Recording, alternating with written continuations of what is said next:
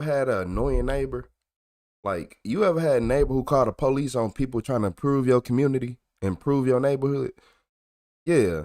I just had a neighbor call the police on some people fixing the house. Like, but they needed a dumpster. She like, you don't need it right here. This lady has 4, 5, 6 parking spots to choose from. And one of them is right in front of her house. But because the dumpster is too close, it was a problem. Yeah, I hate people like that. I'm not going to lie to you. It's too close. You can still park you can park 2 pickup trucks right here. And then you still got 4 more spots, lady. Get on. But y'all want to hear about a crazy lady? This lady, she eliminated her husband 22 years ago. And then the police found out. So even 22 years later, y'all, hey, watch out. Like an ordinary elderly woman, but behind that appearance was a convicted killer. Okay. This is what we got. You have a warrant for your arrest. It's for first-degree intentional homicide. And she wasn't the only person involved in his death. So, you got a warrant for you know what you got a warrant for. After 22 years, the man who was so cruelly murdered finally received the justice and answers that had been denied to him for decades. I keep telling you, I don't know anything. I really don't. Subscribe so you don't miss what comes next. Now, let's get into it.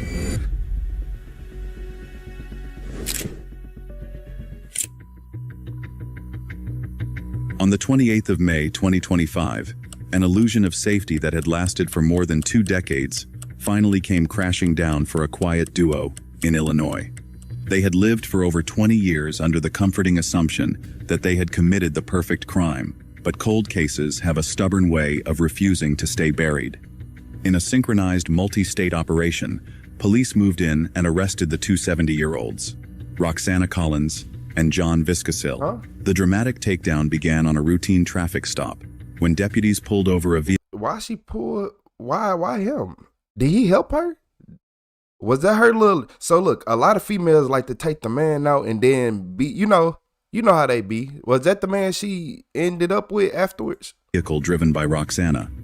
She was, by all outward appearances, just an elderly lady on her way to get her oil changed, worrying about leaving her sick husband alone at home. The conversation was calm, routine, typical of a minor traffic stop, until the deputy asked her to step out and place her hands behind her back. In an instant, the mood shifted. The officer informed a stunned Roxana that she had a warrant out for her arrest from Kenosha County, Wisconsin. Hello. I'm sorry, officer. Oh, you're fine. You have a license and proof of insurance on you? I do, yes. Okay. Well, I'm Deputy Wegger of the McHenry County Sheriff's Office. There's a couple reasons to stop you. You just never used your turn signal. From the whole time I saw you, when you turned out of your neighborhood and then turned left and then changed lanes and all that. I'm on my way to get my oil changed. My home, so I'm worried about leaving him now. Okay. And I'm sorry. No worries. That's just why I stopped you. Just didn't use it at all. Okay. So there's my insurance. Okay. Thank you. And you want my license? Yes, please. Okay. Here you go. Thank you. I'm so sorry. And that's a good address for you still? So, you mind just going like this with your hands for me real quick? What's that? Put your hands like this for me real quick. Okay. Okay. What's going on, sir? I'll explain that in a second, okay? Okay. So you have a warrant for your arrest out of Kenosha? I didn't know about anything like that. Okay. Well, that's just why you're in handcuffs right now. Do you have anybody that can come pick up the car? Oh, do you guys want to follow me so I can drive it home? Yeah. Can't do that, no. Would it be okay if I parked it for you and we could give you the keys back? Yeah, whatever you want to do. When was the warrant issued? Okay. Is that why you guys pulled me over then, or? You mean you just use your turn signal in front of me? All right, I have a lawyer too. Do I need to get my lawyer, or what's the scoop? That's up to you. I'm not asking you any questions right now. You're just being detained right now based off of the warrant that you have out of Kenosha.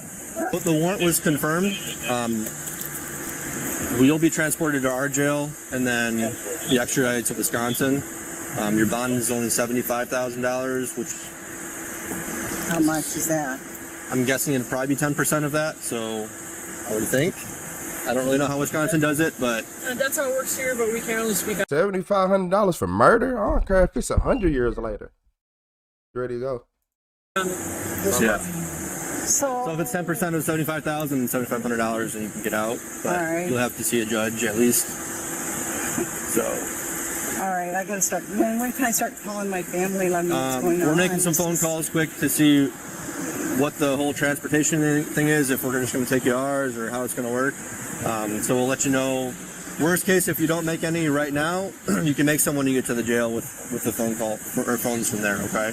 All right. It might not just be from your cell phone. They'll let me make more than one phone call. I know you said. Yeah, you're allowed, I think, 3 within the first 3 hours. We're going to have you hop up here, okay? I know it's kind of a jump to get up there. There's a handle up there if that's easier too.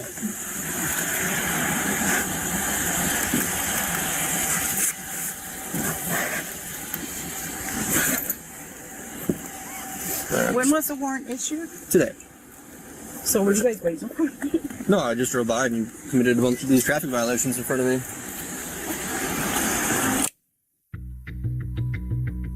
A detective laid it all out for Roxana, explaining that a judge had signed off on a charge of first-degree intentional homicide, party to a crime, for the murder of her former husband, David Vanderzee. The detective reminded Roxana that they had just spoken to her a few weeks prior and that this marathon investigation was finally over. While the evidence was overwhelming, Roxana repeatedly insisted she knew nothing and demanded to speak to her lawyer. What do you think the warrant's for? Probably to ask me questions about, Well, it's okay. Well, I'm not going to ask you. I know you said you want your lawyer, but if you want me to explain what's going on, I can do that. But do you understand what I'm saying? I do. Okay. So if you want me to explain what's going on, you got to at least acknowledge that you're okay with me explaining that to you. Okay. Just so you know that. Okay, you can explain it. Okay. This is what we got. You have a warrant for your arrest. It's for first-degree intentional homicide. Party to a crime. For the murder of David. Okay? Mm-hmm. So, we've been working on this for 22 years. I've been on this case since 2012. And then, I'm sure you remember we just talked to you, 4 or 5 weeks ago? So, we've done a lot of work on this case. I mean, it's been a marathon. But this is not just a warrant just to question you. A judge has signed it saying there's enough probable cause to state that you are involved in an first-degree intentional homicide. Your husband. That's so. It's time. It's time. I'm going to be honest with you. I'm not answering. I want you to understand. I'm not asking you questions. I'm just going to tell you. It's time. This has gone on for 22 years. The evidence is clear that you were involved in this, or at a very, very minimum, you know what happened, okay? There's no other theory to this case. There's no other theory to what happened to David. We have gone over this case over and over. We examined all the evidence. We've examined all your statements. I want to talk to my lawyer. Okay, I'm just saying. Okay, but I want you to hear me, though, before we're done talking. Okay, I want you to really think about this, because apparently you didn't listen to me when I talked to you 4 weeks ago. I can try to sympathize with you in your situation, with your husband right now especially. You're 70 years old. It's awful right now. No, I can understand that, okay? So hear me out. I want you I'm going to leave you with this, because this is exactly how I left you about 4 or 5 Saturdays ago. I understand that your husband that's a nasty disease. That's a nasty, and I can only imagine how hard it is to try to take care of him, okay? Like me and Kelly told you that day, you can either be treated as a witness or you can be treated as a suspect, okay? This is where we're at now. I'm going to be in full disclosure, I was really hoping that I was going to get a phone call from you after we left your house at some point saying, hey, I really would like to talk. That didn't happen. No, she is not going to confess. She got away with it for 22 years. Why would she confess? I ain't going to even lie to you. 22 years? And she was already probably like 48. Was it 40, 60? Yeah, she probably like 48. 50? No, she about, 50 something on, though. I ain't even doing the math. That's why I pushed this off. We pushed this off as long as we could, because I want. Okay, well, I'm gonna tell you right now. That's why we pushed it off. You know damn well what happened. You know it. And what I'm trying to tell you is this. I'm going to leave you with my card again, and so is Jason. If you want to ever talk, you want to be treated like a witness instead of treated like a suspect, this is something that we can talk about. I mean, the ball is kind of in your court. This is a very unique situation. It's not like you're a 30-year-old woman that's in custody for homicide. You're 70 years old. You're talking about a case that was 22 years ago. You have mitigating factors in the fact that you have a husband at home with a significant disease that needs to be taken care of. Me and Jason have talked to our DA's office, the DA, not an ADA. We've talked to the DA and the ADA. They can sympathize also with you with this. Yes. But here's the problem. I have nothing to go on right now other than what the evidence shows us because I have nothing from you. Do you understand what I'm saying? Yes. I got nothing from you to even try to even tell the DA, listen, Rob talking, she kind of told us what was going on. She's fessed up to what she knows. I don't even have that, so I can't even go to him right now and say, listen, this is what I got right now. We went to talk to her. She didn't want to talk. That's all I have. I can't do anything else with that. I keep telling you, I don't know anything. I really don't. And While Roxana was being processed for extradition in Illinois, another team of detectives was knocking on a door down the street. They were looking for John Viscasil, who had managed to stay hidden in the background for over 20 years as a trusted family friend and neighbor.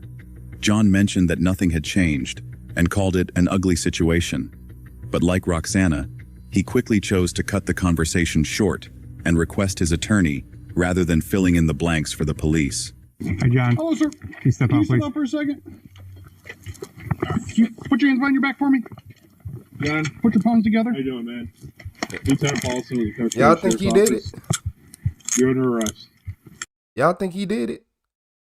I think he did. I ain't gonna lie. We got a warrant for your arrest, okay? Caught 22 years You got later. any questions right now? No. You know what it's for?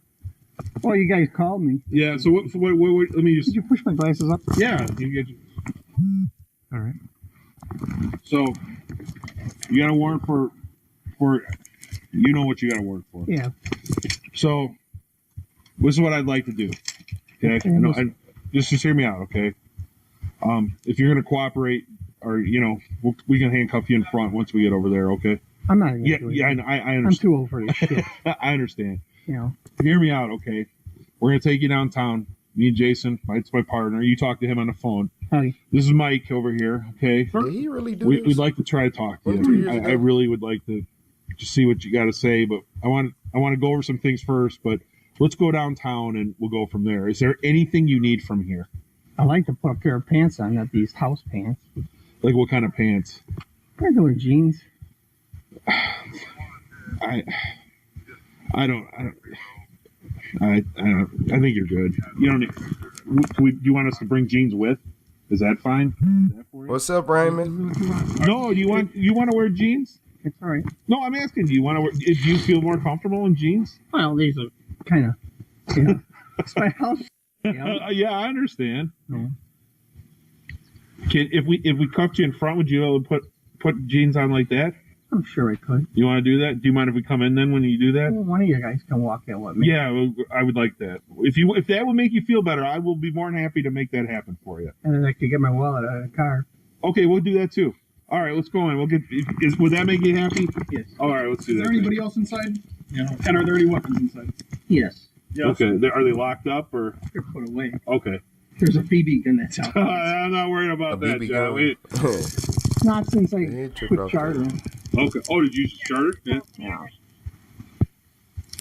You guys, nothing has changed. I don't know what you expect me to tell you.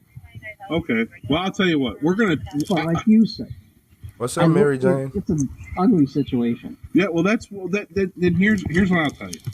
We're gonna go downstairs. I'll talk. We'll get over the formalities, and then we'll talk about it. I'll kind of tell you where I'm at with this, and then you can, if you want to fill in the blanks or tell me I'm wrong or whatever, we'll go from there. Okay. I'd rather just call my lawyer. Okay. Well, that's you have that choice too. I tried talking to you guys and you can't ever stop. So he's gonna take you down there, and then we're gonna talk to you when we get down there. Okay.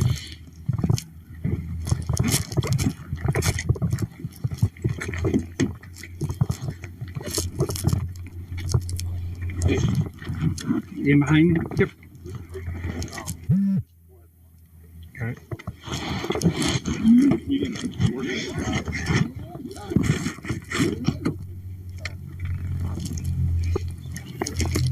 What do you want me to do? No, nothing.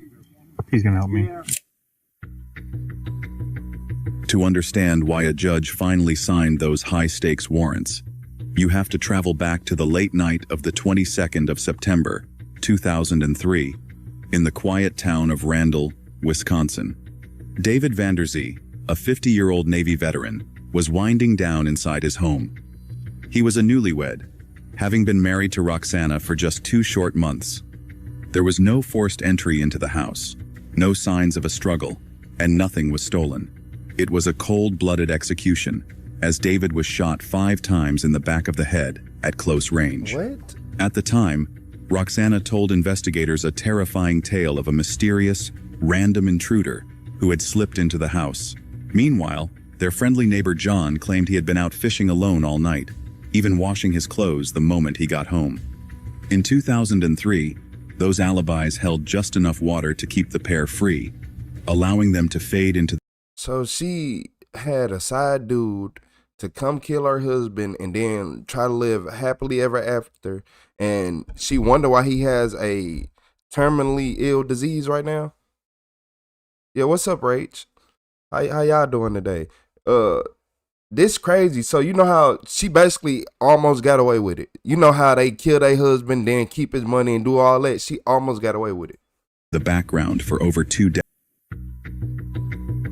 The perfect crime fell apart, not because of a sudden breakthrough in DNA, but because old lies rarely hold their shape over time.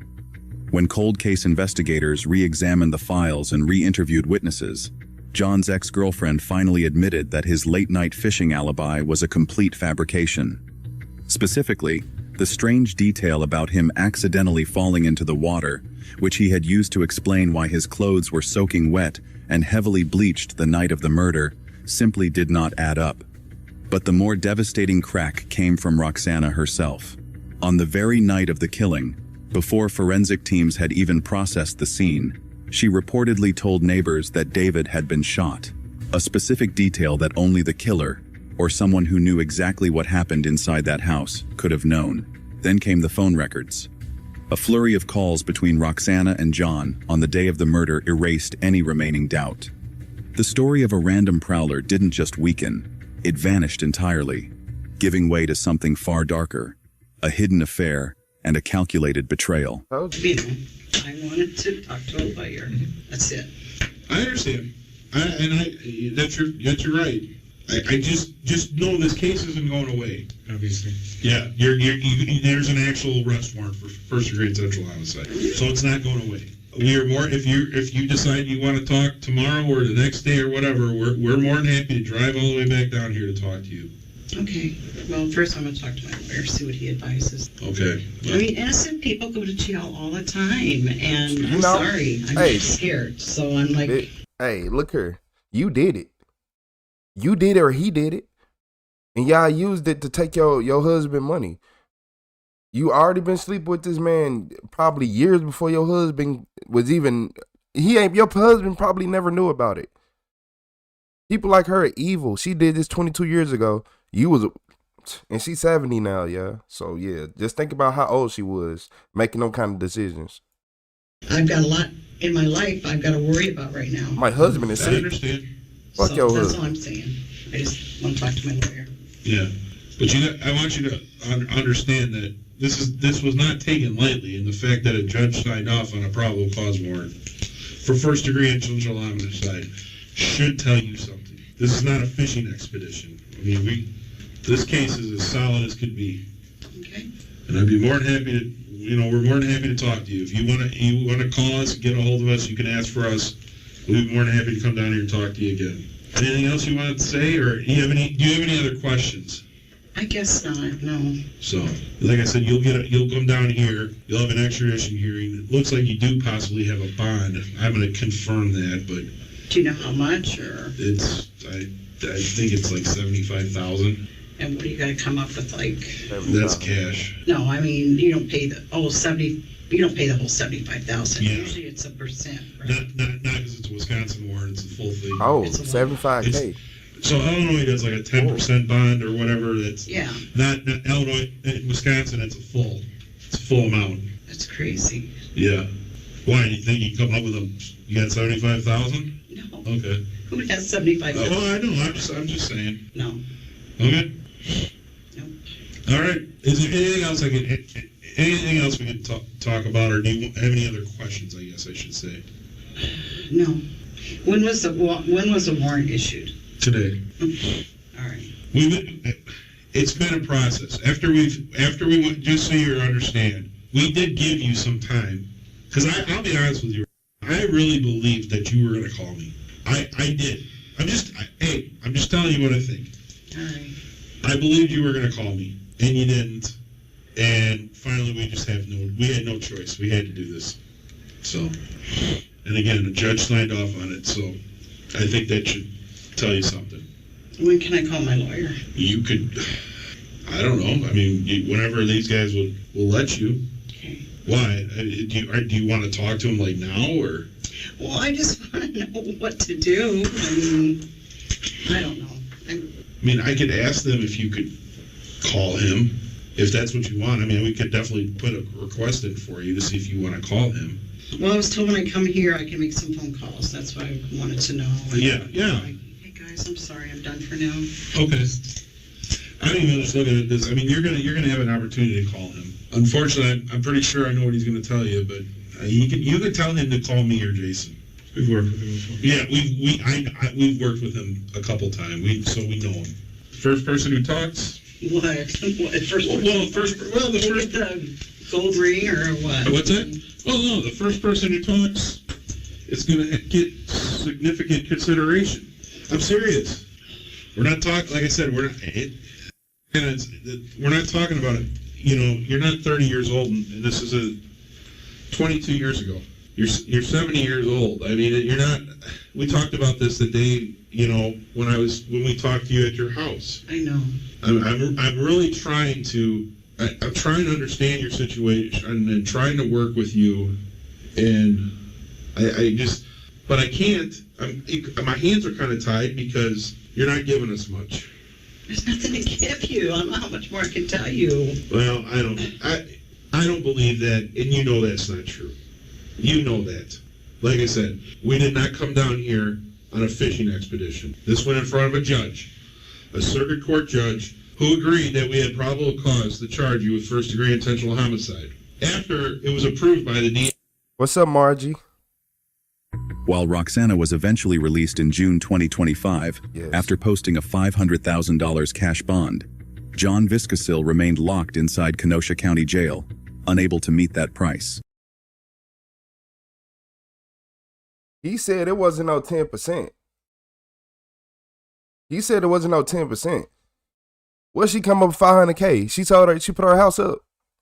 That's what she did. She put her house up, y'all. By the 13th of August, 2025, defense attorneys argued that the state's case was built on nothing more than innuendo and decades-old gossip. A court commissioner disagreed, ruling there was more than enough probable cause to bind both suspects over for trial. As of May 2026, no verdict has been reached, but the stakes could not be higher. If convicted, both of these 7... Man, I ain't gonna even lie to you. By the way it looked like, I don't think they finna go to jail, y'all, like long. Well, you know, they not snitching. He's sick. He's not gonna say anything. She doesn't want to go to jail. Like, hey. But no, she killed her husband. Yeah, she killed her husband. Or he killed her husband, or she had him kill her husband so they can be together. Get him out the way. He's in a picture. How do look? This what breaks my mind. Everybody be like, oh, this person is in a way. This person is in a picture. So you telling me that if you move to a whole different state, they know where you at? Yeah, they know where females at because females think they gotta post everything. That's the only reason why females never feel safe. Cause y'all think y'all supposed to post y'all locations, post where you going and do all this. And this every single female. Mamas included, mine included. Always posting like, why the hell are you posting where you at? Oh, it's okay. No, it's not. Like, y'all need to stop doing that. Posting, I'm going here, I'm going there. So now I know the general location you in, or I know a place that you like to frequent every now and then. So if I go to that place 10 times, I'm most likely going to find you. All I got to do is go 10 times. If I go 10 times or I go for 2 weeks straight, you can find anybody if you go somewhere for 2 weeks straight. And you ain't got to be out there all day, all night. No, you just go at a time you know they're going to be out. You know they like to be out at the club, so you know about 11 o'clock to 12:30, they're going to be out in the club somewhere. And you know that's what time they be there. So that's the time you make your rounds. You ain't even got to sit out there all night. But people don't understand stuff like that. How you think all these young people get shot? How you think the ops don't know where they at? They don't know where they house at. They don't know where they live. None of this. But they posting up, oh, we here, we there. It don't take that long. You don't go to somewhere new every day. Y'all do know everybody got favorite restaurants and go-to places, right? Every single one of us has go-to places. But if you right here broadcasting your go-to place, like, oh, I get Chinese food here. Shit, I'm finna wait up here for a month. You gonna buy Chinese food within a month. If I see you eat Chinese food all the time, you're gonna buy Chinese food within a month. Yeah, then I'm finna just sit here and wait on you. Yeah, but in this situation, they too old. It's 22 years later. Police really don't have too much information. That's why they kept hoping that they'll confess. They hoping that, oh, we can talk to them, talk about it, hope we get a confession out of them. But it doesn't seem like that's going to happen, folks.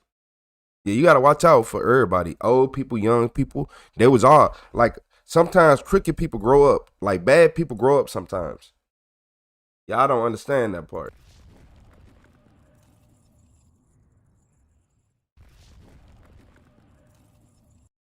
Oof. Y'all wanna know what's even crazier though? So these police officers discovered why this dad went missing. And it was a shocking secret. I would hope anyways. He thought that people were gonna take his kid and turn it into the Antichrist. They thought he's a cannibal too. I'm sorry? Huh? They thought he was? No, he was. He was. How do you know that? Yeah. Because he made me people. When a man vanishes without a trace and did he just say he made you eat some? How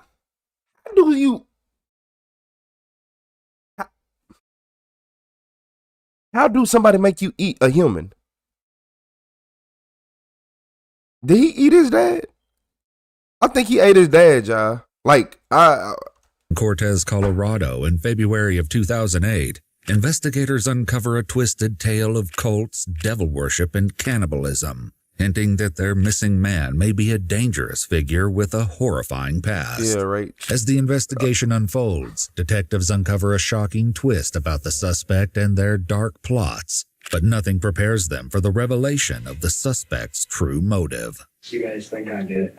On April 28, 2008, Detective Cox with the Montezuma County Sheriff's Office responds to a missing persons report from a man named Jim about his brother, 41-year-old Jack Berry, who had not been seen since late February. Jack's mother, Sandra, reveals that his son, Jeremiah, confided in her with horrifying information.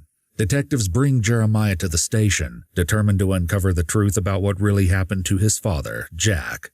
Little do they know their investigation will plunge them into a labyrinth of horrors and expose a shocking history. Any and all claims made by individual witnesses in this case have not been verified and represent only the opinions of those providing their personal accounts. The following footage has never been seen before. Do you understand why you're here? Because my dad's missing? Yeah. Supposedly missing? Okay. He's good at not being found when you need him. So this isn't the first time anything like this has happened? No. Okay. He does this all the time. Okay.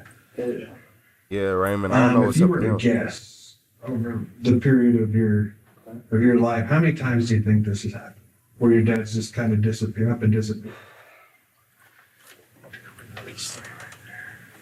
9 times. He always creates some kind of incident and then a lie to go with it. Like last time he said that he got lost in a canyon and couldn't find his way out, and then he broke his leg. I don't think that happened, but okay.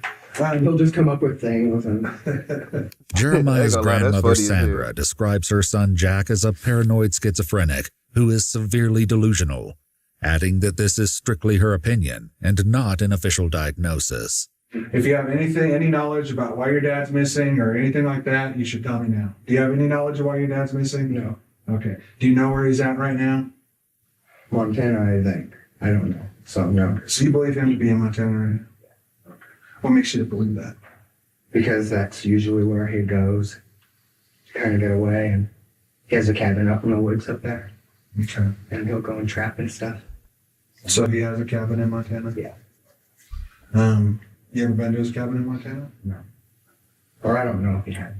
See, I don't know because I've never been there, but he tells me he has a cabin. Okay. Do you believe him? Yeah.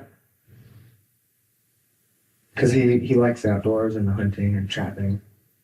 He taught me how to trap. So most likely, yeah. That, and he's also was talking about how he wanted to become do border control, not border control, a ranger or something up on the Canadian border. Mm-hmm. A ranger? He talked about that for a while, but I don't know. He kind of just goes where he wants. Okay. So, like we've kind of established, it's probably the first time anything like this has happened then, right? No. This is the first time anybody's called and said that he was missing. Okay. Why do you think somebody would call and say he's missing? Yeah, thank I you, have no Ray. idea. The only person that would care would be my grandmother. When Jeremiah's grandmother Sandra was interviewed, she admitted that it wasn't uncommon for Jack to frequently leave quickly without explanation. However, Jeremiah told her a different story than the one he told detectives, claiming his father left for Utah with an unknown woman.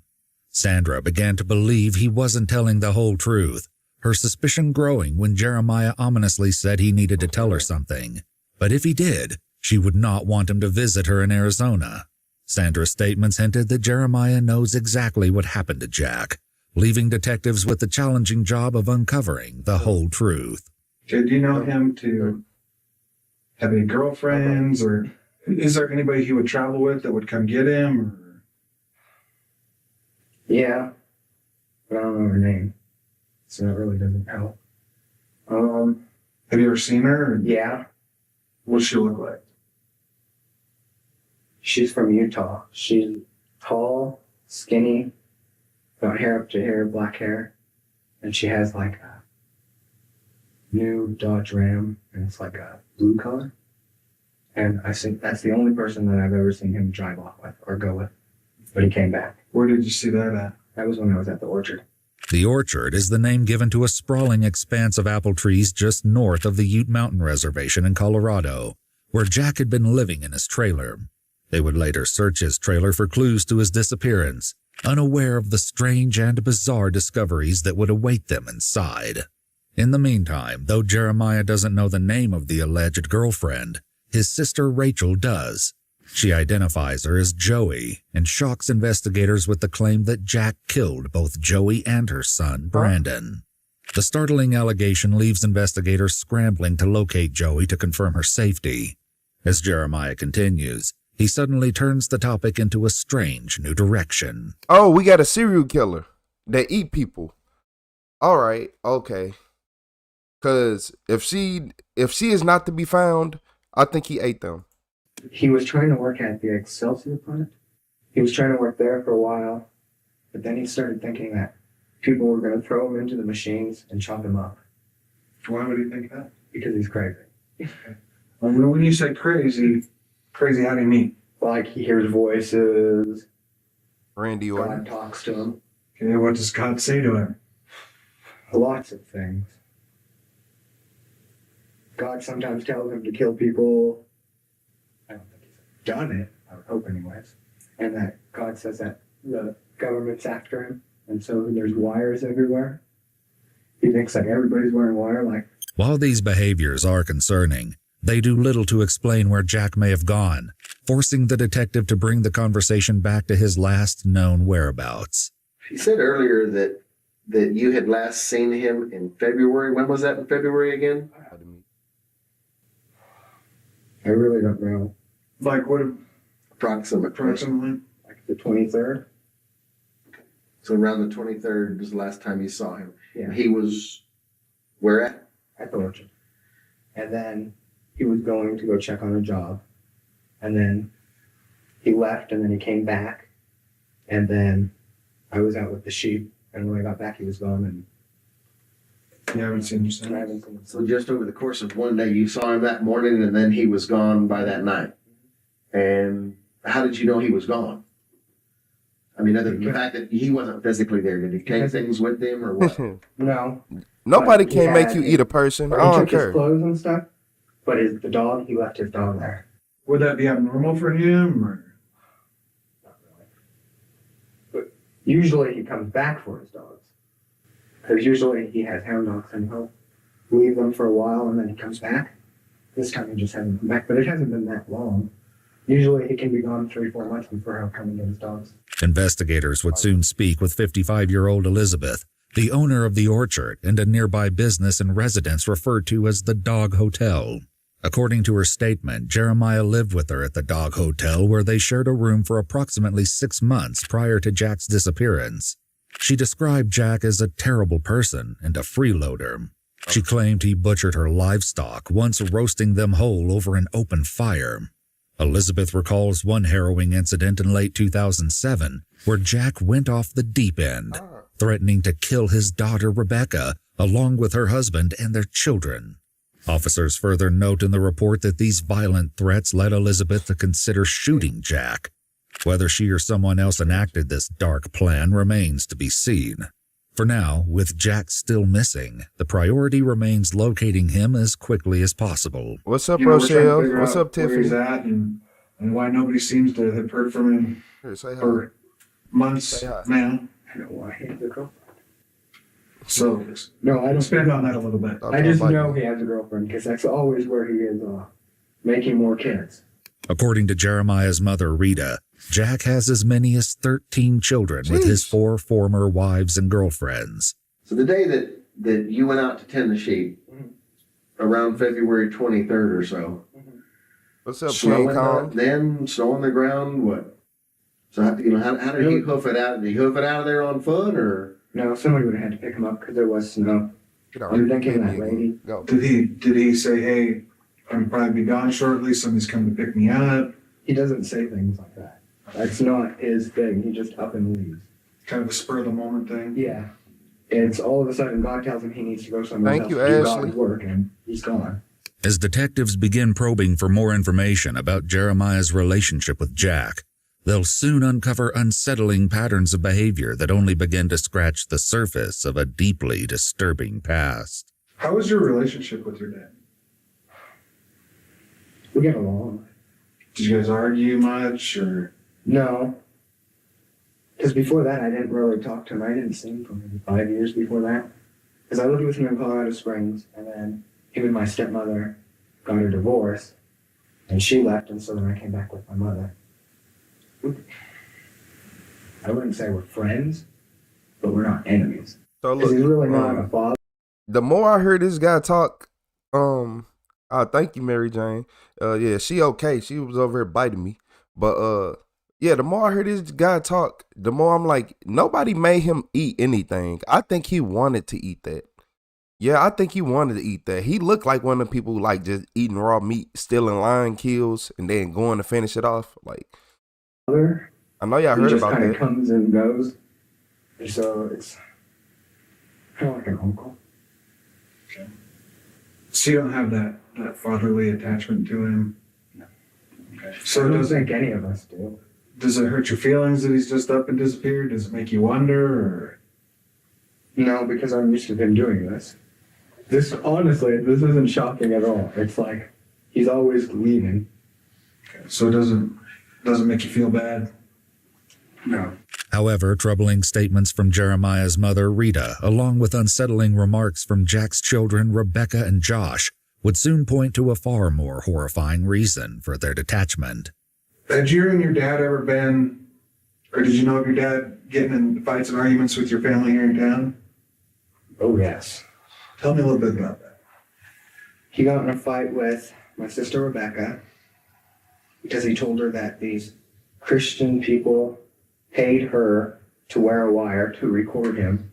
I would never want to be related to him, ever. Day, no. He got in a fight with her, and then when he came back, then he threatened to kill. He threatened to kill my mother, my brother Johnny, my sister Rachel, my nephews, and my sister Rebecca, and leave me and my brother Josh alive. Did you think he was serious about that? Yes and no. Boy, what? Do that sound realistic to y'all? I'm finna kill everybody, but I'm gonna let you live. I'm gonna let you live. Even though you probably worse than everybody I just named. You eat people. Shit. It was more of a bluff. It was like he was just angry. That, and because he's crazy, he just goes off and leaves. And that's really when, after that, that's when he decided, I think that's when he left. Whether or not he truly left remains to be seen. However, with the disturbing claims given to detectives by Jim and Sandra, the truth may turn out to be far more sinister. When your dad threatened to kill your brothers and sisters and your mom, how'd that make you feel? Did it make you mad? Of course. I think it would make anybody mad, but it did make me mad, but I didn't think he was going to do it. Let me ask you this, in your heart of hearts, would you believe that your dad would have killed them or could have killed them? Or? No, I don't think he would have killed them. Yeah. Maybe my mother, but not the kids, I don't think. Why do you say your mom? My dad hates my mother. My dad cannot stand my mother. But, because he says that she's a whore and that he's really his kid. So. He thinks that I'm his kid. You're a fan, brother Josh. Jeremiah's mother, brother, and sister would each share deeply disturbing allegations in their interviews with investigators. Jeremiah's mother, Rita, described a gut-wrenching history of violence at the hands of Jack, alleging that he would regularly beat and assault her, even while she was pregnant. Yeah, we kind of got a picture of who your dad is. Okay? Okay. Let me ask you this. Did your dad ever abuse you kids? Yeah. Like how? Physically, mentally. He abused almost all of us. Like, he would make fun of you and make fun of all of us. And he'd beat the crap out of all of us. Or no, actually, that's not true. He would beat the other kids, but he would beat the crap out of me. You worse than them? Yeah, usually. And that was also because I was the oldest and he was around me longer than that. Because when he left, most of the kids were still a little young. Josh and Rachel would substantiate these claims, adding that Rachel and Jeremiah had each experienced further, more appalling forms of violence from Jack. These terrifying allegations are only the beginning, as deeper, more chilling secrets from Jack's past continue clawing to the surface. Still, Jack remains missing, and despite the harrowing revelations, none of it points to what may have happened to him. You described your dad several times as crazy as can be. Mm-hmm. A lot of times that stuff runs in a family. Believe me, I know. Did any of that get over into you? I mean, do you have problems with anything, hearing voices or anything? Of course you do. If he don't hear voices, then Randy, you are not a real person. You could tell. I'm listening to one of the voices speak right now. He remind me of Kevin Wendell-Crumb. I'm not finna listen to this man. He ate them. Like, it's gonna be sick when they really figure out that he probably put them on the grill and ate all of them. How about his parents, his mother, his father? Were either one of them having problems with his father was crazy, too. According to Sandra, Jack's father, Jack Kiesling, also known as Reverend Whitehorse, had a bone-chilling history of violence. Reverend? She claims he led a devil-worshipping cult in New Mexico near Silver City in 1986. Police did confirm there were unsubstantiated rumors of devil worship in the area in the 1980s, but no specific information regarding Kiesling or Reverend Whitehorse was found. The harrowing discoveries made in Jack's trailer at the orchard revealed that perhaps he was equally fascinated with dark energies, just like his father. Meanwhile, Jack's shocking history takes a dark and twisted turn, as Jeremiah's sudden admission brings horrifying new implications for their missing subject. They tell me he's a cannibal too. I'm sorry? They thought he was? No, he was. He was. How do you know this? Because he made me eat people. Who did he make you eat?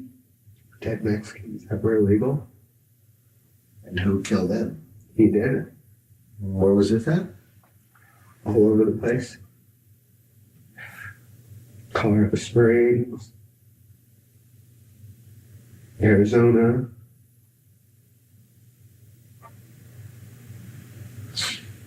At what age were you when that was going on? Before they put me in CPH, so. Like, I can remember from like 6 and onwards. You actually saw him killing these people? Yes, I think that I should help him. And how many would you estimate there were? 13. 13, you're pretty definite about that. Yeah, because I can remember them. Josh, Jeremiah's younger brother, recalled seeing human arms and legs in the refrigerator as a child, elaborating on one horrifying incident in which he discovered a human hand with painted fingernails and a large diamond ring. What he says his dad did with the remains would be enough to ruin anyone's appetite. In Jack's trailer, demonic altars, rotting skulls, and scattered animal bones were discovered. Police would also search the Dog Hotel where Jeremiah resided. No clues pointed to what may have happened to Jack, but several deeply unsettling discoveries were made. In the bathroom, investigators found a glass jar with a pill bottle suspended in a strange liquid.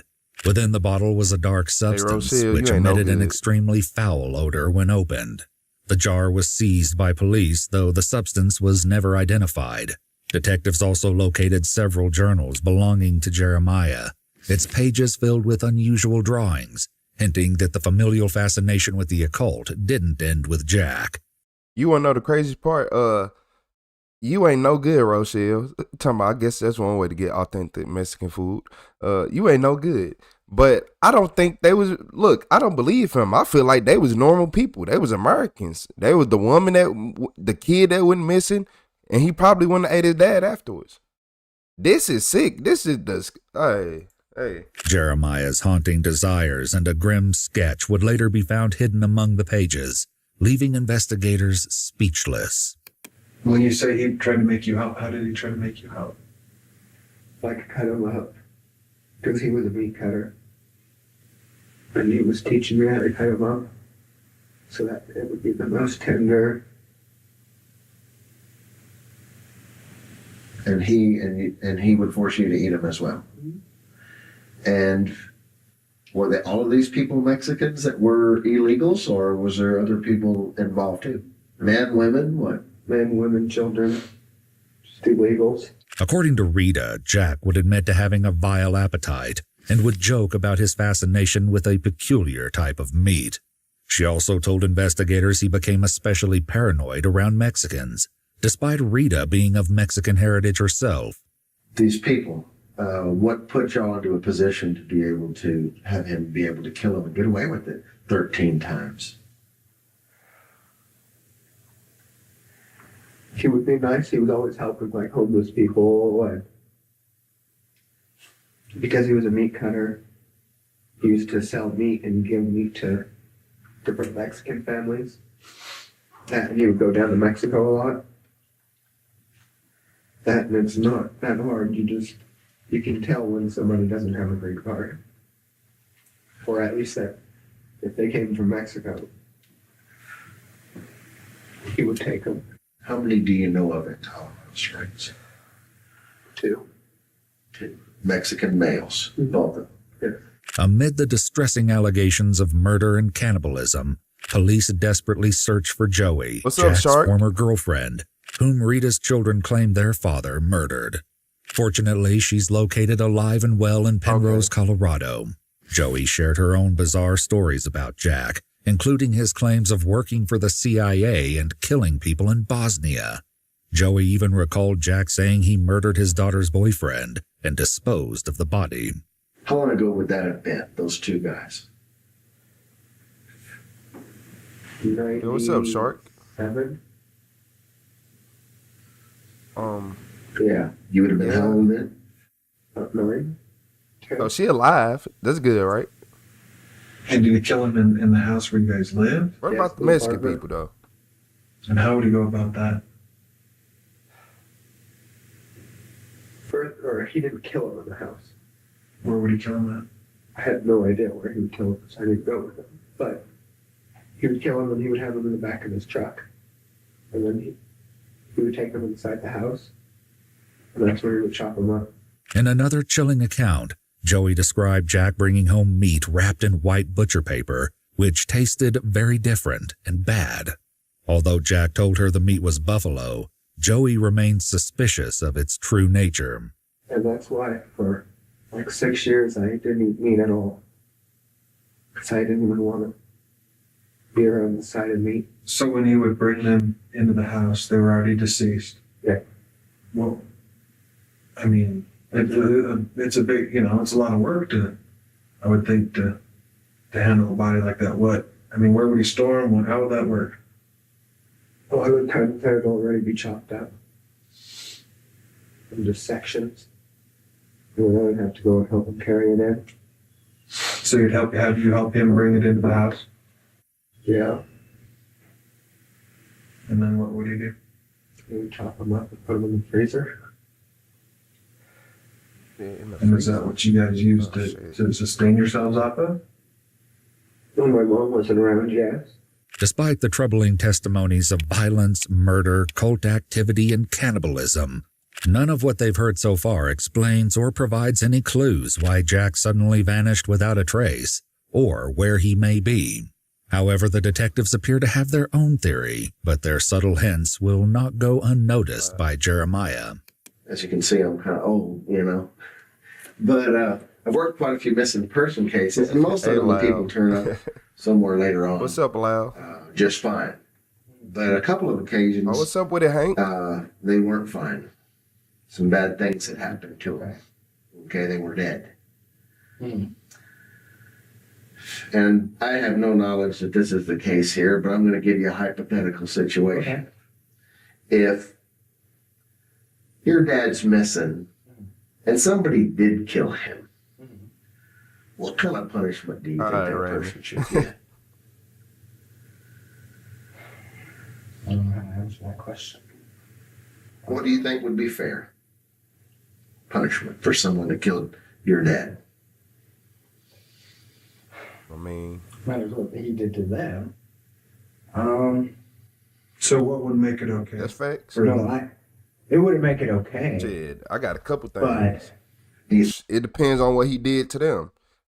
If your daddy wasn't them creepy man, and he a little creeper, and he like to talk to underage motherfuckers, hey, whatever happened to him, happened to him. It's things like that I ain't helping nobody. You a creep. If you are a creep in life, I would straight abandon you. I would real life abandon you. Where you at? Where you stand right now, I would straight abandon you. And straight make sure you struggle as hard as you can in life. Yeah. Think that if someone went out and intentionally killed him, other than that, no, they should deserve a second chance. No. Yeah.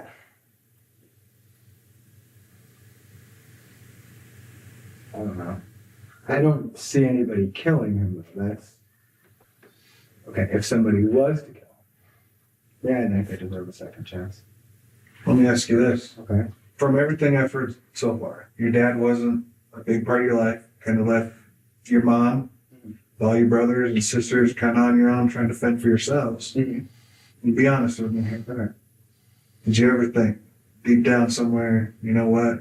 I'd just like to give him what he deserves? I think everybody thinks that at one time or another. About your father or no, their own fathers in general? About people in general. But my father. We got Travis in here? Yeah, I thought that. Oh, what's up, Travis? But would I act upon it? No. No. As detectives circle back to an earlier admission by Jeremiah, he begins to suspect that there may be a reason for their targeted questions. Like Detective Ellis here, I've done this for a long time. Here's been my experience. If you got a guy, kind of like your dad, in and out, here and there, kind of sporadic through your life, and he's abusing his kids physically, mentally, probably abusing them in other ways too. Did that go on in your household? You guys think I did it? No, look. Well, he has this twitching thing to the eye. I have a twitching thing all over my face. No, it's not just that. He caught you. And then you said my grandmother. Yes, he agrees. What makes you... How about you ask for a lawyer, Mister? What's up, Teresa?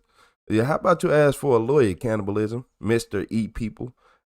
What makes you think that would make us think that you were doing it? I think they get like brain disorders from eating people. Just because the questions that you've been asking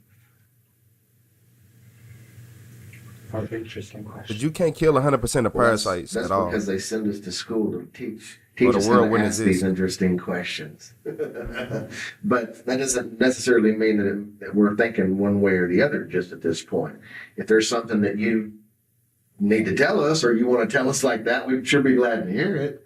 But there's nothing I would like to tell you. What Jeremiah has yet to realize is the detectives are aware of much more than they're letting on. When Jim first contacted detectives about his missing brother, his suspicion that Jeremiah was involved in Jack's disappearance was not simply based on a hunch, but on a horrifying confession by Jeremiah that would soon transform this missing persons case into a full-blown nightmare. Oh, my bad. if there's something you know about this, now's the time to tell us. Yeah, everybody, because, he eat people. You know, if there's something that's happened, you know, we can work through that. So that's why he's asking you right up front. You know, because you're not dumb. You can see, yeah, I would be suspect. I'm one of the last people to see it. So yeah, it's just the energy you're putting off is making me feel like. At first it didn't. Actually, at first it kind of did, but towards the end, or it's the end, but. Here's what I'm trying to figure out is what happened to your dad. If it ends up him just wandering off somewhere with somebody, so be it. Most likely. If it's more than that, I'm gonna find that out too. Because here's the deal with things like this. Okay. Whether it was just him wandering off, or whether it was something else, we'll find out. Our investigation will not end until we know the answer about where he's at. The detectives leave the room to discuss everything Jeremiah has told them so far. When they return, their attitude toward Jeremiah takes a noticeable turn. Okay, at this point, I believe that you know more about what happened to your dad than what you're telling me right now. Okay. Okay, and what you told us up to this point. A couple of the things I want to clarify with you is this. When we were at your house, I asked you when was the last time you saw your dad. Okay, and you told me on February 19th. Now all of a sudden it's the 23rd. Okay, when was the last time, Jeremiah, that you saw your dad? You're asking somebody who doesn't keep track of dates and time. Let's go with the 20th. Okay. Jeremiah, do you have any knowledge about what happened to your dad? No, I don't. Okay, why would somebody say that you did? Who said this? According to reports, his grandmother Sandra was reluctant to believe Jeremiah's admission, as he had a history of being dishonest. But when he asked her if she wanted Jack's wallet, later discovered in Jeremiah's backpack, the possibility he was telling the truth became frighteningly real. With pressure mounting on Jeremiah, the detective finally forces him to confront what really happened to his father. Here's what I think. I think that your dad abused you and your siblings for a long, long time. Okay? I think that you were mad, and I think you were angry, and I think that he put you in a situation where you had to make a life and death decision. Is that what happened? What did my grandmother say? Let's get off your chest. Why would your grandma say anything? Because. What did you tell your grandma? Yes, he did. Okay. Okay, here's where we're at, Jeremy. Did he put you in a situation like that where you had to make a decision? Yes. And what was the ultimate result of that? What you guys midnight? Where you at, What Cole? do we think, Jeremiah? Dad? Damn. Are you saying you killed your dad? Yes. How did you kill your dad, Jeremiah? I shot him Where'd you shoot him at? in the head. Where at? At what location? Out in the woods. Jeremiah's startling confession is only the beginning of the nightmare, as his jaw-dropping motivations for pulling the trigger, as well as what he did with his father's body, have yet to be revealed. Where was the gun? What's How up, did that come Amanda? into play? He had the gun.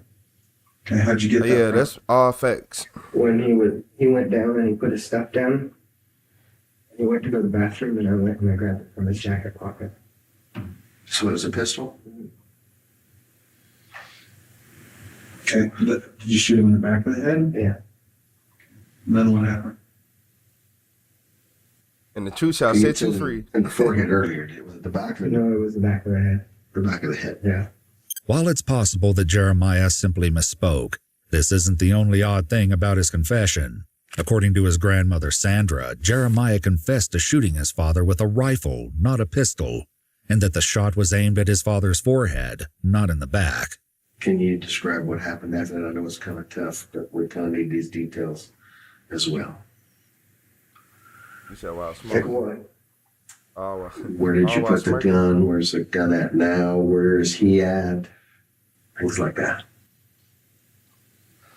The gun I threw into the Ennis River. To which river? The river in Durango. Where at? Where were you at when you threw the gun into the river? It's in the park. Jeremiah's journals recovered from the Dog Hotel contained a detailed sketch that appeared to be a dismembered body. Several pages also reveal sketches of satanic drawings. One page eerily contains the words, "Kill him," and "I will do what is necessary for my survival." Like, how lame do you got to be to want to be in a satanic cult? How lame do you have to be to want to be in a satanic cult? Like, do y'all not see the stuff y'all are doing? And you have to be mentally, I keep telling y'all, everybody on this planet is not a real person. Everybody don't have a soul and a conscience. I don't care what nobody say. Everybody's conscience is not real. So many people act exactly the same. So many people do the exact same thing. Everybody is not a real person. Y'all not finna sit right here and no. For you to be a devil worshiper, I think you are confused. You coming back to this earth many, many times. Oh, I ain't gonna lie to you. Got rid of the body. How did you get rid of the body, Jeremiah? He most definitely going to jail, Jeremiah. Amanda. This is the more honest you are right What's now. up, David? And give us the details, okay? The better it's going to be for you. I promise you that. How do we got that? Here's what we do know, Jeremiah. Your dad was a rotten man, okay? And he didn't do right by you and your siblings, okay? That we do know that. We know that the hell that he put you kids through, okay? That's what we figured out. We need to get this ironed out. I promise you it'll be better for you in the long run. Hey, Hayes. Yeah, some people do just be looking for any type of connection, but Okay, so you shot your dad, and then what happened? Eating people is Nothing crazy. could prepare detectives for Jeremiah's horrifying answer. And then I chopped him up With what? with knives and hatchet. Okay. And then I disposed of part of his body.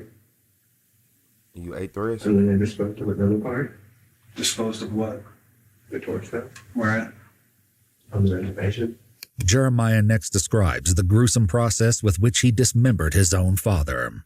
He brutally stabbed the severed hands over 190 times before placing the remains in separate buckets filled with cement. He admits to burning the bones, leaving what little remained of Jack to the wild coyotes on the Ute reservation. These beg the question, did Jeremiah plan his father's murder, or did Jack do something to Jeremiah that finally made him snap?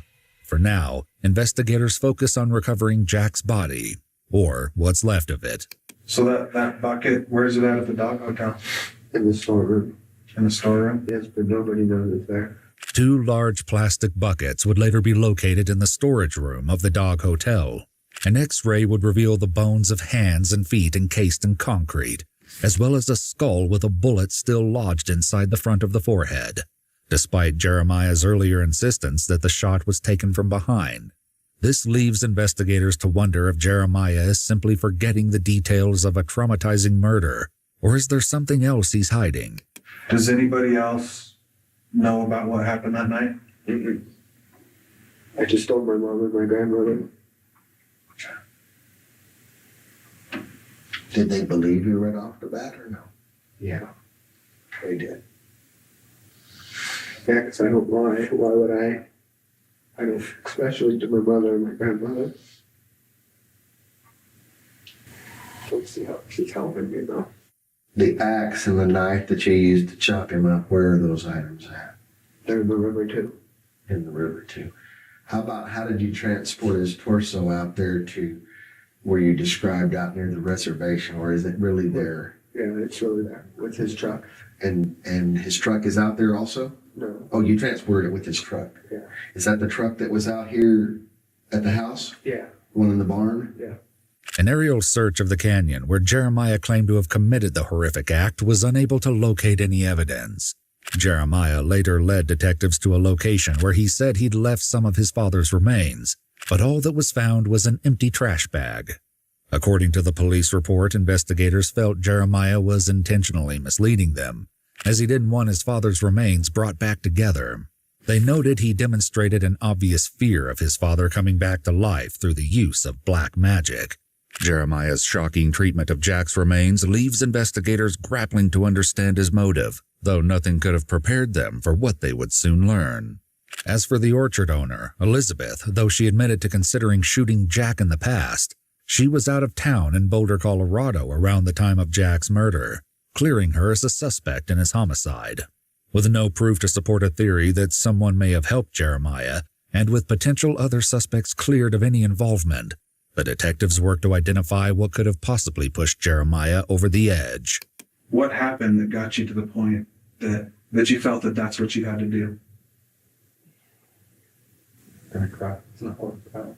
I don't cry now. You know what, Jeremiah? It's emotional, man. It's okay. If you need to. If you need to, cry. We cry too, buddy. If you need to, you take care of it. Yeah. I don't He cry told now. me that God told man. It's okay. God told him. God told him that I was supposed to have a sex change so that way I could be his like wife. Because he wasn't supposed to sleep with women. Because he wasn't supposed to have any more children, because he thought that people were going to take his kid and turn it into the Antichrist. The night that this occurred was a day night. Right? What are y'all doing? Hold And on. did he actually rape you that night as well? Yes. Okay. So after he's finished, he puts his stuff down. You get the pistol and you shot him. Mm-hmm. Though investigators visited the river where Jeremiah claimed to have thrown the knives, hatchet, and firearm, their efforts to locate the evidence were thwarted by the river. Y'all heard that? Y'all heard that too? Yeah, shit. If that's what happened, I don't know, Pops, you had it coming. Yeah, he had it coming. You said I don't see how you could live with yourself unless it's kill or be killed. Hey, in this situation, that's what it sounded like. Talking about to turn into the Antichrist. I'm like, ain't that what y'all doing right now? Or am I tripping? But okay. River's intense current. Despite inconsistencies throughout Jeremiah's story, such as the location of the bullet wound and the type of firearm he used to commit the act, the reasons for such strange inaccuracies would never come to light. However, one final entry from Jeremiah's journal would expose a disturbing admission about his twisted relationship with his father. In it, he acknowledges the horrors of what happened, writing, "I have to live with the consequences." As the interrogation ends, Jeremiah wants to make one last thing crystal clear. I just want to tell you, nobody else knew about it at all.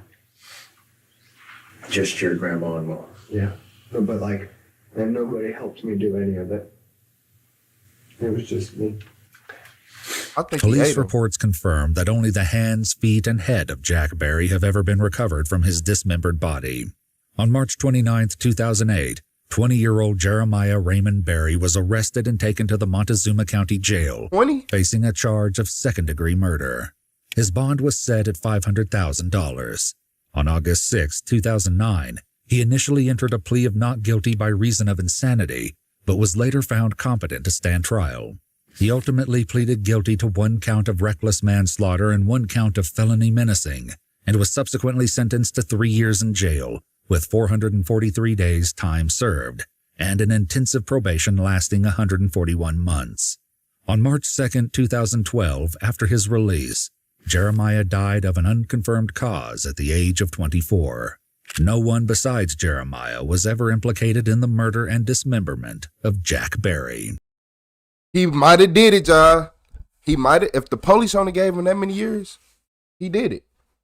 He did it. Oh, it's a good chance he did it. And y'all know how, didn't y'all hear me say this at the beginning? Talking about he died of a mysterious cause. No, you died from a brain-eating disease that come from eating people. You died from a brain-eating disease. Yeah, 3 years. He 3 years. He killed his father, cut him up, and he ate him. For a fact, he ate him. He ate some of him. He ate some of him. If you are a kid, say his father been doing this stuff since he was a kid. If you was a kid and you grew up around this stuff, you feel more detached from reality than the average person. 120 months of probation is crazy. 120 months of probation is wild. But yeah, I told y'all, I'm like, you get brain eating disease from eating people. You can't eat people and think you're going to live. You're going to die. You're going to die. Talking about he died from mysterious causes. Yeah, Lyle, he ate that shit. Man, he ate that. Brain worms, yeah, Mary Jane. Y'all know, like somebody said, when it comes to all that stuff, you can't cook it and expect to get it out. You know, you can't kill it by heat and fire and all this. It ain't gonna work. You gotta throw that shit in some lava.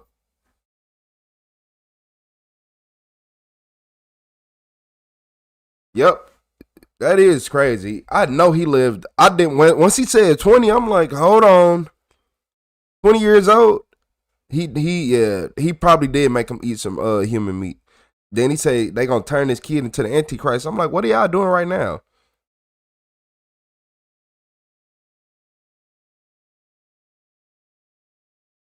Prions for misfolded proteins. From misfolded proteins. Creates the equivalent of mad cow disease. No. Remember they said they ate the Mexicans together. Yeah, you remember they said they ate the Mexicans together.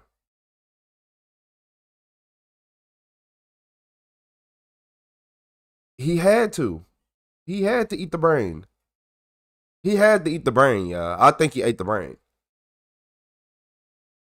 For a fact, I think he ate the brain. Yeah. That right there. Yeah, the whole family need therapy, and you need to look into them kids. Hey, everybody, them children need to be studied. They need to be videotaped. They need to be like reality shows. Make sure they can't do nothing in life. Hey, they was eating people. That's the worst thing. Jeffrey Dahmer ain't got nothing on them. Yeah, Jeffrey Dahmer ain't got nothing on them. That was, man, Jeffrey Dahmer, man, he was in the woods. If Jeffrey Dahmer had a reservation, he'd still be alive right now. No, he wouldn't. He would died from the brain eating disease. But you know what I mean.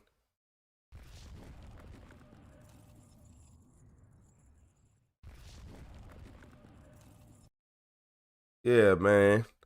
They caught this lady on the floor with the family dog. On the floor with the family dog, if you know what I mean. Talking about somebody said inbred. May they never produce. Family members Hey, family members do be like, yeah, it was no signs. I had no signs. So you his family member and you ain't see the signs? Hey, when you eat another human being, does that make you human anymore? Nah, you're an animal. You just go back to your roots. Yeah, I think modern people like us are humans, but when you start acting like an animal, you just go back to Neanderthal or something. I think you ever like go backwards. Yeah, like regress. But in this video, y'all, this woman got caught in the bed with the family dog. With the family dog on camera.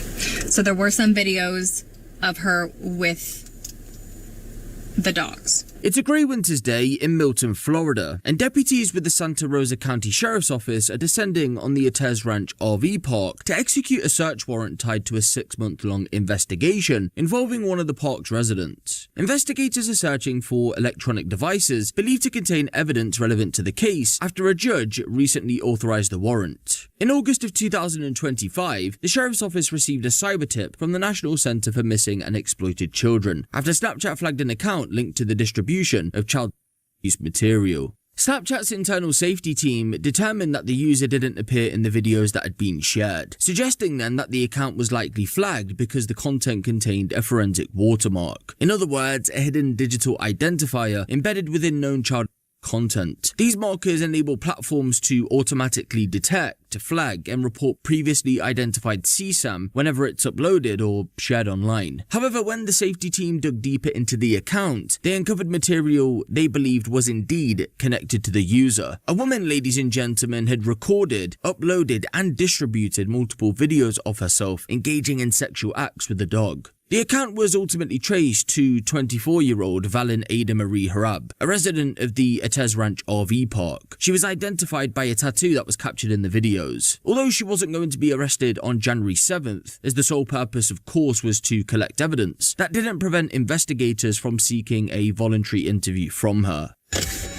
Nah. Come out with your hands up! Come out with your hands up! Walk out! Walk out! Walk out! Yeah. Everyone else in the house. Like, yeah. You're gonna come back over here, okay? What's your name? What is happening? We're gonna explain it all. Fallon. Okay. Is there anyone else in the trailer? No. Okay. We're gonna explain it all for a moment. Can you just turn around? I'm gonna put you in handcuffs. Okay? You said she wish she can leave the lobby. Yeah, no, for real. What is happening? How many dogs? No, seriously, what is happening? We will explain it all in just a minute. How many dogs? 13. 7? 7. In that thing? Yeah. Dang, girl. Well, because we're trying to get rid of 2 puppies 7. at the moment. Yeah. That's still 5. What is happening? We'll explain it all in just a moment. I'm gonna have her search you real quick, okay? I don't have gloves on. We're executing a search warrant. For what? The detective will come over and talk to you in just a few minutes, okay? And she'll explain it all. But I'm gonna have her search you real quick. Do you have anything on you that'll stick me, poke me, hurt me, anything like that? Y'all know what kind of people do this shit. Am I lying? She got 7 dogs in this little ass half a bedroom trailer. Y'all know what kind of people do that shit. And then fucking on the dogs. Am I lying? The dog though? You could have went and got a crackhead down the street. 10-4. What is happening?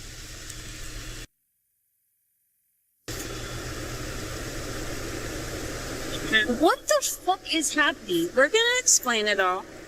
Miss Fallon? Yeah? Do you mind if I call you Val or Val's fine. Whatever you want to go by? Yeah. Okay. So I'm Detective Lynn. I'm with the Santa Rosa County Sheriff's Office. So I'm going to explain why we're here and what's going on, okay? So for right now, I'm going to go ahead and explain that we have a search warrant for your residence, okay? Okay. And I do have to read it and go over it, okay?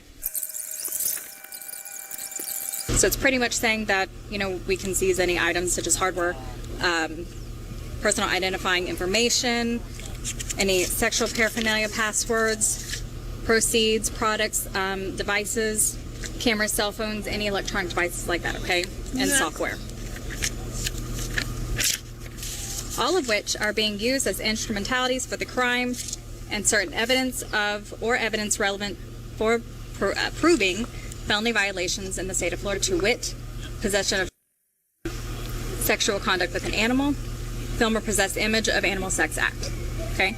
You understand that so far? And do you have any other questions regarding this? Okay. This is going to be your copy. What's going to happen? I mean, what's going to happen then? And that's what, if you don't mind, like I said, I'm the lead detective. Detective Lynn. If on stay at the same time, like I need to tell him to come check the dogs and do everything. Like I don't know. Okay, and what we'll do is I'll explain everything. So if you don't mind, if we can go and to the vehicle and I can explain everything and we can go over all of it. Okay, what I have. If you're okay with that. Okay. And we'll take the handcuffs off. We'll take the handcuffs off Okay. right now. So I'm just going to explain to you, this is a non-custodial interview. You don't have to speak with me at any time. Do you understand that? You're free to leave this vehicle. It's not locked. You're free to leave. You don't have to speak with me. You understand that? At any point you want to get out and stop the interview, you can. So again, you're not... I would have bounced right out the car right there. Oh, I can get out. See you. I'm doing the dash. Yeah, she should have called our lawyer. Detained at this point, you're free to leave. You understand that?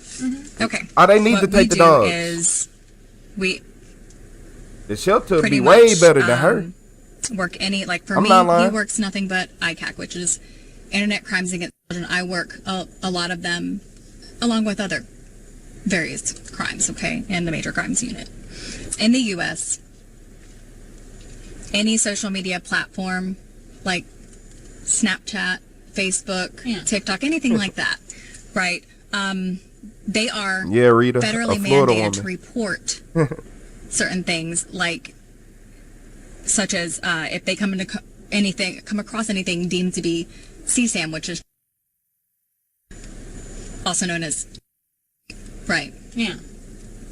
Once they, deem something to be that, they send it to the National Center for Missing and Children. It's NCMEC. And so once they get it, they send it to the appropriate agency, right? So they get all of these cyber tips, is what we call them. Hope you have and one. once they get them, they, again, send it to the appropriate agency. That's how we get them. So in this case, we got a cyber tip from Snapchat. Oh yeah, David, she getting where charged an account regardless. was in possession of... Yeah, look. Okay, do you know... Look, y'all. Yeah, I know she getting charged regardless, but when they sit right here and talk to the police, they ain't helping themselves. Know anything what I'm talking about right now? Yes. Okay. Would you mind telling me? So I found this website, and you start talking to those people, and then I just ended up blocking them because I was like, that's too much. I don't want to see that. I don't want to watch that. So I was like, no, I don't want anything to do with that. So I started blocking these people, and then I just haven't touched it since then. I mean, I haven't, it got too much, and I was like, I'm just I don't know. staying off that website. So or in fact, you can charge with some dog stuff. Literally just a website that I found randomly searching one day, and I was like, well, some of this is kind of hot, but some of it's a little too much, and I was like, I don't know about it, so I never stopped. What would you say was on the website? What do people it's go just for? On there. So it's just a site, and it was a free one, so I was like, since I've got shut down, I was bored. Were just they exploring on it? Okay. And you said they were who was sending you? I don't know. These are random people that you can talk to off of there, but they have different account names, so I don't know exactly who it was. When their name, I don't know their name. They're random to me. I don't know. Okay. And when they sent these to you, what did you do at that point? Blocked them. I immediately blocked them because I was like, I don't want to see this type of stuff. Okay. You ever heard of Mr. Hands? So what about on see what you talking about, Snapchat? Robot. That sounds weird and creepy. Snap, they're like I said, they're just random people that I added back What's on up, Snap pieces, because they nonsense? added me. Did you ever ask for any of these? No. Did you? Okay. You say you part of her. Did you ever entice in any way? FBI No. table 34. I received in the cyber tip was a What's photo up, Ruby? of a Twisted female trash, living between the bacteria age on a of- maggot. Hey, look here, y'all. I never seen somebody call somebody living bacteria on a maggot into this lady. Y'all got it. Y'all got it. She's wearing A a maggot was onesie always my lowest. and had it pulled. It was pulled up to where exposing her. And there was what appeared to be. Do you remember what I'm talking about? Because I honestly don't. I don't shared on your remember. I'm memories. gonna be real. I smoke, so I don't remember. What do you smoke? What do you? Marijuana. I've had anxiety since my accident last April, so I'm just. So It helps me sleep. It helps me not have nightmares anymore. Okay. So when Snapchat captures this information and sends it to the National Center for Missing, I mean, they send everything. So Snapchat even reports that on March 2nd, 2025, you saved this file to your memories. Let me ask you this: when we have a forensic unit who that's all they do. They have very expensive equipment that can find all kinds of stuff. It's about a on the phone. $100,000 program that can pull everything that was even deleted in the last year. Yeah. So are we gonna find anything on those phones? Man, robot, robot, look here. Hey, hold up. Let me read what you said. You said before you jump to judgment, who knows what happened to her? She could have been abused or exposed to some horrible things as a kid. So calling her names, wait, what did he say? My bad, because it just moved. I gotta go back to it. So calling her name doesn't make you a better person. Nah. It make me feel better. She over here laid up with the family dog. Shit. She have a baby. It's gonna come out with fucking whiskers and paws and shit. Like, she gonna have a litter. She ain't gonna even have a baby. Shit. Yeah. Nah, you don't sit right there and bend over for no dog in no house and be expected to be respected. Yeah, what? And she probably did even more. We still gotta figure out the rest of the stuff she doing, because the police got a lot they talking about. Okay. So there was a guy that showed me like his fantasies. And when you were referring to the guy, was it I Hates Media? No, FCKU? it was a different guy. He showed me that part. Okay. Do you recall sending one of those videos to this guy, I Hates Media, FCKU? No, I don't know who that is at all. I have chats on here, though, of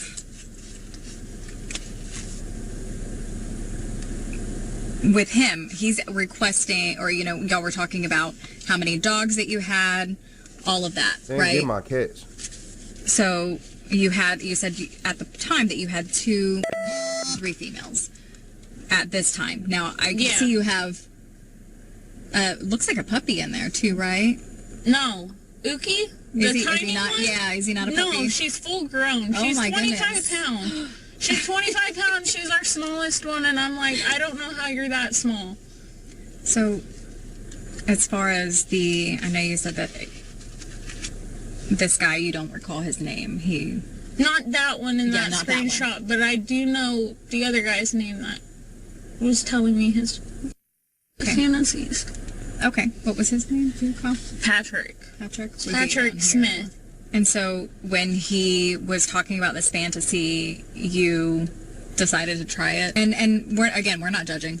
We're just here. We really truly are interested in your side of things and the way you think. We want to understand and Thank you. talk to you about it because we do care. We really do. How many videos do you think you made?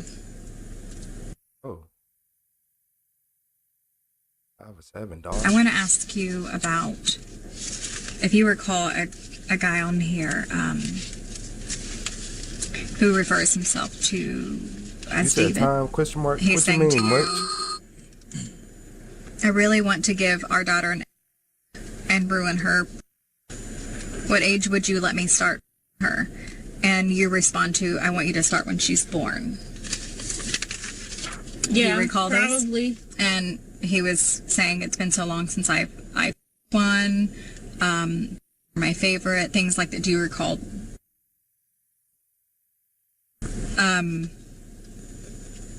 What the? Are you still in contact with him? No. And y'all, okay. I had, like I said, I haven't. Y'all talked to just these defending her? people, and Okay. And again, I'm just trying I thought, like, get more information. You know how you have a conversation and you think it's just gonna go away because you blocked that person? Like, that's literally how I thought it was gonna happen. Because I blocked these people, that this would just, like, go away. Okay. And clearly it didn't. Now, I know that, just like he said in the cyber tip, it was saved. That's crazy. That picture of the photo of the... and that's the part that killed me. She actually not ugly. She not ugly to the point where she can't get nobody to talk to. She doing it because she has a mind disorder and a fetish. That is a fetish. Yeah, like, it don't, man. Was saved. So is that photo still going to be on the phone, do you think? Okay. And you were 100% sure about that? Yes, I'm 100% sure. I'm 1,000% sure on Well, that. hey, I like to hear that. Yes, we do. do. What I don't want is I don't want you to establish yourself as a liar. No. I don't want that for you, because then your credibility is shot, you know, because we've had tons of people in the past say, you're not going to find anything. I know. And then, I watch all your guys' shows. I'm like, thousands of I know. images, you know. But, like, I'm just... I know, you got a problem. I'm just scared. I know. And I know. And Come I know on, this you got is a lot to go problem. through. Hey, y'all didn't even peep the detective in the back seat. He like, oh no, you got a problem. I know, you got a problem. I'm just scared. I know. And I know this is a lot to go through. I understand that. But again, we truly do care what you have to say. I know. Because if we just went off of, didn't want to get any part of your story, we wouldn't understand that you said you have anxiety, and it's you're just now getting to leave the house again, and you get your nightmares, and we didn't know that about you, right? So understanding that is important to us. It truly is. Because I care what you have to say. Detective Rao cares what you have to say. No, they don't. Okay. They want to see where your mind is, and they want to see if you're gonna convict yourself. Still have Telegram downloaded? So I guess they do care. Not downloaded to my phone. I deleted that like 2 months ago, maybe. And this is, again, just trying to get more information regarding this. Your fiance, has he ever looked at... No, he's looking at other girls. Good. Has ruined the... And I can tell that is That bothers you? Yes, because I can see it in your face. It bothers you, and I don't know if that's the source of, or if there's other things going on. And I know it's none of my business as far as your relationship. But again, we truly do care what you have to say, and I'm sorry that y'all are going through that. So what's going to happen is that we are going to seize all the electronics. Okay. Like I said, that's in our search warrant. That's what we do. Our forensic unit is going to... Yeah, so her and her man need to go to jail. Yep. Yeah, y'all don't hear what the husband said? Oh, it's been so long since I've been with one. A one what? Since you did a one with what? With where? With, huh? And then he said like something about having kids so he can continue what he doing. Literally a family full of predators. And then she to analyze it, and if that video is on there, then again, that is a charge for possession of. And also making it can be a charge too. So making it is a charge too.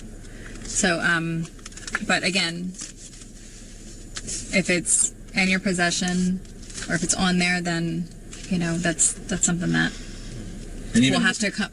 Right. And even if it's not on there, you're still going to be charged with Correct. Partaking. Correct. It is a felony. But as far as what happens to you, the justice system is the most inconsistent thing I've ever seen in my life. So Silver you Steel. probation.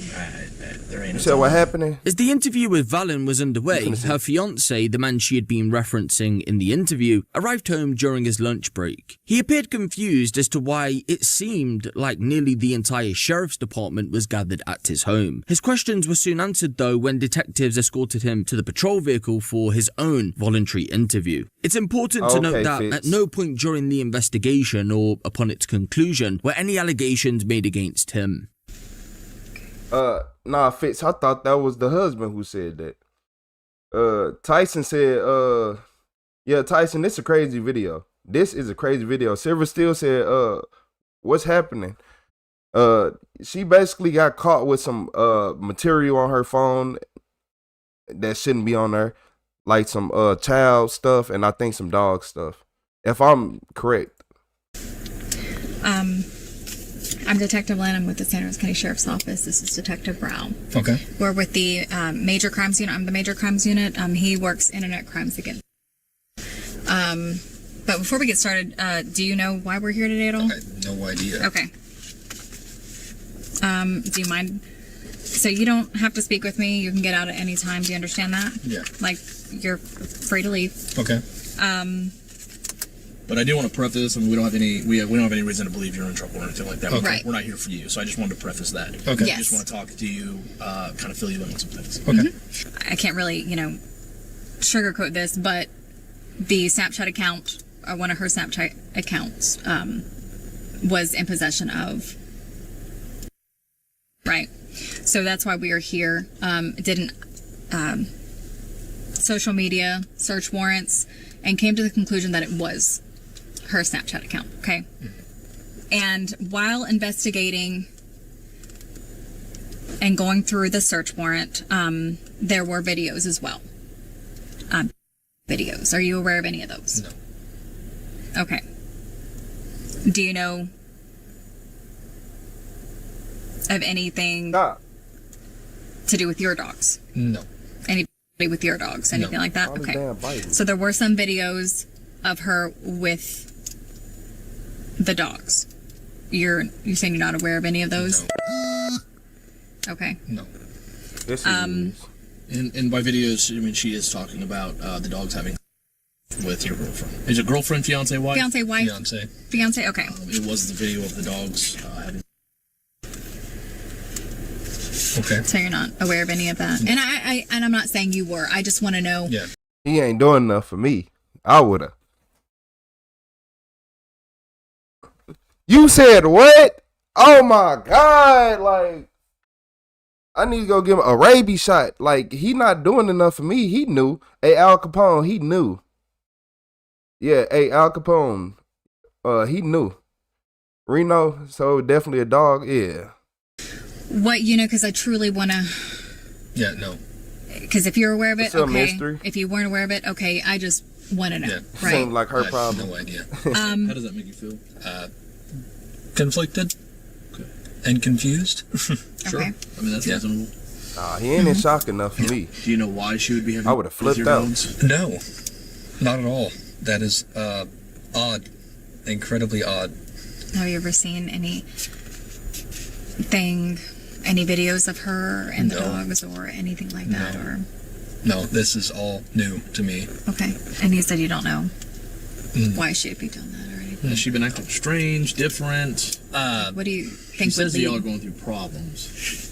Somewhat, yeah, not necessarily different in the sense of that. It's just we have normal relationship problems, I guess. Sure. Okay. We have our arguments every now and again, but everything's been fine. Okay. So nothing that would. Oh no, these trigger people are not anything known. or- Random No. people. I mean, outside of the fact that, like I said, I don't look at her phone, and I don't really. I try to respect people's privacy. In March of 2026, police returned to the RV park to arrest Valen on 26 charges. Those included 3 counts of sexual contact with an animal, 20 counts related to filming and possessing animal sexual activity, 2 counts of possessing child material, and 1 count of using a two-way communication device to commit a felony. As of recording, it remains unclear whether she intends to plead guilty or not guilty. The Santa Rosa County Animal Services were called in shortly after the warrant was executed to remove 9 animals from the property. 9? 2 cats and 7 dogs. At this moment in time, it's also unclear if any of the animals will be returned. Hell no, and that's why I picked my cats up. And that's exactly why I went to grab my cats, because I knew it was a cat around there. Yeah, man. Yeah, man. She over here laid up with the dog. Bestiality, yeah. She got a lot, man. Y'all see how many videos? They probably found over 20 videos. They just couldn't confirm the rest. Yeah. They couldn't prove without a shadow of a doubt. Yeah, this is to catch a dog predator mainly. She had a lot of material on there, but it looked like the dog stuff was what was our go-to. Like she found her niche in the dog category.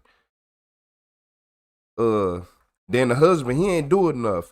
I would have been up here.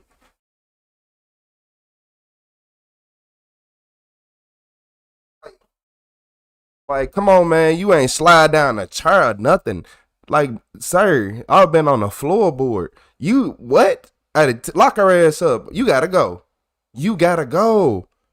Man, look. You have to go. It ain't no way. It's no way that you finna sit right here and play with me, man. Talking about they better not ever give her a dog. She don't deserve an animal ever. She better not even get a pet roach.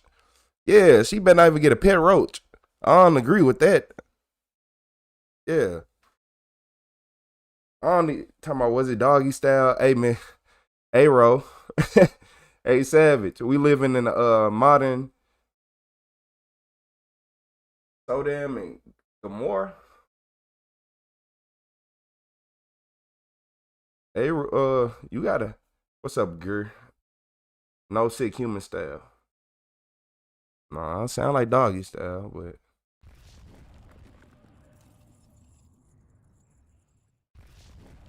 I don't like, yeah.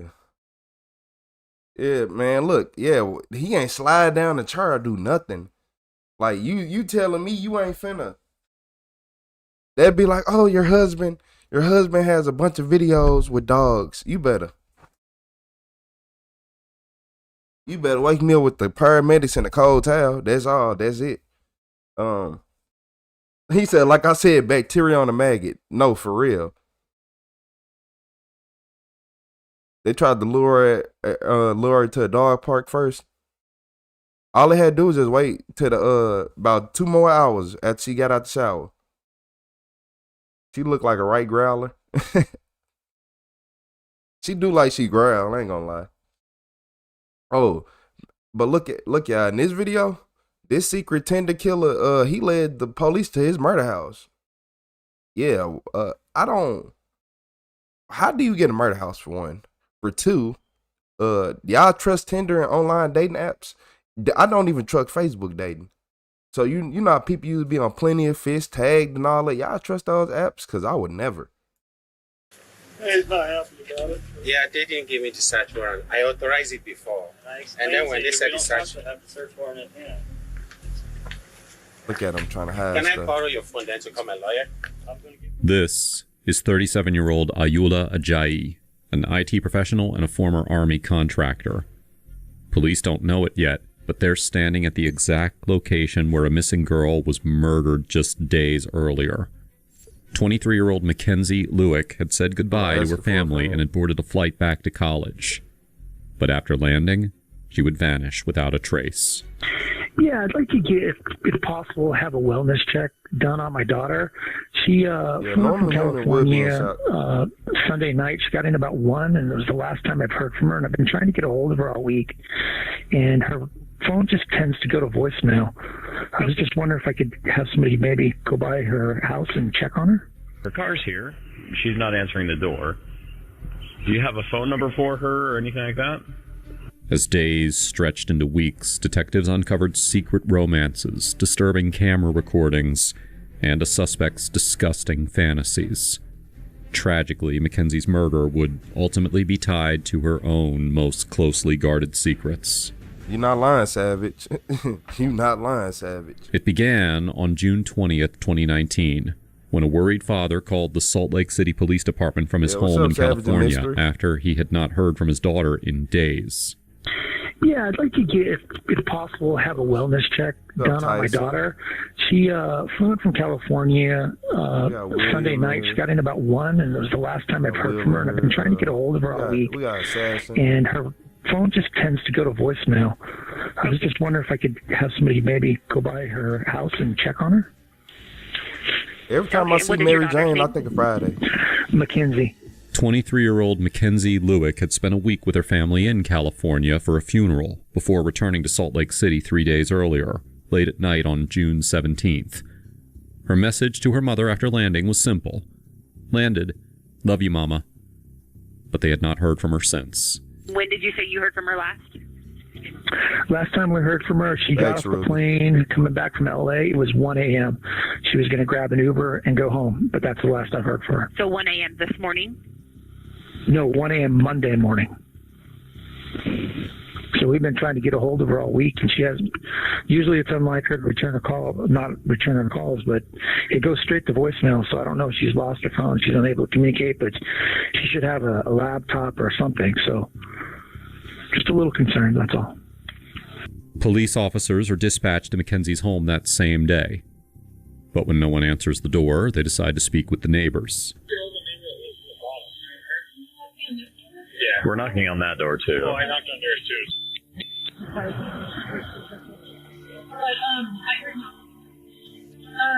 So you're trying to get... You know her at all? Yeah.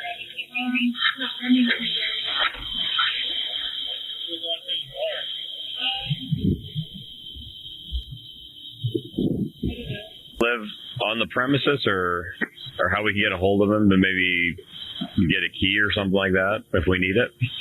The key? Yes, the key to the apartment, so that we might be able to go in there just in case she is in there injured or something like that. Like right now? Yes. Do you know your landlord's telephone number? Okay, because if you have their phone number, then I can call them just in case we do need that.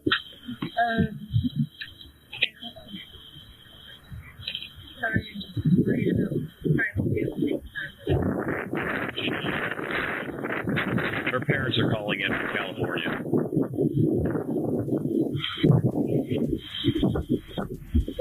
But as officers continue their inquiries, an unsettling feeling begins to set in that Mackenzie may not have made it home that night at all, and they contact her father for any leads. Hi, Greg. This is Officer Ewan with the Salt Lake Police Department. Ewan, What's up, Greg? Great. Hey, I'm out here at her apartment, and her car's here. She's not answering the door. Do you have a phone number for her or anything like that?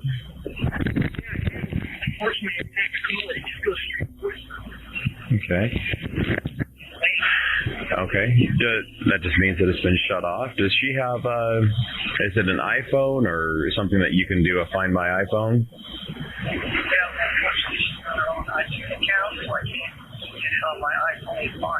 Okay.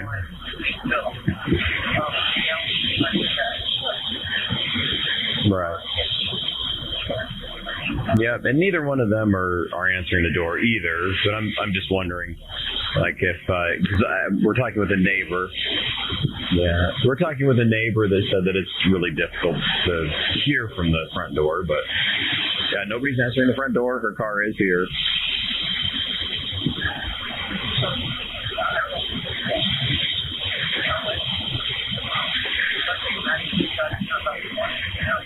Okay.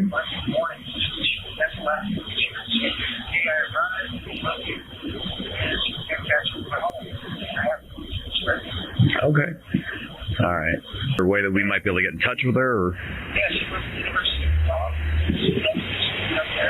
Sure, I'll try and see if there's any contact information for her up there at the university on what classes she might be taking, but I'm not sure to get out that information. You said her landlord is named May?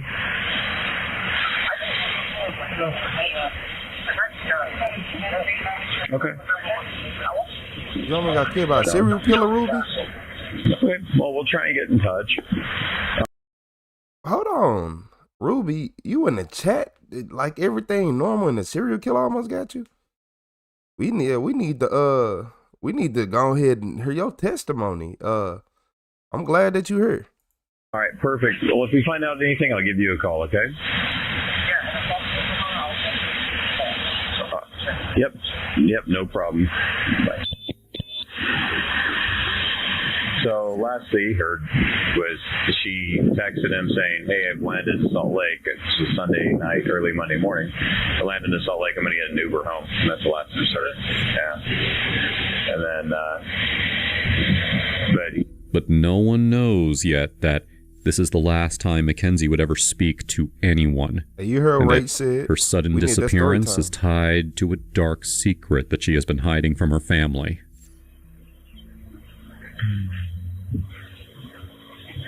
Well, this is a weird one. I wonder what his name was.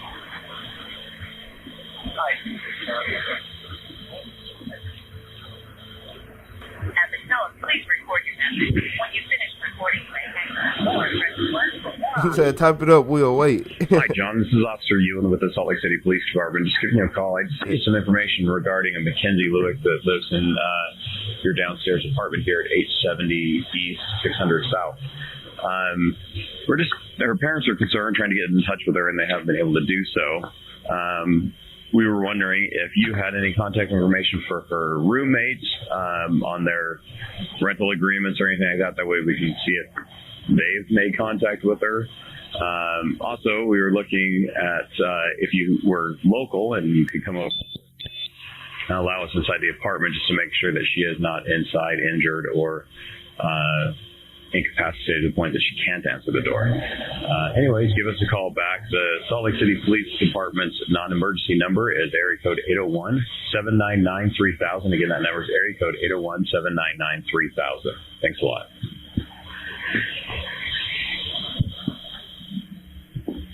If Utah's going to give us any information, like we could probably call up there and see if she's supposed to be in a class. Yeah, she's enrolled.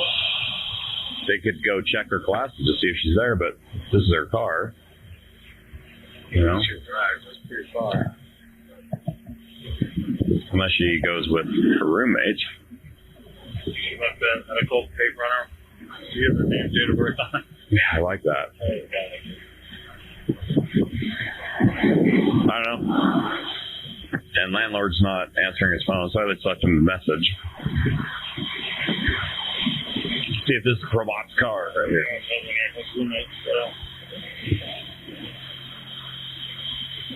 Through X-ray Bravo. So I don't know. I think we're stuck for a minute. So is that window open? Does that go to the basement? Yeah, the blinds are up. Out on the couch right there.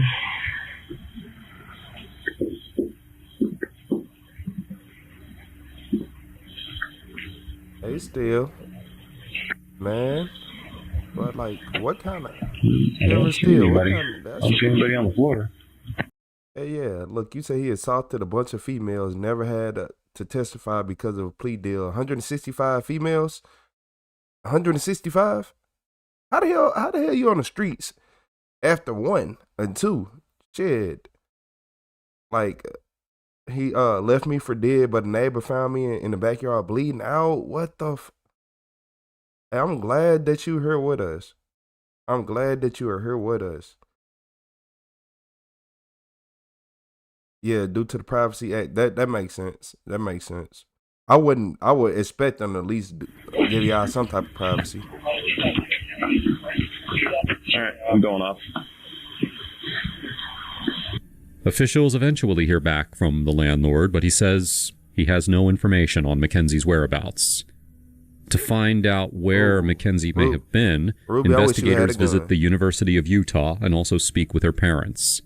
They learn that she was just 2 semesters away from earning her degree. Living with 2 roommates, her life appeared typical for a college student. But after returning to Utah following her grandmother's funeral, her communication dropped off. Neither her friends nor her family knew where she was, raising serious concerns for her safety. But it was what her mother, Diane, had noticed the morning that she woke up to reply to Mackenzie's message of landing in Utah that left her deeply anxious. Mackenzie's phone was no longer on the iMessage app. Mackenzie's parents share that despite calling her multiple times, their calls went straight to voicemail, leading them to seek help from authorities on June 20th. Her friends say that she also failed to submit an exam assignment that day, despite having attended classes all week. As another day passes with no updates or leads on her whereabouts, investigators decide to review airport surveillance footage to track her movements after landing. The footage shows Mackenzie arriving and getting into a cab, likely heading home. But while authorities see her enter the vehicle, they have no way of knowing where she went next. That changes when a friend of Mackenzie's, who had been looking after her cat and has a key to her apartment, lets investigators inside. But it is what they do not find inside her home that puts them on edge. Inside the apartment, something feels off almost immediately. The suitcase that Mackenzie had traveled with is nowhere to be found, and her car has not moved since officers first came by. There are no signs of forced entry, no struggle, nothing that suggests what went wrong. But to the officers, one thing is becoming clear. She never made it home. And as the investigation begins to unfold, they're about to realize that this is not even the worst part yet. While reviewing Mackenzie's bank account, her father notices an unusual $300 deposit on June 10th. She had not been asking her parents for money and had been managing on her own. And although Mackenzie worked part-time at a biotesting lab, Greg is unsure if this is where the money came from. But what neither he nor the investigators realize is that this money trail will expose another side of Mackenzie's life they have not yet uncovered. When investigators speak with her friends about the transaction, they learn that Mackenzie had been using dating websites to meet men for financial arrangements. This raises two possibilities. Either she is genuinely missing, or she left on her own with some man that she met through the app and does not want to be found. Detectives now have to consider whether one of these men is connected to her disappearance, and the only way forward is to retrace her last known steps, starting at the airport. They track down the Lyft ride that she took that night, and they make a chilling discovery. Mackenzie had been dropped off at Hatch Park, about 19 minutes away at around 3 a.m. It is now clear that Mackenzie never intended to go home. But her meeting someone at a park this late in the night just didn't add up. And investigators realize that the answer may lie with the Lyft driver. When investigators speak to him, he tells them that as he dropped Mackenzie off, there was already a man waiting in a car. Mackenzie got out and walked toward him. It appeared that they knew each other, so the driver didn't question it and left. The search identifies 6 devices active in the area during that time. One of them pings 6 separate times, and does not belong to Mackenzie or to the Lyft driver, but to a 37-year-old man named Ayoola Ajayi, or AJ, an IT professional who once worked for the armed forces. Suspiciously, his phone had been in the same area as Mackenzie's just before 3 a.m., right before her phone went offline. But this was just the beginning of something far darker that investigators just won't see coming yet. Right up. As investigators dig deeper into Ajayi, they discover that he had been communicating with Mackenzie through the Text Me app, which is enough reason for them to bring him in for questioning. Police now have their first solid lead, and this conversation proves crucial to finding Mackenzie Lewick. Man, look We didn't call you down here. How the hell y'all let somebody with a hairline like that weak, like, how you let him? Yeah, he's a good guy. He looks good.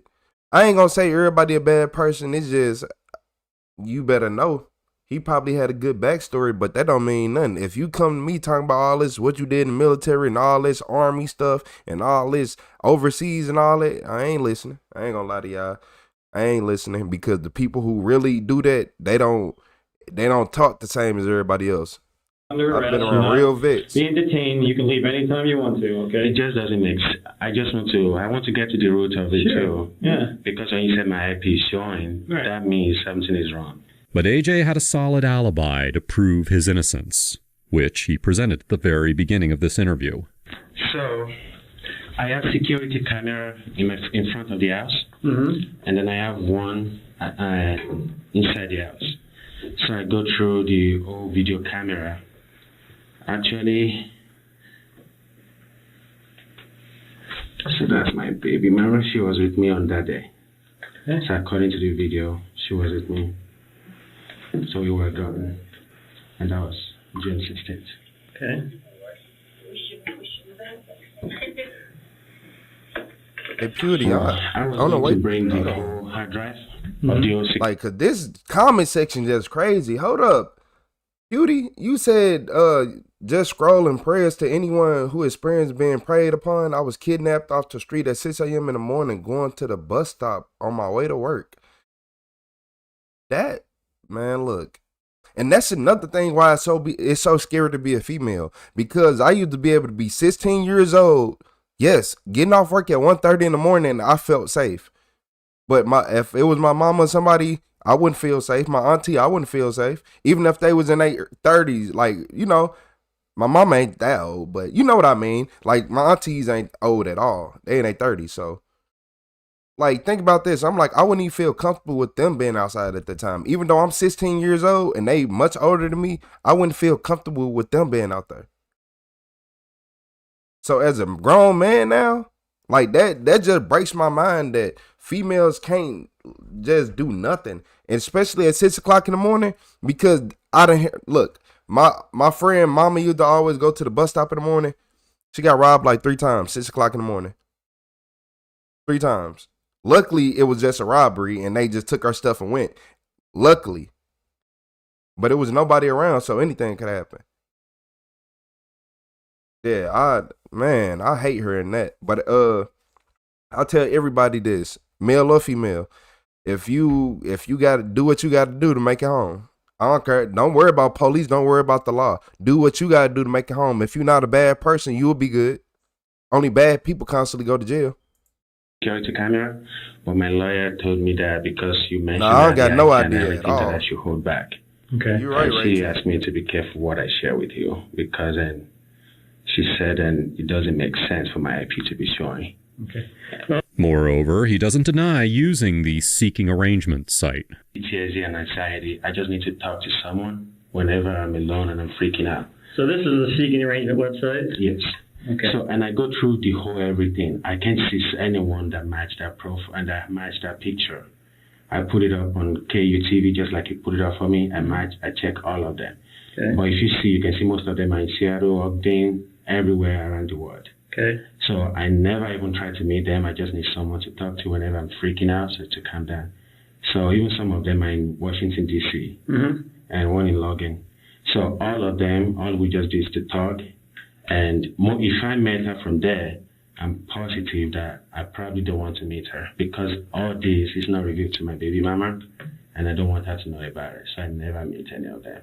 But while this seemingly solid alibi and information are enough to clear AJ, detectives are not convinced. AJ cannot deny using the website because the detectives have solid evidence. But they have nothing to prove that he actually spoke to Mackenzie, which he conveniently denies. But if that were true, why had they been texting outside the website on the night of her disappearance? AJ claims that Mackenzie may have found his number from his profile and then texted him to ask if he was interested. So you're still saying that that's the only text, that's the only messages you got from her, right? That I can remember. So for her to just send me a question mark, so there's a possibility that I've talked to her in the past. So like, if I show you some of the messages, you will see that some people I reached out to them like 2 years ago, and then they just randomly just message me. And don't get me wrong, I'm not saying you did this or you were involved in it at all. I'm just saying that someone at your house or someone was using your IP address, that's all. Yeah. I'm just trying to get to the bottom of it. I would like to do that because I'm freaking out already. I have anxiety and I have PTSD, so that's why I've been calling you, like, please let me help if any way I can help. Even my lawyer don't want me to come here right now. To further support his claim, AJ states that while he did not save the numbers of people that he spoke to on the website, he did send a selfie to Mackenzie when she asked for his picture, but she never responded afterward. Earlier you said we could have to take your phone and download it. Are you still willing to do that or no? I just need to call my lawyer and see if it's okay. Because I want to help as much as I can. Sure. But she's saying that some police just want to pin it on someone that they can. AJ claims that he downloaded all footage from his home cameras from June 17th, along with data from his phone, but suddenly becomes reluctant to submit them without first speaking with his lawyer. AJ, the only reason, you can understand if this was your... Hold on. I know he did it, y'all, but why is the officers acting like he not doing what he's supposed to? Like, he not supposed to make y'all job that easy. I ain't gonna lie to you. Let me move myself in the corner a little bit more. But yeah, he can't make y'all job that easy. Your sister or something, or your mom, we'd be working just as hard to find her for you, okay? This family is in the same in that same boat. Yeah. We just want to do everything we can, and just because you've chatted with her, you've texted back and forth twice or however many times, and it's bouncing off your IP address, we just want to cross every avenue, make sure that people are involved, people who are staying with you, people might be parked outside of your house using your Wi-Fi. We just want to make sure. AJ is allowed to leave for now, but not before detectives collect his phone as evidence. The following day, when officers arrive at his house to execute a search warrant, he appears largely cooperative, but on edge about his phone. He's not happy about it. Yeah, they didn't give me the search warrant. I authorized it before. And then when they said the search warrant, can I borrow your phone then to call my lawyer? I'm going to give you her phone number right now. You remember her name when we went that? Susanna. I wonder what they should have found in here. Clear in the bathroom.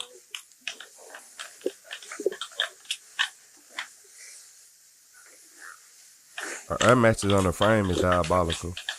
I would have kept it on the floor.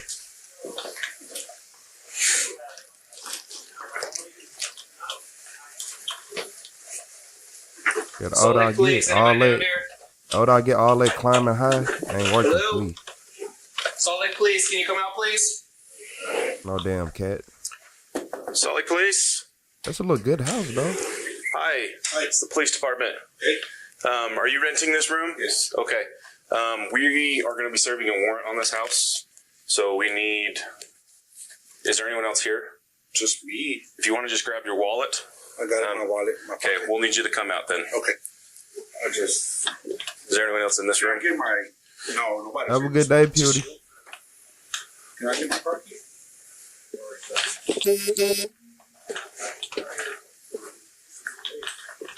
I'm going to be working at the airport. Do you grab your wallet? He has his wallet. He just wants his car key. We have some detectives upstairs. Let's walk upstairs. Let's double check that real quick, and then I probably got double shoot. Yeah, I'll go ask right now. With no clear evidence tying him to her disappearance, officers allow him to leave while they continue their search, unaware that this decision will soon uncover a far more twisted truth. I don't want to disrupt anything that they're doing. I can tell you where I know where it is inside the drawer, the kitchen. Okay. In the office of my desk. You can follow me there. No, I'm not going to have you go in. Hey, Chris.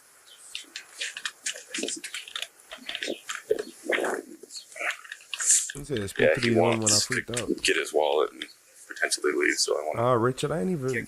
Yeah, but he's asking for one of us to go, so I'm going to talk to the lead detective. I'm going to probably say yes too, but I want to clarify.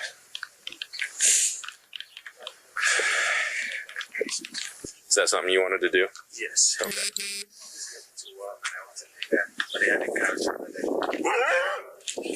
All right. You can sleep there. Thank you.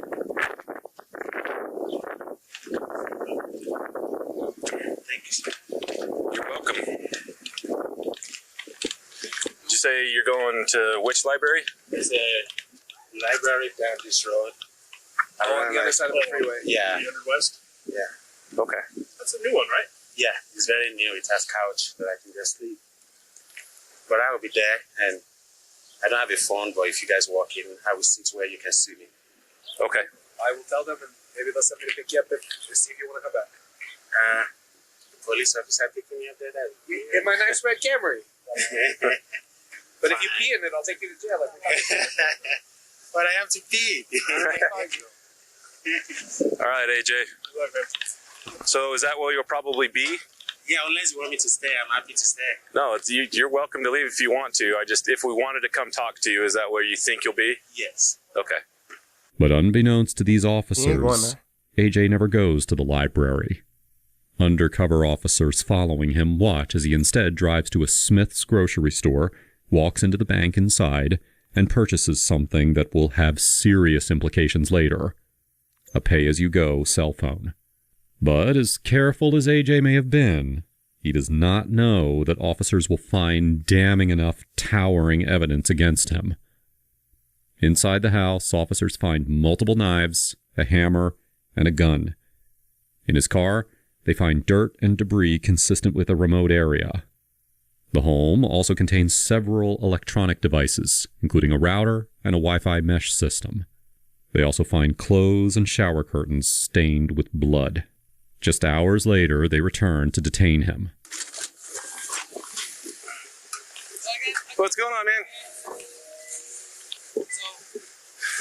Detectives are ready to talk to you about everything that's going on real fast, so if you want to come, I'll give you right back to the house real quick. For this Fox News over there. I know, I'm going to drive you back in my car. It's the camera, so...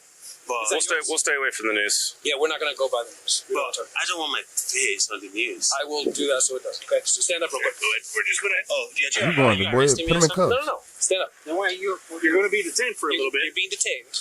But just for a second, okay? I got to put you in handcuffs just while we're driving. Per policy, we're just going to go talk to detectives for a little bit. Why is you detaining me? Because you're a killer. Because you need to talk to detectives, and I need to transport you back. So my policy says every time someone's in my car, they will wear handcuffs. So that's why they're... But there's a news over there. They can come right back. We're probably not going to take... We'll take you to another spot so you're not by the news. Okay? We wish to How did the news find out? He knew they was going to follow him. They would have had to catch me. Yeah, I would have hopped on the highway and instantly did top speed. He better than me. You knew what you did. You knew you was going to jail. Same thing. He probably just making millions though, y'all. Some money, I'm just going to leave that right there for you. Nah, he far from innocent.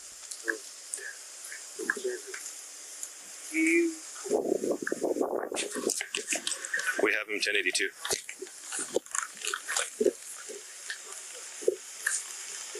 But the most disturbing piece of evidence does not come from technology. It comes from AJ's backyard, where officers find a freshly dug patch of land. But officers soon realize that they have not uncovered the worst part yet. The smell of gas was outrageous. And I thought maybe I was in my bedroom and I smelled it through my window and I thought maybe it was my motorhome. And so I came outside to make sure, and there's this smell in the air that was just almost rancid. It was just really disgusting smelling. AJ's next-door neighbor shares that on June 17th, he burned something in his backyard that gave off an extremely foul smell. A canine unit is brought in to search the area, and as the dog alerts, officers make one of the most tragic discoveries. Human remains are buried beneath the ground. Oh yeah, he's sick. See, there's some burnt paper there. He said Clayton not bright, sitting there waiting on them to grab him. Yeah. Yeah. That lady, he done buried that lady and burnt her body.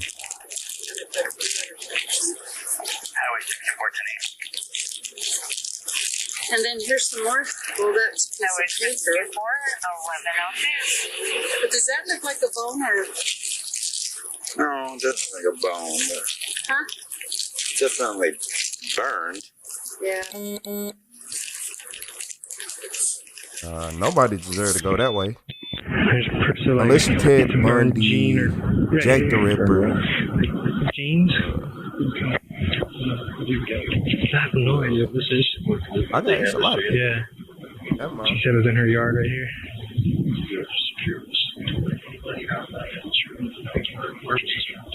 She picked it up.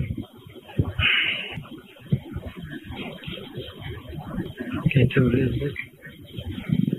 I don't think bone, but you can't see like burned stuff everywhere. She said they've been back here, though. Yeah.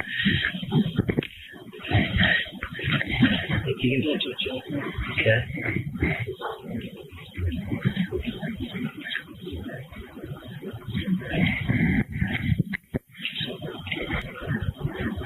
That cloth looks like some jeans or something. Yeah.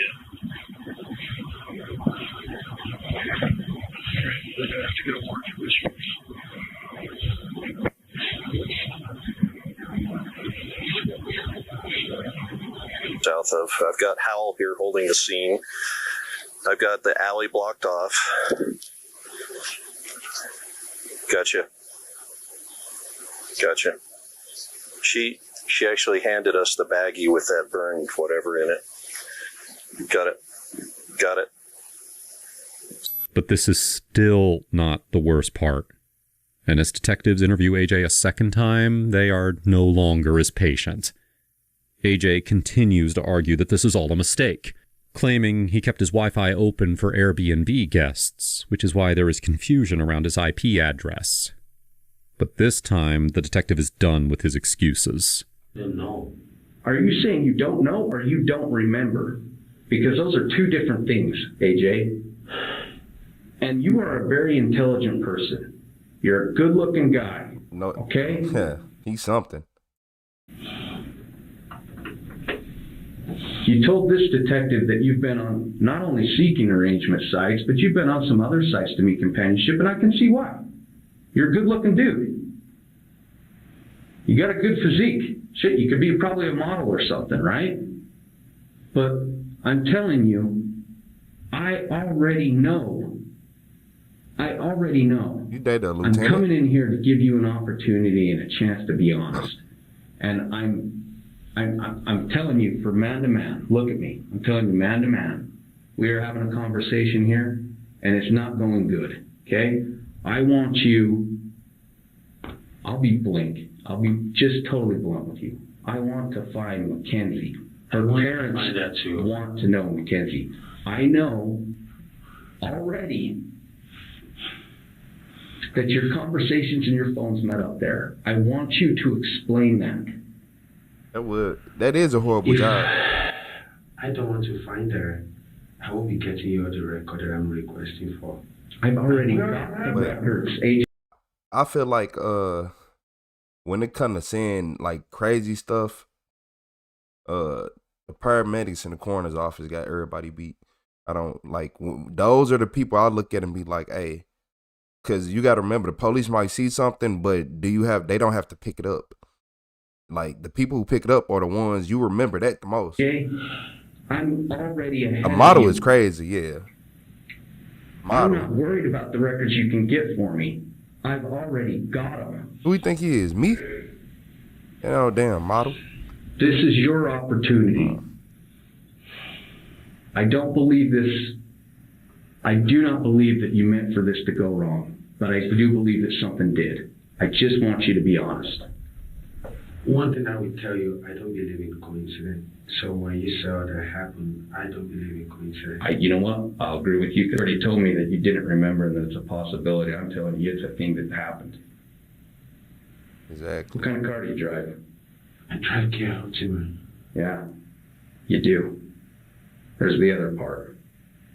It's your car. Okay? I'm telling you, we have had a week and a half now to prepare. And we have been very busy because I care about Mackenzie. And I want her. I think you did care about her. I agree. And I know that there's more for you to tell me, and you're holding back, and I don't understand why. Following the interview, police release AJ for now while they wait for a forensic match, still unaware that letting him go will prove to be a critical mistake. Despite the evidence against him, AJ maintains that he never met Mackenzie in person and does not know her. He does admit to starting a fire in his backyard on June 17th, but says he put it out after a neighbor complained. He claims that he was only burning personal items and clothes, and that the dirt and debris in his car came from recent yard work. He even adds that he regularly cooks goat meat over an open fire, suggesting the smell and remains could be explained by that. But what he does not know is that the remains have already been sent in for forensic testing. The results point to something far more disturbing. Investigators confirm the presence of human remains when they find a bone fragment, charred muscle tissue, and part of a scalp with hair. Detectives now begin to see the fire for what it may have been. Not a routine burn, but an attempt to destroy evidence. Moreover, AJ's car smells strongly of gasoline, and officers recover a gas can similar to the one that he was seen purchasing on June 17th. Before Mackenzie went missing, AJ had approached his contractor with an unusual request. Days later, in a heartbreaking confirmation, forensics identify the remains as Mackenzie's. By now, AJ has begun staying at a friend's house. But as officers move in to arrest him, they realize he will not come out, forcing a SWAT team to surround the home. You guys, I don't know what you guys are doing anymore. Will you just come down and talk to me face to face? I don't like talking over the phone. I just told you that my lawyer advised me that you're still asking me to calm down. You said you couldn't get a hold of her. Yeah, but she advised me against that yesterday. I know, but yeah, she doesn't. When a lawyer pertains is when you're in custody. You're not in custody. We'd be downstairs at the apartment talking. That's when a lawyer applies. I'm going through my phone before the warrant was approved. He did not. I told you he was tapping the screen to keep it alive. No. Remember, that's why we had to get the pin from you? No. We already get it. We already get it investigated. We already go through it. It was going through it. It was swiping left and right. No. We saw it. No. You just go through. Will you send that to me then? Will you send that to me? Then we can talk about that? Yes. And I will also show you another video from the security camera of your guys going through it before the warrant was approved, going through my house. Right. So I will send all this to you, and then you can talk to me. I try to be. But despite knowing that AJ is responsible for Mackenzie's death, officials still do not know why he did it. And they still need to find her body. The answer to that comes from AJ's phone, which places him at Logan Canyon on June 25th, over an hour from Salt Lake City, and remote enough to suggest that he may have disposed of her remains there. On July 3rd, 15 days after Mackenzie was first reported missing, authorities searched the area and made the discovery that they had feared. Mackenzie's body was found in a shallow grave, her hands bound with a zip tie, her body partially burned, and she had suffered blunt force trauma to the head. But the disturbing discoveries do not end there. Authorities also recovered her student ID and burned pieces of her clothing from the Jordan River, where AJ had discarded them.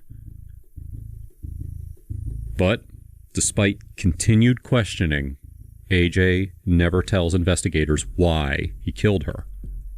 But one detail becomes clear. This murder is premeditated. AJ had turned off his home surveillance cameras the night he brought Mackenzie home, and again on the days that he moved and disposed of her body.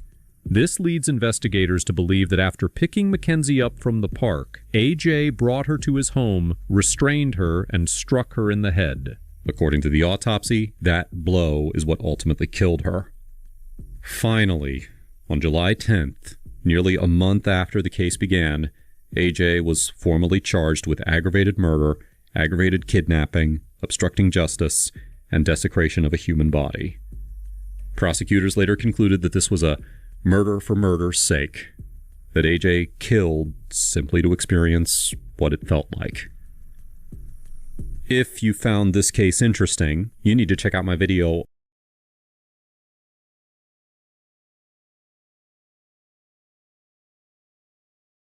Yeah, this thing had went out. Yeah, y'all gotta watch out. Yeah, she rejected him. She probably ain't want him. She seen him in person like, boy, you ugly. You said that you was handsome. You look like Freddie Jackson. Yeah. It's people like him that's sick, though. For real. You said Big Brother gets you every time. You ain't lying. You're not lying. That shit free.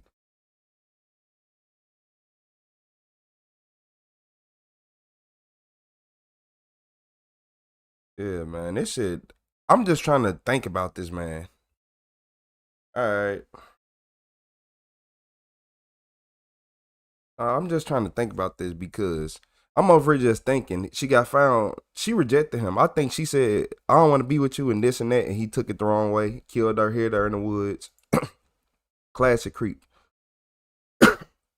That's why you have a alarm system, cameras everywhere. You even got a nanny cam inside the house. That's crazy. But nah, you need that. You need that. He think he's handsome because he's a narcissist. Of course. He just look when the detective said you could be a model, I start sweating because like you lying. Like damn, you made me sweat a little bit. Like you lying hard.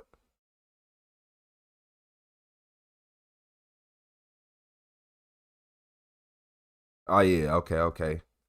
Yeah, you trying to see who stole that last soda out the refrigerator or your last iced tea. I know. I don't even drink sodas. And then you catch them on there just drinking it. You weren't going to drink that anyway. You put that juice in the refrigerator 2 years ago.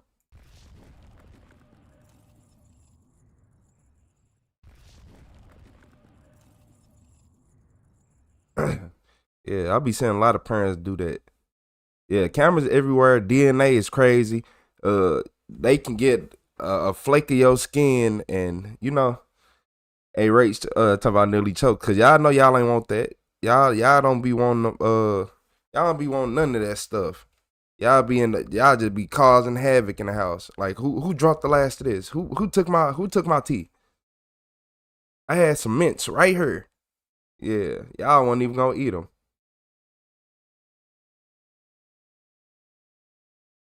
Nanny cam, nah, that help you. They in there fighting. Hey, do it again. You know, that's way worse. So think about your mama, you know, back in the day, like our grandma used to be like, make sure you have this house clean. So our grandma used to walk slow. Sometimes we hear her when she pulling up, man, we gotta watch the whole house. The whole living room would get clean. Whole downstairs get clean within 2 minutes, 2-3 minutes. Before she even get out the car. By the time she hit the corner, I'm in there. Yes, we had cameras. I would have been mad. You hear me?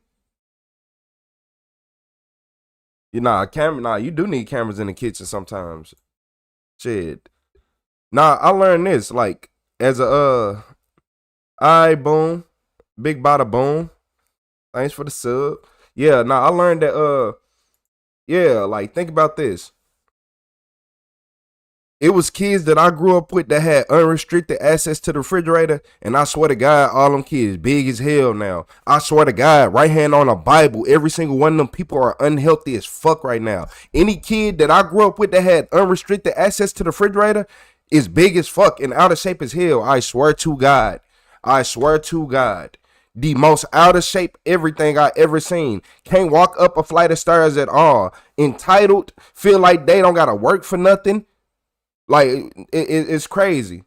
It's crazy. The most entitled. Be stinking. Them type people who come to your house, put booty dust on your toilet and leave. What's up, generation? Yeah, nah, man. I ain't getting no unrestricted access to the kitchen.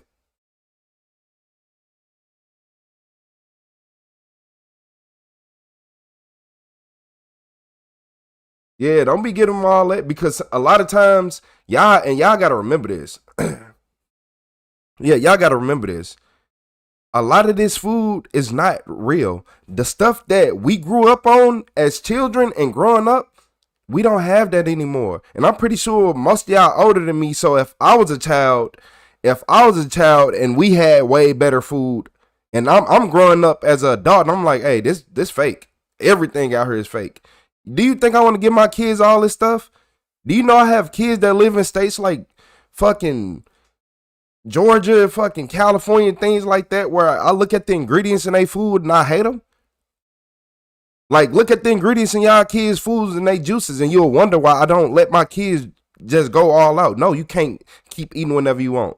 You don't know what the fuck sorbic acid is. You don't know what none of this stuff is. You don't know what all these words that you can't explain. That's why I don't buy normal syrup. I only buy pure maple syrup. Why would I buy syrup? Look at the back of y'all syrup bottle. If y'all buy any off-brand syrup, why would I buy that stuff with that many ingredients? I just pay the extra for the little maple syrup because it's one ingredient.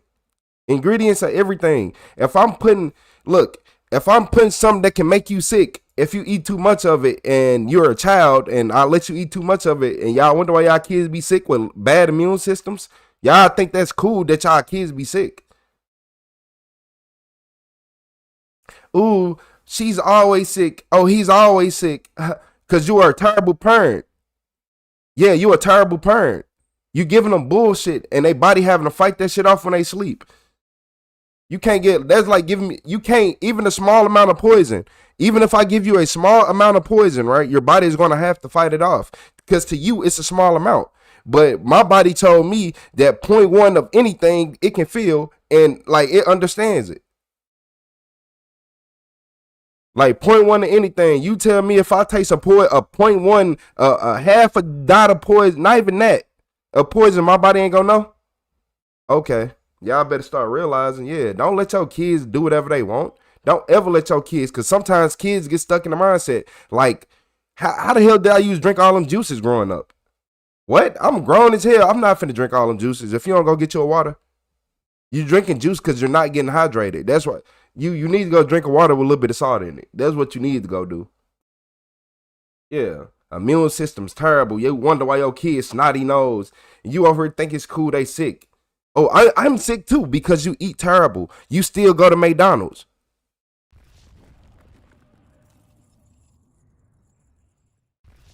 My bad, y'all. My bad, y'all. I ain't even try to go off. I ain't even try to go off screen. But nah, look, in this video, the police ain't have no idea this killer was still at the scene. He never left. These officers have just arrived at the home of Robert and Jennifer Tower after receiving a horrifying call from a neighbor. Oh, there's a whole bunch of blood outside. We need an ambulance now. Oh, shit. Inside the house, they discover the bodies of the couple in the living room. But one person is missing, their son, Dima. This is particularly concerning given what police find at the scene. There's a very large amount of blood. In the dead of night, someone has carried out a savage and prolonged attack, leaving behind 2 dead adults and 1 missing teen. What followed would be a high-speed pursuit, an 8-hour manhunt, and a search for a truth darker than anyone could have imagined. Hey, Northport Police! You! This is the Northport Police Department! You're under arrest! Come out now! Shortly before midnight on August 31st, 2023, officers received a chilling 911 call. The resident of a house in Northport, Florida, reported hearing screams and someone violently banging on her door. When she opened the door, however, no one was there, only a smear of blood on the ground. Oh, there's a whole bunch of blood outside. We need an ambulance now. Someone's bleeding somewhere. Baby, there's blood out there. Yes, there's blood on my front door. Okay. On my front step. Oh, shit. Okay. Okay. There's blood on the front door. Okay. I need you to lock the door and stay in the It's house. locked. It's locked. It's locked. Officers are quick to the scene. They find trails of blood on the pavement leading to the property next door. 3/12 Northport, just signal 14. I have a lengthy blood trail going to several houses.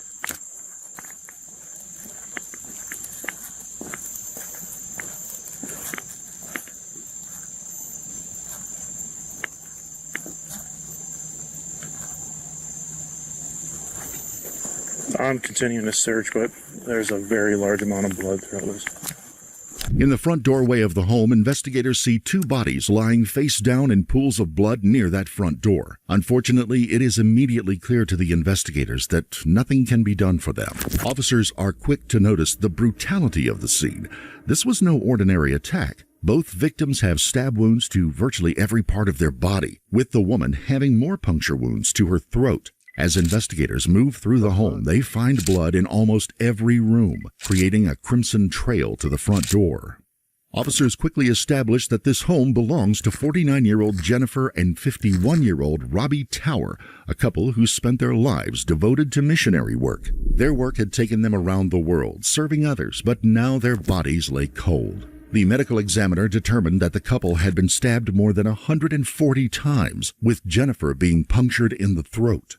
The attack was frenzied and vicious, leading investigators to believe that it was personal. Whoever attacked the couple held great malice in their heart. As for the weapon, the attacker had used the couple's own kitchen knives, which tells investigators the crime was perhaps spontaneous. The question now was who? By talking to neighbors, police learned the Towers have an adopted son, 21-year-old Dima James Tower, and Dima is nowhere to be found. Given the violence that unfolded here, there is every chance that Dima is injured and in need of help. Now, the officer's priority is to find the young man. The search would begin for Dima, but not in the way the cops expected. As they make their way through the property, they find Dima at his car, and he is covered in blood. When investigators approached him, he hurriedly throws items into the trunk of his car, despite the orders to freeze. Dima is somehow quicker than the authorities and is able to drive away. Hey, Northport Police! You!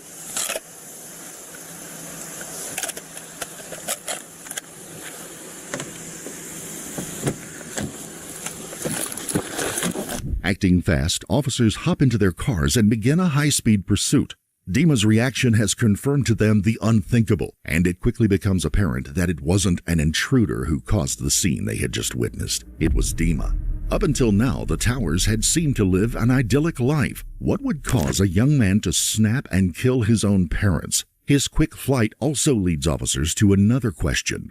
Where is he headed next, and who are his next targets? It was fucking clicking with me, like, I see him, when I roll up, he's closing the trunk, then it's like, did he put her in the trunk, you know? Yeah. As word of the chase spreads, more officers join the search. They're able to tail Dima's car, and he takes them on a wild drive down I-75. At several points, investigators give Dima the chance to pull over and end everything, but he declines. Just as they think they're close, he pulls away again, putting every driver and passenger he passes at risk. As the night wears on, investigators are hoping Dima will make a mistake, and he eventually does. Dima pulls his car to the side of the road, and police think that it's their lucky break. But Dima has other plans. Just as officers reach the car, he takes off running into the woods. The Northport Police Department now employ every unit at their disposal, and soon canine units are also at the scene, followed by a drone operator. All right, everybody tough till somebody run into the woods at night. No breaking and entering is always someone the victim knows. It don't look like it was breaking and entering. It looked like they let him in. To me, well, I don't know. It could be breaking and entering. It could be breaking and entering, but you could stage it to look like breaking and entering. I don't know. But I think that they let him in, personally. Florida. You said in Florida. I got caught up in the details. When she said blood, my mind went awry.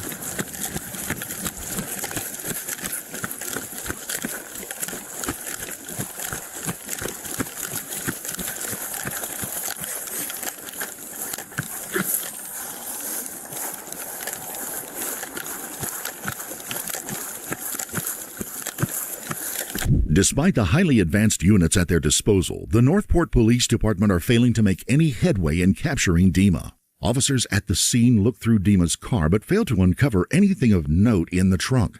With very few clues to work with, investigators realize they are racing against time to capture Dima before he strikes again. The question on every officer's mind is, can they outsmart him before tragedy strikes? Investigators will now send Dima's car for processing, where they hope their crime scene technicians can uncover more clues and a possible motive. Just as things seem hopeless, a call comes in.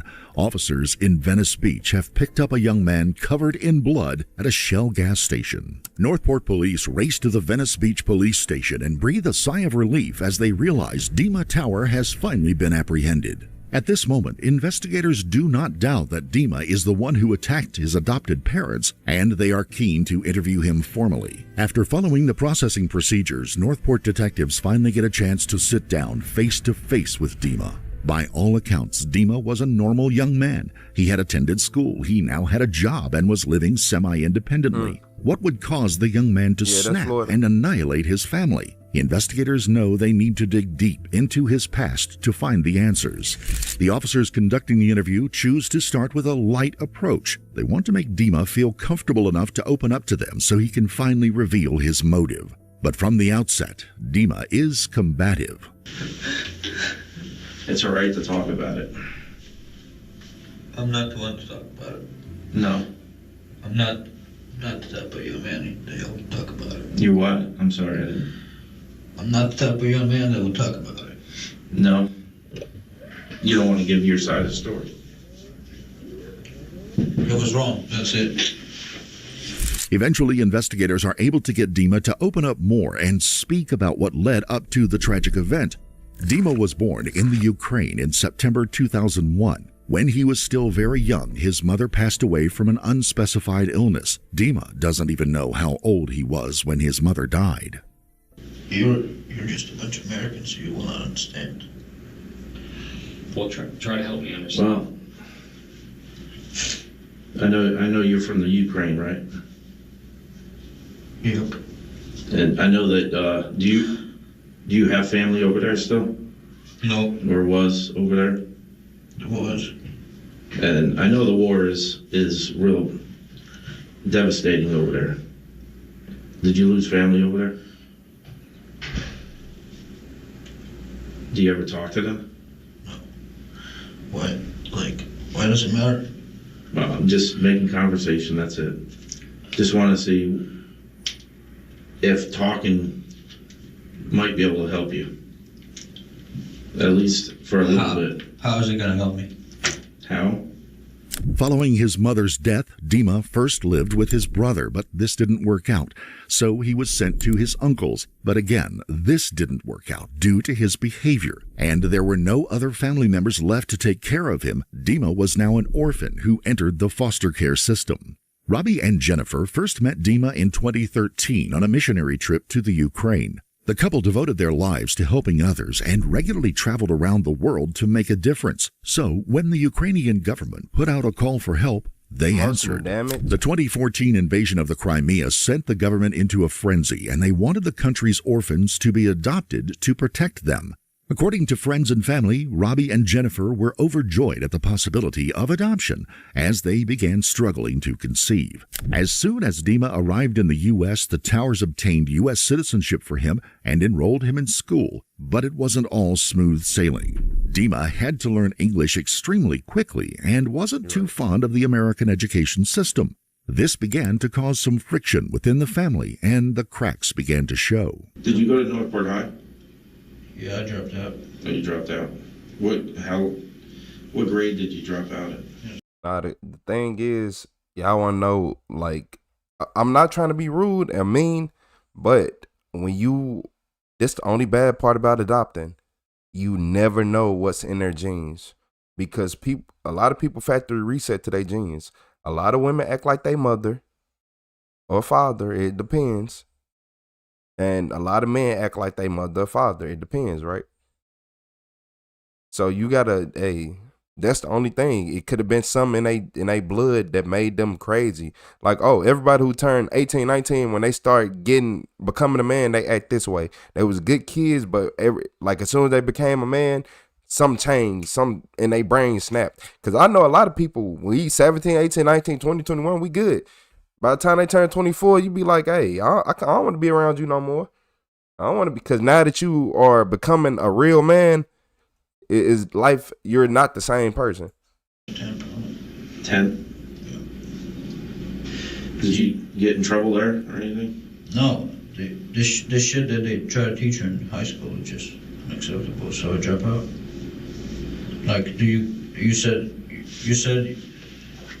you open your eyes a little. Do you know what the stuff they teach in high schools? Yeah, I do. And there you go. It's pretty atrocious. With background information now gained, officers know they need to get Dima to speak more about his relationship with his adoptive parents. Still, Dima is unlike any other young criminal they've dealt with before. He is combative and tells officers he doesn't see any point to what they're asking. It's either your side of the story or we just go with what the scene says. But I think that there's a lot more to it. There is. So why don't you just try to see if we can understand what. But what does it get us? I don't know what it's going to get us. It's hard to explain because you sit there and you think you understand me, but I don't think you do. Well, and I'm not saying this because I want you to understand me. I'm saying this because most of the people I talk to, they don't understand shit. What you're dealing with, like where you're coming from. Yeah. See? You see? You see? You see? This is what you have to watch out for. I'm dealing with a lot. I'm going through this. I'm going through that. This is what you have to watch out for. Yeah, they adopted him, but you have to see where his brain is. It's kids out here who feel like people older in the world, like people real life ain't did enough for them. Because they haven't experienced life yet. So they feel like, oh, y'all doing me wrong. Y'all doing me dirty. You never had money in your life. You broke as hell. You stink. You dumb. You not doing well on your own at all, mentally or physically, and you want to be a victim. You want to be a victim. Yeah, your ass want to be a victim so bad. You want to be a victim so bad because you can't explain what's going on. You can't comprehend what's going on. So you playing the victim is the only way that you can actually get your head wrapped around this little situation you in. Well, it's probably too much to explain this one. Yeah, I promise you I got nothing but time. Yeah, right, me too. And I'm willing to hear, you talk about it. I want to hear what you're going through. I want to hear what led up to last night. Why it led up to last night. What's going through your head. Why are you feeling the way you're feeling? Things that have happened to you that made you feel that way.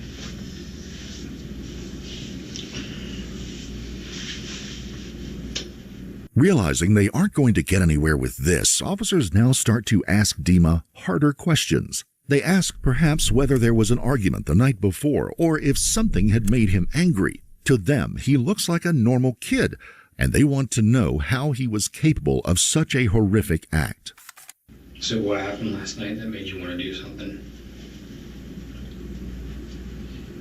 Help me understand what happened last night. Rage. From what? Rage has to come from somewhere. There has to be some reason. It's a lot of rage to keep bottled up. Right. Did your parents push you into the rage?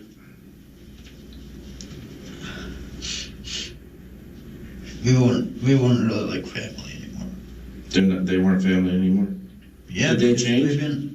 We've been through so much shit. Yeah. We've been arguing and going back and forth. About what? Family issues. Okay. Dima states openly that the family was having issues, but refuses to go any deeper into what those issues are. Serious. The detectives in the room are slowly beginning to realize he ain't never been through shit, and his upbringing, like his DNA is everything to prove it.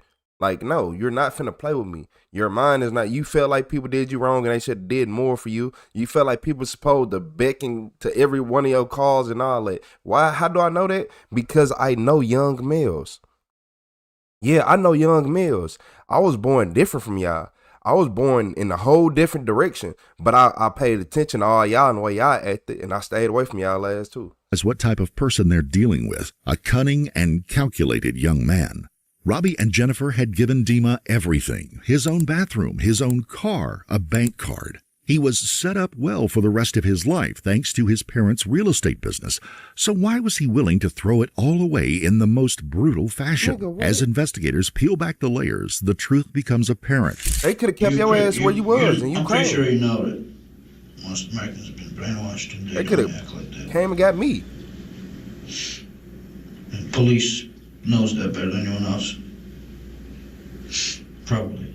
I've What talked thing to come get me for? hundreds of people, but every person's different, right? Isn't that what you just said? Yeah, but at the same time, really not. Because when you come to countries like this and the government's trying to brainwash you, it's not. But you're different. Because I'm from somewhere else. Okay, so give me the opportunity to talk to you and find out right to Ruby. I don't like him. what you feel about everything.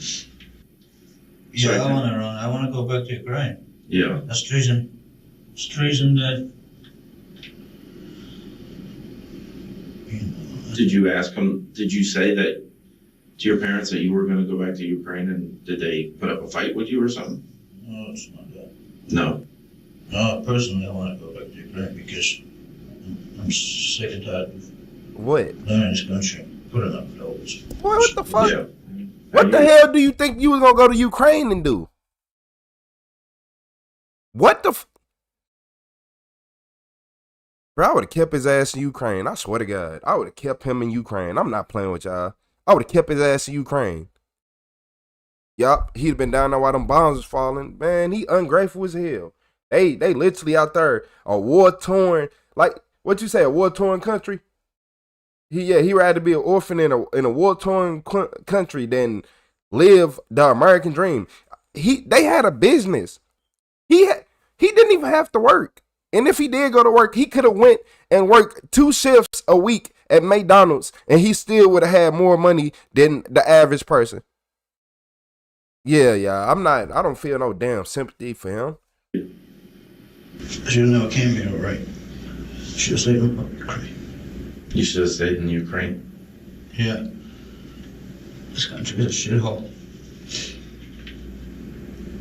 So what don't you like about this country? Every American asks me that. Huh? You blind? You blind? And Well, probably because I was born here, so yeah, I mean, well, you've been fooled and you don't know nothing about what's wrong with this country. well, why don't you tell me? Because maybe I can open my eyes to how yeah. you see. Huh? Well, it doesn't matter. Because perspective, man. Perspective or facts? Well, your perspective, and it could lead to facts. Yeah, my perspective or the truth that you don't see is what you're saying. Oh, we're not perfect. If Dima hadn't always had these thoughts, then there must have been something going on in 2023 to make him feel this way. Despite their best efforts, investigators realize they're getting nowhere with this interview. Dima is dismissive and combative, calling into question why he's being interrogated in the first place. Investigators tell Dima they know he stabbed his adoptive parents. They just want to know why, and the answer shocks them. So your dad starts getting up out of bed. No, he wasn't. He was sleeping. Okay. And you stabbed him? Yep. Do you remember how many times? Countless. I'm sorry? Countless. Countless times? Did he ever get out of bed? Yeah. And then what? Did you push him against the wall? Or did he fall? Just bleeding out. Going around the house. Trying to fight me back. Okay. Did you stab him out in the living room or Yep. leaving out of the bedroom? Yep. Where was your mom at? Going around the neighborhood asking for help. Was she on her phone? Possibly. Some called the police. Did she hit you or anything or try to fight you off or? She's a woman. What do you think she's gonna do? Well, I can tell you that if probably most women will either run or they're going to fight back. She tried to fight back, but there's not much she can do. All right. So. Did she try to fight you back? A little bit. And then did you stab her? You already know I stabbed both of them. Why are you asking me questions that are obvious? Questions that you already know. I don't know for sure what happened in there. Well, you know that I stabbed both of them. Like you're asking me, did I stab her? You know I did. I mean, a lot of things could have happened in there. I don't know. What happened when she ran out? Did she go out the front door?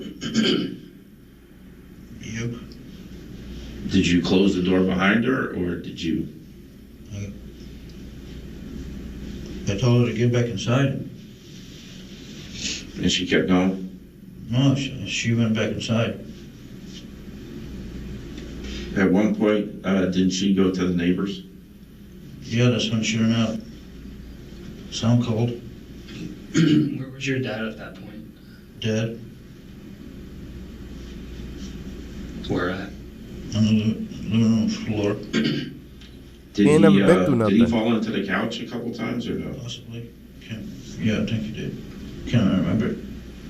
While Dima's admission of guilt is exactly what they're looking for, still, it doesn't help the police understand why. During the interview, Dima comes off as cold and detached. He has no issue with admitting the crimes, but refuses to tell the investigators why. Robbie and Jennifer's last moments on Earth were truly terrifying. As the couple slept, Dima crept up on them and attacked them. Dima admits to police that he first attacked his father because he knew he needed to disarm him. As Dima is beginning to feel more comfortable, more information about how he thinks and how he sees the world begins to slip out, offering a disturbing glimpse into his mind. Did your adopted family love you? Like, did it seem like it, or? Yeah, they love me, but at the same time,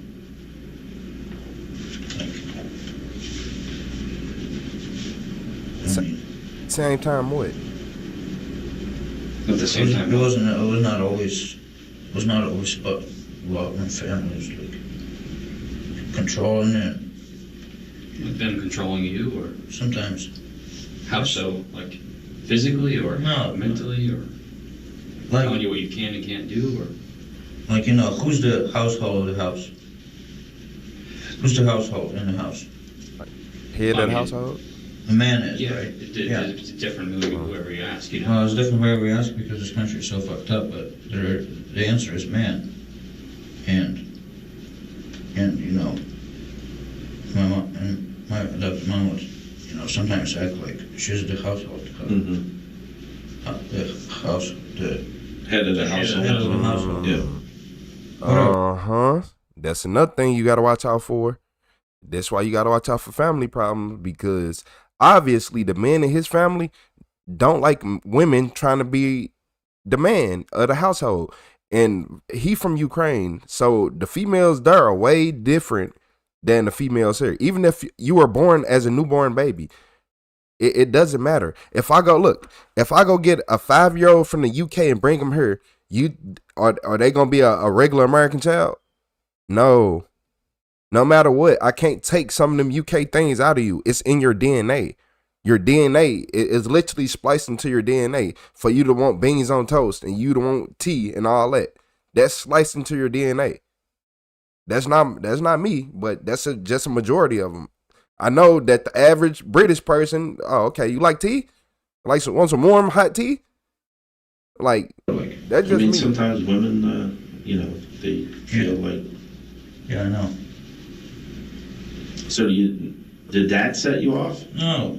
It was just like I was just telling you, there's just many reasons. Yeah, that's just one other reason. Well, you said you used people. Yeah, because there's not many good people around, so I don't care. Were your parents good? They said they don't be having no female rights.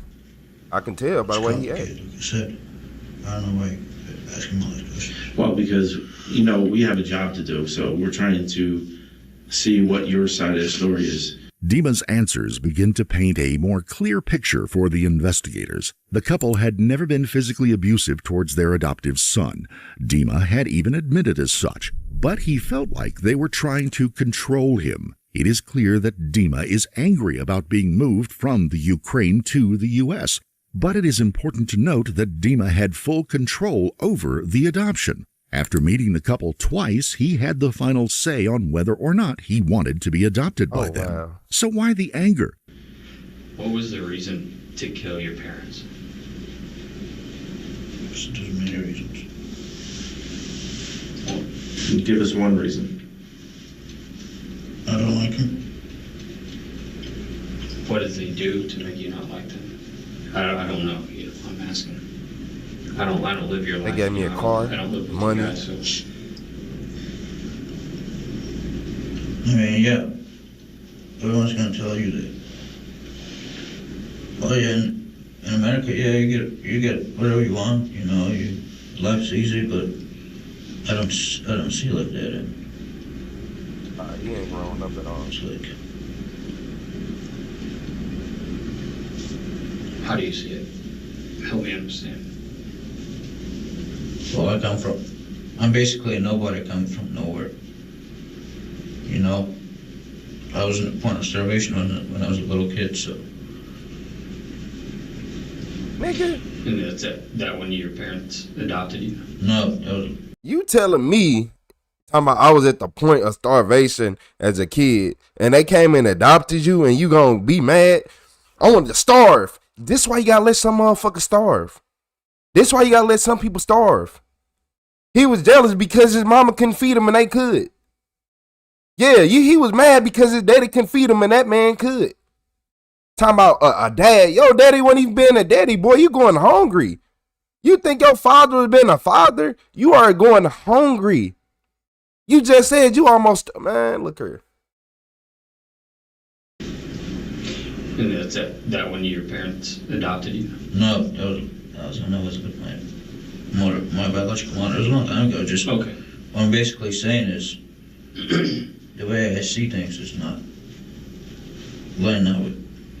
I mean, I'm not trying to tell you that I try to control my appearances. That's not what it is. I'm not that fucked up in the head, you know. But it's just my adopted parents really never taught me anything there. You know? They never taught you anything, you said? Yeah, it's like. What was you supposed to be taught? I feel like I'm like a self-learner, you know, like I basically tell myself like what to do, what not to do, and like when I first came to this country, I wasn't like, you know, I didn't like the way I was treated, and you know. Nigga, you was getting starved at home. You was getting am I tripping? Am I tripping? You was at home starving. You talking about you don't like the way you being treated? Look here. Look, I'd rather deal with some disrespect and not be hungry than try to have everybody love each other and we skinny, everybody in this bitch 80 pounds. Starving. I would never want to live in a life where my best friends are dying from starvation and malnourishment. I don't even remember how old he was, but he wasn't that old. He wasn't that old. I really don't remember. My bad, Teresa. He making me mad. Like he literally got the life that every person in this chat want this man life. His parents own a company, gave him a debit card. He has his own place, they said, and he got a car from them. You telling me you finna buy me a car, give me money, and all I gotta do is just live life and not do hard drugs and be retarded? Okay, watch this. I got you. Oh yeah, I misbehave a lot, but it has nothing to do. After I got older, it's like I said, it's stupid. The reason it's stupid. Well, it's not stupid to you, though. It is. Why would I say it's stupid if it wasn't stupid to me? Well, the reason that I killed him is stupid. Yeah. During one part of the interview, Dima dropped a bombshell that told investigators a lot about his motive. Robbie and Dima had not seen eye to eye for a long time, and there was one instance where Robbie had called the police on his son. What was the most recent time that your parents called the police on you? Well, when I first came back from West Virginia, my dad said he was going to call police on me. When I tried to talk to him for the first time up there, came back, he said he was going to try to call police if I don't leave. No, that's pretty dumb. He didn't want you back? Kind of not. What's that? Kind of not. Get kicked out, you know. You don't call police in a family disagreement, you know. That's just a stupid thing to do. So they called the police on you? Yeah, because they couldn't get me to talk to them or they couldn't get me to act a certain way. They have to call police. Like, that's not what, you should be doing. Like, what does police have to do with family? Jennifer and Robbie's relationship was not all it seemed to be, according to Dima. The couple fought regularly, mostly about him. According to Dima, Robbie never wanted to adopt in the first place, but Jennifer insisted. When Dima arrived in the United States, his behavior, due to his past experiences, caused friction within the marriage. Man. On one occasion, he ain't never had no burger like that before he came to the U.S. Boy, I don't care about your friction you got. You see that damn burger he holding look like he just got out the swimming pool? Like, come on, man. You ain't never did that in Ukraine, and you over here. Like, stop playing. Robbie had insinuated that Dima was making his marriage and life a living hell. I think he did, It Teresa. appears that years living under the tower's roof had finally caught up to Dima, and his adoptive parents had bore the brunt of his explosive rage. Despite dodging many questions, Dima is very forthcoming with details of the brutality he inflicted on his parents, telling investigators he purposefully waited to kill his mother so he could deliver his final message. So did you stab her already at that time? At that point? After I finished saying what I had to say. What's that? After I finished saying what I had to say. And you were talking to her, and Yeah. what was she saying back? Pretty much nothing. She wasn't crying, pleading for her life or anything. She was. She was. So you stabbed her in the throat? Was that the last time you stabbed her, or you kept stabbing her? Kept stabbing her. At one point, did you go get the other knife? When I lost the first one. Was that on your father? Yep. After over 4 hours in the interrogation room, investigators conclude their talk with Dima. During these 4 hours, Dima showed that he was cold and calculating, and the attack on his parents had not been random at all. He had planned to kill them on that night one way or another. In his mind, they weren't his parents or good people, and there was only one way out of this situation. Following his interview, Dima would be sent to the local jail to await his trial, which would be full of twists and turns. In late 2025, a jury was put together and the state of Florida versus Dima James Tower would finally begin. During cross-examination, the prosecution grilled Dima, prompting several emotional outbursts. During one question, Dima was asked what he was thinking when he stabbed his father. His answer sent a chill across the silent courtroom. Okay, what were you thinking about between the first stab and the second stab? There's nothing to think. Nothing to think. What am I supposed to think then? Listen to me. There was nothing to think. That's your answer. All right. These people were not my parents. There's a lot went on that changed our relationship. That's not my question. My question is, are you telling this jury that you won't even look in the eye that the people who brought you over here and gave you a home, that you were stabbing them and you didn't think anything of it? Is that what you're saying? The answer's too complicated for you. No, it's not a complicated answer. It's a yes or it's a no. It's not. It's a complicated answer. Did you carry the knife with you to lead Jennifer back in? I did. You did or did not? I can't understand. I said I did. You did. You took the knife with you to go out and find the person that adopted you. Yes, I was temporarily insane, as I said. Temporarily insane. Yes. Uh-huh. The families of Jennifer and Robbie Tower gave victim impact statements. Philip Tower, Robbie's father, told Dima he had just one request, that he change his surname to sever the last connection to the family he had so violently taken out. I just wanted the court to know that Dima didn't just... Another living bacteria. Take your time. Oh, for real, Ruby. He didn't just kill Robbie and Jennifer. He killed a part of all of us. And there isn't a person over there that doesn't hate him. And we want him to suffer. And I just like one more thing to say. I have a lot of things to say, but you probably wouldn't like it. I want him to, when he's Dima, look at me. No, sir. You go ahead and direct your comments to me, okay? I would like him to change his name while he's in jail. I don't want him to use my name anymore.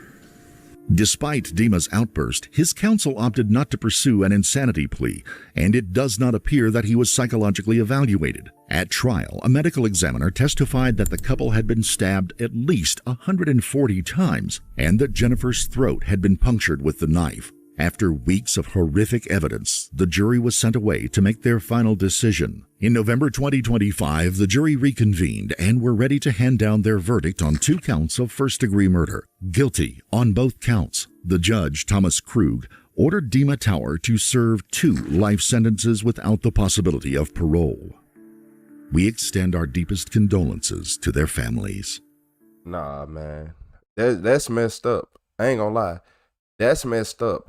They did everything for him. They took you out of a war-torn country. A war-torn country, right? For you to just sit right there and act the same way, act worse, then to say, no, they not my real parents. Your real parents don't give a fuck about you. That's what a lot of people fail to realize. Like, I'm not gonna lie to y'all. A lot of people have this problem. Even a lot of people who in this chat, y'all had this problem.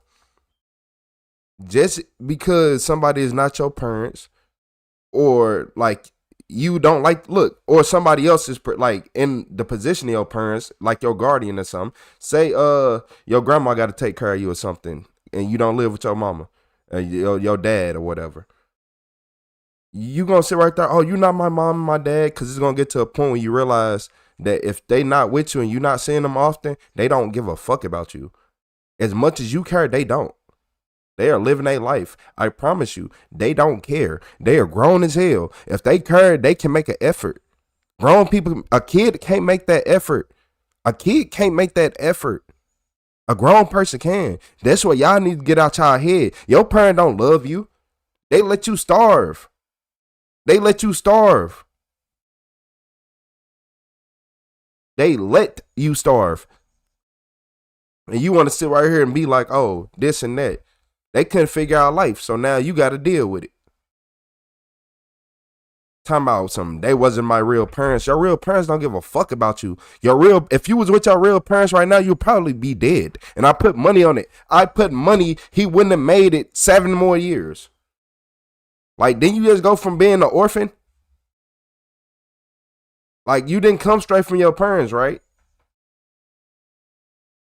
Like, blood family or not, exactly. A lot of people got friends that they trust more than their family. A lot of people got friends, they'll get a key to their house, car, bank account to a friend before they do it to their family. You want to know why? Because family feel obligated. Yeah. We all had that family member who chose their friend over us. You like, damn, why the hell? Because they see you all the time. They don't care about you. You a normal. You a background character to them. They can see you whenever. They get that dopamine from meeting new people that got to leave and go home, that they can't be with all the time. Yeah, man, over there. You can sit right here and be like, I miss my parents. I miss my parents. I love my parents. Your parents weren't going to do better, but he was too young to know that. You were too young. You're going to have to hit at least 25, 27, 28. And then you would have sat right there and been like, damn, you know what? Wow. Because don't get me wrong, when you hit them early 20s, most people have problems with their parents and authority at them early 20s, because now you feel like, hold up, I'm 20-something years old. I'm grown. Who are you talking to? But you don't know that you're not grown until you keep aging. Like when I was 21, 22, I felt grown. I done went through a lot of shit too. I can deem myself grown. I can deem myself grown at the age of 15, the shit I had to go through. I lived I can look from the age of birth to 15, I can write a whole movie, a whole nominated movie that'll go absolutely crazy. And then at the end of the movie, they'd be like, all this happened by the age of 15. 16 and up, you were even crazier. Yeah. Like, no, he is ungrateful. Like, I come from a city where I live in St. Louis, Missouri. Do you know, like, Do y'all know what the fuck we had to experience growing up? Like, y'all don't understand what we had to experience growing up. It ain't even that, like, our city not even that big. For all the shooting that happened, our city, like, damn, do we have that many people? How the hell are we keeping up? So I'm like, man, you give me an opportunity to get out this month. Bro, what? And then I can live a good life? You going to buy me a car? Sir, I had to buy my own car. Sir, I had to pay somebody to take me to do a driving test. And my family had 3 cars. And they was all in the house sitting on the couch. They were just lazy. Yeah, man, get out of my face, man. They could have got me, man. What? Talking about 3 exciting novels.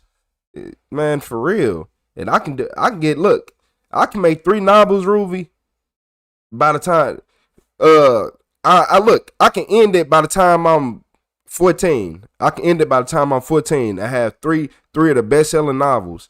We gonna start off at age 12 when I got set up by my principal. Nah, that's gonna be towards the end because all the stuff that happened before that. I got caught in the shootout when I was 4. The police, look, my mama had, back then, she had a little troublemaking boyfriend. So one day I'm at daycare. My daycare teacher dropped me off at the house. So I'm sitting on the porch. Y'all gotta remind y'all, my daddy already died. So he died probably a couple years before this. So I'm like, damn, probably it could have been more. It could have been probably 3 years before that. But mind you, so I'm like, all right, I'm chilling. I'm chilling. I'm sitting at the door. That's why my mama had the boyfriend, if y'all was wondering, like, why she was, whatever. But yeah, I'm just sitting on the porch. My daycare teacher, he is on the sidewalk. He had a red van, and the side of the van opened up because we was kids. So he had like all the car seats. He literally had a van full of like car seats and stuff. Booster seats and all that. So look, this what happened. So my mama boyfriend and his friend, I don't remember the friend, but he was a black dude with dreads, of course. Black shirt on too. I remember he had a black shirt on. My mama boyfriend had on like a red jacket, like a light red jacket or something. And so look, they in a high speed chase with the police, right? And tell me why I asked my mama why they went to jail. She gonna say over a bag of chips. Now I got older. I'm like, she got me fucked up. You got me fucked. I believed that shit when I was little. That's how young I was to believe some shit like that. I knew to ask the question, but look, so basically this what ended up happening. So they in a high speed chase and they get probably half a block on the police, only half a block. They didn't get away at all. So I'm sitting on the porch. They run on the porch and now they in front of the door like this. I remember him just jumping like he bouncing, like unlocking the door. He bouncing like, so he end up unlocking the door finally. And as they running into the, you said Midwest Section put a crazy video an hour or 2 ago. Just put out a crazy video an hour or 2 ago. I'm gonna have to see what's up with them. I might do that on next live I do in a couple hours. So as they make it inside the door, the police start shooting. Yeah, so I remember it. Y'all gonna laugh. But this how I remember it. So the police start shooting. So I'm on the porch. Mind y'all, I'm little as hell. Like, I ain't gonna even lie. I couldn't have been no more than almost 3 feet tall. Probably just about 3 feet tall. I jump off the porch. I heard boom, boom. I jump off the porch instantly. I'm a hood baby. You ain't got to tell me once. I ain't finna freeze up and sit there. Shit, I jumped off. I fell. Look, I jumped, fell, got right up. You hear me? Fell, got right up. I'm talking about, you would have thought I was a kidding. The way I hit the ground and bounced right back up. Come on now, run. I ran to my daycare teacher. I hopped in his van. Man, I turn around as he makes sure I get in the van. Hey, y'all, I'm not trying to laugh, but he dives in the car. He dives in the van. He like he's swimming. He dives in the van. Then he in there like this with like his head down. So basically, he dove in the van like an Olympic diver. And then he on the ground like this. I'm on the ground with his ass. I ain't gonna lie. Well, I was already on the ground. I'm little as hell. But, Me sitting on the ground, like I was just sitting there on the ground, but I was so small that when I sat down, we was the same height. Shit, me and him the same height. But I remember because he had the van door open still, but he jumped in. He like, oh hell nah, boom. And then the police, I guess the police stopped shooting. When I jumped off the porch, we heard, I think, oh look, I don't know. I don't think the police stopped shooting till they seen me run like towards the van. Cause I remember hearing yelling as I jumped in there. And I remember hearing like the shooting stopped. So the funny part is he jumped in the car when they already stopped. Like they had just stopped shooting. I like a second or two ago, but still. And now that I'm thinking about it, I'm like, I think the police seen me and was like, oh shit. But I had ended up jumping in the car. I jumped in there, and then the police, they stopped shooting, then they just start kicking the door in. Boom, boom, boom. I'm talking about loud as hell. So they end up kicking the door in. You know, they got the guns. Come out, come out, come out. So they had a little standoff for a second. That's what ended up happening. But the police, I think the police ended up walking up to the preschool teacher like, oh my, like, you know, like, damn, y'all good, you good, you good. I ain't know, like, they basically like, damn, we ain't know y'all was out here and all this and that and that. They did something. So the preschool's like, look, so my preschool teacher like, bro, fuck this shit. Fuck this shit. Like, he like the daycare teacher. He like, oh, hell no, fuck this shit. So we drive back to the daycare. Look, we drive back to the daycare. He made me some oatmeal. He just in that motherfucker pacing. He was just in there pacing. I was good. I ain't gonna lie. For some reason, I was good. Like, I wasn't crying or nothing. I'm like, bro, we getting up out of here. I'm like, bro, no, it ain't no time for no crying. We can get up out of here. But yeah, my mama ended up coming to get me from the daycare place. And then when we went back to the house, the police had kicked the door in and they left the door sideways. Cause you know, police should do ignorant stuff like that instead of just trying to be civil and put it back up and make it look like something. No, they kicked the door in, left it sideways, and all type of people in the neighborhood went in our house and just was stealing stuff out of there. Yeah, and then it was so bad that my mama was like, what the fuck? Because my mama had all type of shoes, all type of gone, missing. And then my sister got in a fight with a girl because they was at school and the girl had on my mama's shoes. And our sister knew, and our sister already knew because it was like a certain type of shoes and how clean they was. And the little girl was dirty. Like, she was one of them, you was dirty, gang. You never had no shoes like this. Your mama can't afford these. And they end up fighting over that. And yeah, she stole them shoes. So not only that, they was stealing clothes and shoes. Yeah, now that I'm older, I see why my mama was mad. Because when I was a kid, I'm like, it's just some clothes. They ain't touched my shit, so I ain't care. Hey, but now I see why my mama was mad. Yes, sir. Hey, he went to jail for some years, though, for that. I ain't gonna lie. He went to jail for some years.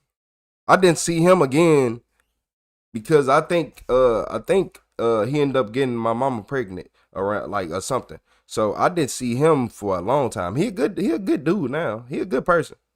Oh, he cool now. Oh yeah, he good now. When he was young, he was dumb as hell though. He had to be late 20s when he did that shit. Like, had to be like late 20s.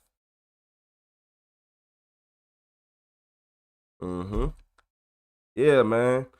Shit. Yeah, I'd have been in some crazy situations. But that right there, look, it's that. And what else? Another one.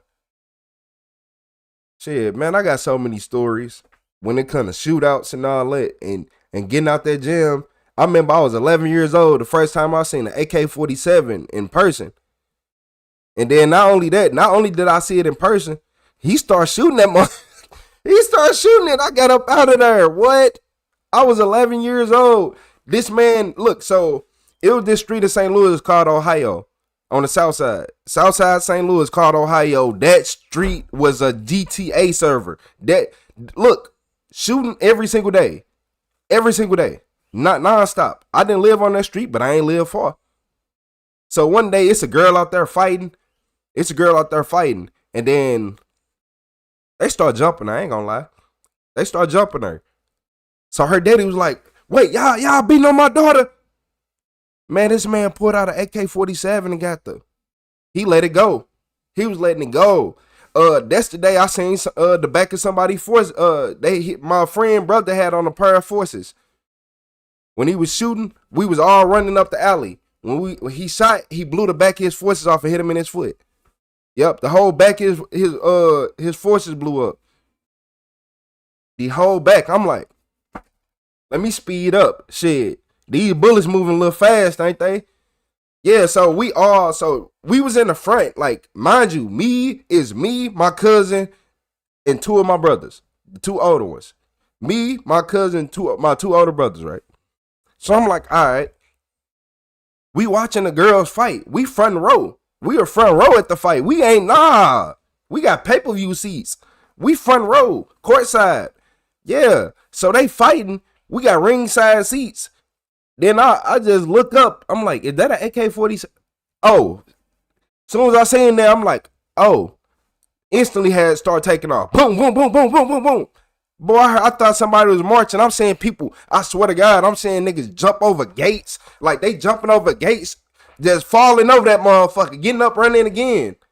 So this what ended up happening.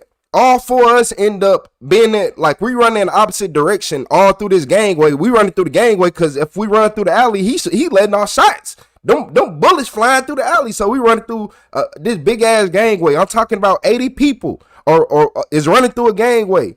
Wait till I get everybody else. If I was at like my brother's house or my cousin's house, they would have been like, bro, I remember that shit. Cause my brother always remember it. Because as we running through the gangway, they had like an old railing right there, and I guess the railing just deteriorated over time. So it was only little small middle poles up.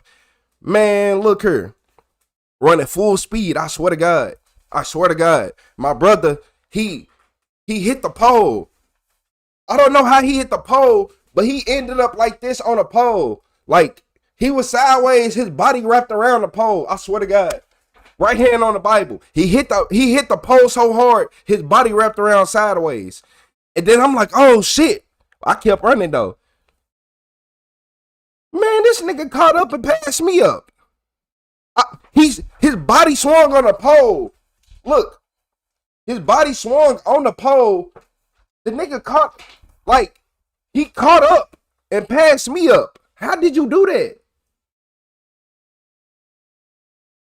Bruh, people straight think I'm bullshitting. This man hit that motherfucking pole sideways. He hit the pole sideways. If he answered, he hit the pole sideways.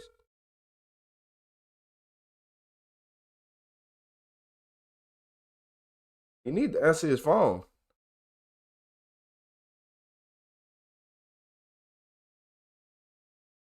Man, look, he need to answer his phone. I got witnesses to this. Hold on. It's probably one more person I can call, and that's going to be my cousin. The other one I told y'all was for us. I have him say the whole story I said.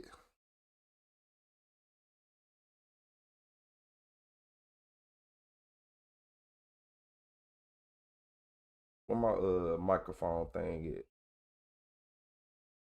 Man, ain't nobody answering today? Yeah, don't worry about it. I'm stop answering for y'all. Well, it is 3:40. People probably at work. He might actually do be at work. Hey, that's crazy. Y'all look, yeah, he hit the pole.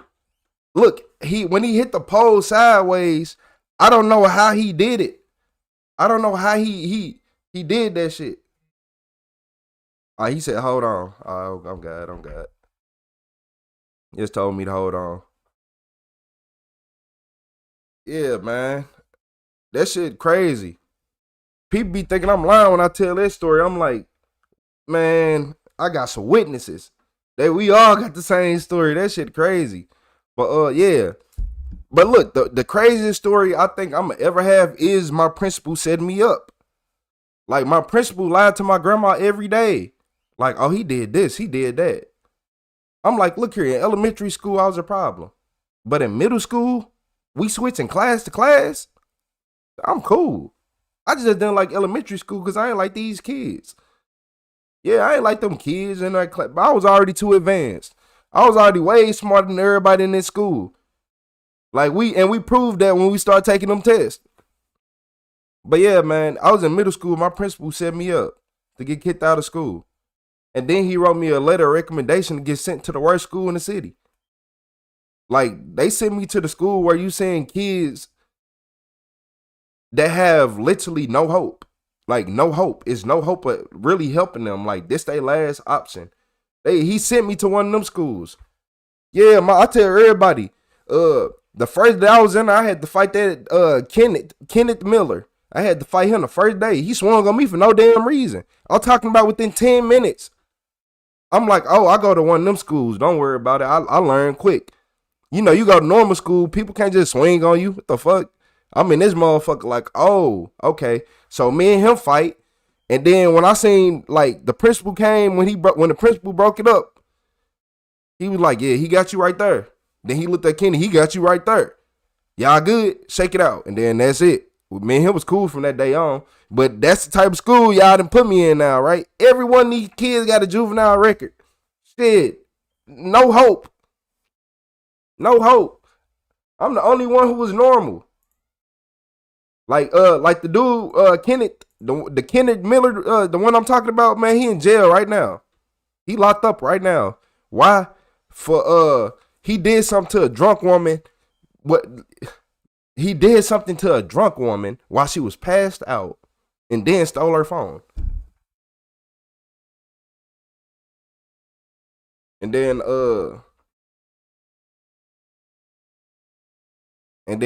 they said like armed carjacking or some armed carjacking for another dude.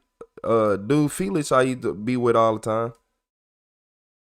Went to school for behavioral. Now it's different types. It's a school for behavioral, and then it's a advanced lockdown, maximum security.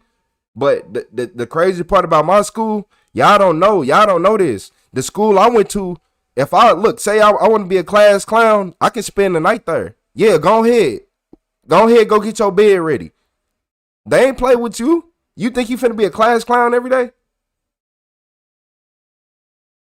Yeah, you think they send me to a school where they put you on the you been being funny all day and you think you finna hop on the bus? No, you not. They finna send you to the other side with all the bad runaway kids. Oh, you finna walk out? Go ahead and say I ain't going nowhere. Go ahead. That's the type of school I went to. They ain't give a fuck. They didn't even put locks around every door you can leave out of. And leave, because they want you to leave. Because why? You don't get suspended, you go to jail. So imagine you getting, like, you do something at school, you don't get suspended, you're going to jail. They didn't play that suspension. No, you're going to jail.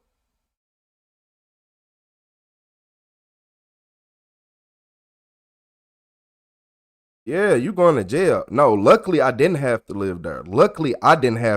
Because I realized what was going on. I'm like, oh. And then they start, you can talk to a kid and be like, oh, this kid might have been misjudged. So, yeah, I didn't have to live at the school. Luckily, they let me go home. But some of the other kids, them class clowns, when the teacher like, hey, chill out, I shut up. I'm like, yeah, you got it. Like, once you start getting mad for real, I don't step over the line. I never stepped over the line. I'm not finna go here. I'm not finna I'm not spending night here at no school. I'm not spending night with no Andy Malone kids. They crazy as fuck and be doing crazy shit over there. Dead ass. Kids be over there tripping. Trying to run away in the middle of the night all the time and shit. Big ass, all police outside. Then they find you. Then smile in your face. Put them in jail for a week. And then look, the crazy part is after you go to jail at that school, you do know that you have to come back to school before you go home, right? You don't get to go to jail, then go home. It don't work like that. You're going to come back to school in the same clothes. Like one dude got suspended like 2 weeks. He came back in the same clothes. They don't play with you. They put his ass in jail for 2 weeks. Then when they released him at like 10 in the morning. And from 10, they right back to school. Then from school, you can go home. If you act right. Hell yeah. Yeah, my principal, the principal that lied on me got life in jail right now, though, y'all. So y'all ain't got to worry about him. Yeah, he got life in jail. We ain't got to worry about him.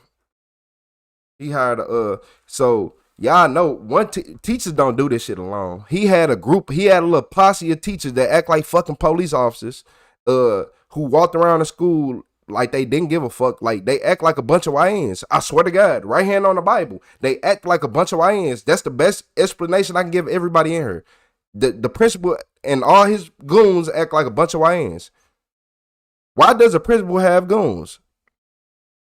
But what ended up happening was he had one lady with him named Miss Peters. Miss Peters, she was a little nice lady, but she knew.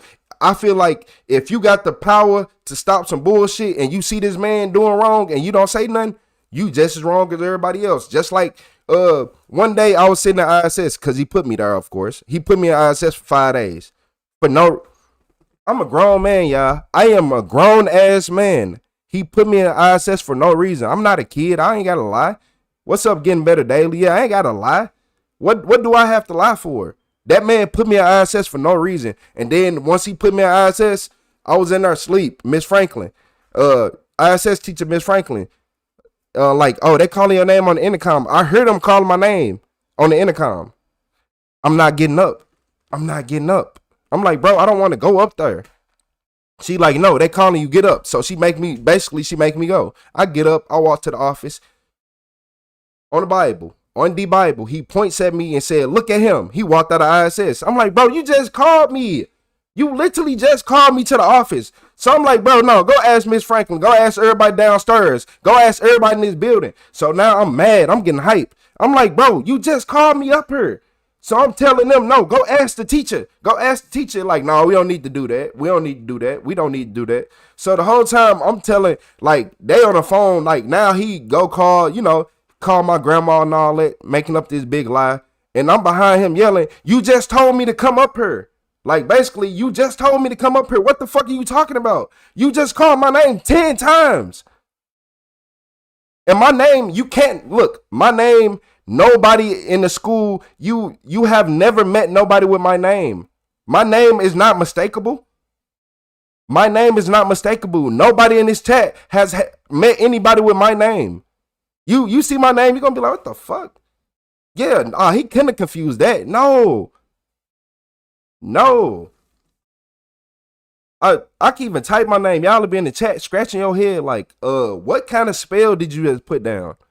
Yeah, so he was in the, so this is what it was. He had the head of security. He had Miss Nichols, Miss Peters in there, Mr. Perry, and it was him. They was 5 deep in the, yeah, I remember names. Head of security had on a red shirt. Mr. Perry had on like a blue, he had on like a little blue button-down shirt with the collar on it. I don't remember what Mr. Green had because he always had on little turtlenecks. It could have been green that day. It could have been dark blue. It could have been black. Don't know. But I'm like, cool. Miss Peters, she had on like a little dress or something. Miss Nichols had on like a leather jacket and some jeans with some boots. Yeah, I remember all y'all outfits. So they in there laughing. Like they in there really pointing at me laughing like I'm one of them. Like I won't, bro, that's the shit that make motherfuckers like, bro, I ain't gonna even lie to y'all. That would have been a school shooting and I would have straight been targeted. Like that's the stuff that happens like that make, crazy shit happen. Yeah, hello.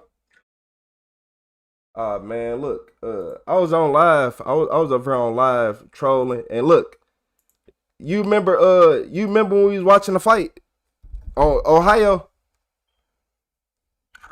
The fight on Ohio. When the nigga got shot? Yeah, what?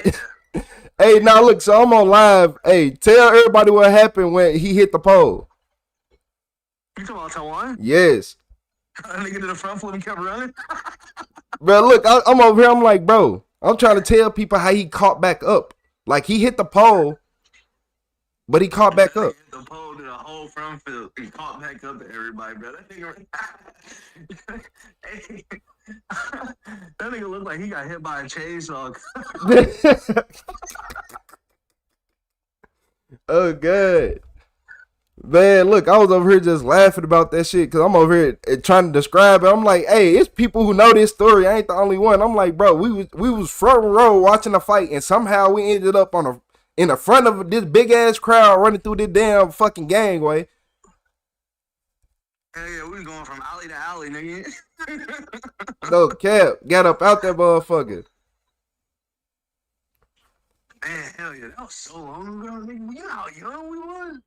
Bruh, I was like 11. Shit. Man. If that. Was I even 11 or was you like 11? I don't even think we was that old, bro, because I moved to Perryville whenever I was 12. We had to be like 8, 9. Bro, yeah, that ain't make no damn sense. Damn! The most. Bro, I had to be like 9, huh? Yeah, nigga, we was young. Yeah. I thought I was older than that. Man, you got 117 people listening to you. That shit was fun, though. I ain't gonna lie, it was fun, even though it wasn't, like, even though it was dangerous, it was fun. You talking about even though it's dangerous, it was fun. Hey, hell no. No cap. No cap. Hell yeah. Shit, I ain't know nothing. I'm finna finish this live up. Shit, I'm gonna hit you up in a second. Shit, I don't know. Cause if you trying to get on 2K or something, I gotta re-download it. Yeah, go ahead and re-download that, man. Might as well. Yeah. So I'm finna hit you back in a second. All right. Yeah. Look. Yeah, y'all thought I was playing about my bad. I had to go back to the first story. I told y'all he hit that motherfucker sideways. I told y'all he hit that bitch sideways. He said it looked like his ass got hit with a chainsaw. That's the perfect example. Like dead ass, like somebody chainsawed him, but he caught back up. Let me go back to my principal. All right. I'm back on the principal. Y'all know I'm good at jumping subject to subject. So look, I'm back on the principal. Man, look. So my principal, this what he do. So my crooked principal that's locked up in jail for life right now. All right, this what he did. So Miss Peters, so you know the principal saying all this stuff to my grandma on the phone line, and I'm behind them going hard. You hear me? Hard. Like imagine a kid that's fed up, because I was truly fed up. Like, nah, y'all got me fucked up in here. Nah, y'all got me. I'm 12 going crazy in that motherfucker. So they send me to the library with Miss Peters. Miss Peters seeing there like, just be cool, just be good. If you be good, then I'll tell your grandma you didn't give me any troubles while you was down here. I don't care. I ain't do nothing. So look, I'm snapping on her now. I start snapping on her. Then I'm like, you know what? I don't even care. So my grandma got there. She look, I think my grandma believed them, but then over time, I think she started to not believe them because of the way I start acting. Because that day, you think you finna whoop me? You think you finna scold me? Anything? I wasn't going for none of it. I wasn't going. She over there like, oh, this and that. I'm like, I just told you I ain't do that. Who you talking to? I just told you I ain't do that. On God, I'm ready to die behind this. Y'all better ask everybody. The whole house is on eggshells for years. I already died behind everything. You got me fucked up. You gonna listen to this man? So look, what ended up happening was when he said I walked out of ISS, he needed something else so he can be able to write this recommendation. So they was like, oh, it's not bad enough. Now, he walking out of ISS, he clearly don't respect authority and this and that. So once he did that and got me to put out, like, once he told me to come to the office and said, oh, you walked out, you seen that? So told everybody in the room, did they see that? Then he on the phone with my grandma line, so they sent me with Miss Peters, and I guess he ended up calling her back, start line again. My grandma get there, she come get me. We talking, boom, and she see I'm hot. I ain't going for nothing. I ain't going for a thing. It ain't nothing you can say. As soon as I got home, right upstairs. You hear me? I went right upstairs. You think I'm on punishment? I'm not finna be on punishment. None of that shit. That's when we really start butting heads the most. I'm not being on punishment for shit. Like, imagine you got a kid. Like, imagine, like, if if my son was to come at me and be mad and like, nah, you not finna whoop me. You not finna say nothing to me. I ain't do that. And he stand on business like that. I believe you. Because of the way I was. You, like, anybody in this chat would have been like, he telling the truth. We need to look at them principles. He telling the truth. I'm ready to die behind this shit. It ain't no scared. I ain't trying to manipulate, talk, nothing. I'm ready to die behind this. I just said I ain't do that. He called me to the office. My story never changed. He called me up there, asked the ISS teacher, y'all doing all this talking, but you not looking at what I'm telling you. I just told you, if you'd want to ask the ISS teacher, she would have been like, yeah, I told him to go up there. Yeah, I told him to go up there. Simple as that. But he ended up suspending me for 10 days for that. Yeah, I got suspended for like 10 days for that.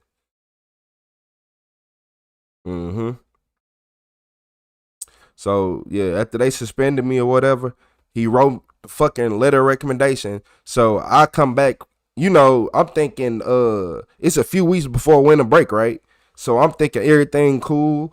I started talking to the girl I like. You know, we in middle school. I'm like, yeah, I've been waiting to talk to her. Her name was Tiara. She don't look that good now, but in middle school, I was supposed to talk to her. But yeah. So I'm like, bro, what the fuck? My grandma, like, before the, like, you know, when I finally get to talk to her, it's like towards winter break. And then after winter break, you know, I'm like, oh yeah, I'm on that. Fuck that. I'm on that. Man, they tell me I'm finna go to this alternative school. They say, yeah, you can't go back. You gotta go to the alternative school because of this and that. And your principal recommended that you go to this school. And I'm like, bro, what? I'm like, what? New subscriber alert. And I was wondering why he left me alone. Cause I ain't gonna lie, he left me alone. Like after he suspended me that time, New like subscriber after he alert. lied and said what he said, he left me alone like until winter break. And then after winter, that's why he left me alone, because he already kicked me out. He already got me kicked out. So he wrote me the recommendation, and then that's why I ended up at the alternative school. So I go to the alternative school. The principal said on about the first week, he even looking at me like, bro, you don't belong here. The principal telling me, Mr. Campbell, he telling me, he like, man, look, I know bad kids. You not a bad kid. There ain't nothing wrong with you. Like, why? What they talking about? Like, everything that they said that you doing, you don't do. Because, and I told him, hey, he lied. He lied. And that's when he looked like, damn, he might have actually, like, that's when the principal actually looking at the alternative school, like, damn, I think, I don't want you here. I don't want you here. He didn't want me there. But he was like, but you got to be here for a certain amount of time. So I had to be there for a little while. I think they let me out like a few months into 8th grade year, but I had to go to another school, right? And then I had to go to another school where it's pissing me off because like they don't trust us. I was with, like, the teachers got to follow you everywhere, and I'm talking to the teachers. They like, look here. Obviously, we know that you are fucking well capable enough. Yo ass, like, the shit you talk about, we don't even be understanding. Because, you know, I was smart as hell growing up. Like, yeah, we know you a normal kid, but the school don't trust you. Based off what the principal said, they make us follow y'all and watch y'all. So y'all don't be tweaking out. Like, we don't think you gonna tweak out. We see how you are. You a normal kid. You ain't like the other kids in this room that got issues, because the other kids had real issues. Like, real issues. Like, get overwhelmed and start tweaking type issues. I don't do that. So even them teachers, they writing recommendations. That's when I started to realize, I'm like, bro, this world sick. But the good thing is, like I said, when I got kicked out of the school, the principal of the new school wrote a recommendation that I don't need to be there. And then I go to this new program, and they got these people following me around and shit. I'm still in middle school, but I'm mad as a motherfucker because I'll be having to shake their ass. You know, if I want to talk to my people, I got to shake it. Don't get me wrong. We was getting loose on their ass. Like, yeah, you ain't finna follow me no whole day, gang. You not finna do that. But, yeah, but look, the only thing I can say is those teachers, as they follow you around and they talking to you, they realizing like, damn, you actually cool as hell. Cause that's what it was. They was like, man, you actually a cool ass kid. For you to be a fucking 12-year-old or 13-year-old, I mean, like, you a cool ass kid. Like, they all you say that. Like, it's actually fun to have you around. Shit I'm saying is outrageous. Joning like a motherfucker, but I ain't overdo it. I ain't have to cuss to be funny and all that. So it ain't, you know. So they all writing recommendations, get me out of there.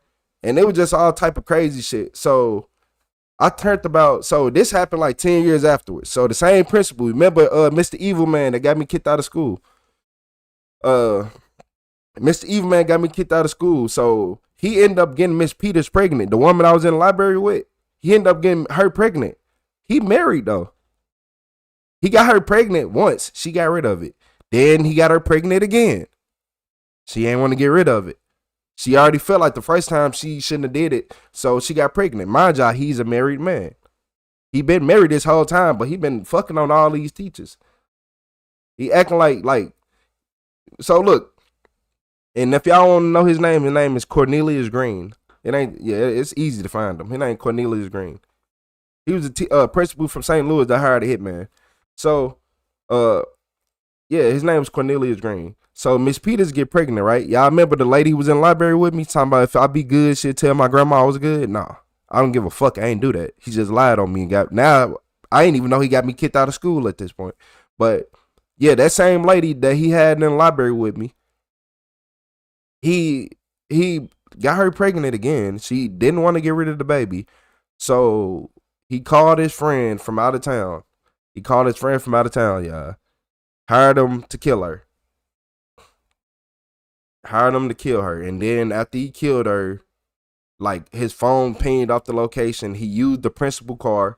It was all type of just mess ups, all type of stupid stuff going on. There's all type of stupid stuff going on. So police catch him. He blamed the principal and say, "Oh, the principal hired me to kill her." And because he went over to the lady house. He had a key to her house. So he went over late night, went inside the house, killed her. And that's the scary part. Because mind you, he has a wife, but he has a key to her house because they've been fucking around for so long.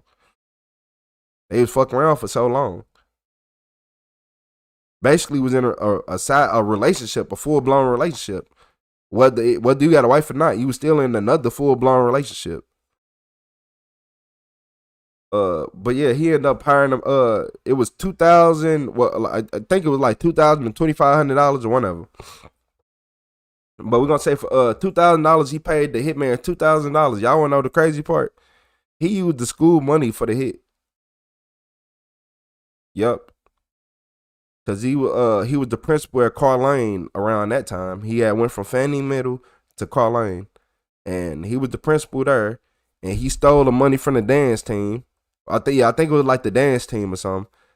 And like just to, make sure they lights stay on, they practice is cool and all that. He stole their money and ordered the hit. Mm-hmm. Yep.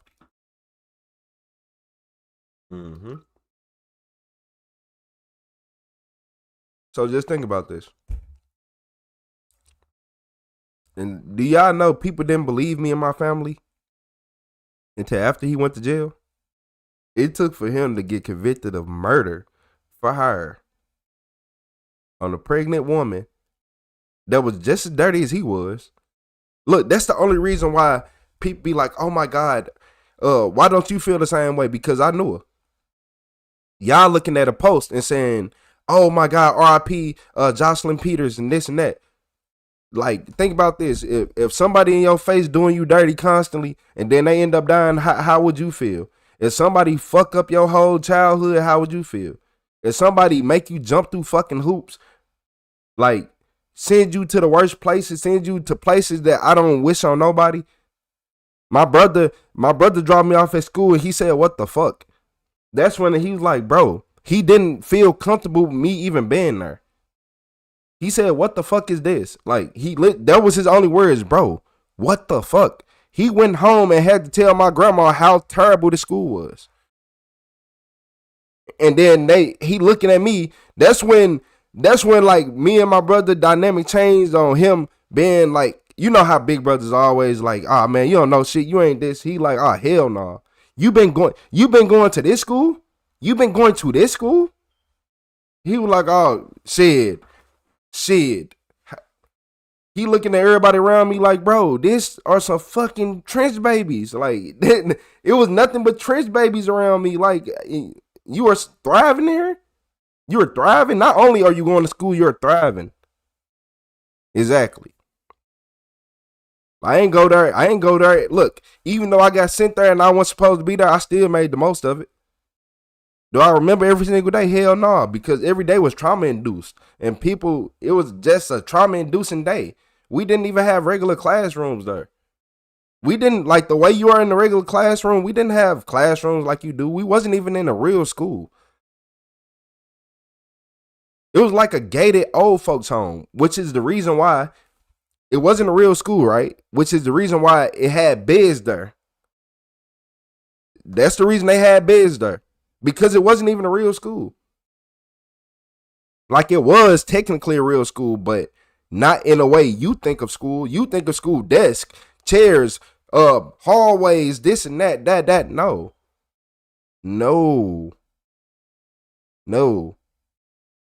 Hell no. I was in a crazy ass school. Like this shit, I'm like, okay, it was like a big ass gate going around the whole school. So there's a big ass gate going around the whole property. Miles wide. Like a couple miles wide. Like big ass gate. I say probably a mile wide in each direction. I ain't gonna say a couple. Probably a mile wide in each direction. Yeah. So, and it was like an old folks home that they converted into a school, and it wasn't pleasant, y'all. It wasn't pleasant. Like our classrooms wasn't normal rooms. Like some bathrooms didn't even have doors because certain kids couldn't be trusted behind a locked door. Like what? Yeah. Shit, man, look. I swear to God, the funniest thing ever. Right hand on the Bible. We had we gonna call him a fat boy. There was a fat boy. Cause you was too young to be that big. He was about 11 years old. 350. Name Armand. Man, look here. Tell me why I was at school one day, right? I'm sitting in a classroom. I get awoken to the principal like, hey, come over here real quick. Then he asked me a question. I look at him like he was straight crazy. Then he was like, that's all the response I needed. The way you just looked at me, I know. He like, I just had to ask you, but I knew he was lying. Man, tell me why they gonna say, Armand gonna say that he was on the toilet in the bathroom. I came in and ripped his drawers. I'm like, boy, your ass been there resting, boy. Stop playing with me, boy. He said me and the other dude, Felix, came in the bathroom and ripped his drawers. I looked, because he asked Felix too. We looked like, boy, what? Boy, nobody want to touch them big ass drawers. Like, why would we come in a bathroom and what? He had holes in his drawers, gonna say somebody ripped it. Talking about he snitched on who? Himself? Shit. Finna touch them big ass drawers, boy. That boy was a kid. You were a size 10, 12 in drawers. You hear me? A shirt. 14, 16 in drawers. You are extra large in drawers. Yeah, man. That shit pissed me off. Gonna say we went in a motherfucking bathroom, ripped up your boy. What? Why would I come in the bathroom and touch your what? Especially, why would we rip your drawers? Why would we come in and grab your underwear and knowing you smell like shit, knowing you be in a bathroom resting, knowing you be getting in trouble for literally y'all wonder why I say he be in a bathroom resting, because he got in trouble for resting in a bathroom on a daily basis. Like he'd just go sit on the toilet and just sit there and be in there for an hour.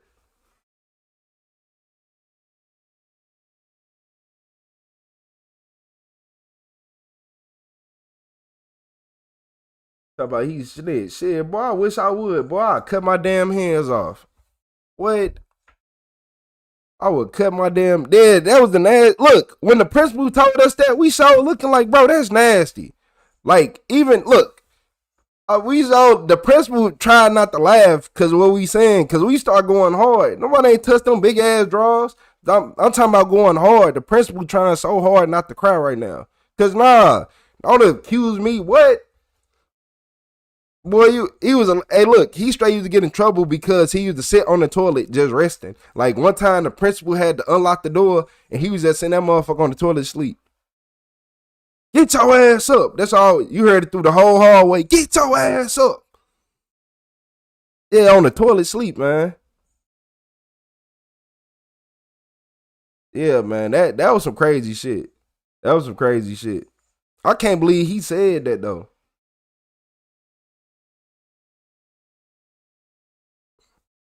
Talking about you a fool, man. I cut my damn hands off before I touch that man's drawers. Shit. Talking about his mama talking about who ripped my son's drawers. Your son is 350 pounds and 11 years old. He ripped the motherfuckers. What?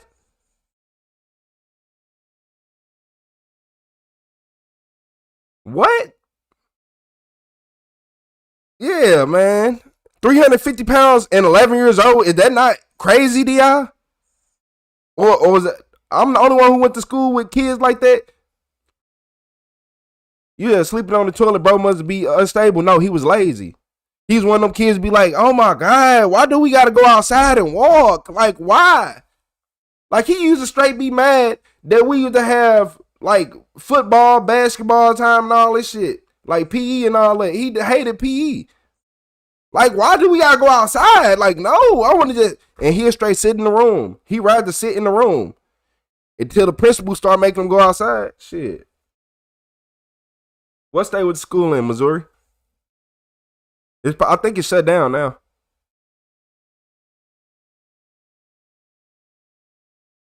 Talking about some. Yeah, talking about some. They ripped my drawers. He was finna get a whooping at home. Gonna say, they ripped my drawers.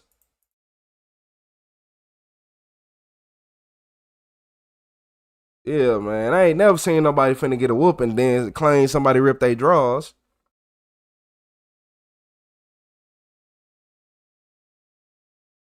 That's hella funny. That's hella funny. Yeah, man. I went to a crazy school. Shit, I was in, I think that's the first school I seen kids throwing guns in the bushes. Yeah. That's the first school I had came late. I ended up coming in there late. I don't know if my grandma was driving. No, she wasn't. I don't know who dropped me off. Somebody dropped me off. It could have been it had to be my brother because my grandma would have waited. My brother didn't give a fuck and he ain't like that school. But I think I was going in. I'm over here looking on the side. I see one of the dudes named Ty. I ain't gonna say his name again. But look, I see one dude named Ty. He throwing a gun on the side of the building. We was cool though, so I'm like, oh, okay, let me mind my business. Shit. He was like 12, 13. He like 13. He was like 13 because I was like 12. He was like 13. Yeah, I was like, oh. But then that's when I started realizing how real some shit, like how real it is though. I'm like, shit, he only 13. He got to have a gun just to make it home. Because he ain't had a gun. Like, he lived in the hood. Like, he lived in like one of them hoods. You know how everybody got the hood. Everybody like to talk about the O blocks and this and that. It was one of them type hoods though. So I'm like, damn, you 13, you already gotta have a gun? And that's what opened my eyes. I'm like, bro, everybody who, like, I went to normal school and I'm like, y'all don't know shit. Like, y'all ain't been through nothing yet. Y'all ain't like every single day at that school, you had to turn into, you couldn't be 12 years old, you know? You had to be at least 17, 18. Like, that's your mindset, or you're going to fail, or you're not going to be able to make it through a day. You got to remember, I'm going to school. People in my class, you got to remember, you'll be in the class with somebody who's 17, 16. The dude, Dariel, the one who got mad and left, he was 17. I'm like, man, fuck that shit. Got up, pushed the door hard as a motherfucker, left. Man, motherfucking came back 5 minutes later in handcuffs, talking about take him to jail. Like, damn. Came back a couple days later with the same fit on. I'm like, oh. And then he did this shit again, I think. Yeah, I think he the one who did it again. Then they put his ass in there for like 2 weeks. Yeah, man. You said abuse from adults is crazy. Mainly, look, I could say at that school, the one that they sent me to, the alternative school I got sent to, those adults are more, I like them. Look, I'll tell you now, even as a grown man, they treated me with way more respect than any teacher ever did at the alternative school. But the school with my principal before that, the middle school, the one that lied on me and got me sent there, Everything before that, no. Third grade, I can go back third grade. My cousin had to snap on my teacher because she was like, so you knew that these kids was messing with him the whole day, throwing stuff over there, but he throw something back and you want to suspend him? She was like, yeah, I knew, but you still can't. So let me get this straight. They've been sitting over here throwing spitballs at him, throwing paper at him, throwing all little miscellaneous stuff, and then he get mad and throw a dictionary. Now he the one in trouble, but they just get to sit in the classroom. Well, don't worry about it. Then yeah, my cousin snapped on her. Then I went home. She told my grandma everything. Like, nah, they in there playing games. And then she explained it. Then my grandma was like, well, shit, yeah, you can't beat that. You can't beat that. You can't beat that because at that school I went to, versus the other ones, I remember I was asleep one day. I had made a girl named Diamond mad. I made her mad last week. And I'm talking about it's the following week on a Wednesday. Tell me why I'm in the church sleep. I was I'm at my desk sleep. She came up and punched me in my eye. Talking about got the swinging on me. So man, I awake from my sleep to a barrage of punches, and now I'm like, oh no, you got me fucked up. Hell no. So I only got like one good little swing in. And she older than me. She was like 14, 15, I'm 12. Oh yeah, hold on. And you know how big a female is when they about 14, 15, you 12. Shit.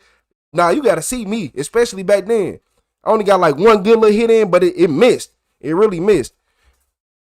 But like the teacher, like Mr. Haynes, like, shout out Mr. Haynes. He got mad. He got up.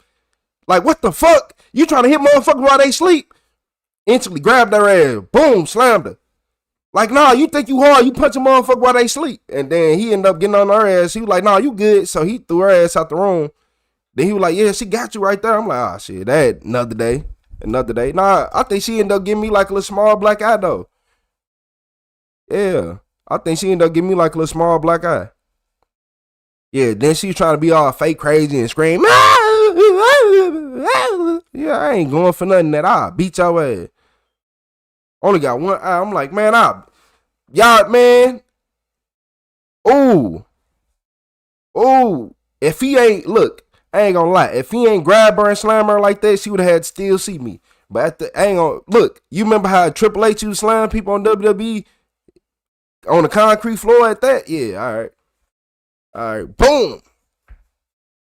Her ass, I think they put her on the other side. They made her ass stay over there. She had spent a couple nights. And then they was like, if her ass keep tweaking, she going to jail. Yeah, you going to jail. You keep tweaking, you going to jail. Now her ass started being cool when she went on that other side. They put that pressure on her.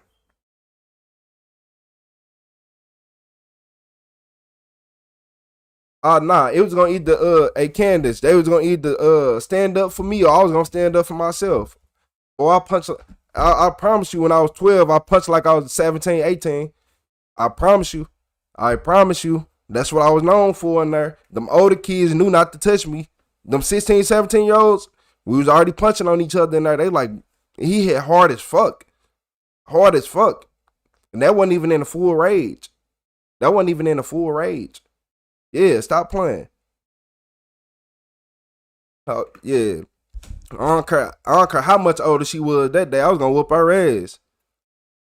Bitch, I'm a preteen. You put your hands on me? Watch this. And I'll just play it.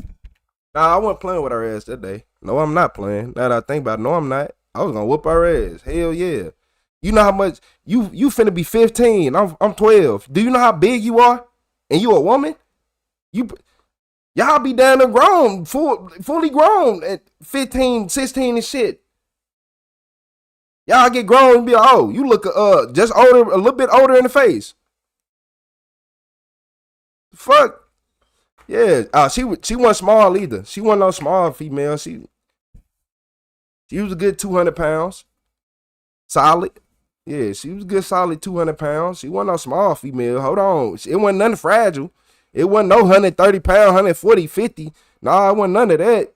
She was about 200 pounds. Yes. She was up there.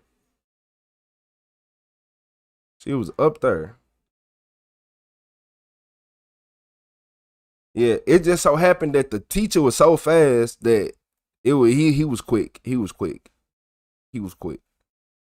But yeah, at that school, I like the fact that it wasn't like how I said I got sent home because other kids mess with me, and then you finally react. That school ain't go like that.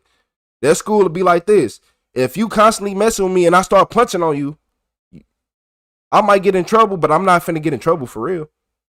You're gonna get in more trouble than me. Yeah, you gonna get in more. Yeah, like I remember I punched on one dude named Dante. I started punching on it. Yeah, you got me fucked up. Cause we sitting down and for multiple weeks you gonna keep kicking me. You gonna keep like, bro, I'm trying to eat. You're gonna keep kicking my leg, bro. You gonna keep being annoying. You gonna keep putting your hot stinky ass breath by my ear saying stupid shit. I'm like, all right, touch me again. You touch me. Soon as he touched me, start swinging on his ass. Boy, you got me fucked up. And in any other school, you get in trouble. That school, that was like, look here. Nah, his ass been tripping. Like, the teacher's like, nah, I don't give a fuck. He was over here chilling. Dante ass tripping. He keep touching his ass. Like, we can see this shit. Like, we not oblivious. We not dumb. We see that he over here constantly kicking him. And then they end up getting his ass. They suspended him. Because, like, damn, like, that's the first time I straight seen that shit. You said in the alternative school I went to here in Alabama over 20 years ago was bad because of the kids and worse because of the adults. I'm glad you had some good adults around you, at least at that school. Yeah, that look, the thing is I learned that I didn't go to a normal alternative school. So the teachers made more money there. Yeah, money is everything. Money is everything. Like the teachers there, like most teachers be like, I don't get paid enough for this. I ain't never heard them say that not one time. They ain't never say that. Every single teacher there lived comfortably. Every single one of them lived comfortably. It was never no stressing. Not one of them teachers stressed about bills, how hard some was, how they don't get paid enough. I ain't heard not one three of them. Not one of them three. We asked like, hey, they pay y'all enough, and they all just start smiling. You know what that means? Everybody just start smiling. It wasn't no it wasn't none of that. Everybody not smiling. Me personally, I think they was paying all them teachers probably $100K. I ain't gonna lie to y'all. I think every single one of them teachers getting paid $100K or better. Every single one of them.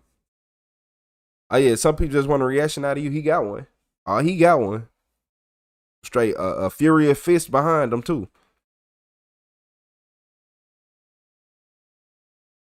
Mm-hmm. And a furious fist. Shit, I remember I was in high school. What is this? 2013. In 2013, if y'all went to Gateway High School, anybody who went to Gateway High School in 2013, I started that fool fight. I admit it. I did it. Okay, I did it. We grown now. Statute of limitations out the way. I ain't in high school no more. I started it. I did. And Dr. Bender. I'm sorry. Because I'm the one who hit you with the milk too. It slipped. Yeah, I ended up hitting my principal, Dr. Bender, with the milk. The security guards had to start covering her up. And look, I was trying to throw it at I tried to throw it at my friend Tyrone. So he's sitting at the table to the left, but when I threw the milk, it just, slipped off the tip of my hand and it went full speed to Dr. Bender. But wait, before that, I had threw what was it? An apple or something? No. It was I threw something before that. I threw something at them. And my friends over there, right? They threw something back and hit the wrong people. So when they threw something back, them people got mad and start throwing shit. And they hit the wrong people. Then everybody hitting the wrong person. Everybody just started hitting the wrong person. And then what ended up happening was now I'm like, ooh. So now I see everybody throwing shit. It's getting hectic now. The whole cafeteria getting loud. All you hear is voices. You know how I get when you're in the cafeteria. It's loud as hell in here. So you know what? So I tried to throw the chocolate milk. It slipped out my hand, went right. And the principal was standing up there, stop, and got smacked with the chocolate milk. Security came, after she got hit with it, security came, huddled around her, and then walked her out. And then it was a full blown food fight. Then we got put on silent lunch for like a month or two. No, it was like a month. Yeah, man. We got put on silent lunch for a month. I ain't gonna lie, I fucked her up. I was throwing all type of shit, y'all. I started the fuck out that food fight. The great food fight of 2013 at Gateway High School. Oh man, what? The great food fight of 2013? Yes, I started that. Yeah, and then my principal had a doctor's degree and all that. It just make it so much better. I ain't try to hit her with the milk though, but it did look good on her. I ain't gonna lie. It did look good on her. What else? Shit. I remember I was in the basement. Look, so we at my school, these kids were so fucking conniving. They found out how to turn the lights off. Yeah. Some of them found out how to turn the lights off. Cause you gotta have like the key for most lights. And they had found the key, and they found out how to turn the lights off. So have you ever been sitting in class and seen somebody throw some firecrackers in the room? Have you ever seen someone throw firecrackers in a room, in a classroom, while a teacher is teaching? Because I have. I done been in that motherfucker while motherfuckers did shit like that. I'm talking about open up the door. And then y'all wanna know the crazy thing? The smoke detectors never go off. Like the fire detectors never go off from the fireworks. Crazy part is we never had a fire alarm go off because of the fireworks. And that's actually kind of scary now that I think about it. Or have you ever had kids lighting fucking Roman candles and shit in the hallways? Think about it. You turn the light off, the security cameras are garbage. They're only good for light. When you turn them lights off, it's a wrap.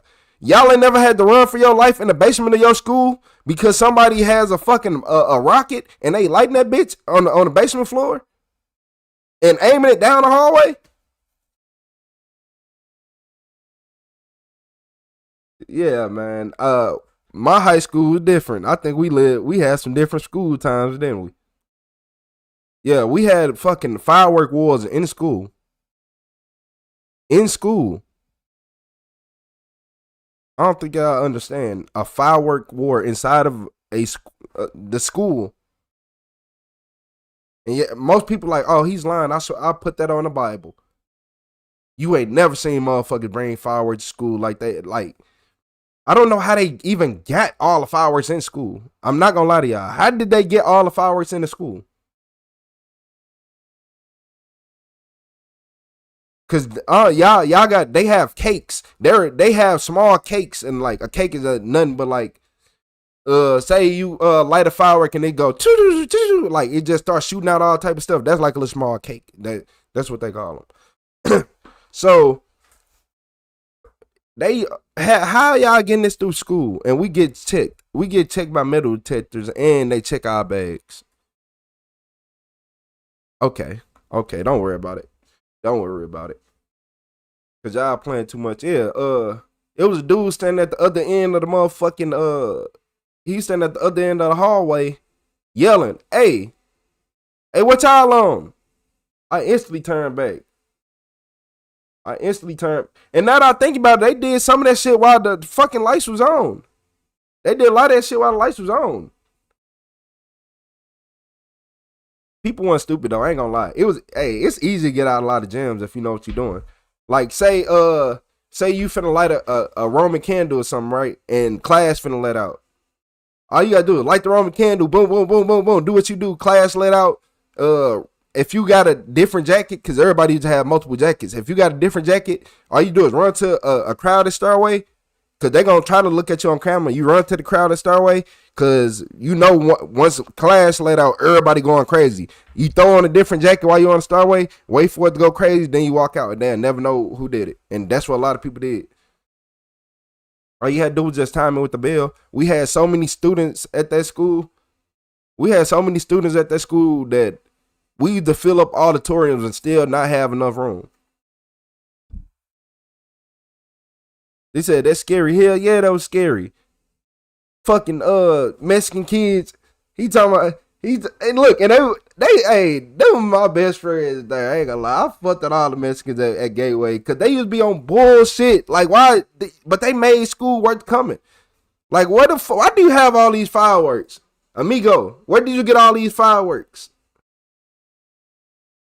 Yeah, I snitch. The Mexican students used to have the most fireworks. I ain't finna lie to y'all. Fucking shit up. Then they got the little whistler, just you know how loud that shit is in the hallway. Boy, one time I thought we was finna have a school shooting that bitch. Like I heard that, boom. I'm like, oh nope. But then I realized, I'm like, hold up, was that a firework? That don't sound like no gun. You know, we from the hood. We know what gunshots sound like. I'm like, yeah, that shit don't sound like no gun, man.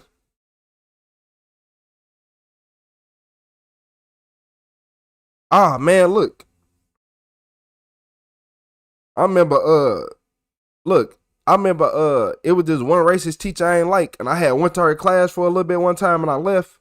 I'm like, bro, I don't like this bitch. I ain't finna go to this class. I told my, what was it? Told my counselor, hey, you gonna have to switch this shit. Like, this ain't working. Yeah, man, I had a racist teacher. This bitch gonna say, oh, he came to my class and stole my keys. So the fucking dean of students come find me in my next class. I think I'm in like music or something. And that motherfucker laughing. Teeth gum showing and I having a good time. Or yeah, I think I was in there. And then pulled me up there talking about, yeah, we gotta search your locker, we gotta do this and that. So they go look in my locker and do all this shit, right?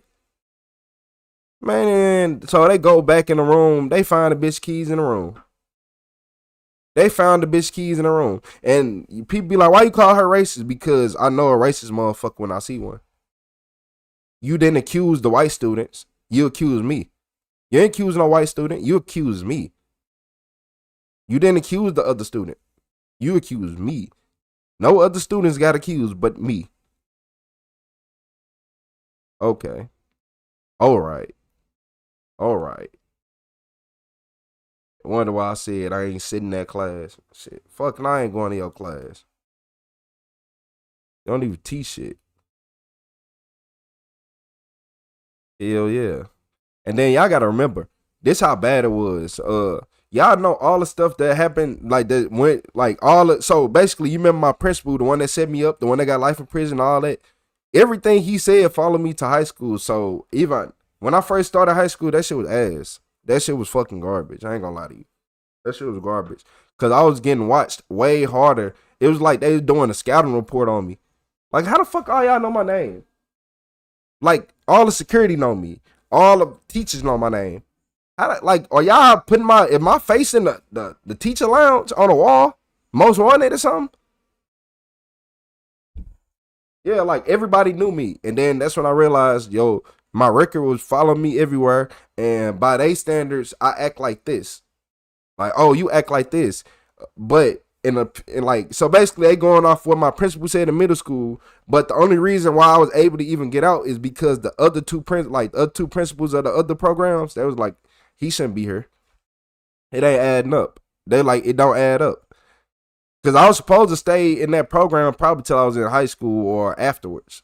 Like, not even high school, probably never get out. Probably was supposed to never get out. But it's the fact that, what's up, Niecy? Yeah, but it was the fact that, you said what happened to the dog? What happened to the dog?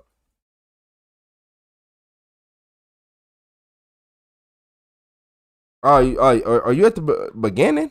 You talking about the dog that the woman was freaking on? Yeah, man, she was out there making videos with dogs, and she was trying to have a litter. That's all. Yeah. But yeah, I realized, yeah, your past always follow you in school. It follow you like a bug. But yeah, I don't think they ever planned on letting me out. Yeah, I was marked. Yeah, I literally marked the troublemaker before I didn't do nothing. Like the crazy part is, I tell people, elementary school, I used to tee up. I used to be bad. I wasn't bad every single day. I wasn't bad every single day, but I was worse because this shit boring. This shit, like y'all gotta remember, when kids was doing ABCs in school, I was so far ahead of them that the teacher used to make me do it 3 or 4 times before the first person even get done. The second smartest kid, it took them like, I'm like, damn, it's 30 kids in this room and it's taking y'all that long. She was look, it was so bad to the point I had to write my ABCs and do the 1, 2, 3s with every single ABC. And I still did 4 of those before the next kid got done one. So school was always boring to me. Everything never made sense. If I'm being realistic, by 4th grade, it was really raps. Like I didn't really learn much from 4th grade on up from school. I ain't gonna lie to y'all. I mastered multiplication from playing Call of Duty. What else? Comprehension skills, playing video games. Like I don't think I understand. All this stuff didn't come from books. Like I could always comprehend, but playing the video games and all that when I was a kid, that made me comprehend way more. Playing like even this. How old was I? 8. Like so say I'm even playing Call of Duty World War Zombies, right? I'm playing Call of Duty World War Zombies. I have to understand what I'm doing if I want to do these Easter eggs. I have to understand this gun doesn't do as much damage on this round. I have to comprehend that this is that. I'm doing complex Easter eggs that most adults can't do. So y'all got to remember, I am playing a video game doing Easter eggs before Easter eggs was even a big thing. Like, so you gotta my mind was never like everybody else's. My mind didn't work like everybody else's. I always went to school and I was bored. Yeah, I was and I bored because I learned that school was nothing but daycare. Yeah, I tell everybody this. They be like, "Oh, when did you stop going to school?" I ended up getting a high school diploma, but not in the way you thought. Hell no, I left school. I think I had got my diploma a year late, but I already had dropped out of school, so I didn't really care. I got a diploma a year late, but hey, I never planned on going back. And that was all because of this. I asked my teacher this one thing. Hey, y'all, I bet you y'all never asked y'all teacher this one question. This what made me say, fuck school. I'm not finna keep going. Y'all just babysitting us. Cause y'all gotta remember, at this time, I'm finna have a son and all this. So my brain is already on a different level. I'm like, hold on. Okay. I'm like, okay, I'm 16. I'm finna be 17 in a couple months, right? I'm finna be 17 in a couple months. I had my son early. Yeah. Yeah, he up there in age. He up there in age. Just know, in the double digits. But yeah. So I'm like, bro,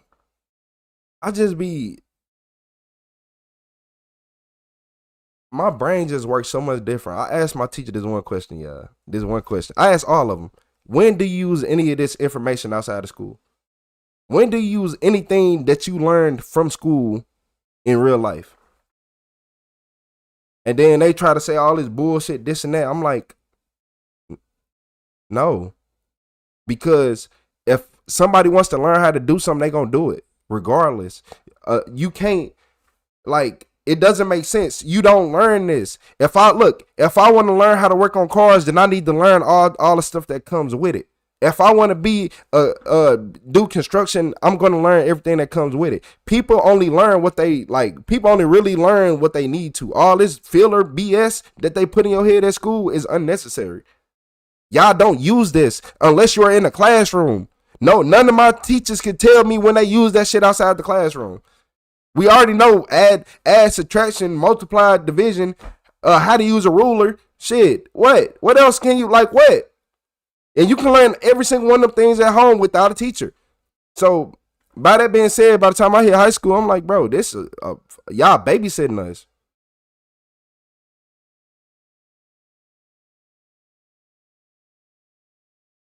Nah, they babysitting us. It's the fact that y'all, it ain't, you said if you're an evil gangster or a criminal, you don't need to read or science. Y'all don't understand that the people who go to school are usually the slaves in life. You went to school, you went to school you went to school all 12 pre-K through motherfucking 12th grade. Like you went to school that whole time and you don't think you're programmed? You don't think you're programmed? Like every time you hear a bell every now and then, you probably still feel weird. It's called, no. 80% of black youth can't read. That's actually false. Very false. Very false. Very false. A lot of people can't most people can't read good out loud because they be nervous, but a lot of people can read nowadays. It's common knowledge. And only reason people know how to read is because of social media. If you want to use social media, you got to learn how to read somewhat. And I know complete idiots in school who can read now. So don't do that. I swear to God, I went to school with some complete idiots. Like people, I'm like, bro, how the fuck did you pass? But on social media, hey, you can read now because now you got something you want to see. You got to remember, people don't want to read a book, but they'll read a status out loud. They'll read something on Facebook out loud. You got to remember that. They'll read something on Instagram out loud. They don't want to read a damn book though. You said you can't even speak properly. I have a fucking accent, you dumbass. I'm not from the same fucking place as you, Shane. You brainwashed piece of shit. Who cares? The fuck? Talk about what? I done been through way more than y'all. And I probably, and all y'all probably failed in life. All y'all still think, oh yeah, I can have this little job and doing this and that. Most of y'all gave up on y'all dreams and had to just deal with what y'all wanted to. So, mate, tell me I'm lying. Most people who go to school every day scared to take risks, so they never will. So tell me I'm lying. Most people who drop out of school are more likely to be more successful. Cause you figured out that it was BS. You figured out it was BS. You know, I know a lot of people who went to college and all this and got degrees and don't use them and can't use them. You can't use them. You went to school that long and you can't use your degree? Or your degree don't really matter? Okay.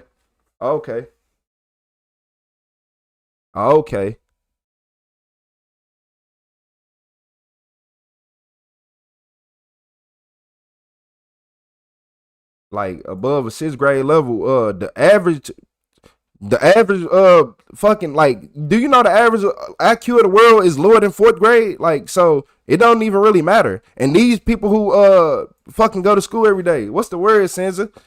Nothing. Talking to some a couple of slow motherfuckers who don't know about real life. Exactly. You'll get told you overqualified. So now you can't even find a job. Like, how stupid is that? How am I overqualified? Like, okay.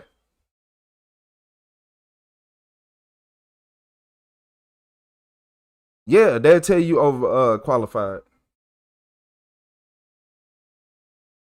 Like, hey, tell me this, y'all. Everybody who talking shit, where did that homework get you in life? Where did doing that homework get you in life in high school? You did all that homework in high school, elementary school and shit. Where did it get you in life? Like, where did it get you in life? Because I stopped doing homework shit in 6th grade. And I still passed with a I passed with a 92 or above in every single category. And I won first place for the best fucking speech. And the speech was, how do gaming affect reality and affect learning? So what are we talking about? I look, the difference between y'all in here talking, I actually wrote an essay and fucking won, like, in the whole region. My shit was better than everybody's in the whole region. Everybody wanted to read my essay. On graduation date, I got more than one fucking certificate. So what you get on your graduation date? And I didn't even want to go. And I didn't even want to go to school. I dropped out of school. Actually, y'all don't know. I dropped out of school, said fuck that shit. And then they made a deal. They was like, look, if you go here for 3 days, we'll give you a high school diploma. I'm like, a GED or a high school diploma? A high school diploma. Okay, I got you. Bet. Just say you went to a bad school. It don't matter. It's all schools, you dumbass. You idiot. You idiot. Like you sound so stupid. Just say you went to a bad school. What the fuck, Will, what do you do in life? What did your school get you? Like, what the hell did it get you? Like, please let me know. What did your school get you? Let me know. What did doing all that homework get you in life? Where did the homework get you in life? You did all that homework. You studied. You stressed over high school. Where did it get you in life? Does it matter? Do any of that homework matter? Do any of that stuff matter that you did in school? Does anything there matter? Or did it just block you from living in the real world? See, the difference between me and you is I stepped into the real world. The fuck? I ain't have nobody to sit right here and hold my fucking hand. What the fuck? Boy, you crazy as hell. You were a child still going to school. I had to become a man while I went to school. Like, what? Like, think about this. The week before look, middle school and high school is literally designed for you to get ready to work in the factory. 8-hour work shifts and 30-minute lunch break. Exactly. No more dreams. Absolutely nowhere. You didn't go to school, then shut up then. We talking about the people who went. I stopped going to school, but I went for a little minute. I went for long enough. I ain't drop out till like fucking probably junior year, the beginning of junior year. Cause I'm like, y'all, this is a babysitting. I'm going to work at this time. I'm looking at this shit like, bro, we're getting babysat. We're not learning anything. I can still look, I'm passing every single class and I'm not even doing the work. I'm barely doing the work. I don't do any homework and y'all still let me pass. This shit, look, it doesn't make sense. It's garbage. You say you're a far from man, you are still a damn child. Shane, your name is Shane. Just stop. Your name is Shane. You lame as hell. Nobody cares about your opinion. Like, we don't.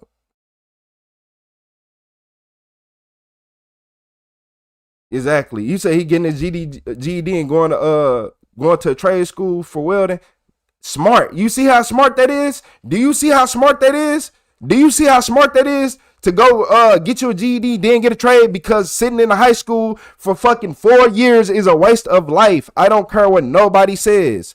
That is for the kids who can't get it right. We need to stop assuming you know everybody's life. No, I'm just speaking off facts. I don't care about everybody's life. I'll start speaking facts. You think I care about your damn opinion? I don't care about no fucking opinion. Look, I don't care about opinion. I'm speaking off facts. And how old are you? Hey, Shane, wait, hold up. Let's put some ages. Will and Shane, how old are y'all? Put some ages down. Please put some ages down there. Please put some ages in the chat. The fuck? Don't sit right here and try to tell me that a place that literally is there for you. Look, school is only there for you to be babysat.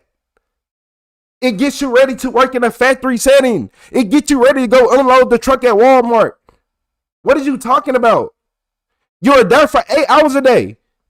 You get a small lunch break. Like what? Like what? Do you not go to school for work for 8 hours a day? Or put 2 and 2 together. I put 2 and 2 together as a child. I'm 16, well, not even a child, 16 years old. I'm putting 2 and 2 together. I'm like, hey, hold on. We not learning nothing. We not learning about no tax forms. I had to fill out tax forms on my own. I went to school and started snapping on the teachers. Y'all ain't teaching us about taxes or nothing. You're not preparing me for the real world. You're preparing me to be entitled and feel like a spoiled brat. And you're going to wonder why all these men grow up and they killing their families and doing all this shit, thinking everybody doing them wrong. You got a brother out here who, man, y'all just doing me wrong. He went to school. He went to school all them years. Yeah, he went to school all them years. He kept going to school. Y'all doing me wrong. Y'all doing this. Y'all doing that. All these entitled men that act like that. Y'all wonder why they act like, why these men act like females? Man, y'all better use y'all fucking brain.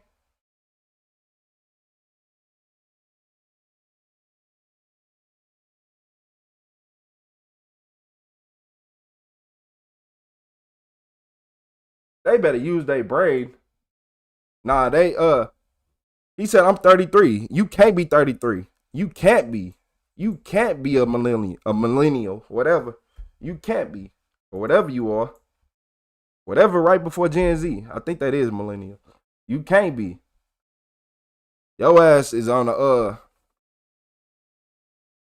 yeah, y'all don't live in reality. Y'all live in a bubble. Y'all never been to the hood. You never been in the streets. I done been to the hood. I done been to the suburbs. I can live in the hood or the suburbs. Y'all can't do that. Oh, you can't do that. You gonna get mugged every day. So how you gonna sit right here and talk to somebody who can live anywhere in the world? I can move next door to you right now and still go post up in a random hood. Why? Because I know everybody. I know how people think. I realize life at a young age. You are 33 years old and you still can't do basic things. Like what? You can't do basic things like think for yourself. Thinking school actually did something for you. What did that homework get you? I'm gonna keep asking you. Everybody else answered, but you not. Will and Shane, what did that homework y'all did in school get y'all? What did it do? No, that because them 38, he mad. They be mad. They be mad when you start speaking facts because it don't add up. Because they the type of people who want you to at work every day, slaving and barely able to make any money, living check to check. He loves saying y'all live check to check. He one of them people. The fuck? Love saying people live check to check. Most people I know who went to school the whole time live check to checks. Now what? Now what? Now what? Most people I know that dropped off don't. I know a lot of people who graduated. I know a lot of people who didn't graduate. It's hella people that didn't graduate that has nothing in life. But the ones who do got something in life that dropped out, businesses out the ass, back to back. Oh yeah, I just made 100K within 4 months. I just did this. I just did that. Oh, I'm out here. I live in Miami now. Because they not scared to take risks. My bad, Shane, that you never took a risk in your life. Like, come on. Will and Shane, y'all never took a risk in y'all life to try to better it. I'm just going to tell you that now. I'm not going to lie to you. Y'all never tried to take a risk in life and better yourself. You got to remember, I just told y'all, I seen the world for what it really was. Yeah, look, exactly. Yeah, school taught us how to fill out. Yeah, like I ain't gonna lie, they did like checks and stuff, but I had to literally be 16 years old, walk into the school, every single classroom, and yell at my teacher saying, y'all not teaching us how to make task forms, because I just had to fill this stuff out on my own. And I'd never seen this paper. I figured it out. I'm smart. I can read. I figured it out on my own, but at the same time, y'all not preparing me for the real world. Y'all got to remember, I didn't live the same life as y'all. I had to grow up quick. I was forced to think in a different direction. Just because y'all went to school, right? You had a mom, a dad, parents at home. I didn't have it. You got to remember, I was with my grandma. You remember the same grandma the principal lied to? She died a week before high school started.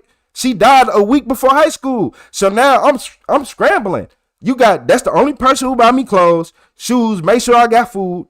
And then don't even get me started on this. Hey, you phony as hell, live with your mama or baby mama. Hey, you want me to call? I can call anybody right now. Multiple houses too. Anybody right now. Do you know who I am? The fuck? Live with who? Everybody live with me. Everybody live with me. I'm the one who come through in a clutch when nobody has nothing. Do I look like a bum? Like, is you crazy? You live with a baby mama, boy. Get your crazy. Like, come on, man. What else you gonna say? I don't drive a V8? Ugh. I live with my baby mama, drive a V8. Ugh. Yeah. Ugh. Man, it's your crazy ass on. I do got a V8 though. You wanna drive it? They don't teach street smarts and all. Most kids I know that was smart in the school smart dead from being in the streets. Yup. Most kids I know that was book smart dead. That's what I'm trying to tell them. I come from St. Louis, Missouri. Go look up St. Louis, Missouri. Think it's sweet. Go look up St. Louis, Missouri. I don't like being here. Come on, man. You sound retarded for telling people that school don't prepare you for the real world. What? Okay. All right. For telling you that I'm a real man, like I really went through shit in life. Like, I don't even think y'all understand this. Shane, I done went through more things that you wouldn't even be able to look. The fact that I even went to school this long, y'all gotta give me credit. Give me credit for this. I had to pay for school lunch, but we was poor, so I couldn't afford school lunch, so I just didn't eat most days. Like, but I ain't never complained. I ain't never go home yet like, oh, I need this. Cause at a young age, I'm like, you know what? Damn, we got a little bit of food at home. I can wait till I get home. I know my grandma can't afford this meal. You can't afford like $2.50, $3 every single meal for like, and I gotta pay for breakfast and lunch. Come on, I know she can't afford this. I know. I'm not even finna try to make her afford this. I'm not even gonna tell her. I didn't even tell her I didn't eat most days. I'll just wait till I get home. So imagine you got a kid in first, second, third, fourth, fifth, sixth, seventh, eighth, ninth grade. From probably preschool, kindergarten, first, second, third. So from first grade to ninth grade, I couldn't even eat food. I couldn't eat food at fucking work. I said work at school. Exactly. I didn't have money. I was a child. I couldn't get a job. So of course I'm going to think different from y'all. I'm going to school every day watching y'all eat. I'm in my head like, look, one day I'm gonna get some money. I'm gonna be good. And I kept that mindset. And then it made me start realizing like, hold up.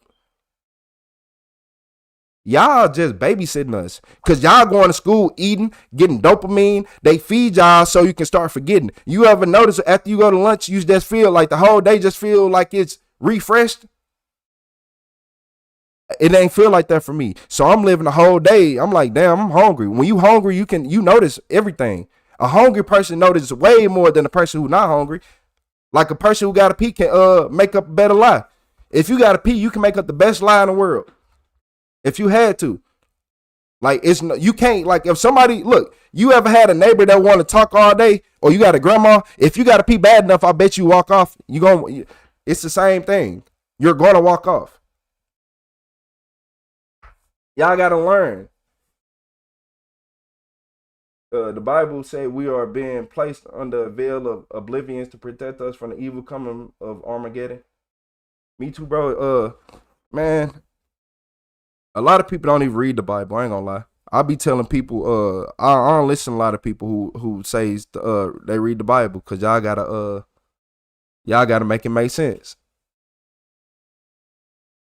I'm like, can we watch more videos? Yeah, I guess.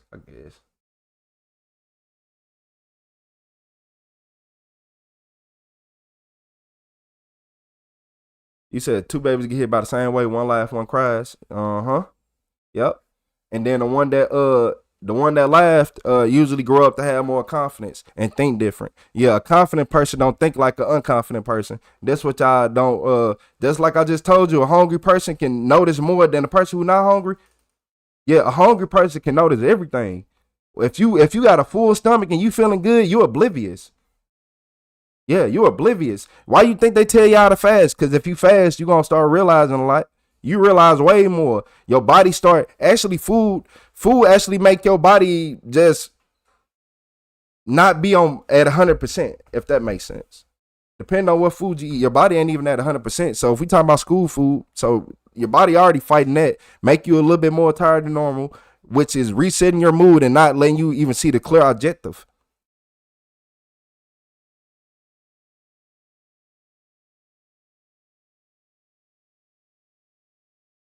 Exactly, hate. You got to make the best out them situations. Grew up in the third world country. I ain't grew up in the third world country, but I know about the eating shit.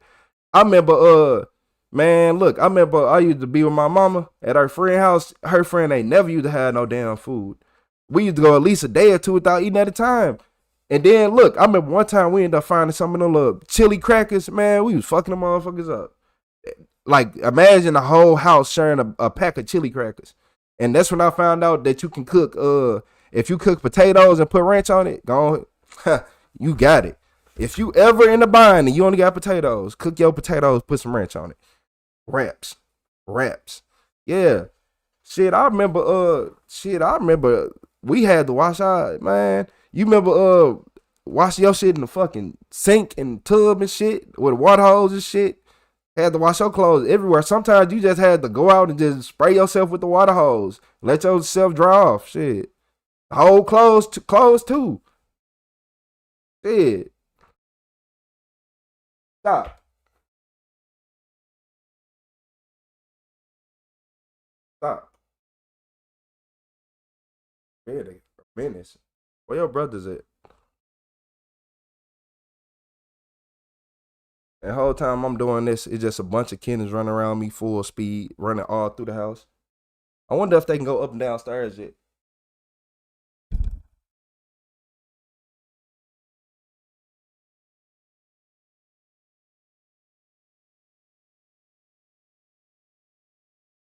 Yeah, people don't be realizing how lucky they are. I'm like, bro, I don't think y'all understand the mental fucking, like, imagine everybody around you who got food and you just right there hungry as fuck and you got to play it off.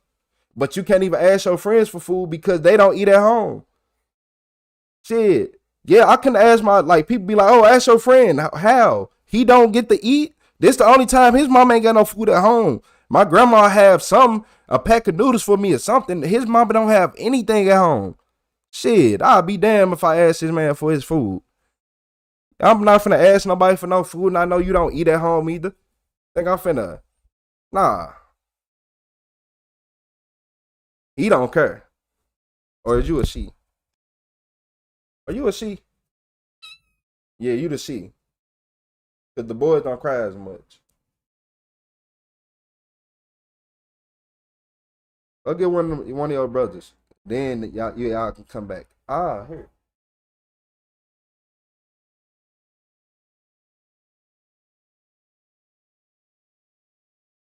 Yeah, a lot of people be living in this oblivious world.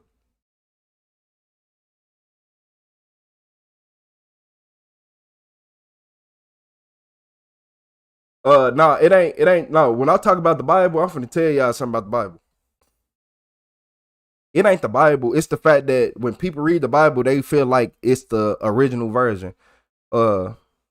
So imagine, you know how they remake movies, right?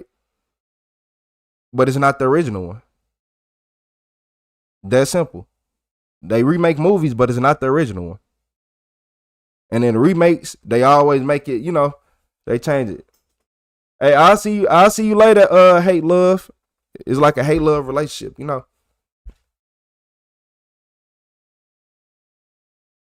But nah, for real though. Yeah, it's not the first version of it. That's why I be telling people, a lot of the stuff people say is actually in the Bible, but abbreviated. The Anook. Y'all know who the Anook is? The Anook is the Anunnaki. King survived in caves during the Great Floods. Why the Nephilim survived too. So that mean, you said they probably climbing up stuff. Yeah, most definitely. Running through the house, climbing up everything they can find. Jumping inside the little packs of water and all that. Yeah, I went to go get me a water. Man, I jumped back hard as hell because one of them sleeping there. I'm like, bro, man, I ain't know what that was. Yeah, it's always the original. And then y'all wanna know what's crazy? So somebody said this. They said, what if somebody had they said you can't touch the internet, right? If you was born today and you was born in the middle of nowhere, you wouldn't know the internet exists. What if civilizations before us had internet? We can't see that shit. All right, no more dreams. Yeah, we can't see that, y'all. Y'all ain't never noticed that. We can't see that. So I ain't gonna even get too deep into this subject. I'm gonna let y'all do y'all own research. But the Bible is a collection of books. The Bible is nothing but a collection of books. A lot of people don't know that. The Bible is nothing but a collection of books. But only the books and the stories they want to be told. It's missing chapters all through the Bible. Yeah, it's missing chapters all through. So I ain't gonna go through too much in that. But it's a lot of books that should be in the Bible right now. A lot of them. Let me see if I got another video loaded.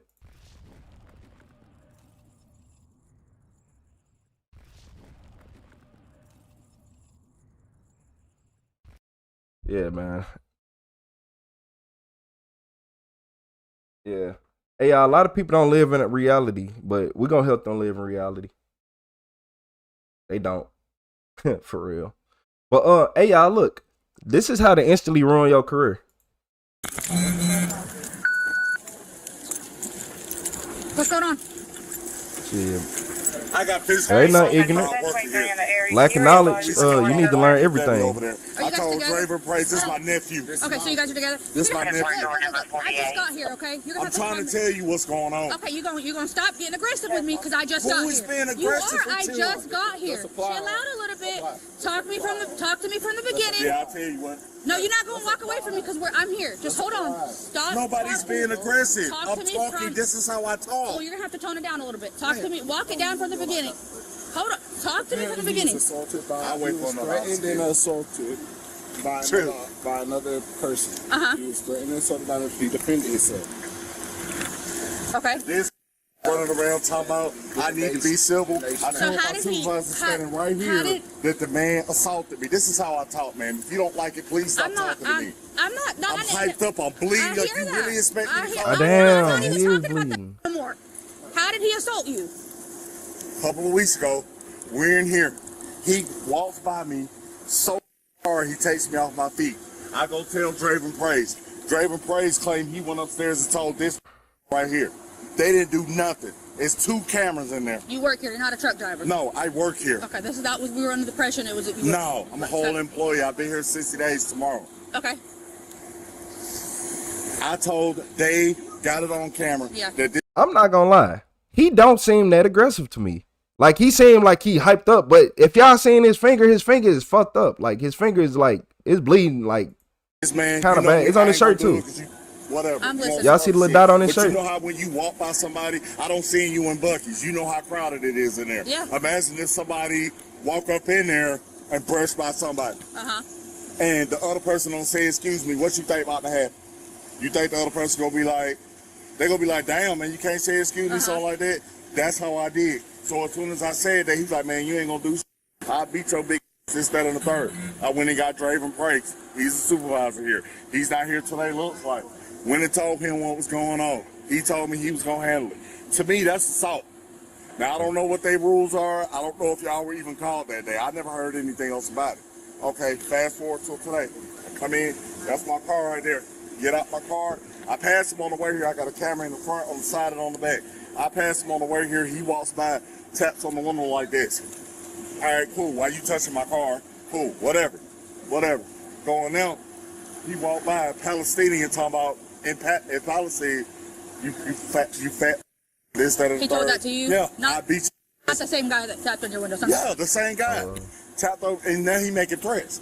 Now, mind you, you see me, I'm 3 What's feet. his name? So I'm on the same page. Hamad, Hajir, Tajir, Dazar. And he works here. He works here. He's upstairs, got him upstairs. Okay.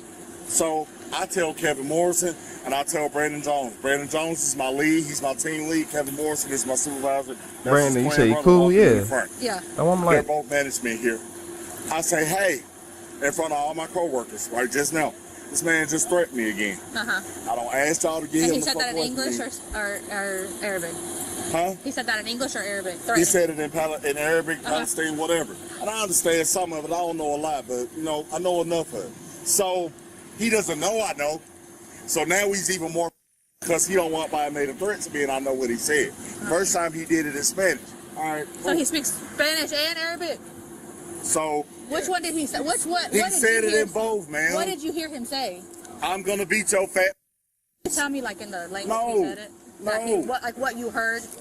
Because I speak Arabic. That's why I'm telling you. Black people know cuss this words. Is why. I understand. I'm trying to hear Black his side people of know the cuss story words every language. I understand. No, I'm not trying to do Shalamuta, I'm asking you what you heard. we know cuss words. The fact of the matter is, I tell her I go the right way. I don't jump up and go to 60. I don't jump up stall, hooping and hollering. I don't jump up swinging. What do? 36 right? I do what I'm asked to do. I follow the protocol. I follow the chain of command. Which one is him so she can go talk to him? Is he still upstairs? Yeah, he's still upstairs. Okay, that other half is still upstairs. They got him upstairs. Truck driver? The manager's right here. Nobody's a truck driver. They both work here together. You may have to go in that way. Okay. He's very hyper. I am. I'm hyper anyway, but now I'm hyped up and I'm bleeding. Okay, go ahead. But I'm just saying, if y'all want to talk to him, the manager's right there. They'll let y'all up there to talk to him. I ain't that hyped up. So I told my supervisor, I said, hey, man just threatened me again. And he's sitting over there laughing and smirking or whatever, this, that, and the third. Mind you, he don't walk by my car. Yeah. He don't walk by my car in a threatening manner. Not a supposed. That's his white BMW over here. Did y'all see what happened? Or who's the other half of this? Well, we were upstairs in our office. Get out there. I thought he was going to rip the damn door down trying to beat on the door to get in. Because we got locks where they can't get in. They have to scan in and out. Yeah. So then next thing I know, I hear him screaming, cussing, just raising all kind of. And so my manager went around and told him, said, look, you need to calm down.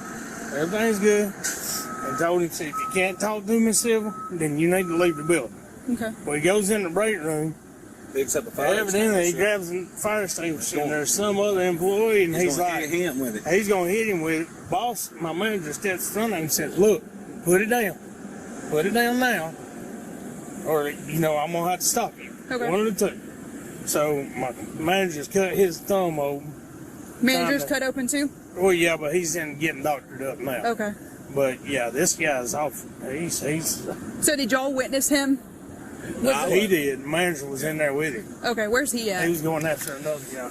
Oh, so you ain't even see I'm what? a changed man. Hold on. Yeah. Because had I not been a changed man. Hold on. Did y'all witness him?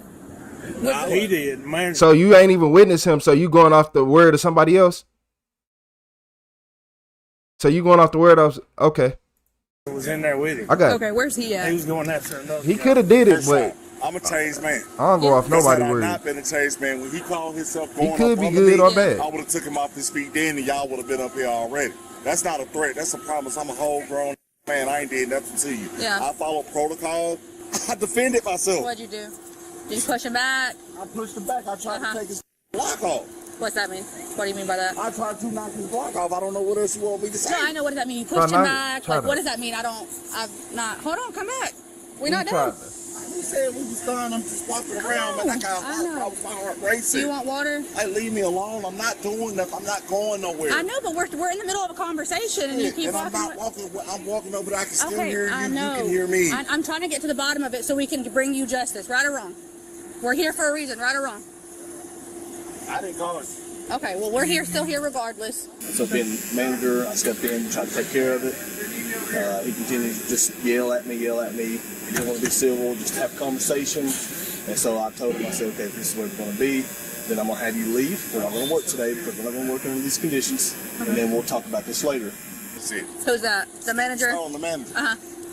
He comes up, and instead of him trying to listen to me, you need to go home. I'm like, hold on. I did everything I was supposed to do. I didn't tell like I'm at the point of tears. I'm so mad. Yeah. Because for once in my life, I did everything I was supposed to do. Uh-huh. The first charge I ever caught was attempted aggravated assault, felony, 3rd degree. Okay. Because I tried to kill somebody. I was 20 years old. I got my temporary check because I didn't want to be in prison for the rest of my life. You know how that goes. Verbal, a little more aggressive. He worked his way down here. Ahmad was in the break room. When he walked in the break room, he picked up the fire extinguisher to, I guess, throw at him. I stepped in between that. I grabbed the fire extinguisher and threw it to the ground. His hand cut my hand. He shoved me because I did tell him if he picks up and tries to threaten somebody or myself, I said, I will put you on the ground. Okay. And so then that's when he shoved me a little bit right there. And then he worked his way out.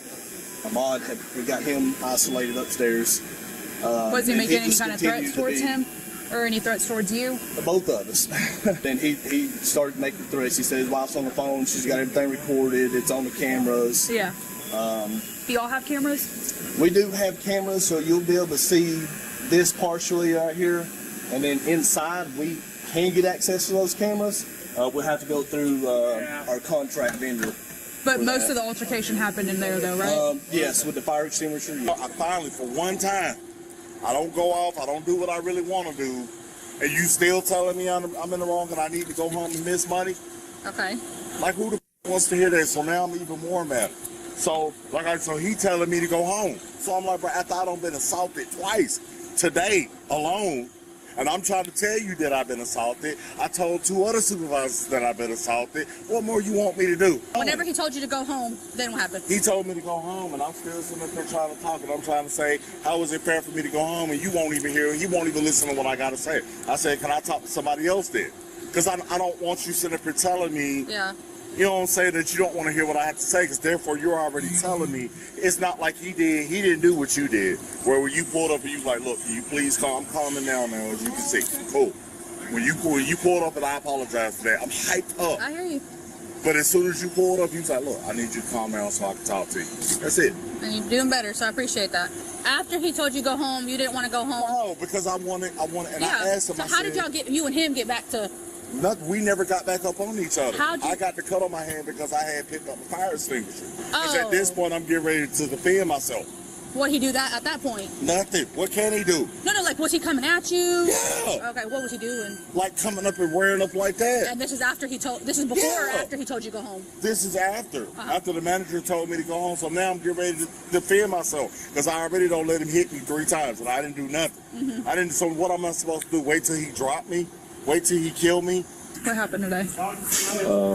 Okay, so I don't know how it started, but when I was on 53 coming to work, I was driving, and then out of nowhere he swerved in front of me and then took off. Like he made like a legit S, and there was a Kia Stinger in front of me, cussing me out and saying "fuck Palestine" like that.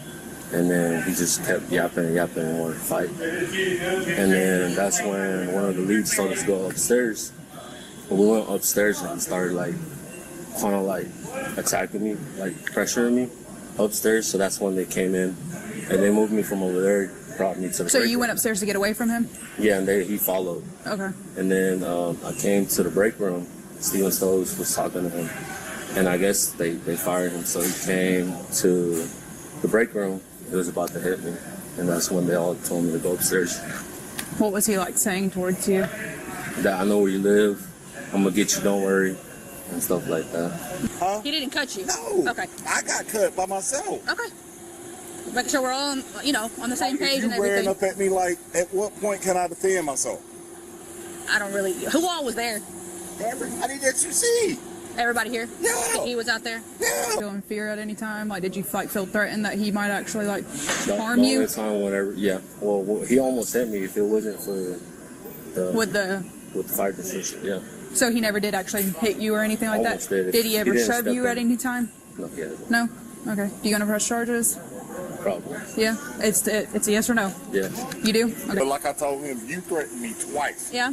I have my own drama. If I didn't do Something what you else. told me to do. That was the for manager? real. That's the manager. This is all I would, for me, I would've personally, left. I would document it and take it further to corporate, yeah. Help me understand. Even you as an officer can't threaten nobody like that. Well, he cut his finger picking up the thing. Nobody cut it for him, but he doesn't want nothing done. He said he just wants to go home. He doesn't want to work here anymore, and I repeatedly asked him if he's wanting something done for this Well, incident. the other two. So I talked to.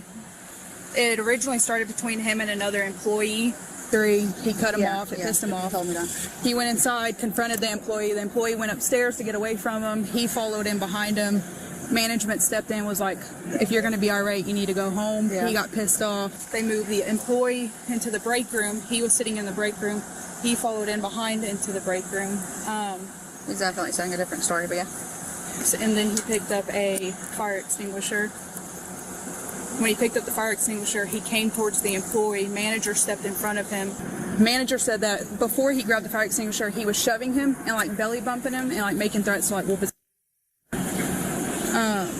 And there's no cameras there. Yeah, they have cameras. I gotta see So that. was he wanting something done, or what's he wanting? Manager and the other guy want to press charges. The manager, so this guy was making threats coming towards the employee after he had already shoved the manager. So he shoved him on the chest. Manager went to go take the fire extinguisher away from him, ripped his finger open. He's bleeding. Hey, I think he did what they saying. They not lying on that man. He did that. He went and picked that fire extinguisher up. But what I think it was the this what happened. The other dude, he was lying too. The one who was just sitting right there with his arms folded, Amir, whatever his name is, he a liar. He's a liar. I was reading his body language. That's why I didn't say nothing, because I was just looking at his body language. He is most definitely lying. He said something to him. Oh, you said something to him. You said something. But he's so good at saying it under his breath, and everybody else around him so slow that they not putting two and two together. I can see what kind of it's one of them jobs where somebody messing with you, but then trying to play like sheep or something. Like, I don't know what he talking about. Like, what, I don't know why he's mad. You know why he mad. You said something, but he did what he did. Pretty bad in there. There's blood everywhere. Okay. I have to pee really bad, so I'm probably gonna pee on myself. Are you gonna go with EMS? The jobs ain't gonna go through the cameras. Look. No. And look. Okay. So I'm gonna go ahead and put your hands behind. Look, the jobs are not gonna run the camera back and show nobody nothing for real. I want to see if the thing I would have did as an officer, like, can you show me all the incidents he was talking about today? Cause it should be on camera or around it. On your back for me. Don't resist. I promise you I'll explain everything to you. Can you explain? I will explain everything. I promise you I'll explain everything to you. After I don't tell you? Yeah, and I heard everything you had to say, did I not? Hold on, no, we're not doing this. We're not doing this. We're not doing this. We're not doing this, I promise you. That's a big boy. Don't do it. I'm gonna tase you. I'm not. Don't do it. Don't do it. Don't do it. I promise. Don't do it. Don't do it. Don't do it.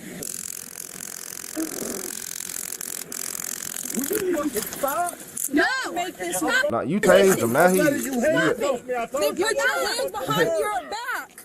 Add another pair. Stop turning around on me. Stop. You ain't shit about that taser. You stupid ass. I told you it wasn't gonna work. Tell me, stupid ass. I told you it wasn't gonna work. You're good. You're good. All that turn around shit, I don't like that. You ain't finna make. I'm a big dude and you try to pull what? Hey, look here, y'all.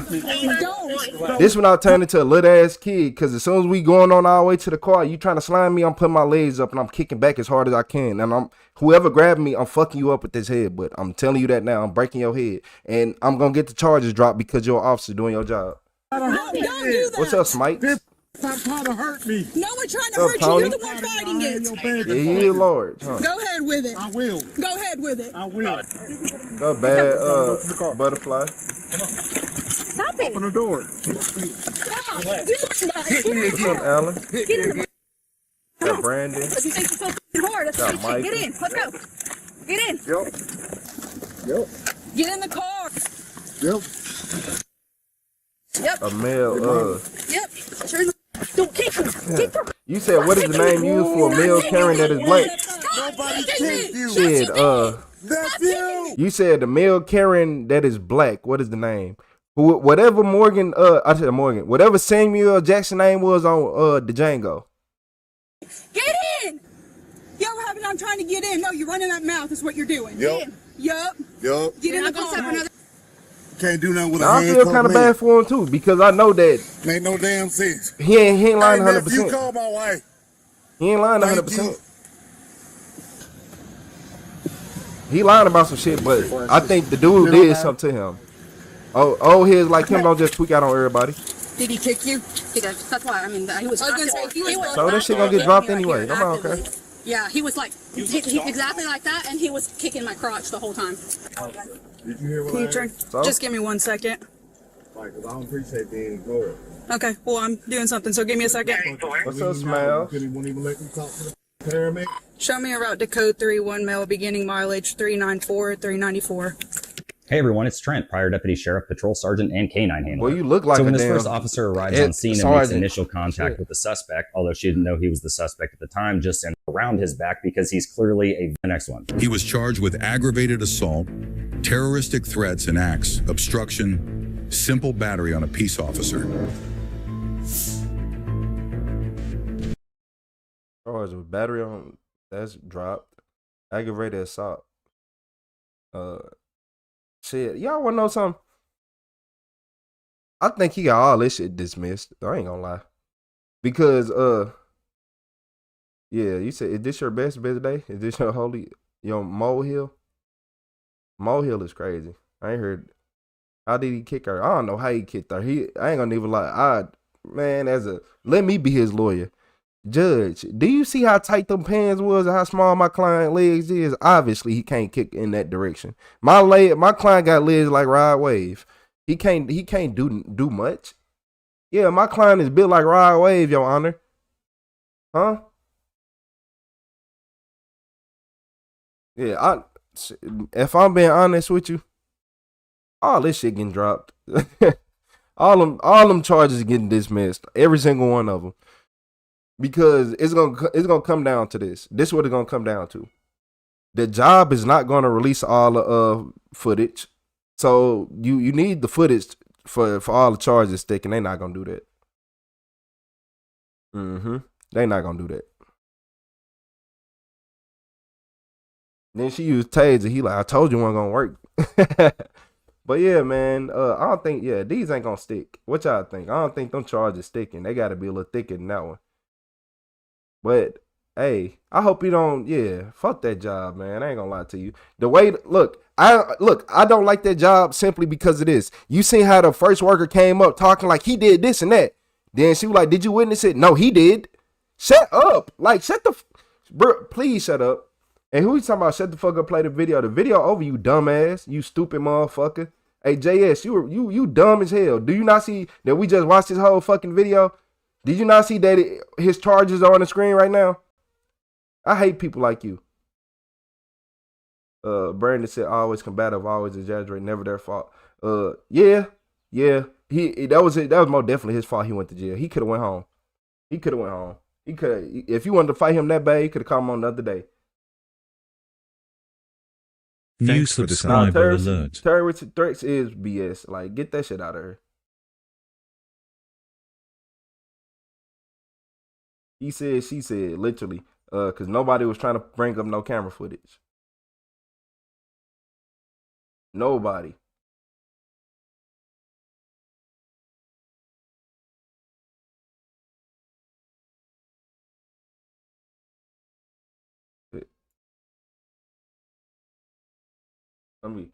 I ain't gonna block him, y'all. I'm just timing him out for a second. I don't block people. I'll time your ass out though.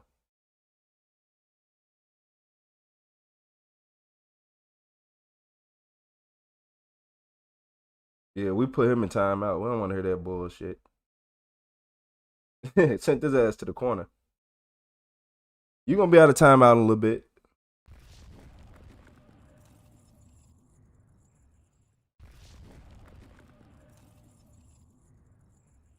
At its finest. Yeah, we don't.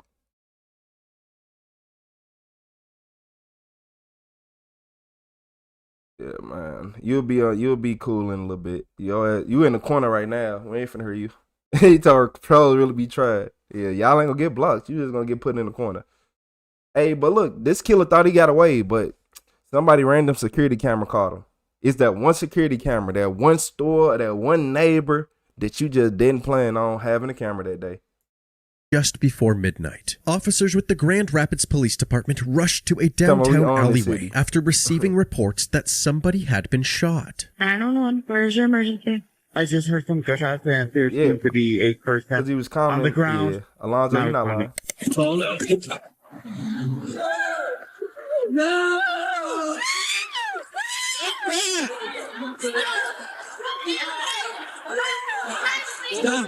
Stop.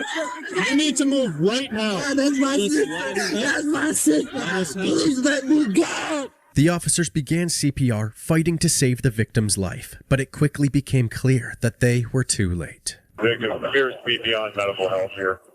Step back. It wasn't long before EMS arrived and confirmed what the officers had feared. The victim, 15-year-old Lakeisha Williams, had succumbed to her injuries. 15? What was TOD? Hold on. 348? 15? What the hell these... It's probably a kid who did this shit too, y'all. It is a female, Lakeisha. Gotta get them. The police quickly secured the crime scene and immediately began their investigation. Is there casings over there? Do you guys know anything about what That's happened? my sister. That's your sister? That's my blood sister. I don't know nothing. I just got here. But if the shots came from in here, we're gonna have to walk this. They were able to obtain surveillance footage from the area, and the moments leading up to the shooting were caught on camera. Right around the corner from the alleyway, 5 kids can be seen riding around on scooters at around 11:30 p.m. One of these kids was Lakeisha.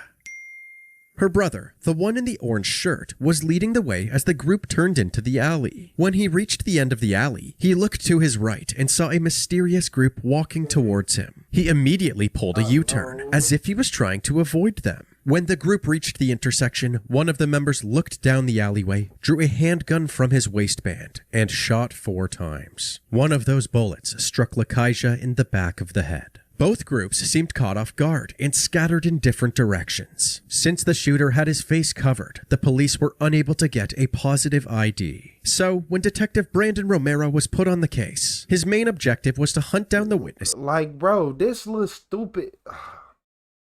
Another little young, dumb little kid. Look like a little young, little black kid. Sad to say, I ain't sugarcoating this shit. Little young, little black kid thinking he hard. The way he shot it like he in a music video, I hate kids, man. Who were at the scene, and hopefully they could identify the shooter. In the meantime, the dispatcher shared a general description of the shooter to all units. Suspect information is a black male with a hoodie, black and white sweatpants, and dreads. That's all we have at this point. Word quickly spread throughout the community of Lakaija's death, and her friends and family began showing up at the scene, looking for answers as to who did this. Hey, Austin Powers, you're not lying. I got her. Yeah, Gregory. Since the police didn't have much information at this point, they asked Lakaija's family to visit the station the next morning. I can tell you guys personally that we have a really good start on this case. Okay. Did you guys get the video from the cinema? Yes. Yeah, we got video and we've watched. I mean, there's a guy right now actively. We're pulling cameras after camera throughout the city. The only unfortunate thing is we can't positively identify the shooter's face. If they ain't gonna talk, there ain't nothing we can do. We understand that there's going to be juvenile, young little kids that ain't going to want to talk to us as this moves forward. But at the end of the day, we'll get there. Okay. Trust me, we'll get there. The family had important information to share with the detectives. They had reason to believe that Lakaija wasn't the intended target of the shooting. Instead, it was more likely that one of Lakaija's friends had angered a local gang member after a fight that had recently taken place. Unfortunately, they had no idea who was involved in the fight. Do you have any idea when this fight was? That was a couple weeks ago. A couple weeks ago? Although this information was useful, the detectives explained that speculation alone wasn't going to bring justice to Lakaija's killer. Biggest and most important thing out of this whole thing is we have to work backwards, identify the people that she's with. We got to be able to prove stuff. Y'all want to tell y'all something? Great being able to have you guys pass on. You want to know what make me so mad about it being kids? How people like, now the family lost, now 2 families have lost their babies over what? Dumb shit. Y'all want to know something about kids that make me even madder? They ain't got shit but time to look forward to. Yeah, these kids be 16, 17, 18, even 20 years old doing this shit, right? You get life in jail. Look, after 20, 25 years, they're going to let them out of jail again. The gang shit lame as hell. If you still in gangs, you dirty, you broke, and you stupid. Most gang members make less than minimum wage. Most gang members make $250 a week. And look, when it comes to money, it's only the 2 people out of fucking 50 that actually making money. So how y'all in the gang? Y'all be in gangs going to jail. If you got 50 people in the gang and he in jail for $1,000, y'all can't come up with the money? But that's a gang though. But that's what y'all want to be a part of.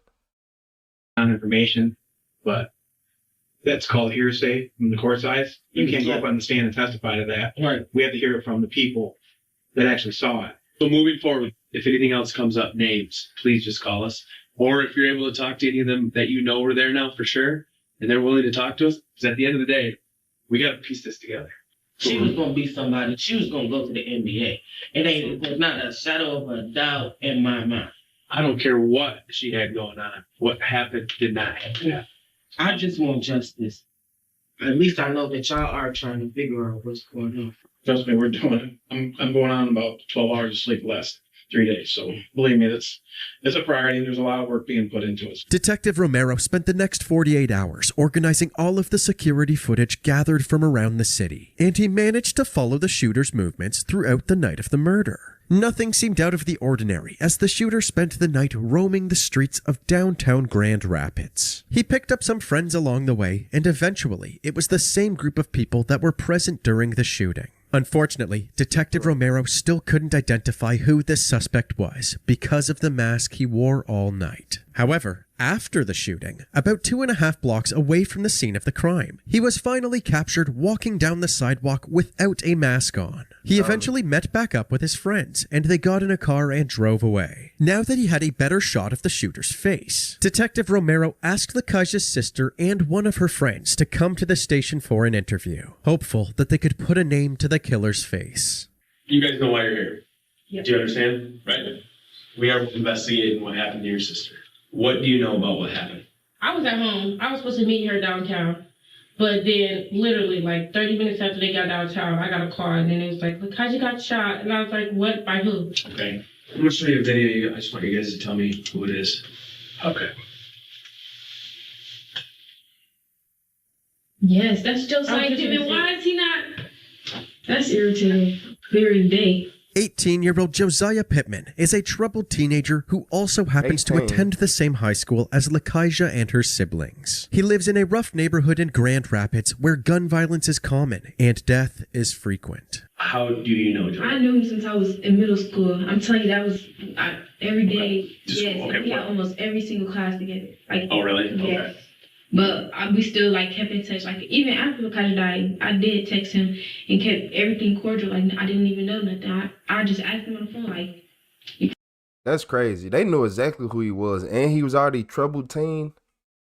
Okay, all right. Of course, he's a troubled teen in a gun-ridden, gun-stricken, violent neighborhood. Y'all want to know something I learned? Police let them neighborhoods be violent. I grew up in them neighborhoods, and police let them be violent.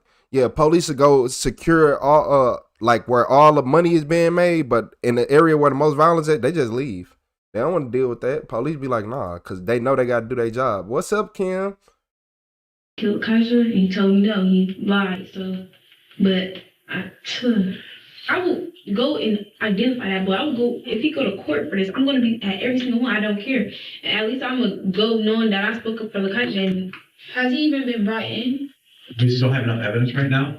Even though this was a step in the right direction, they couldn't arrest Josiah until a witness that was actually at the crime scene could confirm that he was the shooter. The problem was that none of the witnesses were coming forward. So, on July 1st, 2024, the Grand Rapids Police Department released this surveillance footage on their social media. In the footage, Josiah's 5 friends can be seen, 4 males and 1 female. They appeared to be high school kids, possibly in their late teens. The same day they shared this clip, Police Chief Eric Winstrom held a press conference urging the community to help identify the people in the video. When we lose a 15-year-old to gun violence in downtown Grand Rapids, that falls on the whole city. We have video evidence which shows that these 5 individuals were absolutely within feet of the murderer, saw what happened, saw who pulled the trigger, and they saw Lakaja get killed. And we need to hear from them. We need to talk to them. And we need the adults in Grand Rapids, the parents, the teachers, to help us to identify these individuals, stand up, help us, and do the right thing. Shortly after this press conference, the police department received a call from someone claiming to know one of the people in the surveillance footage. Thanks to the information the caller provided, Detective Romero was able to identify this girl. He was eager to interview her, so he went to the girl's house to speak with her mother. Hello, how are you? Do you have a daughter by chance? Yeah. You can explain to her she's not a suspect. Okay? But it is very important when we talk to her, okay? Okay. Tell her, give me a call. Okay. Awesome. Thank you so much. I appreciate it. Take care.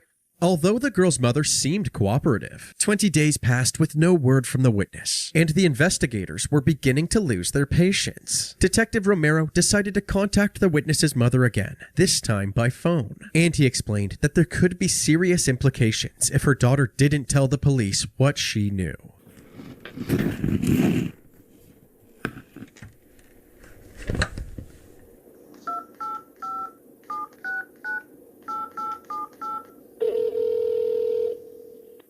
Detective Romero. Hey, how are you? Well, I can explain a lot of things to you that will probably ease your mind. There was a homicide that occurred down in the city of Grand Rapids, and I've identified your daughter as being one of the, I'm going to call her a witness because that's what she is. I can tell you this right now.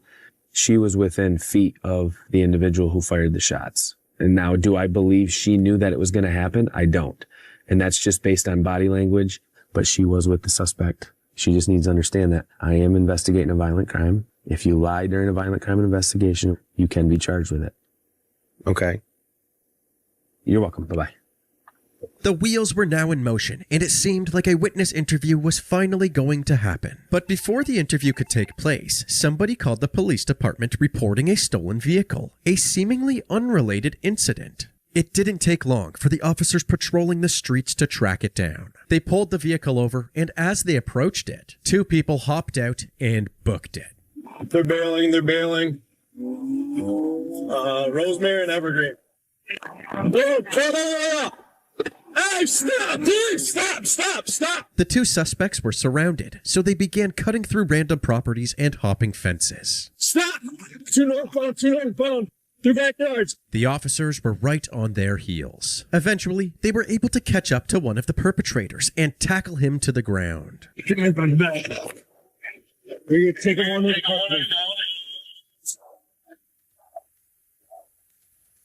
What's your name, man? Josiah. What's your last name, Josiah? Pittman. What is it? Pittman. The officer had no idea who Josiah Pittman was until he checked his record and discovered that he was the prime suspect in Lakeisha's murder. All right, man, you can step on out. Josiah was closely monitored, while Detective Romero was informed that his murder suspect was in custody for an unrelated charge. Although this seemed like good news, they still hadn't sat down with the witness to confirm that Josiah was the shooter, so they decided not to mention the murder investigation. They charged him for stealing the car and fleeing from the police, and Josiah was released on bond. Soon after this incident, the detective was finally able to sit down with the witness. She believed the shooter was in the car with her on the night of the murder, but she wasn't certain. Okay. This guy, the guy that had a balaclava, a white balaclava, was he sitting in the front passenger seat of the car? Where were you sitting again? I was in the very back. Did you know anybody had any weapons inside the car? Did anybody talk about having any weapons? No. Okay. So just on this picture, I just want to make sure I'm clarifying. The guy that had a balaclava. Don't know his name, but front seat passenger. And you're certain that the other individuals that were in the car, you don't know them by any type of names. Okay. Well, I didn't expect him. These are all kids. Right. Did he have this face mask on the entire time? No. I don't think so. So if you were to see a picture of him, would you be able to tell me that the person who's in the car? Okay. Okay, I'm going to show you a video here captured from the downtown area. I just want you to tell me if you recognize the individual. It's only a 9-second clip, okay? Just the dude. I was in the passenger. Okay. The detective finally had what he needed for an arrest, a witness who confirmed that Josiah Pittman was the shooter. Investigators quickly tracked Josiah down to a residence in South Grand Rapids, and Detective Romero assembled a fleet of cruisers, a K-9 unit, and a SWAT team to execute his arrest. A drone was also deployed, so if anybody went in or out of the house, law enforcement would know. Suddenly, one of the units noticed somebody down the street that looked like Josiah. Best one is Lafayette Southbound, all black with red shoes on. P9 and SRT want to make initial contact, please. Moving in. The units surrounding the house stood by, while the SWAT team moved in on Josiah. He's compliant. However, it was a false alarm. The person they saw was just a random guy. So, the officers surrounding the residence were given the green light, and they ordered Josiah to come outside. Josiah, we have a K-9 on scene. Do not attempt to flee. We're not here to hurt you. Do as you're told. You will not be harmed. Exit the front door with your hands up. Hands up! Hands up! Put your hands on your head! Hands on your head! Put your hands right back up. Josiah slowly exited the house, carefully following the SWAT team's demands. Start walking towards us. Just listen to what we say. You got him. He was put in handcuffs and placed into the back of a police cruiser. Lean back. They transported him straight to the police station and brought him into the interrogation room for questioning. Do you have any idea why you're here? At all? The channel name? I just want to bring your attention back. I actually just forgot the channel name.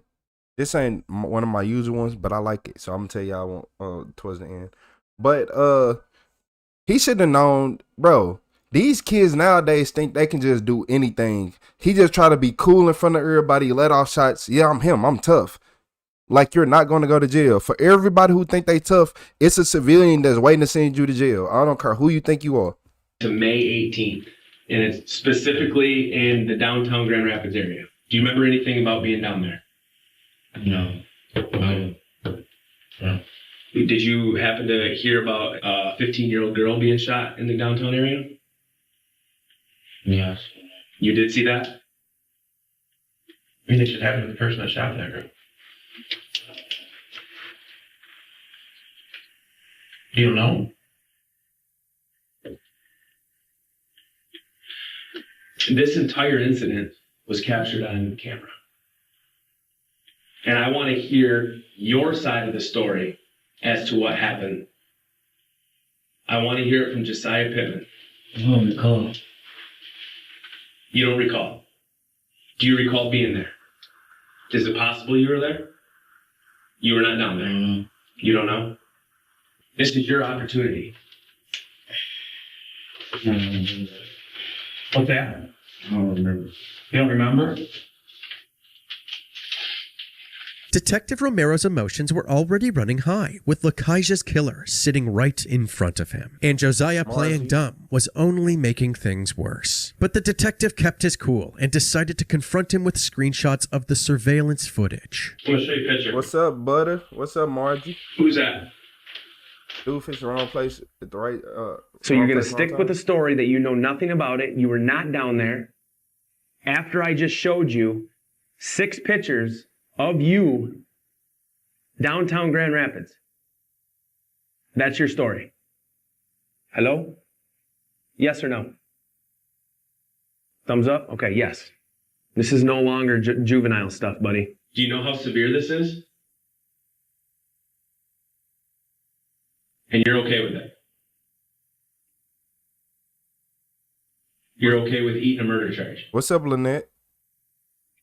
How y'all All doing I today? can say is we have a 15-year-old girl now that's dead. I don't think she's the target. There's more to this story. This is why your opportunity right now to tell us the more of the story. I don't got no story to tell. Clearly, Josiah had no remorse for gunning down an innocent person. The detectives took his silence as their cue to end the interview. He was booked into the county jail, and the authorities held a press conference announcing his arrest. Over this past weekend, the Grand Rapids Police have arrested Josiah Tyree Pittman, and my office has filed charges against Mr. Pittman for that homicide that occurred back in May. A 15-year-old girl who was literally just riding her scooter in downtown Grand Rapids is gunned down, and the family was devastated. Absolutely heartbreaking, absolutely tragic, absolutely avoidable. We are not going to be the city that tolerates one of our children getting murdered and not following through. At Josiah's arraignment hearing, the judge read out his charges, but Josiah didn't seem concerned whatsoever. In fact, he seemed bored. The crime is called homicide, murder, second degree, which in the state of Michigan is a life offense or any term of years. It is alleged that you did carry or have in your possession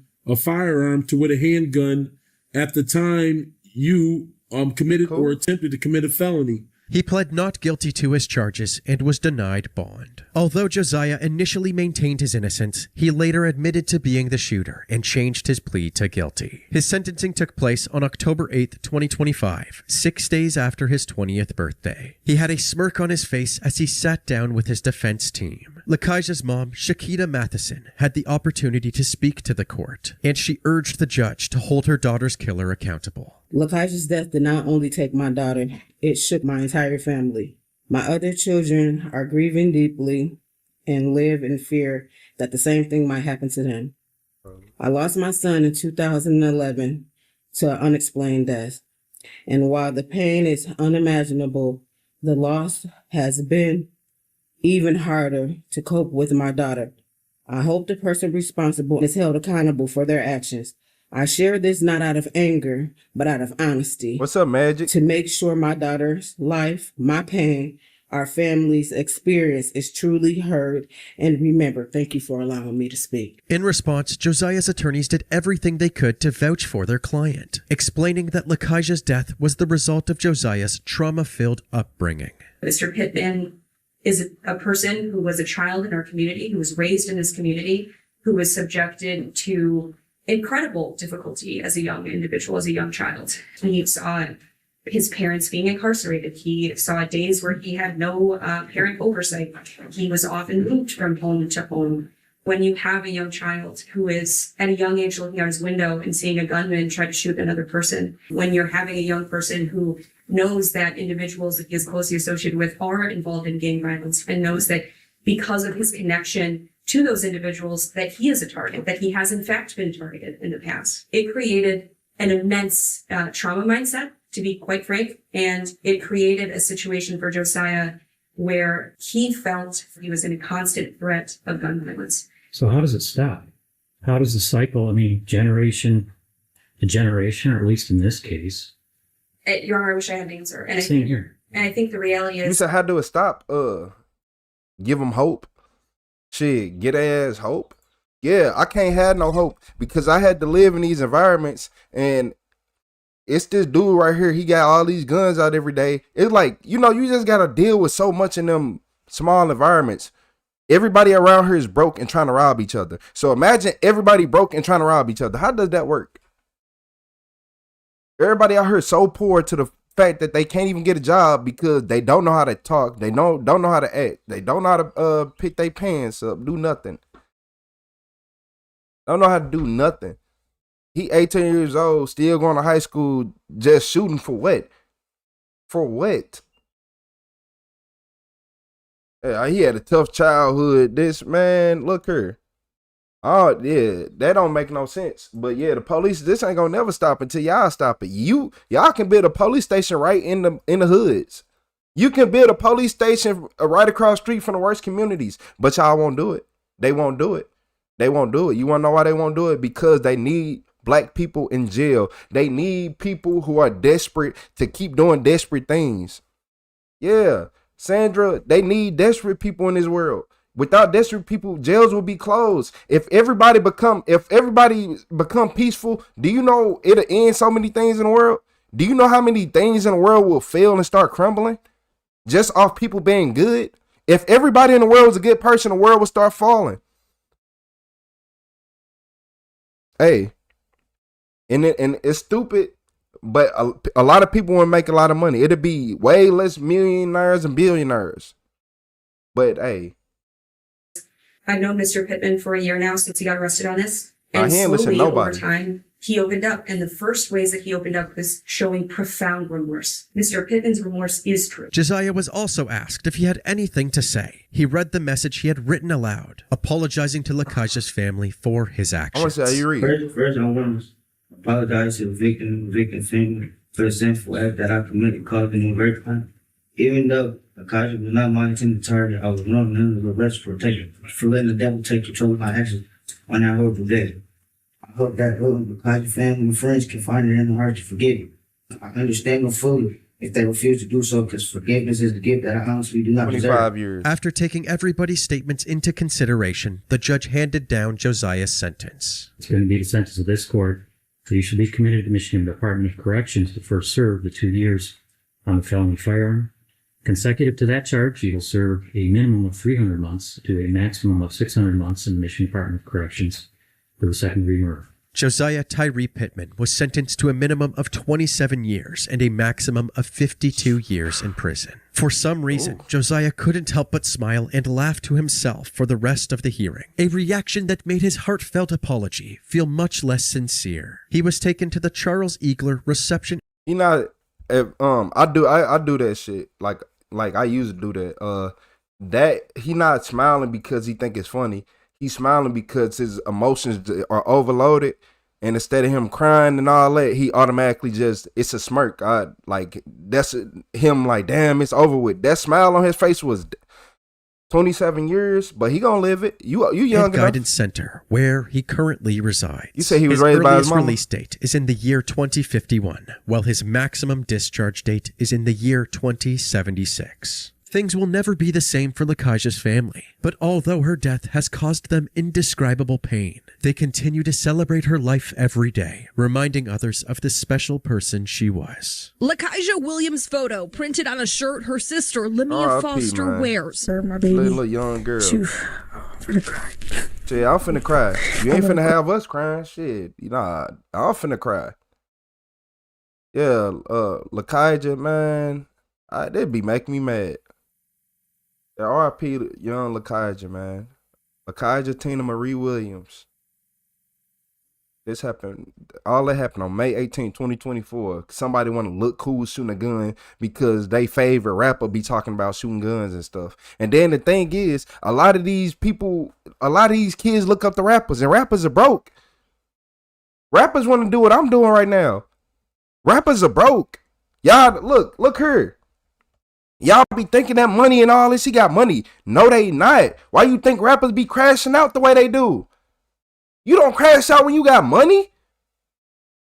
You not, or look, or y'all don't know, they taking all these deals and getting advanced, and now like somebody like Pooh Shiesty, you done made all this money, hundreds of millions of dollars, you ain't get none of it. You ain't get none of it. But these the people y'all want to look up to, the ones who fake like they made it out the hood, but they didn't. The one who got y'all running to the store for them and giving y'all little stuff on the side. They look up to people who just want to have more money than them just to make them their slave. Yeah, come ride with me. Yeah, come here with me. And you know they going to do it because you got money. And they ain't got none. They ain't got no hope. Not finna play with y'all. They look up to people like that. Y'all looking up the rappers. Rappers are broke. Y'all looking up the rappers. Look here. It hurt my brain when everybody say rap is the lowest form of entertainment.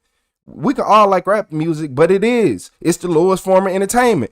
Well, how come the Weeknd get paid more than Drake do? Okay then.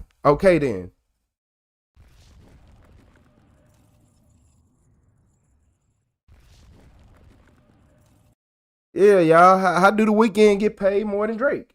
Cause one of them is a singer, one of them want to be in the hip hop scene. Even though he tried to sing, he want to be in the hip hop scene. But if he went full on singing, you make more money. Why you think Taylor Swift, Adele, Sam Smith, and all them, they what? Some rappers like eBay Youngboy that got way more views than them, but your money ain't adding up. Your money ain't adding up like theirs.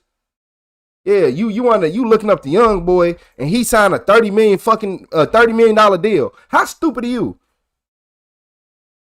You a $1 billion young man and you gonna sign a $30 million deal? And everybody, it's just for this. No, because rap is the lowest form of entertainment, and the people who usually rap ain't that smart. Like, y'all ever seen the rappers who just stop rapping? Who just do something big and stop rapping? They use rapping as a stepping stone because they not stupid? Oh, he fell off. He rich as hell. He learned that he gonna use this rap money to invest in some properties because this rap money ain't worth nothing. You said being real emotional because I hate seeing all these kids fall victim to some fake ass, not real nigga shit. Like, I done seen this shit. I'm tired of seeing this shit. I done seen too many of my friends die off this shit. Trying to act like these lame ass niggas who ain't got no money. And now that I'm grown, I can really see, like, y'all broke. And I understand contracts and all this now. I understand, like, no. Oh, you got $30 million, but every time you spend money, your $30 million go down more and more and more until your next contract. And then the way y'all live, I gotta have these clothes. I gotta be designing it out. Y'all live in the fucking slums and think you supposed to have on designer? You don't have a house. You ain't got multiple forms of income. Why'd you try to be designing down for females and impress men? Cause that's what this culture is. I ain't gonna lie. But it don't matter if you white or black. All the young motherfuckers same. All them young motherfuckers same. White, black, blue, yellow, green. All y'all little motherfuckers the same. It ain't no racism is slowly dying. That shit don't really exist no more. That shit is in the older generation. The young people, we not racist. Like the fuck. I don't even understand racism. Cause I have so many white people in my family. I thought everybody had white people in their family. I'm like, oh yeah. Oh, that's my auntie. They looking like she's white. So the fuck? That, like, you never had a white auntie? Like, what's wrong with your family?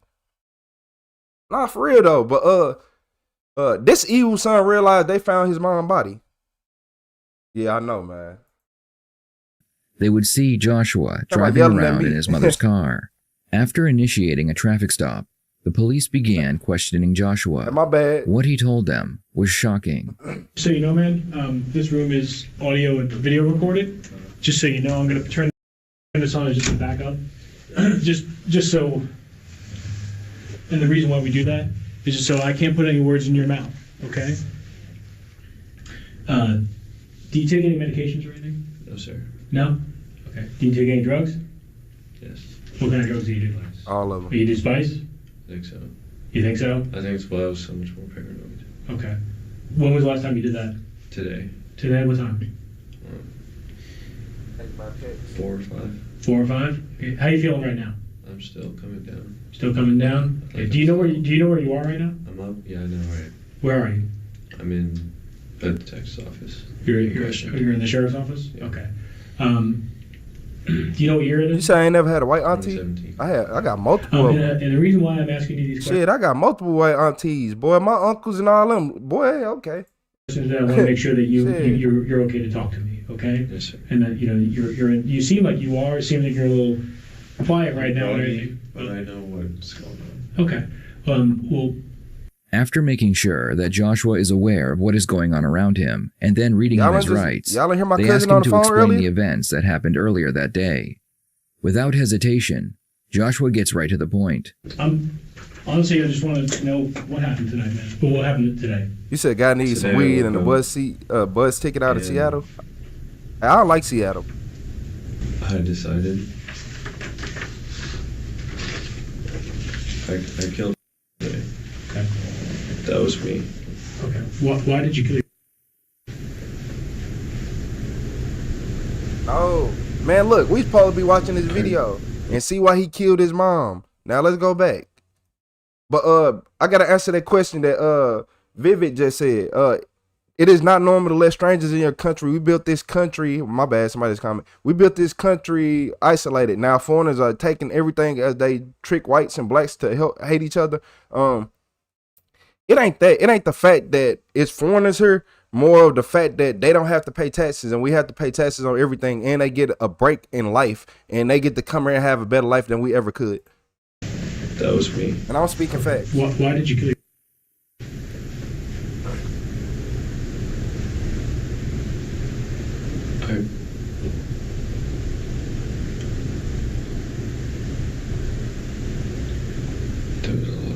Hey, everybody spam that like button for me. All the time in the world. We got 600 people in here. I do. I'll talk to you about the story. Yeah, I do. Okay. Well, there's a lot. Do you want me to start with when I first started having these, like thinking about this and started getting high? Joshua, I want you to tell me whatever you feel comfortable telling me. That's what I'm trying to say. I feel comfortable. So whatever you feel like comfortable to tell me, because I want to listen to you. Okay. Hey, I love to hear that, Nick. I love to hear that, Nick.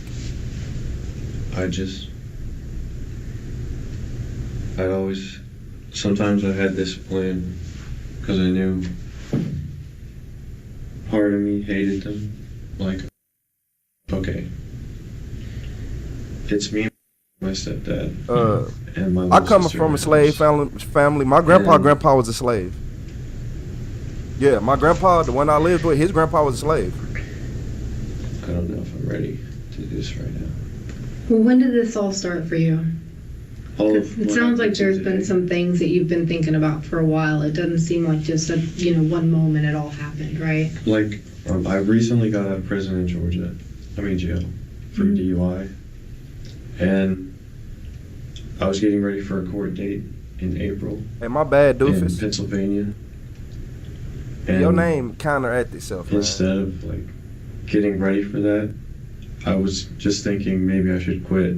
Maybe I should give up and just try and run away, get high,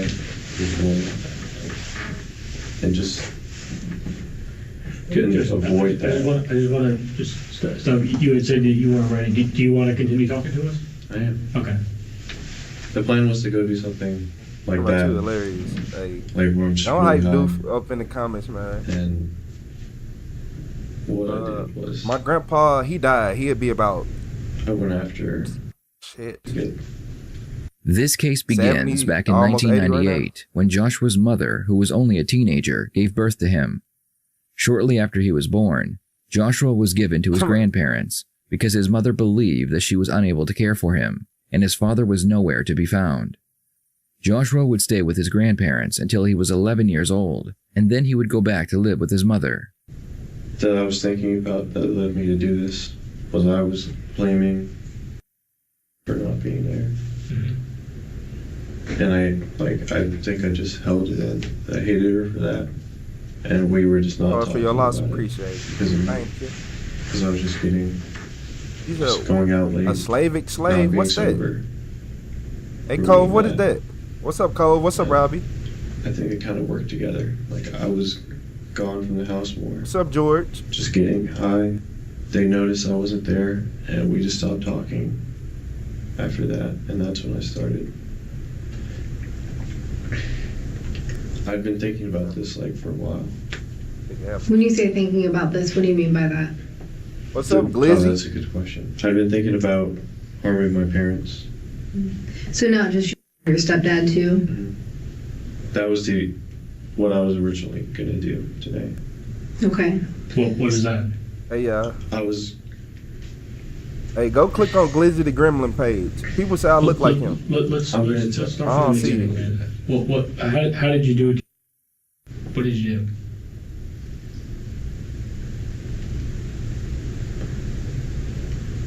When she came home, I snuck up on her. And I used a bat. Yeah, no pressure.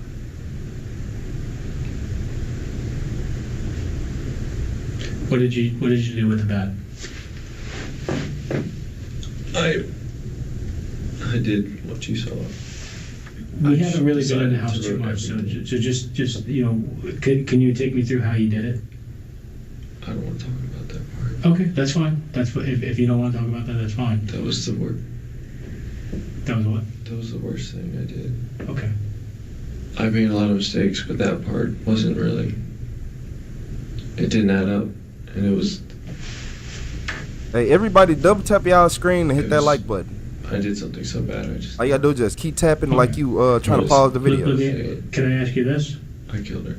I know. Okay. But what I would like to know is, where's the bat? It was in the house. It's in the house. Mm-hmm. Okay. What's up, Eel? Sir Eel? What other did you use anything else? I'm gonna call you Siri. I was cleaning up the carpet. What's up, Jess? Well, there was a knife too. Okay. Thank you for the sub, Jess. I didn't really use it. Okay. Even though Joshua and his mother shared a home, he felt like he didn't What's up, belong. Reed? His mother spoke often about having to raise a child she never really wanted. In 2012, his mother would marry her boyfriend and have a daughter with him. The emotional distance between Joshua and his mother would continue to grow.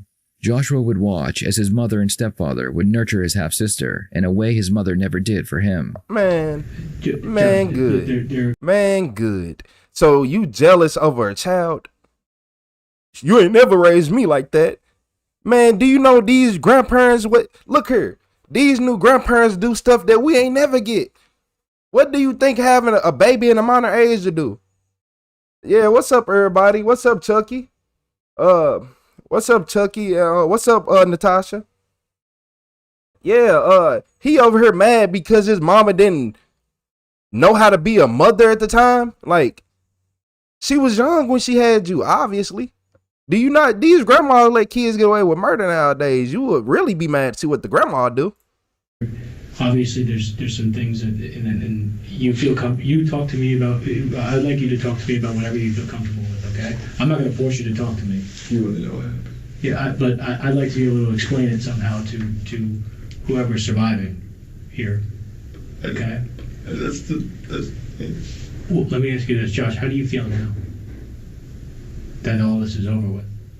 I rebuke that statement. Hey, come on, kid. Like, come on, these nuts. About hey. me. Yeah. About You had said that you've been planning this a while. I feel like I completely ruined Caitlin's life. Okay. You did. Obviously, there's been some tough things that have happened in your life that have led up to this, right? It's not something that you just decided this morning was going to happen. Mm-hmm. And you talk about holding some things against your mom that happened to you earlier in life, okay? We're detectives, right? So we detect things, we go out, we gather information, and we've gathered a lot of information today because we were worried about you. We wanted to find you and see if you were okay. All right?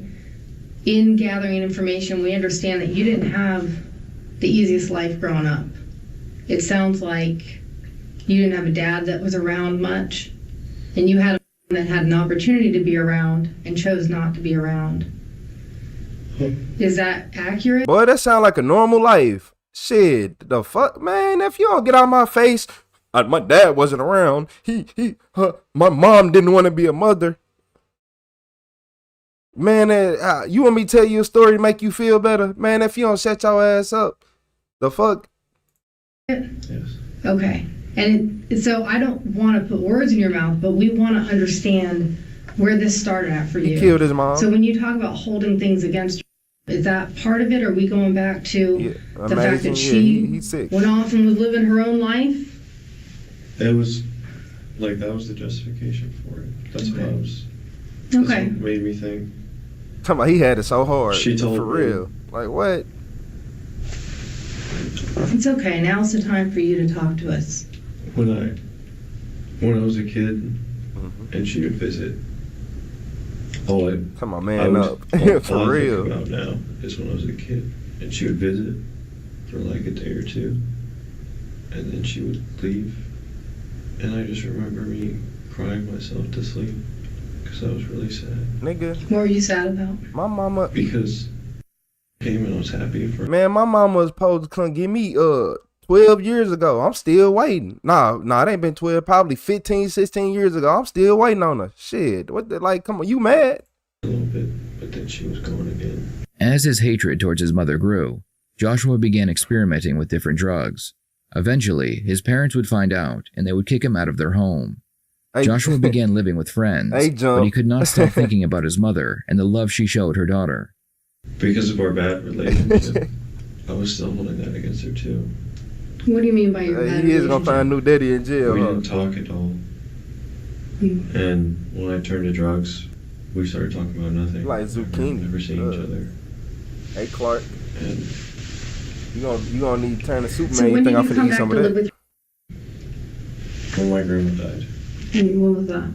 in April of 2011, In April of 2011? I think so. I was 11. Yeah, she ain't feel me. I'm fine. I remember what year it was. Okay, but you think you're about 11 Yeah, when that I don't happened? feel like he do. And you're how old now? I was in 6th grade.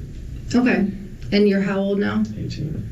All right, so we're talking about 7 years ago. And in the last 7 years, have you made any amends about the past? Has she like made any efforts to make amends with you, or? We've talked a few Like times. you 30, shit. But we didn't talk for years about it until high school. We were just having a normal relationship, and we talked about it. And I kind of. I'm gonna jump off the porch, man. His ass still in shelter. He don't know nothing About it, but it only happened once. Okay. When did you do that? Ricky. In sophomore year. Sophomore year, so just Guys in prison won't feel war. Yeah. It was in high school when my mom was living with us. What I appreciate that, Kim. I strive to be a great young man. It's the same thing. Same thing. We never talk. I just stay in my room, and when I see him walking around the house, I say nothing to him. You see nothing? Oh yeah, Glizzy, you is right. Why the hell he ain't called no lawyer? Well, yeah, I have no look. These killers don't have any chance of talking to the police and getting away at all. Like when you talk to the police, you just basically signing your jail warrant. Yeah, we don't really talk, and we sit in silence at dinner. That's the horrible relationship. Nah, Nico, you gotta go early in the live. It was a woman who did that. After Joshua took his mother's life, She made like 20 he took his videos sister with the dog. him so he could drop her off at his grandfather's house. Doggy While style. he waited for his grandfather to get home, he stopped at a park to meet a friend. Joshua would receive a notification on his phone that his grandfather had decided to go to his parents' house instead to pick up his sister. Hey, Cabbage, you Joshua hilarious. knew that he had been caught, so he asked his friend to take care of his sister. He then drove around in his mother's car until the police finally found him. Phone and you're texting your grandpa? What's his name? So he stole a mama car after he did that? Okay. Yes. All right, and you make arrangements to meet him, you think, at his house to drop off. Is that right? Okay. Make sure you correct us if we're not right, because we want to make sure it's right. All right. He never watched the first 48. So then you said something about, but then he comes to your house instead? Yeah. So how did that happen? I wasn't. Well, he was. I don't think he was questioning why. Yeah, you're right, Jess. Where were you when he showed up to the house? I was at the park. Yeah, you're right, Jess. Who were you with? With Josh. What With Cole Josh? say, With never one of my snitch, friends. especially on yourself. He's who I left. You say you gonna try to plead insanity? Okay. Shit, Josh is look a good here. friend, like I said. Look like I told here. you. I might let him plead insanity. He is 18 years old, and he looked like he was born in the 80s. He like an 18-year-old in the 80s. You hear me? Like, he don't look young. From the beginning, okay? He did exactly what you told him to do. He dropped her off. Okay. Yeah. I'm like, you 18. You look way older than me. I get it. And you know, things do spiral out of control. We understand that. Okay. But So- keep going with what happened. Or was it? Well, so then you're texting from your phone to arrange to meet him at his house to drop off. But you're at the park with Josh. Yeah. Okay, so then what happens next? And I knew he came to my house because I could see it on my phone. Like Clark, The door was what? open. Oh, okay. Oh, you have cameras Marinating like you can pickles pull is it up on the crazy. app? We have a security thing on that, and I Okay. knew at that point. What's It up, was over. Mila? Why is that? Because there was still some on the carpet. Okay. So at that Oh, point, we got Smith back in you here? had already killed. We got T. Smith back in Okay. here? They have Joshua confessing to the crime, but what they don't have is details. Details help prove that not only was Joshua there, but he was in fact the person who committed the crime. Now they will ask Joshua to explain in more detail exactly what happened when his mother came home. So then what happens when she comes home? Yeah, he been sheltered for a fact. You said nothing wrong with him. He is evil and jealous of his I sister? told her For a fact. to go look at something. I was staying in the kitchen. By the way he sit down, I can see the entitlement in his sit. Nah, he ain't kill his sister. I think just the mama. That's all I know so far. I don't know if he Josh, got looks the like there's dad a or way her in your boyfriend. Well, it ain't his dad, but you know. Talking about this might lift that weight off. Oh, it makes more sense.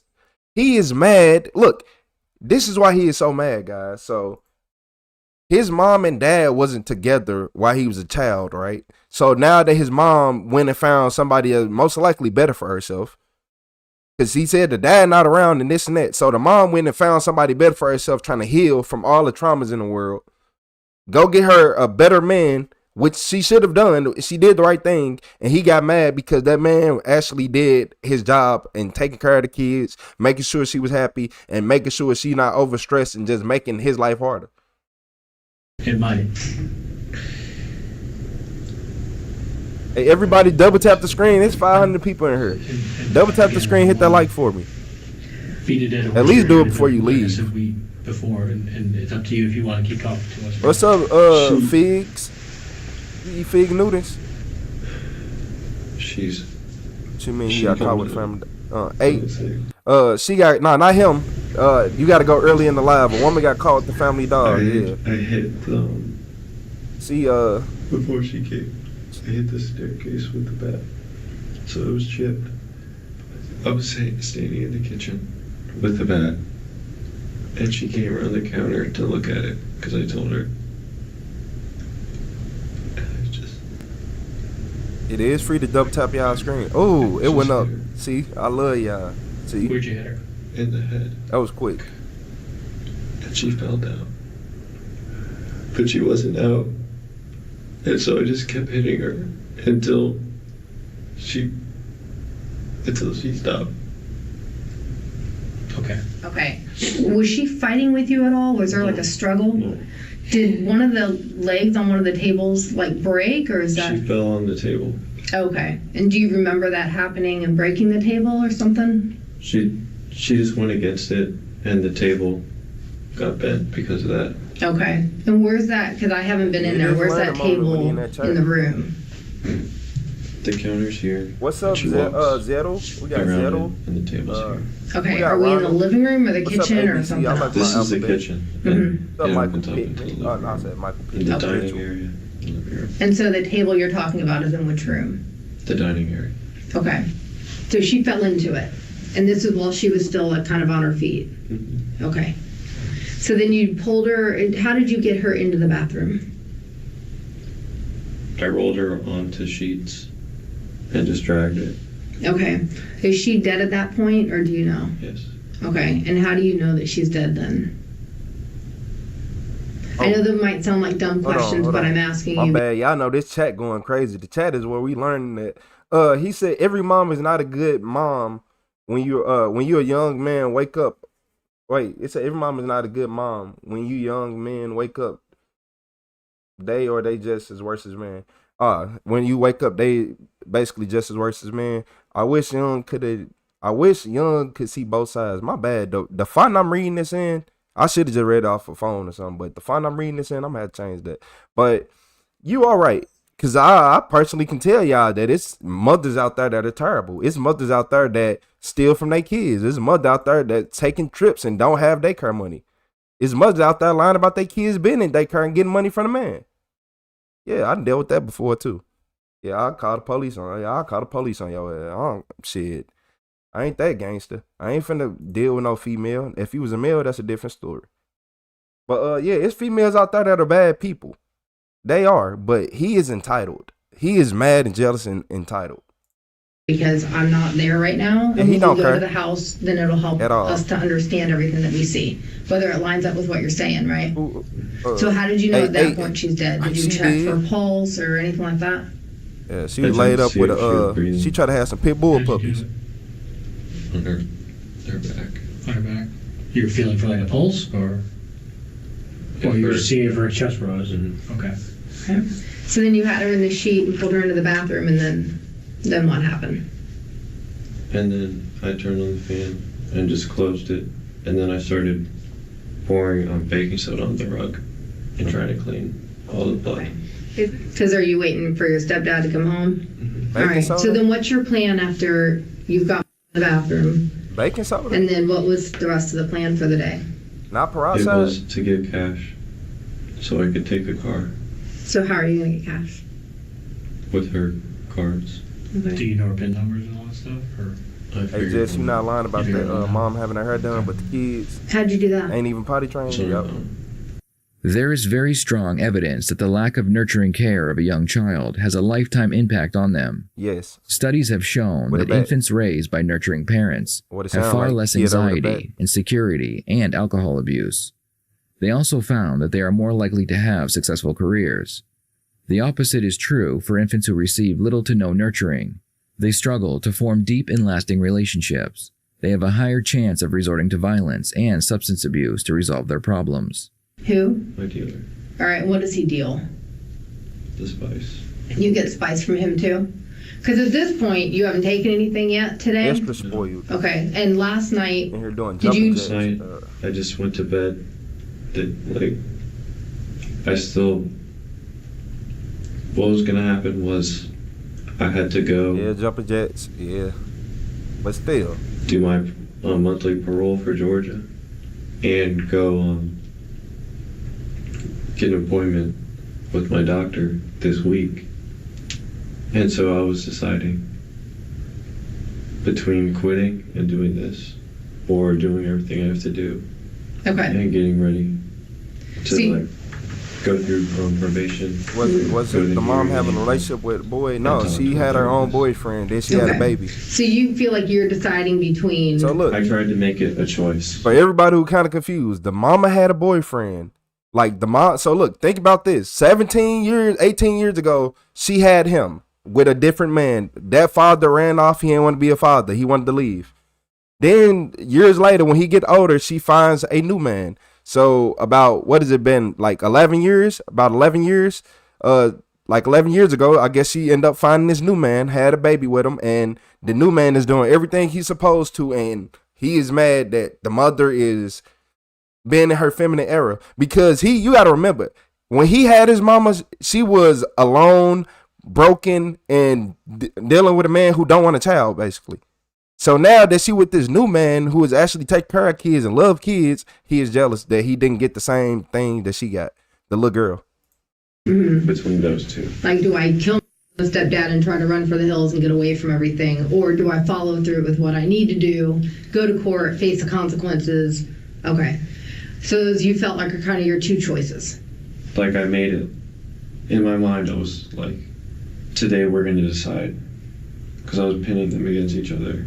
And I was like, today we're going to decide what we do. And so I went to bed that night thinking about it. And I woke up. Why is today the day you have to decide that? Because I'm going to go talk to my therapist tomorrow. Okay. I was. So you haven't done drugs, alcohol, you haven't taken any medications, prescriptions in like the last 3 or 4 days. But this whole weekend you're contemplating, do I do what I need to do and follow through with my probation, face the charges up north, or do I take this alternative plan and try to run away from it all? Is that accurate? Do I try or do I quit? Okay. That's what I was saying. And when did you decide I quit? No, Glizzy, no. Different videos. I decided. The video y'all talking about is like 2 hours ago. Until this morning. 2-3 hours ago. And when she was gone, I decided that when she came back, I was just going to try and not think about it and try and do it. And I did. They now ask Joshua about his mental health and substance abuse. Was this crime done with a clear mind?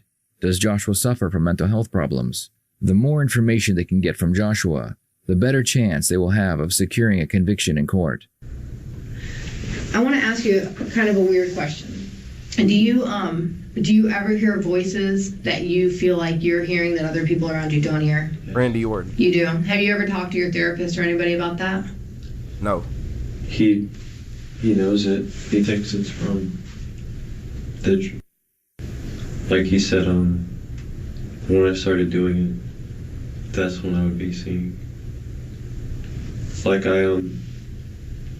I've seen things in public that I knew I shouldn't believe, but that makes me think there's a lot of things I've seen that I wasn't sure about. What do you mean by that? Like sometimes I'm hallucinating and I hear the radio say something or people in public say something that they shouldn't be able to know. And so I know when I'm on the drug, I hallucinate, but I don't know about how. So how do you know that you're hallucinating? Hey, thank you, Pumpkin, for the like and sub. Because typically someone that doesn't even I appreciate realize everybody who hit that like right? button and sub. So how are you aware of the fact that you're hallucinating? Because there was like a small few that I confirmed. Like. So have you ever We need 700 likes, y'all. We got 700 people. That to somebody like you? All the time. Yeah. And I've seen like water on my pants. I see it and I touch it and it's dry. That's what I would notice when I was drinking sometimes. Mm-hmm. Okay. So these hallucinations and such that you're talking about, it's when you're high or when you're drinking? Yeah. Okay. Not sober. And what? When I'm not sober. And when you're not sober. Okay. When you are sober, then you don't recognize or you're not aware of that stuff. Like you don't remember doing that when you're sober, right? I get this, like sometimes I'll get the same things where I'm like thinking crazy stuff, contemplating. As the interrogation comes to an end, the detectives have one last question for Joshua. Appreciate everybody who hitting that like button. Wrap this up. I just want to. He said, sorry, just joined. He killed his mom. Be sorry? I think he hit her with a bat. Yes. Yeah. Josh, here's the thing. We don't want you to manufacture any feelings here. Yeah. We don't want you to manufacture an apology or feelings of guilt or remorse, okay? What did I tell you? Part of our job is that we have to read people, right? If you're not willing to say something to him, that's fine. I get what you want to know. Well, because, sometimes people feel bad for what they've done, and sometimes they feel bad because they got caught. And it sounds like you had a plan that you didn't get to see all the way through today. It kind of got screwed up on you, And I can understand that might be pissing you off too. like you finally built up the courage. You don't know what a jumper jack is? Hey, That's gotta be really tough to watch. What's up, Jan right? Pula? You wanted around in your life. You wanted a dad around in your life. And he or she gets to have both. What's up, Audrey? That's not fair. How you doing?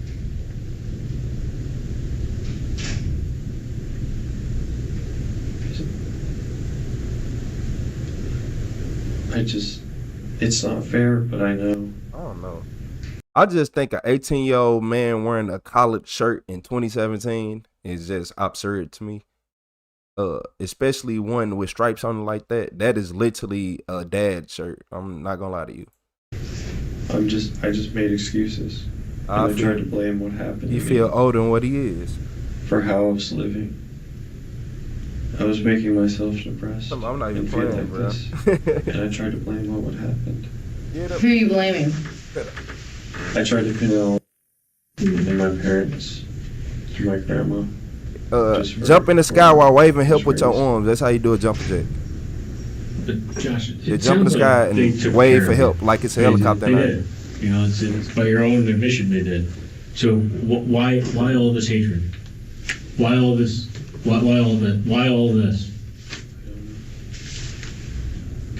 Jealousy will tear a person up. Stripes and collar. That combination is garbage. I don't know necessarily this is jealousy, Josh. I think this is just something that just you wanted to Last happen. time I put on a collar shirt with stripes on You want this it, to I think happen? I got suspended. Yeah. I wanted to run away, but as soon as I did it, I realized what talking I was about doing Charlie had Brown nothing shirt? to do Hey, with Katie. And I was just doing a horrible thing, mindlessly. Do you want people to notice you? No, it ain't Doofenshmirtz. There's a lot of attention. You wanted attention. There was a lot of going for attention, doing things I didn't need to do for attention. Well, this is like one of those ultimate things. A lot of people will be paying attention to you. Hey, I appreciate it. What kind People are going to be paying attention to you now. What's up, Corey? What kind of attention did you think was going to come out of this? This wasn't about attention. Well, but you just said it was, Appreciate everybody in the chat. right? I mean, if we're being honest here, you just said it was. How you been? How you been? Change your name again? I'm like, hold up, I know that picture.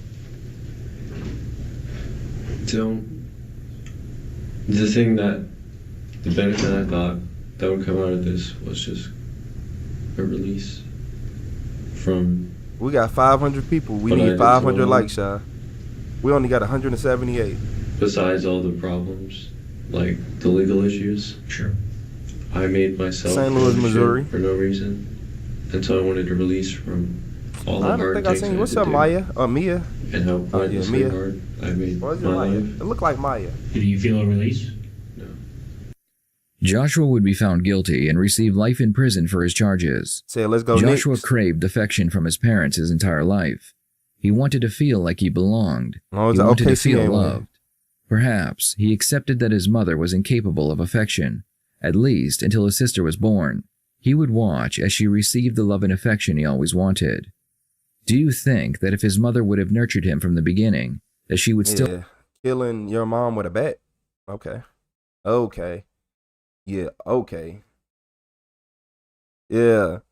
Yeah, get these lights up, chat. And then, hey, I need y'all to go to my Retro the Supervillain channel and go click on my live and like that one too. Then y'all can come back to the vertical one. Because the vertical one is, I ain't gonna lie, it's a little bit easier to manage. It's a way easier to manage. But what y'all think about him? Y'all think this little 18-year-old that was jealous of his little sister should get 1,000 years in jail or what? Yeah, I don't see no 18-year-old yet. I don't see, I still don't see no 18-year-old.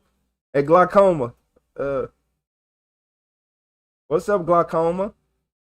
What's up, Robert? Boyce? I see you back in here. Okay. You say you're from Finland. These are interesting.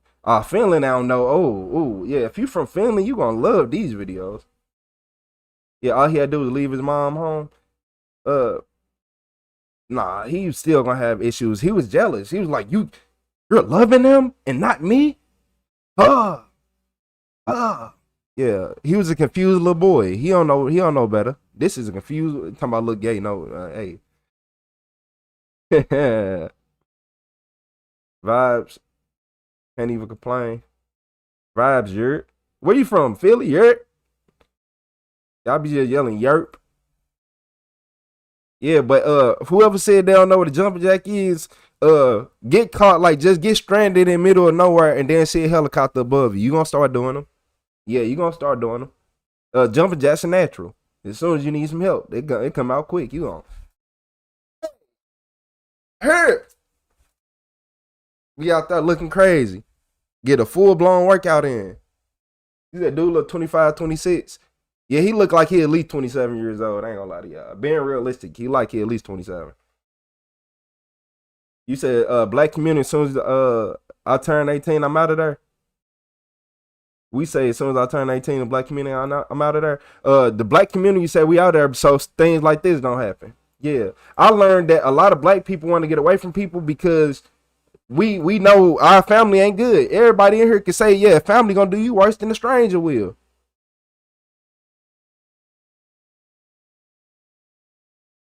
It said being 18 stepped there was getting ready to kick him out. Why you think he was getting ready to kick him out? It be energy like this that it don't manifest overnight. This one a spur of the moment type thing. He been feeling like this way a long time, but men pick up on other men energies. Whether you're a young man or an old man, we can pick up on each other energies. And I feel that you trying to do some type of wrongdoing.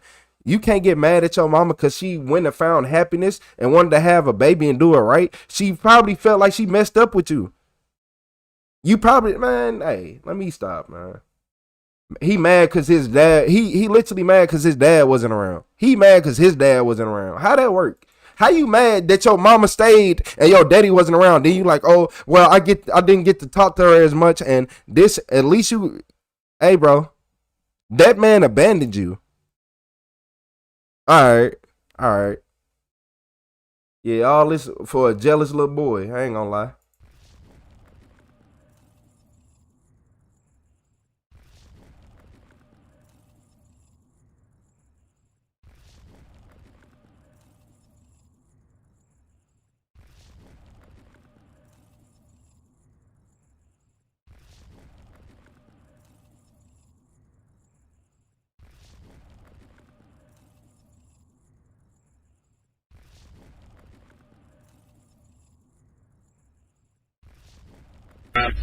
Hey, who just told me about this crazy Midwest safety video? Oh, who told me about this crazy Midwest safety video, y'all? Because this is the murder of Deputy Caleb Conley. Caleb Conley. I didn't expect this one. I thought we was finna have a funny video. Y'all said it was a good video, not a tragic one. You said she should have swallowed. Yeah. While using protection. Charles, you said it happens a lot. Yeah, because, yeah. Especially if you don't raise your kids, right? That's how you, yeah. Or you try to ignore their signs that it's something wrong with them. I see a lot of mothers I know let their daughters and sons do whatever they want and wonder why their son grew up to be in jail robbing people and shit. Cause he ain't never had no guidance. And the mama had money too. You said my dad left when I was born and my mom when I was 7. But I'm cool and we okay. I'm 31. Exactly. Like you can have a problem with your parents, but as we get older, we be like, look, life is hard. I understand. You was young. I'm older than what you was when you had me, so I can come on now. I'm gonna make it make sense. Just got shot here on the exit. You think a deputy just got shot at the exit? He went to stop a car. I know, Got shot in the car, just sped away. It was a red Nissan Murano. It was a red SUV. It looked like the guy just stuck his gun out his window. He's bleeding out. He's bleeding out? Can you administer first aid to him? Are you close enough? There are 3 people doing that right now. Hey, look, right now. He's shot in the neck. Not responsive. Copy, unresponsive. Do you have a phone? Up the hell. No, don't do that. Hold off. You gotta hold the neck first. We can't, bro. Shot in the neck. Damn it, Caleb. Man. Hold pressure, man. Hold pressure. Come on, buddy. Come on. Thank you. Let me know we need breath. Come on, brother. We're here, man. Take a breath. Continue CPR. Good respiration. Shit, I might be where they from. They talk like me. The guy had a warrant, and he went to stop it. He didn't get on the radio. The passerby's called in that a deputy's been shot. Enough direction to travel. You guys are in the UK. They're trying to set up an escort. Hey Charles, don't do that. Like I feel your pain. I tried that before too. Hey, shut the f*** up.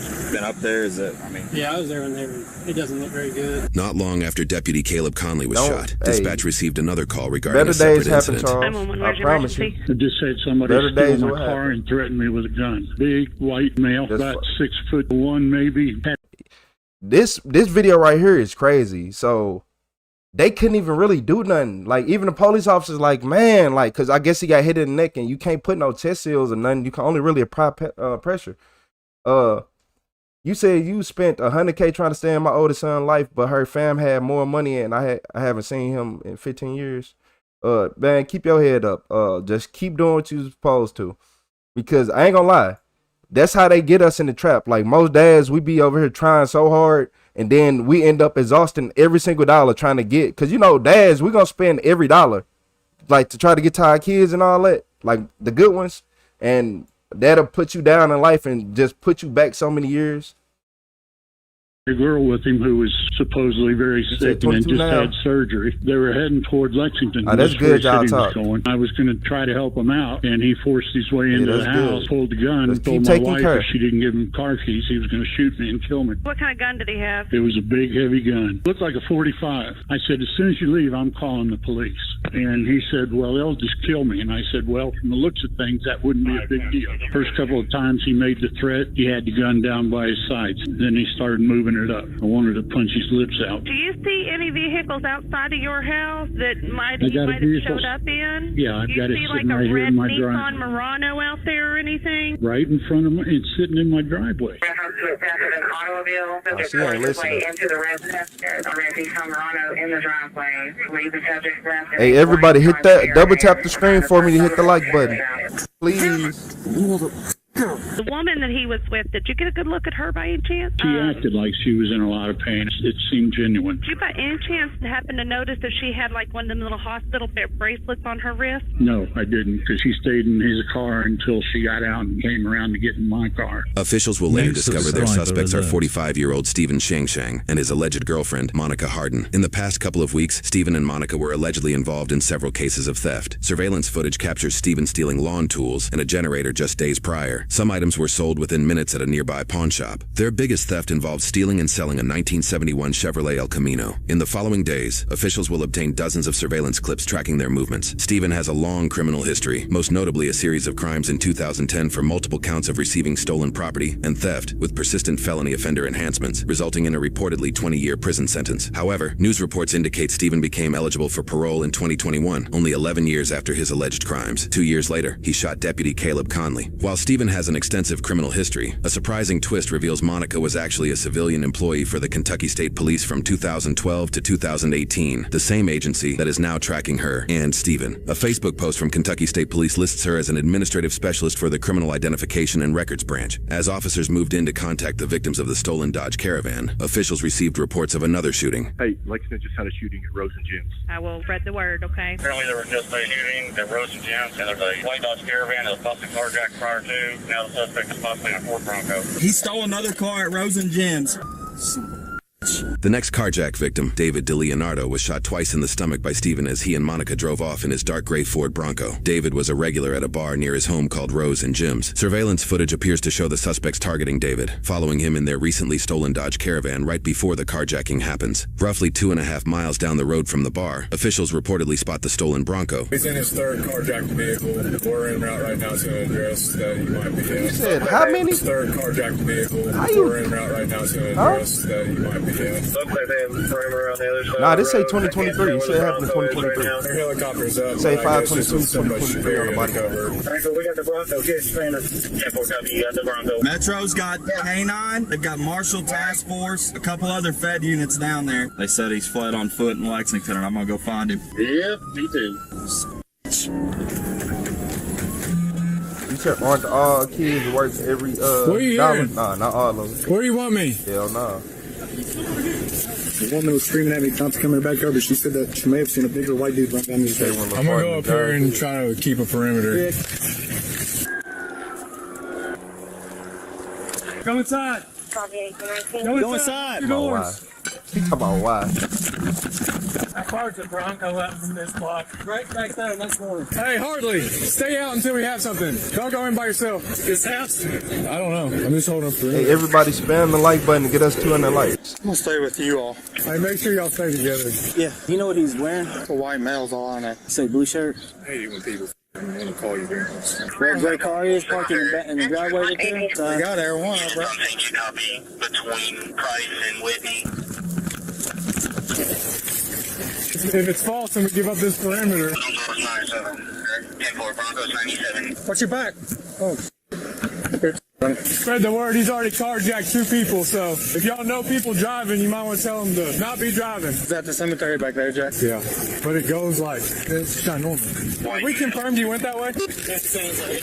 Because I don't want to give all this stuff no, we don't need to. for that to be nothing. If the helicopter is the only way they're going to find the cemetery. Yeah, we have comms with him at all? We were told that you guys had that he was in the cemetery, What's up, but Bob? that's not the case. So you heard the last thing that I heard then was what we got from Air One. I don't have anything else yet. But they Come told on, us, cops a lot.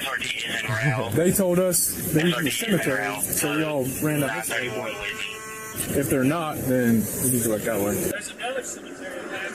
Stayed in between Whitney and Price. Is there another vehicle at that house? Are you ready? He's also got a female with him. Dude, there's 2 people with him, a female and Yeah, I go live all the time. A lot of people didn't know because I just started going live vertical. Is the car crashed? I mean, the doors are open. Like he come to a pretty abrupt halt. There's no way, because he wrecked out here. I parked here. Hey, I'm live on 2 channels daily. My ass would go in the woods if it was me. You know what I'm saying? Yeah, he's already on a carjacking fiasco. I wouldn't be surprised if he got another one when he comes. That's what I'm saying.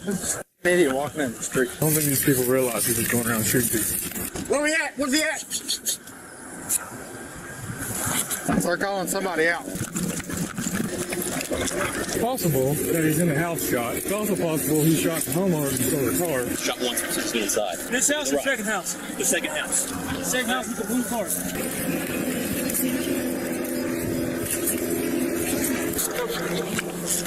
Hey, Huntley, is it the brick? Brick and gray. Just hold there. He's currently barricaded in a house. Copy. Do you know the address? Stand by, we'll get a note. Gary, good numbers on the house. 862, I think. I believe it's going to be 869. Yeah, there it goes. So can you put the other channel in the chat? It's right. It's really right under your I'm gonna move comment this so we got video. better cover. We've had very limited information on what happened. It's been crazy, so I just want to find this guy. Hey, if you go up like one more car, you're out of the line of sight. Then you'll have that house that's covered What's as up, well. Thomas? Hey, Aaron, Birdie? did we put eyes on him in there? Yes, he came to the door. I couldn't possibly identify him, but a black male came to the door and retreated back into the house. Temple. They think they got his pin. You gonna find more. I go live. I drop a couple videos, but you're gonna find more police shorts. Like these videos that we make, I'll make short versions of them for some videos, and that's how it goes. That's what you'll see over there on the rest of the super Window. mainly Window. short. Right window. Movement. Hey, bro, come outside with your hands up. Oh, right side. A little broken that window. Hey, watch out. We got movement on this right window right here. Occupants 860. Come out with your hands up. Hey, y'all need to go inside.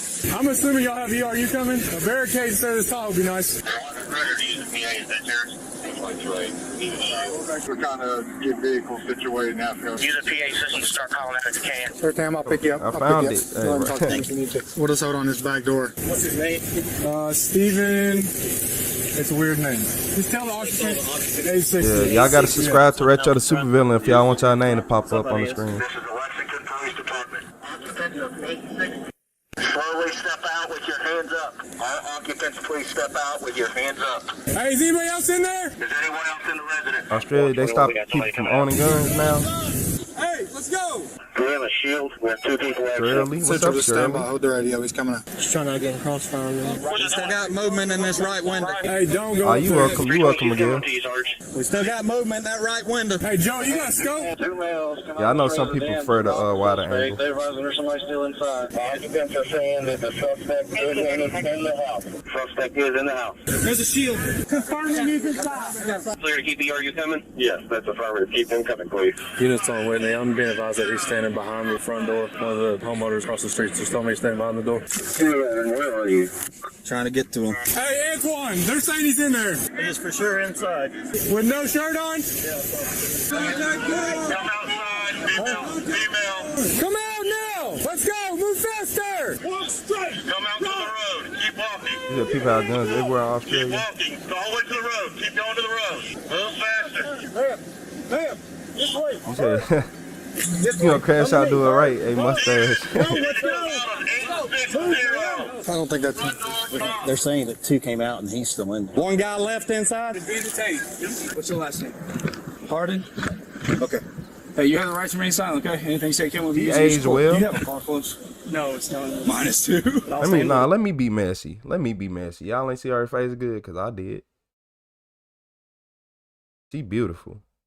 I straight need to marry her. I ain't gonna lie. I'm gonna need to marry her, y'all. Okay, anything you say can with you against your court. Do you have a car close? No, it's not. -2. But I'll stand with her. No, I was just gonna put her in the car. Contact the suspect out the door. At the door. Hey, get up! Everybody home! Everybody home! Hey, dude, get up! Get up! Hold. I'm gonna go through it. I'm staying on the back just in case. Everybody stop talking! Turn and face away from me! Dog gone. Dog's out. Hey, here! Put your hands up! Hands up! We got contact here, Central. Hey, come here! Here! Straight marry her. Hey, everybody stop talking and walk towards Talk me! about she is pretty deadly. Look at me! Turn away from me! Watch your back. Watch your cross. Watch cross. Man, Watch hey, cross jumping. on the right side. Turn around and walk backwards. Is there Talk about that anybody in John's the house? sister from last video. What's your name? Okay, keep moving. You said, well, I hope everything goes all right. I can't sit here with this. Not for me. I got cuffs. Hey, face away. Joey, I got you right here. Still coming. Put your hands behind your back. Yeah, she's definitely something. Yeah, she's something, ain't she? taking to the ground. Hey, plate me. Like, yeah, I'm in love with Delilah. She look like a Delilah. We don't know that's it. Hey there, Delilah. 10-15 on the subject, correct? Yes. Hey, thank y'all for giving me to them 200 likes. I'm still mad that everybody ain't liking. Y'all hate me or something? What's up, white bread? Whose car are we putting him in? I like burnt bread, but that's just me, though. Hey, Sarge, we put him What's in up, your John? expedition. Let's go. Hey, Hey, John. pat him down. Man, you got anything on you? Pat him down. Bull, man. What happened to do? Who the Dave? He is. Huh? That's He you, is. my friend? Yeah, I can't live in no other country. You talking about I can't have a weapon? So the military can come try to destroy me? Yeah, okay. You say you like them both streams? I appreciate that. I appreciate that. What's your full name? What's your appreciate it. full name? Stephen what? Stephen Sensei? Yeah, okay. Did you just...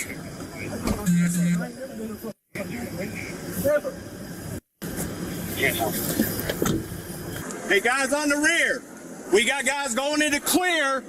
Hold your fire, okay? He says he's got a friend with him. He got a friend with him? Said he's got a friend. Hey, boys, he said there's some guy named Dave that's involved. I don't know who Dave is or where Dave is. Clemens, there might be one more in there. Hey, get more announcements. So wait, is he the one who did it, or is he snitching already, and he ain't even in the car? The door. Conley 27. And that confirmation of it, That's what I've heard too. Hey, Mark. I'm trying to understand what you're saying. Well, what's up, Mark? I'm hoping it's made up. No one said for sure. I'm talking about none of your fucking issues. Did they pat him down? Yeah, just make sure. Okay.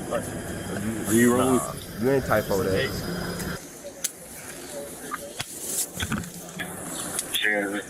Come on, glaucoma, you hella funny. You talk about it'd be weird to take one with y'all. My guy. Yeah, it do feel like you're in a room at times, don't it? How you gonna do it? Get him out.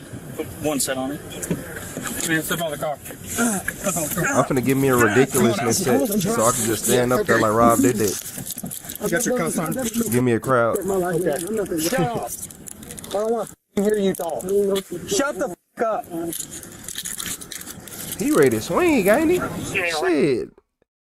Hey, boy, stop playing with me, boy. You think it's a game? You think I want to take this badge off?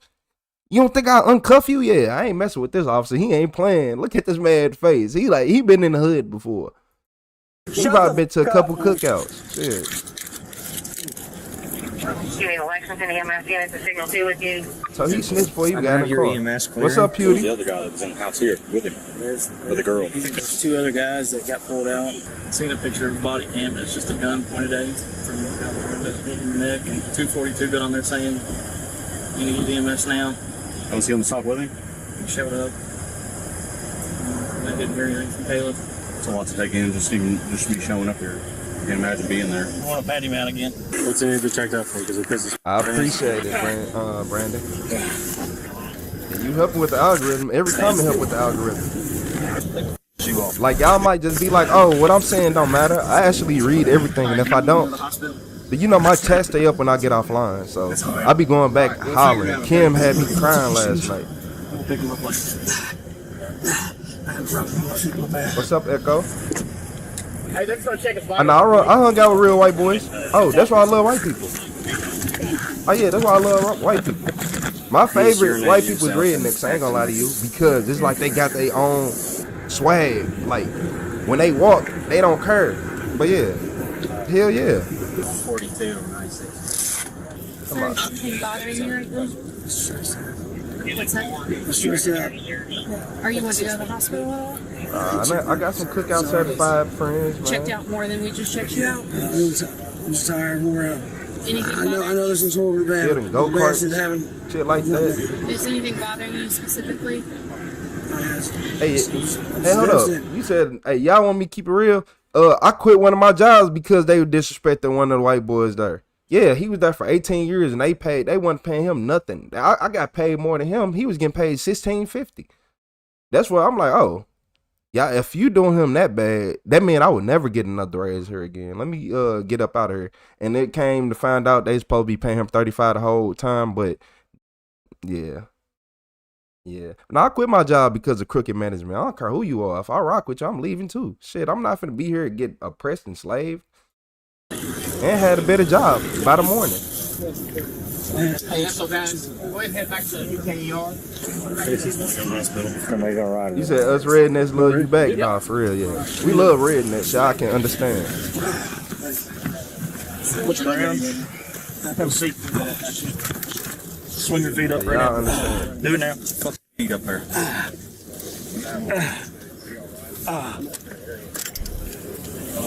Come on, sorry, man. Have some dark uncles. Damn word! Sorry. Yeah, kids, motherfucker. They going hard. You're a piece of You want to keep an eye on. Nah, it's a video on YouTube. Me quit my I've been job. through this before, not unlike you guys have. Yeah, it's a with video on Jamie's YouTube. thing, and now this, and Brian Derman's thing. Keep an eye on Will, and keep an eye on Don. Hell yeah. They need some time off. What's up, Toya? Come on. In the SL unit, we're going to go to UKER. You don't say a word, you keep your mouth shut. Just turn the gun on yourself. You're going to have to stay away. Hey, hey, that's awesome. Hey. That's not really indicative of cocaine. Yeah. Yeah, you are sorry. That boy had kids. Come on, job a jump scare. Yeah, oh my, just shut up. Just don't say nothing else. Shut up. Shut up. Just don't talk. It's not that hard. Keep your mouth shut. Sir, I'm going to have to Narcan you if you don't stay away. Yeah, I think you do need to be Narcan. What kind of dope are you taking? Sir, you have not done cocaine. Your pupils are small. Okay. If you fall asleep again, we're going to have to Narcan you. Keep your eyes open. Wake up. This ain't something you need to be falling asleep for. Keep your eyes open. Cut me to the bed rails. We can't treat like this. Okay, wake up. No, just wake up. Wake up. How your day is, Toya? How your day been all day? It's been a long one. Hey, sir, I'm Dr. Kim. I'll be your doctor. What's going on? Are you having any symptoms at all? No. No? Okay, that's good. Stay awake. Somebody pull some Narcan. Stay awake. Open your eyes. Nah. Hold on. No. These cops ain't trash. They just mad because he killed one of their own. Yeah, he shot one of the officers in the neck, and that was it. I think he got shot with a 4.5 to a 45 caliber, 4.5 ACP, whatever you want to call it. He says he took cocaine. Probably fentanyl. They want to get the Narcan. Let him get Narcan. After their arrest, Stephen's alleged girlfriend, Monica Hardin, was charged with 1 count of second-degree criminal facilitation of a burglary, 1 count of criminal facilitation of theft by unlawful taking, and 1 count of what is listed as an other felony state offense. The Kentucky Department of Corrections indicates she was sentenced to 3 years of probation. Man, my bad, because y'all can't see her face. Shit. Man, nah. Yeah, nah. Which is set to end in November of 2026. However, she also held a warrant in Ohio for charges including 2 counts of breaking and entering, 1 count of theft from a person in a protected class, and 1 count of grand theft auto. For her Ohio case, some charges were dismissed and others were reduced to a lesser charge, and she was ultimately convicted on 1 count of misdemeanor theft and 1 count of attempted grand theft auto. While it is not clear via Ohio's court website what she was sentenced, these charges carry a maximum consecutive sentence of 18 months in prison, meaning if she was sentenced to the maximum, she has already been released by the time this video is published. Stephen's charges and sentence were more clearly defined. He was charged with 1 count of murder of a police officer, 2 counts of possession of a handgun by a convicted felon, 3 counts of first-degree robbery, 1 count of first-degree wanton endangerment, 1 count of first-degree assault, and 2 counts of burglary. Many of his charges came with persistent felony offender sentence enhancements. According to the Kentucky Department of Corrections, Stephen was convicted on all counts and was sentenced to life without the possibility of parole, plus a combined 170 years. Few would... Man, hold on.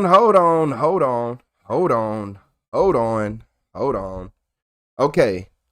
Life without parole is cool, but you're not finna try to do no life without parole in 170 years. You ain't finna do that one just because it was an officer. Don't do that, because if he would have shot me, he would have got probably life in prison and probably would have been out about 25 years. Yeah, he killed a cop, but don't try to up the charges because it was a cop. Don't do that.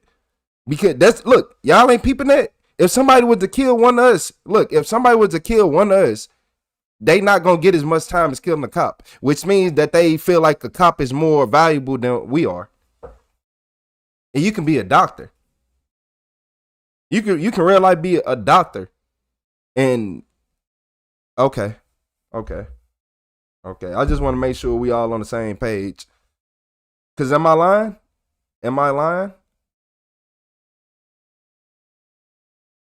What Kim say? Wait, what Kim say? Boy, you milk.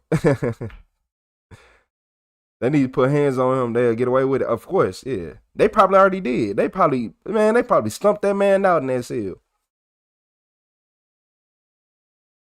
He's talking about, hey, Steven, I know who needs someone, who needs a daddy. His name is Josh, and he could be your roommate in prison. I wonder if they actually became roommates, that'd be wild, because that exactly would be what happened. Man, it's in life with a bunch of men, or life in jail with a bunch of men, y'all know what he finna turn into.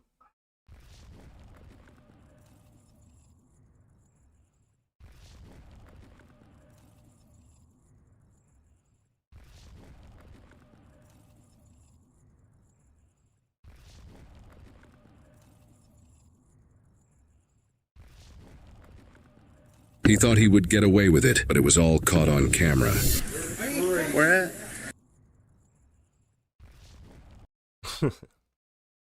They made sure to do it after the mug shot too. Oh yeah, they did his mug shot, and as soon as he went back to the room, somebody snuck him right before he got in the door, punched him right in the back of his head. You know how they used to smack people in the back of the head with the title on WWE? They got him. I ain't gonna lie. John Cena came out of nowhere, hit him in the back of the head with the championship. Or the Undertaker. Don't matter. They all probably jumped him. The whole WWE roster, aka Police. But this man got caught in 4K. I don't know what he did, but he got caught in 4K. So yeah, that make everything much better. You ain't get caught in 1080p or 720. You got caught in 4K. Somebody here? I don't know. Hey, it's me. What's going on? Can we step outside, please? What's going on? Thank you. It's me. What's your As a name? father, My name's Ed. I don't care So about what's going Father's on? Day or Mother's Day. I ain't gonna lie. Did you call? And it ain't for the reason y'all think. She called because I told her It's just another reason for you to It's enough spend for you money acting and like not get ahead in you're my life. best friend. Okay. You got any weapons No, on I you? ain't got nothing. I'm actually looking for. Yeah, whatever he did it. I could tell by that cigarette that it looked like he had in his pocket loose. He had a loose cigarette in his pocket. You could tell by the way it was bent up. But now, Mother's Day and Father's Day, I don't really care about that because it's just another day for people to spend money instead of trying to actually build themselves in life. Like, think about all the people who spend money on Mother's Day and Father's Day. If y'all would have invested that money and changed their life instead of changing the day. But that's just me, though. Lighter. I ain't got shit in the search right now. Okay. And this comes from a father. It's enough acting like you're my best friend. Can't get Who's this divorced. woman? Crystal. Okay. And I said, you can't get divorced. You spending money on $500 on betting, $500 on weight loss. Temple. Yeah, holidays is to keep people broke. A lot of people don't know that. So what's going on? Just think about it. Like, if y'all think about it, you're going to be like, dang, he right. Anyway, I told her, I said, you're not going to play games with me anymore. It's either us or it's time to move on. Okay. And she got mad and said, I'm going to call the police. I said, call them. I ain't done nothing wrong. Right. This So man he's was mad safety. at you? Mad because I don't want to play games. Okay. Y'all want to fight or nothing, like physical? No, You want to no. hit her or What's nothing? up, Tulsa? What's up, Produce? Okay. But, She's at the ding. yeah, Levi. What's her name? Yeah, You got she your tried ID we can with go out you? with my mom. See, that's normal stuff. But Mother's Day is made for you to like spend like it's Christmas or something, like a small Christmas one of or a y'all's mini gonna call? Christmas. That's What's going and on? if you know, we all spend a lot of money on Christmas, right? Just being the way he's being. Well, what do you mean by that? Just being mean to me. How so? Just acting like a fool. I don't want him to go to jail, but I'm just. Well, who is he to you? He's my boyfriend. Okay. He's going through a divorce, and he's got 4 kids. He's just having a hard time, but I mean, I just can't take it. I mean, I'll be all right, but Be all right from what? I just had mouth surgery. I just had implants put in, so he touched my mouth, and like I said not to do that. Touch your mouth as in he's... Did he grab you and squeeze your mouth? You're not going to get... We're driving. She said she had... You gonna bear with me? Oh, he drunk. Oh, yeah. You got ID with you or Hey, anything? I told you one time. I'm going to tell you one You more been time. drinking. You going to bear with me? Shut your mouth. No, I ain't done nothing. Put your hands behind Come your on, shut back. your You mouth, ain't gonna talk and to me then like instantly that. you want to arrest him. Face Like, that wall. I am. You got a camera on. You ain't doing nothing Face that wall. You got a camera on. You ain't doing nothing wrong. Don't move. Levi, it's got to take me to jail. Get your f***ing hand behind your back. I ain't doing nothing wrong. I ain't doing nothing wrong. Put that hand and stop moving. I'm not moving. Gray Grove 3 County. I'm 1015. I don't want him to go to jail. I just want him to calm down. Sarisa? I want to make sure I ain't saying your name wrong. Sir, You don't say you've throw been me. married for 40 years, and the best You lesson ain't you gotta ever talk learned to is me like holidays that. are commercialized love. Well, commercialized love is every day, You're not my gonna bad. walk Holidays off. are commercialized love is every You day. just had too much to drink, guys. I know. And he doesn't I need know. to be out in public if he has too No, much. I haven't done nothing wrong. Go over there. I haven't done nothing wrong. Go Yeah, over exactly. there. That's and why I we'll be with you in a don't minute. care for I it. have a right to sit here. Come here. He just had too much to drink. Come Don't here. don't I be done mean to bought me. No. plenty not of being mean gifts to on you. random Called you to help me, Tuesdays. not to So. be Yes. a nuisance. Now I'll listen, take him home. listen, Please listen. don't be mean. Listen. Calm down. No. You need to calm down. I'm a When I- nurse. Listen, I'm a nurse. You need to calm down. I'm calm. He's needing to calm down as well. He's not No, cooperating. I understand, sir. You're right. So here's the deal. You're right. Here's the deal. Corporal Burgess, you're right. Yes. No, I'm not. So here's the deal. Give me a He If you're telling me Yeah, but he you is need to being mean calm to you, down. I don't need you near him right now. No, I know. I'm not going to be near him, but I don't You want were to take him sitting to right jail. there near I don't him. want to take him to jail. Show me the fucking... Please don't. Listen. I just need to take him home. He'll be all right. I was talking to the district attorney on the phone when you did Well, that. that's good. That's the district attorney right there. What's your Hey, name? Levi, this guy has been a little bit rough with me. Here. Oh, you hung up the phone? What's your name? My name's I'm Andrew. telling cops I ain't calm done down. nothing. Nah, she drunk in was public? calming No, him I'm though. not. You hadn't been drinking. No, sir. You lying? No, I'm not. You want to give You me a been breathalyzer right now? Sure. Give it. What's your number? I ain't Date of talking birth. to you no more. You gonna talk to me? You gonna push me around or throw me to the ground? Give me a breathalyzer. All right. You call us to do what? Then you call us to do what? Nervous because Come on, women. Because of the way he was acting? Because of the way. Look, females, I understand that you be like, oh, please don't take him to jail, but you already caught him. He drunk. He is drunk. You already caught him. You can't calm him down. He's still tripping. You call the police. Hey, it is what it is. You got to deal with that. Don't be like, oh, please don't take him to jail. Why did you call him then? Don't call the police. The police is going to, most likely, whatever you thinking as a female, if you think the police finna come up and everything finna be peaches and cream, you are about slow as a box of rocks. You and Patrick Starr had the same mental capacity. I'm not going to lie to you. You and Patrick Starr has the same mental capacity. If you ever think it's going to end up with somebody going to jail or dead, most likely. And that's 99% of the time. I'm sorry to tell y'all females that. He was acting? I told you right now, I am cool, and you're cool too. But that 1%, no, the 1% y'all go home. No, I ain't gonna listen up and throw me around. I told you, I'm moving. Think you are throwing me around. We're done. No, you're Get up. You're not gonna throw me around. Hey, why is this cop being mean to me?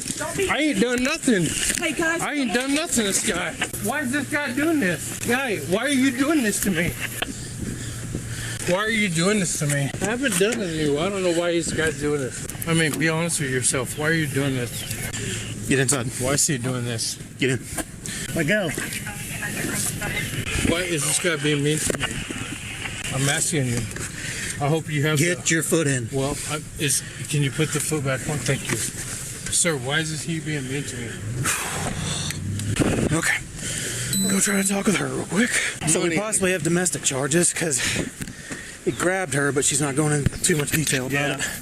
Yeah, cops are using scare tactics and threats, pretty much. Now they want to put the video camera on after they treat me. I haven't done anything. What are you going to charge me with? I ain't even done nothing, dude. Public intox, resisting arrest, disorderly conduct. I asked you to give me a breathalyzer and you chose not to. I'm not drunk. You refuse to do the things that are proper. Well, here's the deal. For one, he's intoxicated. He doesn't need to be out in public. You call us because you want us to help you. And then you tell us, leave him alone. No, I wasn't. You tell it, then what would you want us to do? And what were we supposed to do? He's intoxicated. You tell me he's being mean to you. When people are drunk, they can get me. Oh, yeah. Obviously. Well, I think we're already past that. You're not lying, you got an ego Miguel. and you want to hurt me. I didn't do nothing to you, officer. What if you made a mistake? Why are these cuffs so tight I can't even move? We'll fix them here in a minute. Did I do something to you? The answer is no. You tell me that you had mouth surgery and that he grabbed you by the mouth. That's problematic. That is very problematic. Why would he grab you? He's just having a hard time because he ain't seen his kids in like almost 6 months. He's having a hard time. So he should take his anger out on you? No. Sir, look me in my eyes. If you're ready to be cool with me, I'm ready to be cool with you. But don't treat me like shit. Don't throw me to the ground and treat me like a piece of shit. I didn't do nothing. I didn't do nothing to deserve this. Nothing. Zero. Zilch. Don't make excuses for him because he wants to take his physical frustration out on you. I understand. Don't stand in for that. He's such a good guy when he's not drinking. If you only knew. How hard did he squeeze? He didn't. He just said, I want you to get a divorce because I want us to be together. Huh? Just upset. You don't want to go to jail. What did he say? What? If you only knew. How hard did he squeeze? He didn't. He just said, I want you to get a divorce because I want us to be together. You married? Y'all separated or? I don't trust females like that. See? I don't trust females like her. No. Why you still married? And then, look, it looked like y'all been together for a while. So this the new dude or something? What? That ain't even the main I thing. said you don't want to go to jail. Would you hang out here with her for just Well, his behavior, his actions, Listen, he's going to go to if you jail. were drinking, and I'm sure you probably have drunk before. You're not perfect, okay? Yeah. Have you lost a wife and 4 kids? That doesn't excuse his behavior. But the officer, You know what I mean? But Lou, So both of y'all married? Through a divorce, losing 4 kids. Everybody and a goes business. through their own trauma and has their own Is problems. that his money? Yeah. Hold on. Have you My ever bad. I'm coming back to life because is she married and he married and they both in the process of getting divorced or am I tripping? So y'all two married people that. Okay. Before, have I you don't been through go- a divorce? Have you lost your kids? Look, this ain't about me. It's But I'm about just him. asking you. I know you're Just trying to asking relate to me, but I'm going to explain. His behavior is unexcusable. But you can't even answer me because you're not even trying to relate. I'm not answering you because this isn't you're about in me. a Because badge you'll and you're go- behind the man, shoulder look. and you act like you're not a human being. No, that's not it. That is it, because if you lost your wife and kids, Mr. Officer, by history shows that y'all like to go and take out, y'all ain't on everybody with weapons. I'm just saying. It's about accountability. But have you ever been through a divorce? Listen, it's consequent action. So you can't relate. Okay. I called you here. You think I know you did. I'll be right with you, okay? So let's go back about 20 minutes. Okay, so yeah, this is their car first pulling up. Okay. One of the officers watches the surveillance footage of the encounter, which our team was able to gather. The encounter begins with both Andrew and Crystal outside the gas station, and Andrew is clearly being aggressive, backing her into the wall and gesturing angrily. They soon move to their car, where it gets much worse. Andrew is seen getting on top of Crystal for an unknown reason, continuing to be violent while he's speaking with her. While we can't clearly see inside the car, it's presumed this is the moment Andrew grabbed Crystal by her mouth. Crystal is seen pushing Andrew back to get him off of her. The officer, while watching this footage, makes a vital observation that explains why this happened. Wait a minute. That may be when she's calling right there. She's trying to make a call right there. Is he trying to get the phone from her? It seems the reasoning for Andrew's violent nature towards Crystal was because he was attempting to stop her from calling the police. With this newfound information, the officer will soon explain to Crystal the repercussions of Andrew's actions. But first, the other officer performs a breathalyzer test on Andrew. You ain't had nothing. Nah, right? they probably divorced, but still. As well as you and me. All right. No. Y'all ain't letting y'all listen? No. Prove me wrong. We ain't touching nothing until you be cool. Okay. My shit, my feet are off. We're going to fix it. Are you missing a shoe? Everything. I'll get it. Blowing this for me, prove me wrong. I'll prove you wrong. You gonna let me go, right? No, we're gonna talk. He's finna be three We are times gonna over the talk, limit. but I'm saying right now on the public end talks. And in public end talks, you gonna let me go, right? If you got zeros, I ain't charging you. Thank you. Blow it up. Hey, I appreciate that, Jumping Go. Jacks. Keep going. Blow. Yeah, you gonna find me It's again. not hard enough. You're gonna find Fill me. this balloon up. I just did. There's a balloon right here. Fill it. Blow. Blow. See if you can blow it up. You sucking. No, you ain't I blowing. ain't sucking nothing. You ain't blowing nothing. Yes, I'm trying, but everything Blow out. Blow out with your mouth. 1, 2, 3. Exhale. Why? Because it comes back clean every time? You hadn't done it yet. It says blow. I'm trying. Blow. Blow. I'll take a half sample. I'll see right there. Insufficient. I'll look you in your soul, and I'll tell you right now, if those are zeros, you're not getting public in And I talks. appreciate that. Okay? But I'm looking at you in your soul and asking you, take these goddamn cuffs off me. I can't fix them yet. I will. I'm about to. Deep breath. Blow this up. Blow it. Go. You're sucking. I ain't sucking nothing. You suck back. No, Deep I'm breath. not. You blow out. I'm actually blowing, bro. Bro, blow. I don't know why you treat me like this. I'm really blowing. Blow. You gonna prove me wrong? No, Blow. look at me in my soul. I'm looking at you. in your soul. I told you, bro. Oh, yeah, he said in his soul. He over pass with. it, I'm letting you go. That's what I ain't said. Goddamn fucking sucking. All right, push out. Blow out. Go. Blow. Go, go, go, go, go, go, go, go, go, go, go, go, go, go. You're not blowing hard enough. Yes, I am. You want the public in talks? No, I want the truth. That's what I want. That's why we're here. We're here about the truth, Andrew. Yes, you, sir. You want to blow this? Yes, sir. All right, can you feel it? Deep breath. Blow. Hard. Go. Go, go, go, go, go, go, go, go, go, go, go. I don't hear air coming out. I've been blowing. Let me go again. Hey, like this. And then. Yes, sir. Let's do it. Let's do it right now. Fill it up. I'm not drunk. All right, cool. Go. Blow. Go, go. Now, you stop. Like 2 seconds. What do you mean? You blow till I say stop. How about that? God damn. Can you do that? You got a camera on you? Absolutely. Thank God. Let's do it. Blow. Go. Go, go, go, go, go, go, go. No. You blow like 1 second. No, I blew the whole time. Everybody can see it. I'm gonna give you got a camera on you. Everybody can see you messing No. around. Does anybody hear this shit? Blow. That's sucking. Hey, y'all hear I'm this? not sucking shit. All right, blow it up. God damn. How many times this guy you gotta do is try to prove me wrong? Okay, blow it up. You want it? I think it's enough. I think you've tried enough. I tried. And I tried to. No, I tried, but Andrew. never one time did I fail. What's Not up, one Giselle? time. Where you been at? Not You one time. manipulating it. No, I'm gonna this ain't a we got, DWI. we got Look, Fitz we ain't back taking in you here. to jail for What? DWI. Well, I call you This DL. ain't for court. But I ain't This done is for nothing. you. This is for you. This is your test. That's why I I'm tried gonna call to you blow Duty it. If Low. you can't do it, then Every time I pass it, you don't let me go. okay. How about this? Some of my patience Look at my would be finger over gone. You see that? Can't see it, but I do. No, I can't. That's called No, nystagmus. you get another officer out here that ain't got a prejudice against me. Damn. Goddamn You team, think I'm I'm gonna pass prejudiced? it. You think Yes. I showed up here and said, Yes. I don't like Andrew? Well, You know what I don't like? I don't like attitude. You pissed off? hey, You drunk? Yeah, no, I'm not drunk. You are. No, you're wrong. I'm wrong. Yes, sir. I, And that motherfucker ain't proved it yet. I can't even believe Crystal it. said you've been drinking You know why she calls y'all? because she pissed off at you. Look me in the face. I'm here. I said, enough's enough. I want to go home. Yeah. I was Yeah. playing the ding ding when you go home. What? She's playing the Power machines in there. Exactly. And now I'm What's up, fucking Power? locked up. You guys They got tried to me lie to locked him up and tell right you now. why.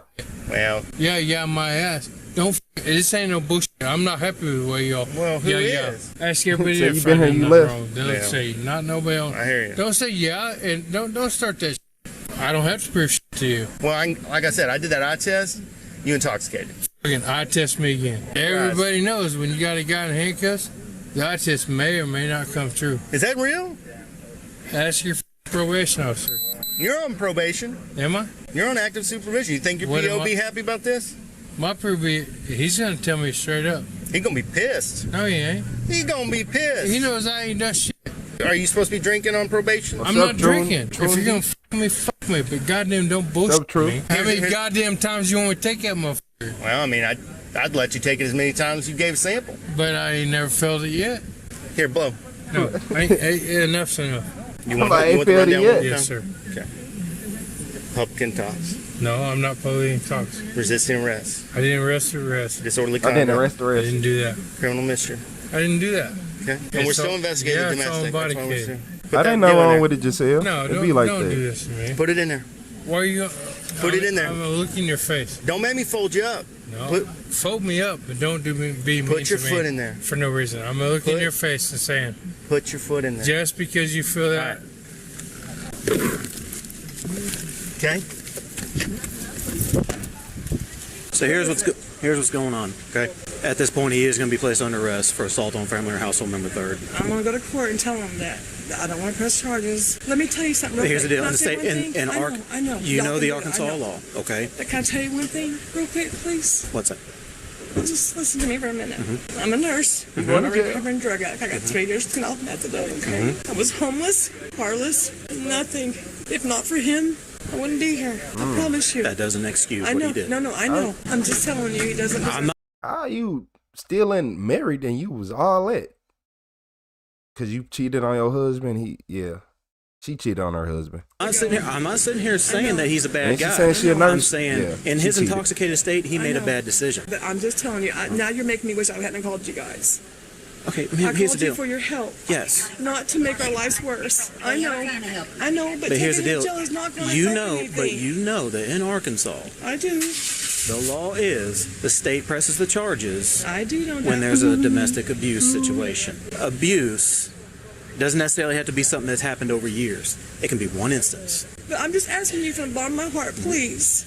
It's a done deal. I called you to ask you for help. It's a done deal. Right now, what needs to happen is your mom is going to take you home. That's fine. You are going to rest and recover. That's fine. Now, another thing that's going to happen is he is going to be given what's called a temporary no contact order. That is per the court. That We is live per the together. court. What's going to have to happen is he's Now I'm going to going have to to be homeless and live in my car. No, so I he'll- hope that you're happy, he'll have Officer to relocate. Burgess. No. Well, you talk That's where with he the lives. state of I'll Arkansas. have to be in my car. You talk with the state of Arkansas on that one. I'm just telling you, I'll have to be in my car. I don't think you're going to have to be in your car. And you don't even know, 2 nights ago, yeah, I live in his camper. And listen, 2 nights ago, we were at an old people's house because his wife was dying. Mm-hmm. And he was there helping. Mm-hmm. Because you have no idea what he tries to do to help people. Man. The fuck? What? Am I lost? Did she just say, what's going on?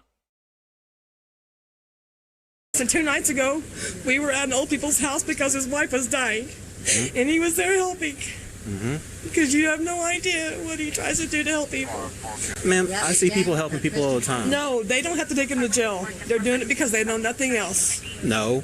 They don't know nothing else. They ruin people's lives for doing this, though. Cognitive distortion can be treated with cognitive behavioral therapy and/or dialectical behavior therapy. Yeah. Sounds like he's going to have to sit and reflect on the decision that he made the day. I understand. For putting his hands aggressively on the woman that he loves. Hold on. Is that on the camera? Yes. You right.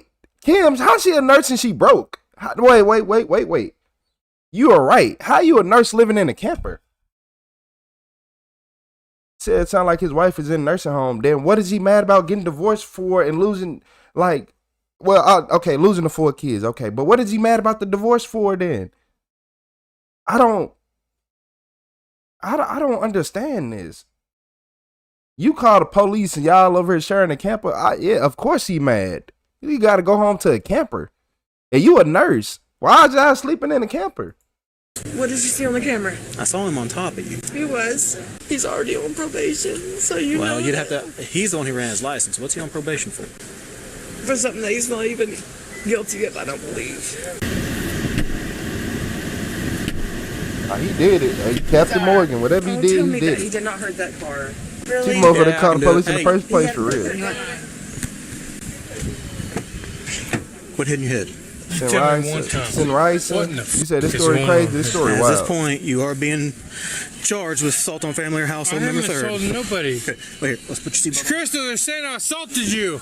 I didn't assault you. Crystal, I didn't assault you.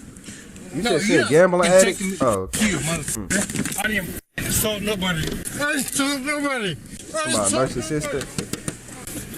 Fuck. I didn't assault you. I didn't insult you. What the fucking fuck? What the fucking fuck? Everyone I Mileage 63205. Fucking 3205, motherfucker. You better goddamn record me. I didn't goddamn touch nobody. I'm gonna sue your ass. You take me to. I didn't do shit. Even though he was best friends with the prosecutor charged him with third-degree assault on a family member or household member, public intoxication, disorderly conduct, resisting arrest, and criminal mischief. He is innocent until proven guilty in a court of law. Man, we all know what time it is. We know exactly what time it is. So look, he dumb, she dumb. It's two dummies together.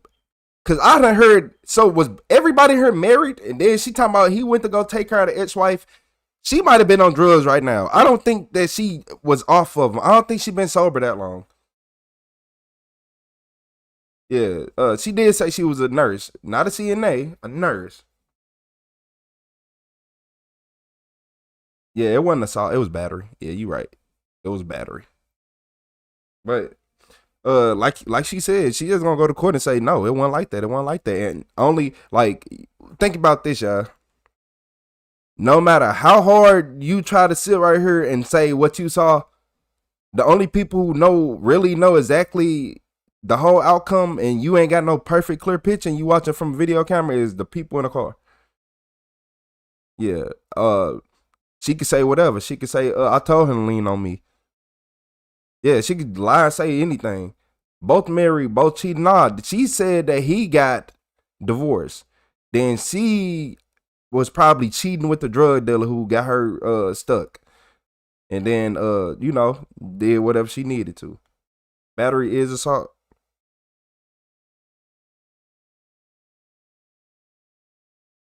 Yeah, well, nah. No, because some officers are classified different. Some people classified different. I'm like, it's the same thing, but it's categories. Because usually got assault and battery. Like, usually assault and battery. This one just assault.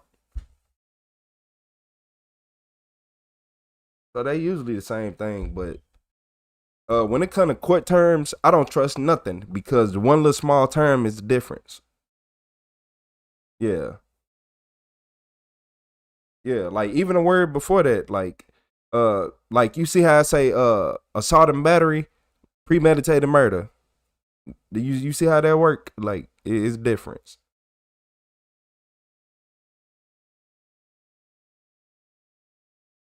Yeah, she ain't no nurse, y'all. She ain't no nurse. Christian, like you already said, yeah, she ain't bright at all. She look, if she is a real nurse and she has no money, she most definitely not bright. Said keep your hands to yourself. Nah, for real. He was drunk. He one of them people who get drunk and get real touchy.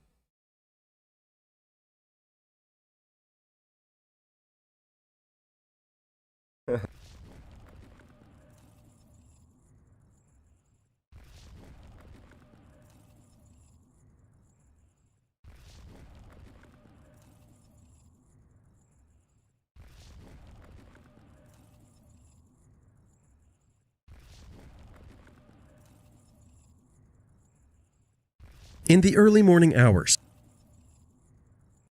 Hey, look, y'all. You said assault is unwanted touching. Or not the same. People need to read the law dictionary because we have different definitions. McGilly, you not lying. Yeah, you're not lying. You used to love the law tube section of YouTube. Yeah, YouTube stopped pushing them channels. That's the only reason more people don't do them as much.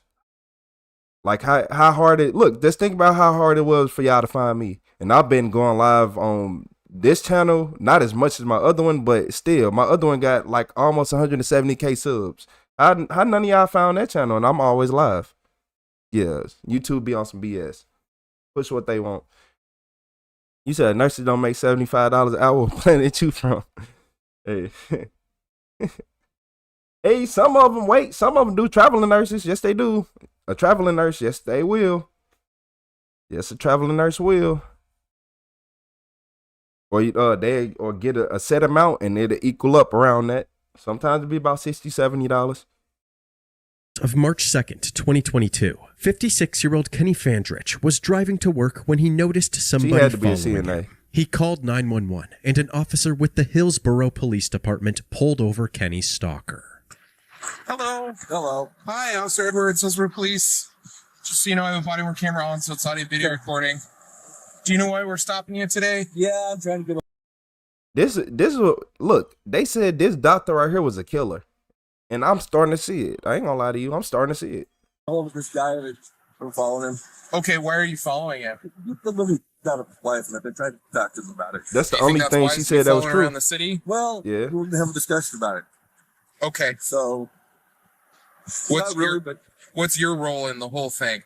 She's been a friend of mine for 20 years. Okay. And I just want to let him know that I don't want him to beat her up anymore. Okay. All right. Do you have any weapons in the car? Nope. Okay. Hang tight for me. I'll be right back with you. The officer then returned to his vehicle and ran the stalker's ID through the system. It came back as Dr. Stephen Milner, a highly respected and successful veterinarian who runs his own practice in Oregon City. The living out of his life, and I've been trying to talk to him about it. What's your role in the whole thing?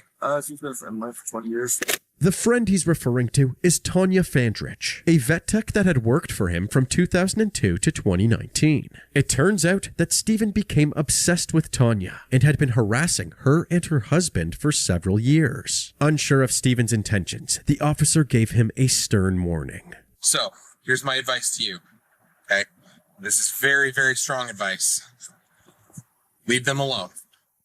He wants nothing to do with you. She wants nothing to do with you. I understand there was an affair, all sorts of back history that went on. If you show up at their house, if you contact them, anything like that, you're going to go to jail. Stephen tried to convince the officer that he was only doing this because Tanya's life was in danger. And he has told her that people put her in the cistern under the house. I'm the only person who gives a shit, and I'm not allowed to give a shit. I want to be very, very clear with you, okay?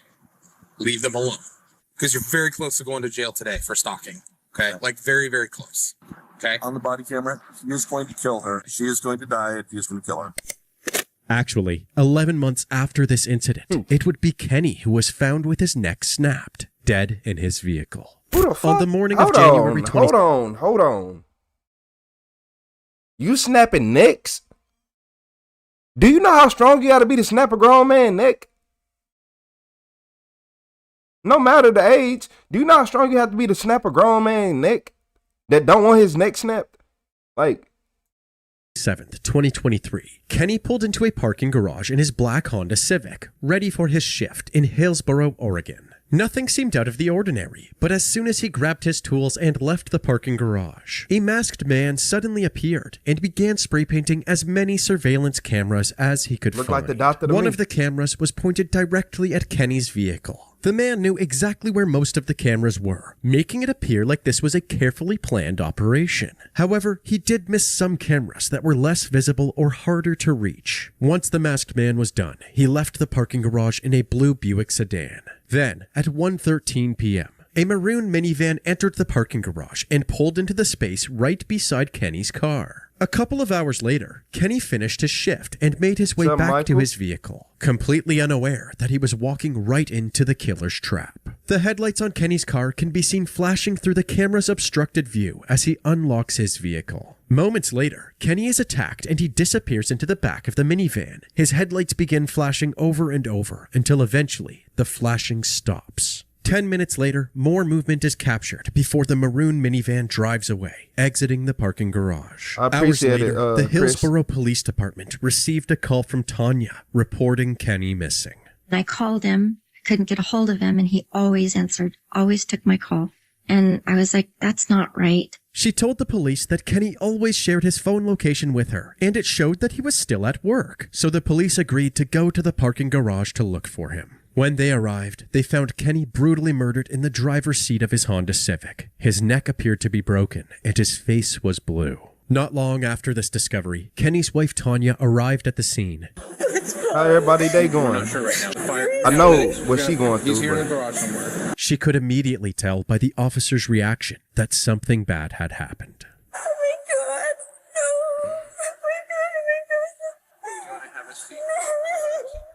The police didn't want to confirm her suspicions until EMS had pronounced Kenny dead. A few minutes later, the cops broke the tragic news to Tanya. Please spam the like buttons. This can't be real. It can't be real. This can't really be happening. Don't spoil it, Brandon. Never come out and investigate this, okay? Has he been having any issues lately? No, but he has a stalker. This comment caught the officer's attention. So after the initial grief had subsided, the police interviewed Tanya and learned about her long history with Kenny's stalker, Steve.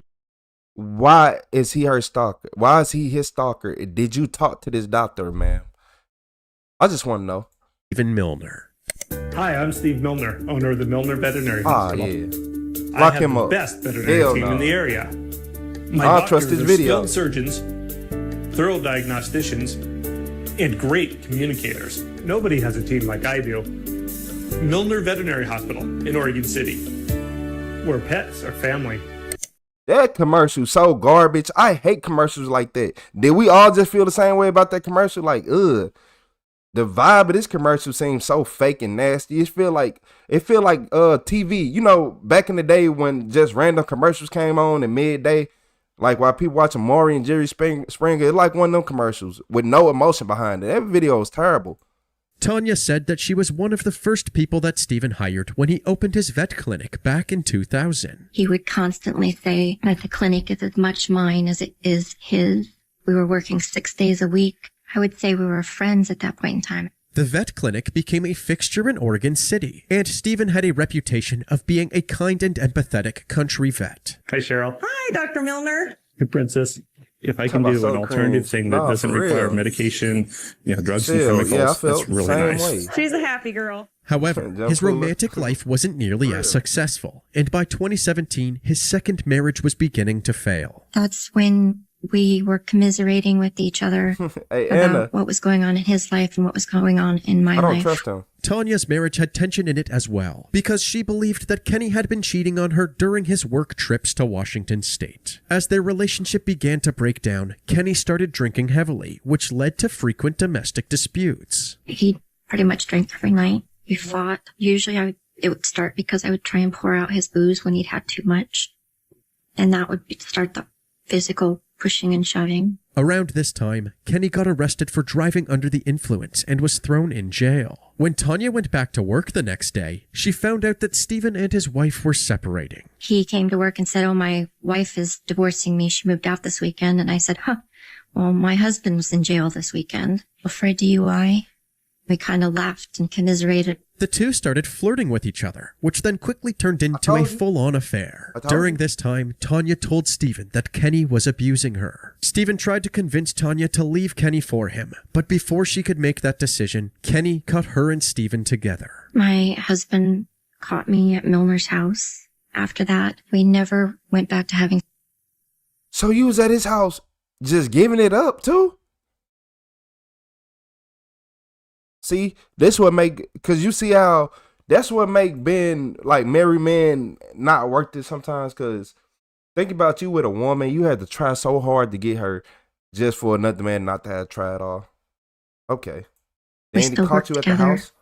We remained caused on a this. friendly She basis, the reason. but no physicality. While Tanya was quickly able to move on from the affair and focus on fixing her marriage, We almost got Stephen 100K seemed to have views, a y'all. much harder time. It was hard to just even be Four able to more do my K. job because he was always around. He was always hanging out in the treatment area, following me around, was always trying to convince me that he was better and that I should be with him and not with Kenny. Stephen began sending her an abundance of love letters, trying to win her back. When Tanya didn't reciprocate Stephen's feelings, he sent a letter to Kenny, calling him out for abusing his wife. The letter also contained an obviously photoshopped image of Kenny with a random woman and child, suggesting that Kenny had some sort of double life that he was hiding from Tanya. This letter failed to get a reaction from the Fandriches, but Stephen was still convinced that if he could somehow get Kenny out of the picture, then Tanya would come running back to him. So he decided to kick things up when a you marry a notch. thotty. In October of 2017, Kenny and Tanya got a notification that there was movement on one of their home security cameras. When they looked at the footage, they saw someone crawling under Kenny's vehicle, but it was unclear what they were doing. Just to be safe, they contacted the Clackamas County Bomb Squad. Thankfully, there was no bomb attached to the car, but they did find a GPS tracking device. Ow. When the police spoke to Stephen, he told them that he was only trying to protect Tanya from Kenny, since Y'all ain't lock him up for that. Y'all ain't lock him up for that. Okay.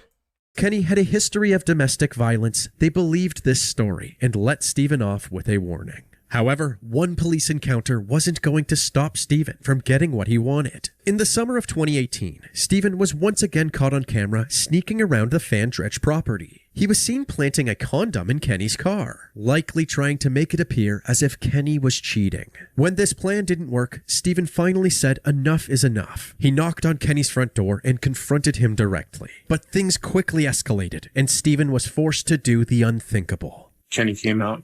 He kind of bounced on me, and I just kept backpedaling until I couldn't go any further back. He seemed very angry. He told me not to chase his wife, and he would cut me into 1,000 pieces if I didn't stop. So I reached up and kissed his cheek to diffuse the situation, and he stepped back, and that's what I was hoping for. Following this incident, Kenny filed a protective order against Stephen, but this didn't prevent him from harassing Tanya, who was still working for him at the clinic. He continued bothering her at work and sending her love letter after love letter, desperately trying to convince her to come back to him. According to Tanya, she felt tormented by Stephen relentlessly harassing her and Kenny. However, one incident in 2021 seemed to contradict this claim. The police were called to the Fandrich household because Tanya and Kenny got into another domestic dispute. This resulted in Tanya being handcuffed and thrown into the back of a police cruiser. So why isn't he getting arrested? She was taken to the Hey, y'all hilarious. You said the cops know him. No, for real though.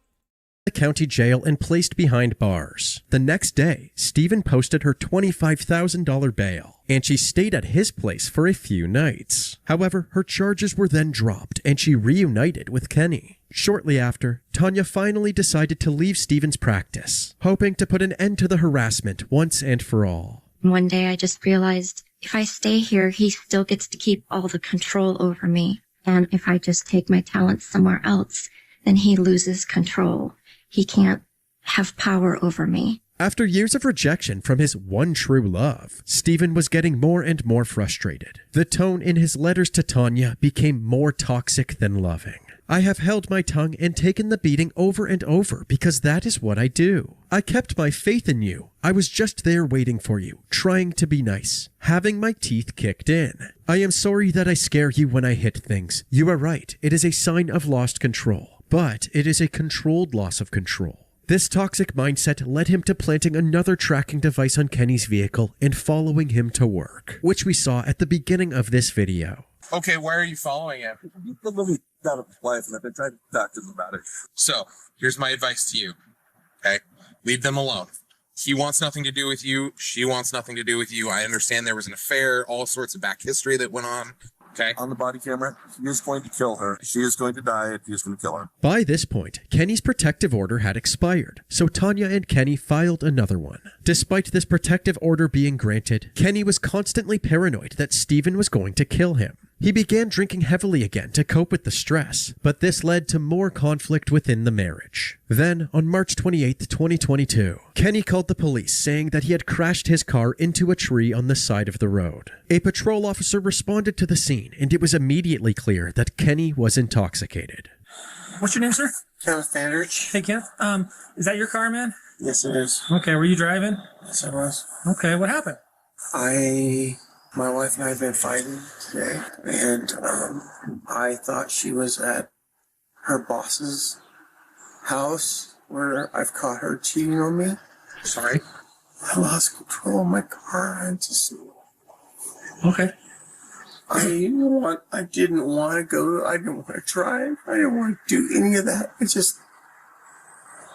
Kenny was clearly spiraling into paranoia, desperately trying to balance the fear of Stephen killing him with the fear of Stephen taking his wife. Over the next 5 months, this paranoia only amplified as Stephen violated the protective order at least 7 times. Then, in August of 2022, Stephen was caught planting yet another tracking device on Kenny's car and was finally charged with violating the order. He was granted bond while he awaited his trial. The next month, Kenny filed a civil suit against Stephen, demanding $245,000 for the emotional distress he had caused and the many invasions of privacy over the last 5 years. And now, about 4 months later, on January 27, 2023, Kenny was dead in his car. The investigators decided to take a look at the parking garage surveillance video and found the footage of the masked man spray painting the cameras. The parking garage staff informed them that this wasn't the only time someone had spray painted their cameras. A month earlier, someone did the exact same thing, wearing almost the exact same outfit. In this footage, there was a distinct clue that could help identify who this person was. Right between his eyes, there was a deep-set forehead crease, one of Stephen's defining facial features. On January 31st, 2023, Stephen was pulled over into a parking lot and arrested for Kenny's murder. Yeah, if you could roll down the window, that'd be great.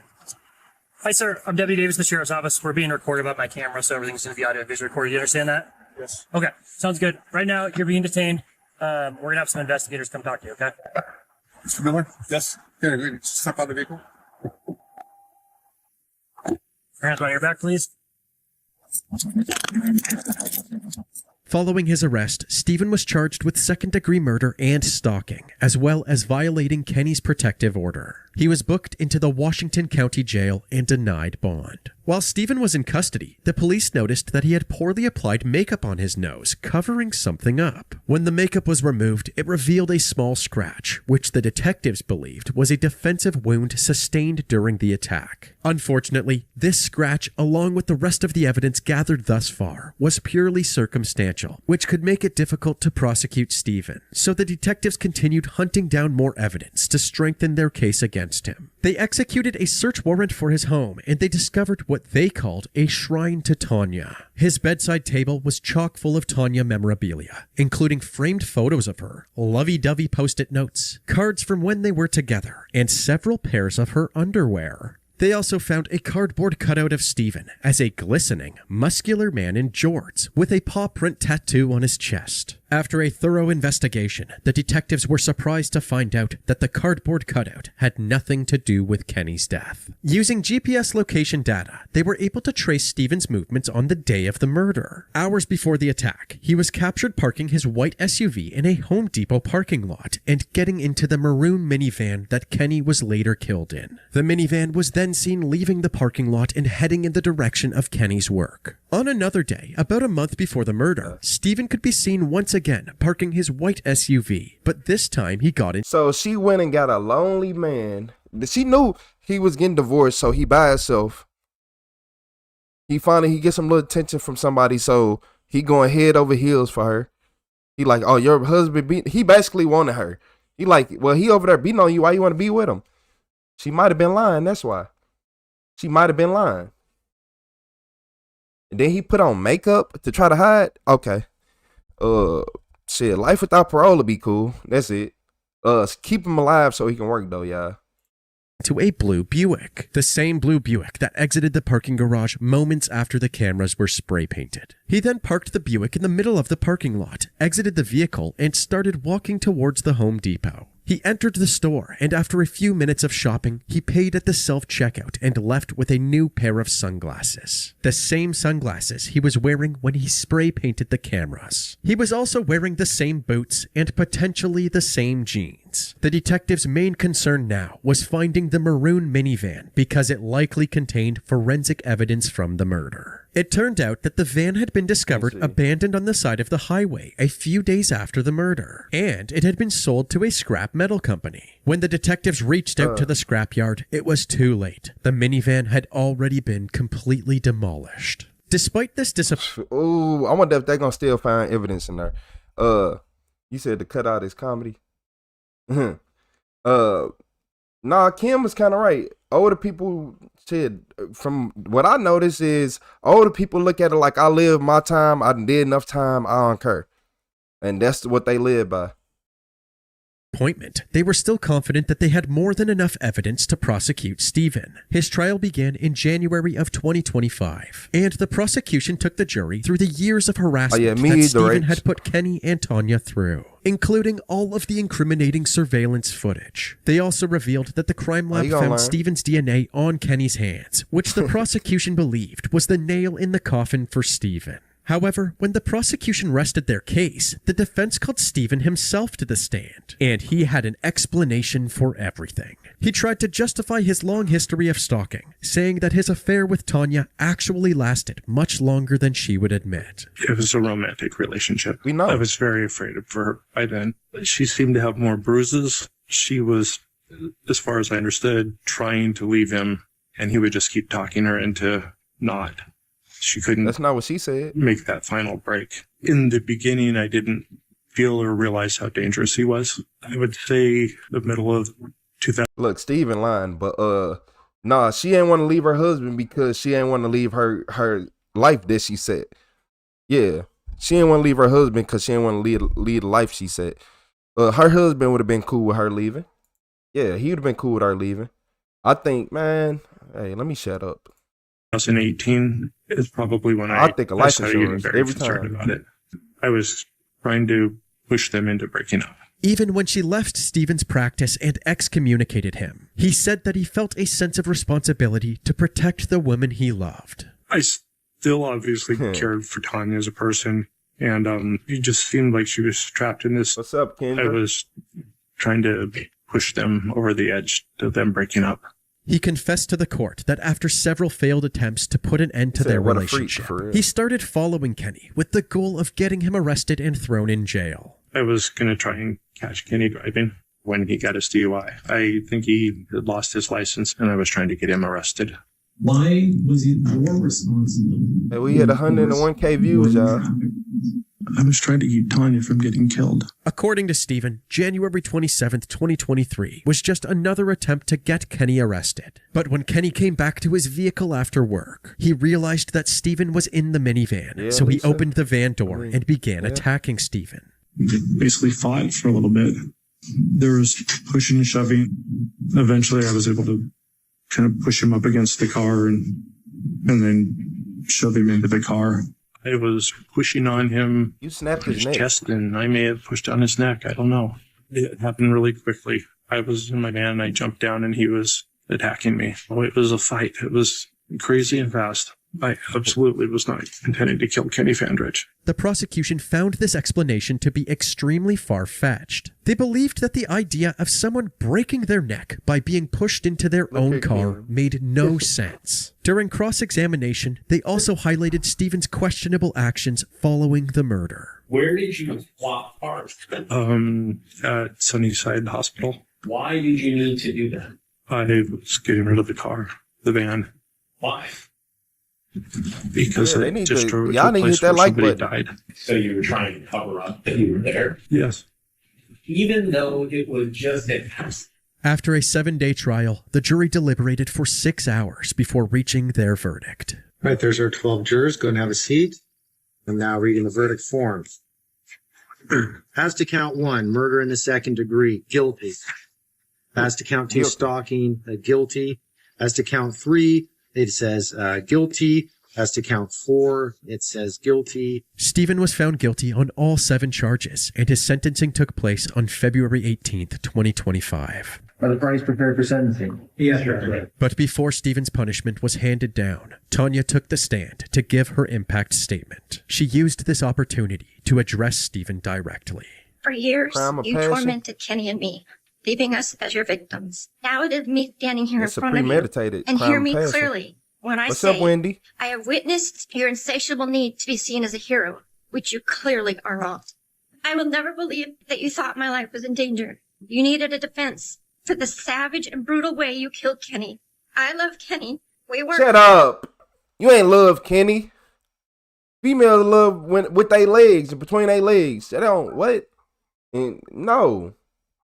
No. If a female is sleeping with multiple men, she love both men. Yeah. Yeah. If a man sleeping with multiple women, he don't love all the women. He only gonna at the end of the night he choosing that one. At the end of the night, you see how females let this drag on? No. Females figure it out quick, like, oh, when he wants somebody, he gonna go get her. No, you didn't love him. Talking about I loved him. Man, I'll put you in the headlock for him. Perfect. But there was no shortage of love, commitment, and partnership between us. And you couldn't stand that. I ask and I pray that the judge gives you the maximum allowable sentence. Sir, can you stand up now, Mr. Milner? I'm sentencing you to lifetime imprisonment. After 6 years of harassment, which ultimately resulted in a needless death, Stephen Milner finally faced the consequences of his actions. He currently resides at the Snake River Correctional swear to God, Institution in Ontario, Oregon, and I'm will not trying to spend be the rest rude. of his life behind bars. I'm straight not trying to be rude, y'all. I'm not trying to be rude. But only white people can go through this shit. And yeah. Yeah. Like shit like this, I'm talking about in this exact order. In this exact order. Yeah, man. You finna let somebody continue to stalk you every single day? Every single day for 6 years? Black people ain't giving you no 6 years. We're not giving you 6 years. No, I'm not giving you 6 years. You think I'm finna let you stalk me for 6 years? Just think about it, y'all. 6 years. I'm moving. I gotta go. A lot of people. This why I don't like about This why I don't agree with older people. Right. A lot of older people stuck. They be trying to talk about the young and all this. Just like in this situation, y'all should have moved. Any reasonable person would have moved. No, this is our house. We pay mortgage. You should have picked a better community. You should have kept renting until you could afford a house in a better community. Yeah, like, you talking about not in the hood? Hell, boy, you would have got, look here.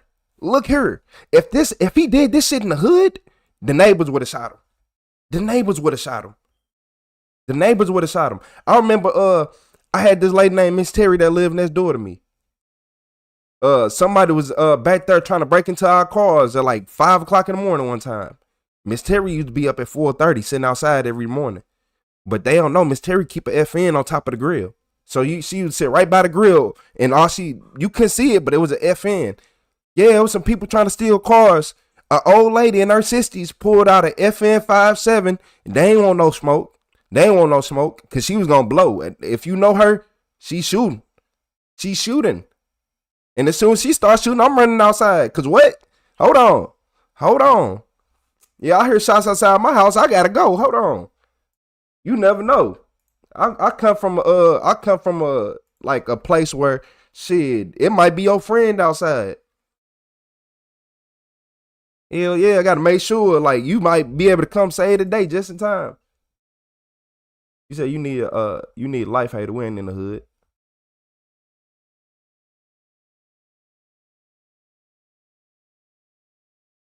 She ain't talking about me.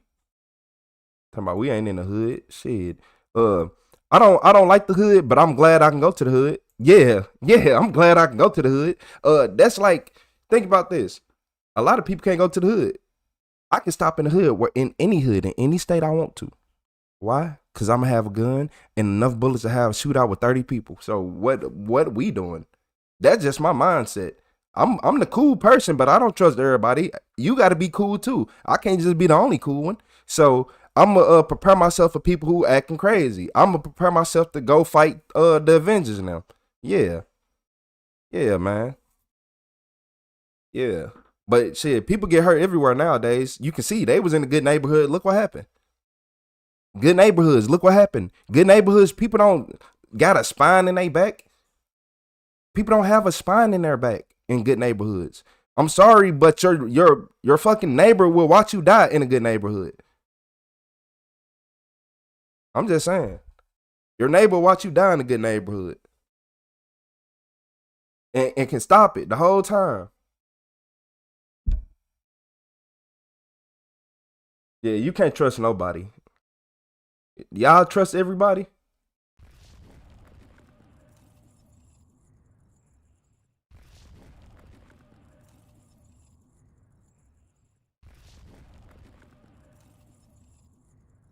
On February 6th,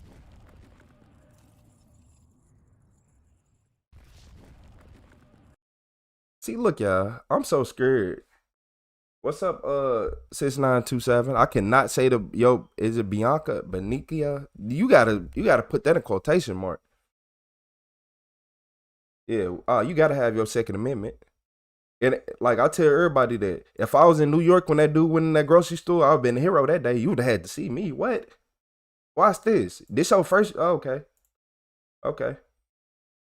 So you missed the beginning. Man, there was nothing but a crazy man, a crazy stalker man, and it's all because of a woman. You know how it is. I keep telling everybody, certain men on this planet was never supposed to meet, and women bridge that gap and bring them men together. Certain men was never supposed to talk to each other on this planet. Yeah, but hey, that's what ended up happening. But in this video, this killer wife realized she got caught. What's up with all these killer wives? I'm scared. 16th, 2022, at 7:52 p.m., the Jacksonville Police Department received a 911 call from a man reporting shots fired. Jacksonville Beach, 911. Hey, yeah, I'm pretty sure I just heard 3 or 4 gunshots, and now there's a bunch of cars that are Billy back boy. up. Just thought you might want to get somebody out here because I was 100%. You said the UK, we'll fuck no self-defense. Hey, I'll be watching Josh and Jason. Moments later, trust me, the I know. police department received more 911 calls, this time reporting that someone had collapsed next to their vehicle and was blocking the road. There is a car standing in the middle of the road. Yeah, there you climb under my car, I'm shooting. On the floor. Especially in my driveway in the middle of the night. In the middle of the road, and he's laying on the ground. He's just laying there, having a heart attack or something. And he has a little kid in the car. My husband right now is holding her. She was crying. Officers rushed to the scene on Sanctuary Boulevard, where they found a black Volkswagen Atlas blocking traffic. On the ground beside it, 33-year-old Jared Bridekin was lying unresponsive, covered in blood. He was surrounded by multiple shell casings and had 2 gunshot wounds to his torso. It was clear that Jared had already succumbed to his injuries. The officers noted that Jared was unarmed and none of his personal items were stolen, including his wristwatch, phone, money, and wallet. To the first responders, this didn't seem like a robbery gone wrong. It was more likely a targeted attack. The SUV was struck by 2 bullets as well, just feet away from where Jared's 2-year-old daughter Bexley was found strapped into the back seat. In front of the SUV, there was a damaged tire in the middle of the road. The tire belonged to a 2004 Ford F-150. Unfortunately, none of the bystanders witnessed the attack or spotted a suspect fleeing the scene. So, the detectives who were assigned to the case hunted down surveillance cameras in the area and were able to piece together a brief timeline of the crime. At 7:50 p.m., Jared was seen driving behind a dark blue Ford F-150, which matched... Yeah, he did it. I want to know what happened. Y'all think it was another cheating wife? Y'all think it was just another cheating wife had a man go crazy and go off the deep end? You say your neighbor will call the police from inside the house? What they do a lot? Yeah, if they see him. Black people like to look out the window at night all the time. A lot of neighbors don't do that. I stay watching the windows. left the tire at the crime scene. Therefore, the detectives believed that whoever was in this truck intentionally placed the tire on the road to block Jared's path. At 7:52 p.m., Jared stopped his vehicle to move the tire, and moments later, 4 gunshots rang out.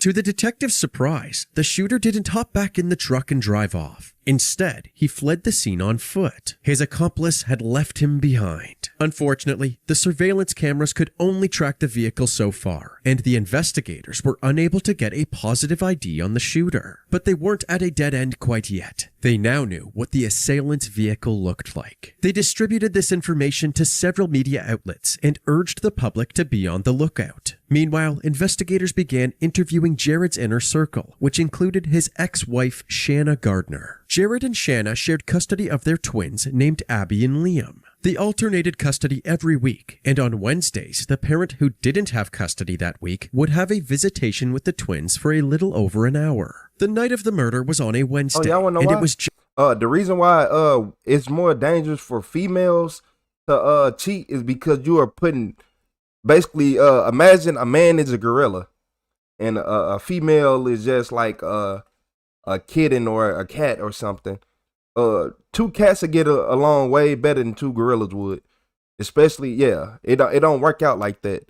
Yeah, men, you can't do that. Like, as messed up as that sounds, you can't put 2 aggressive beings, testosterone beings, in the same room and expect them to be cordial. No. Jared's turn for a visitation. He had just dropped the twins off at Shanna's and was on his way home when the shooting occurred. The detectives wondered if Shanna could provide more insight into the moments leading up to Jared's death. So they went to her house and were met by her and her husband, Mario Fernandez. Shanna said that the only contact she had with Jared that night was when he arrived at her house to pick up the twins and texted her that he was there. As for Mario, he said that he had taken some medicine and was passed out on the couch. However, while interviewing Liam, he had a different recollection of Mario's whereabouts that night. Was Mario home when you got home? Yeah, he plays video games. He was playing his video games at his desk. Did you actually see him playing his video games, or you think that's what he's doing? He had his headphones, he had the controller, and then I heard, fire, because we play Call of Duty. It's a shooting game. Okay. And so I'm pretty sure he was. I heard the thing. He had his gaming headphones, he had the controller, so I'm pretty sure he was.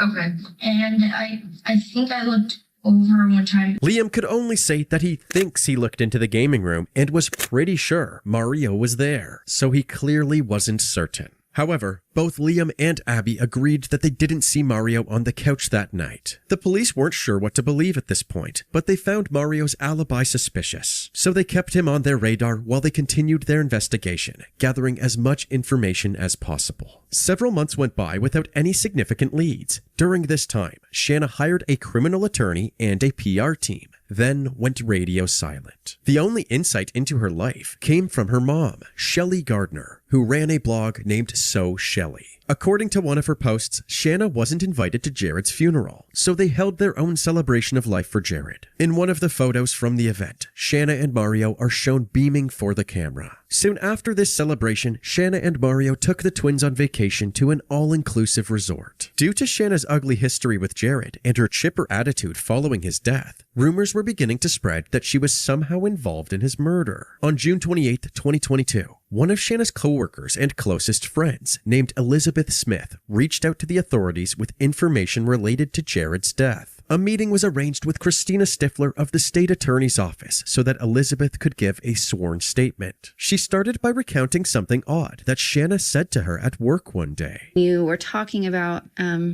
something that Shanna told you while you all were working at the school, that she was complaining about her and Jared's kind of custody battle. And she told you that, Mario has a military background. He said he could get 4 people and break into his house in the middle of the night and, quote, take care of him, and no one would ever know. Is that right? Yes. Yeah, that's why I tell everybody, don't let that fool you. Like I just said, never, right? The baby just pop up, exactly. You ain't never seen a cat. You know how rare it is to see a cat having sex versus the dog? Yeah, exactly. You ain't never seen a cat. That's the point.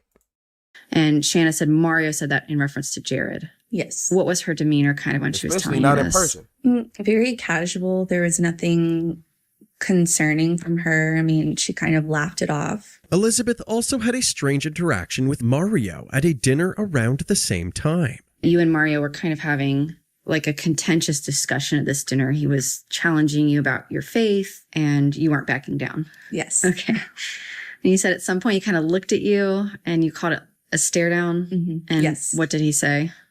He said, I'm in the military, I've killed people before. And you said that Shanna could tell you were uncomfortable, and after this dinner, she sort of called you and apologized. Yes. Elizabeth then told the detectives about the beginning of Shanna and Mario's relationship. Apparently, they had only dated for about 4 weeks before tying the knot. But according to Elizabeth, this wasn't a case of love at first sight. In fact, Mario didn't even want anyone to know about the marriage. And their relationship... Why would any... Look here, I'm finna be so honest with you females and males in this chat. You better not ever tell nobody you marry somebody after 1 month. Why would you marry somebody after 1 month? You don't even know who that is. You don't even know a piece of that person. You don't know them after a year. So what is a month? If you don't know somebody after 1 year, what is a month? You don't know somebody after 5, 6 years. What is a month? Oh yeah, she gotta go. Got married, you said that Mario kind of wanted to keep it secret, and Shanna sort of told you that the marriage, it would be better for her custody battle for her to be married. Yes.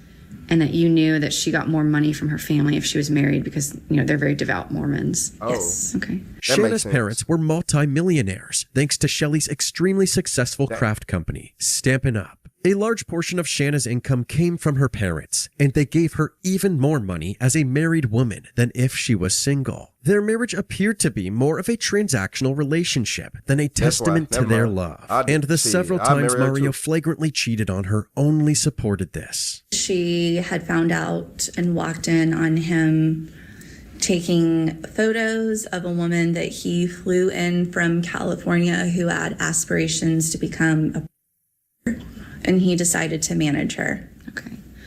She also had come into the home and seen that he was getting from girls that he had over to the house. Okay. It was clear that Shanna and Mario's relationship was full of red flags. So, the detectives looked further into Mario's background and discovered that he had a history of violent aggression. Mario used to be a drill instructor in the army, but things went south when he was charged with assaulting one of his recruits. The charge was ultimately dropped, but this incident resulted in an other than honorable discharge in 2018. Then, when Mario and Shanna moved in together later that year, he used a BB gun to fatally shoot a stray cat named Apollo, an adored member of the community. When police asked him about the incident, he admitted to shooting the cat because it kept making his dog bark. He was never prosecuted for this incident because the police were unsuccessful in following up with him. Mario's short temper and pattern of violence made the detectives wonder if he had... You a grown man shooting at cats? Yeah, he gotta go, y'all. He gotta go. Snapped and killed Jared in a fit of rage. While the detectives took a closer look into his records, Shanna suddenly participated in a news interview, finally breaking her silence. I was asked to not talk to the media or give a public statement, but with the level of speculation, I felt that now it was necessary to speak out. The reporter didn't shy away from asking the tough questions. She started by asking Shanna about her divorce with Jared. Anytime divorce comes into any situation, it's messy. Although she claimed there was a normal amount of hostility during the divorce, court documents showed that it was a lot worse than Shanna was chalking it up to be. The reason Shanna filed for divorce in the first place was because she was caught cheating on Jared with her personal trainer. An intense custody battle ensued, and for over 5 years, vicious accusations were thrown back and forth. Nah. Why would you get a trainer knowing you gonna mess with him? She ain't...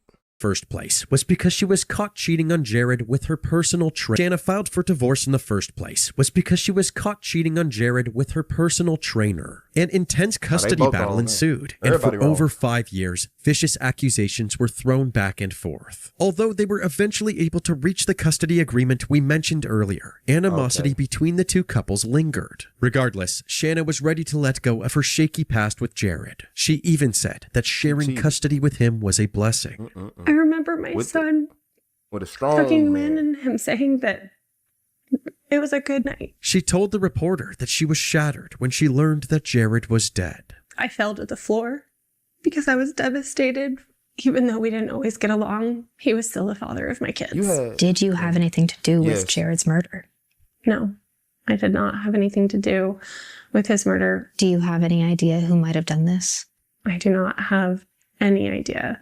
All I know is that I would never want anybody to go through this. As this interview was taking place, the detectives were looking through Mario's records, and they discovered that he owned a rental property in West Jacksonville on Potomac Avenue. The detectives headed over to speak with the tenant who lived there, a man named Jeremy Ordway. Jeremy told the detectives that he moved into Mario's property right after Jared's death back in February. The previous tenant was his friend named Henry. And speak of the devil, in the middle of Jeremy's interview, a white Ford Crown Victoria backed into the driveway. It was 61-year-old Henry Tennant, the previous tenant that Jeremy was talking about. After wrapping up Jeremy's interview, the detectives immediately moved on to interviewing Henry. So I just wanted to get a little bit of background on what you know about Mario. Kareem ain't finna play with Shoot, you. other than you own this place. How long have you known him? Probably about 4 years. So you've been renting here that long? Okay. All right, I got you. Did you ever see him get, I don't know, violent or aggressive or anything like that? No. He was always a rush guy. Come in, get his money. Yeah. Don't. Once his interview was over, Henry quickly grabbed some things from the house and drove off in his Crown Vic. Then, one of the detectives noticed a tire leaning against the garage. Upon closer inspection, they realized it was the exact same tire and rim as the one at the crime scene. Jeremy told the officers that it randomly appeared at his curb a while back. He didn't know what to do with it since he didn't own a truck, and Henry's truck was towed somewhere months ago when his engine blew up. They asked what kind of truck Henry had, and Jeremy said it was a blue Ford F-150. They showed him a picture of the truck from the surveillance footage, and Jeremy said, yeah, that's it. Unfortunately, he wasn't sure where the truck was towed to, so the detectives had to think of a new game plan. Looking into Henry's criminal history, they learned that he had an extensive record littered with driving offenses. So they devised a plan to arrest Henry for being a habitual traffic offender. That way, they could question him about the truck and hopefully get him to confess to Jared's murder. On August 18th, 2022, Henry was pulled over in his white Crown Vic. His dog, as well as 2 random people, were in the car with him. Find out if I got any warrants. You'll find out soon. Everybody hit that like button for me. While speaking to Henry, one of the officers noticed some marijuana in the door of the car, which gave them a good excuse to search the rest of the vehicle for anything related to Jared's death. The officer standing by with Henry asked who his passengers were. He said he was driving them to a nearby methadone clinic, a good deed that he does every day. How long you been taking them to the methadone clinic? 8 years. Oh, dang. Nothing significant was found in the search of Henry's car, so the officer stuck to the plan and arrested him for his traffic violations. Hey, look, y'all. Give the dog to my partner real quick. Yeah, I think Henry did it. I don't think it was Henry. I don't think Henry did it. But I think Henry probably drove off on the... I think Henry drove off. Hold on. He like the type that do that. Oh, hell no. I got warrants. I got a record.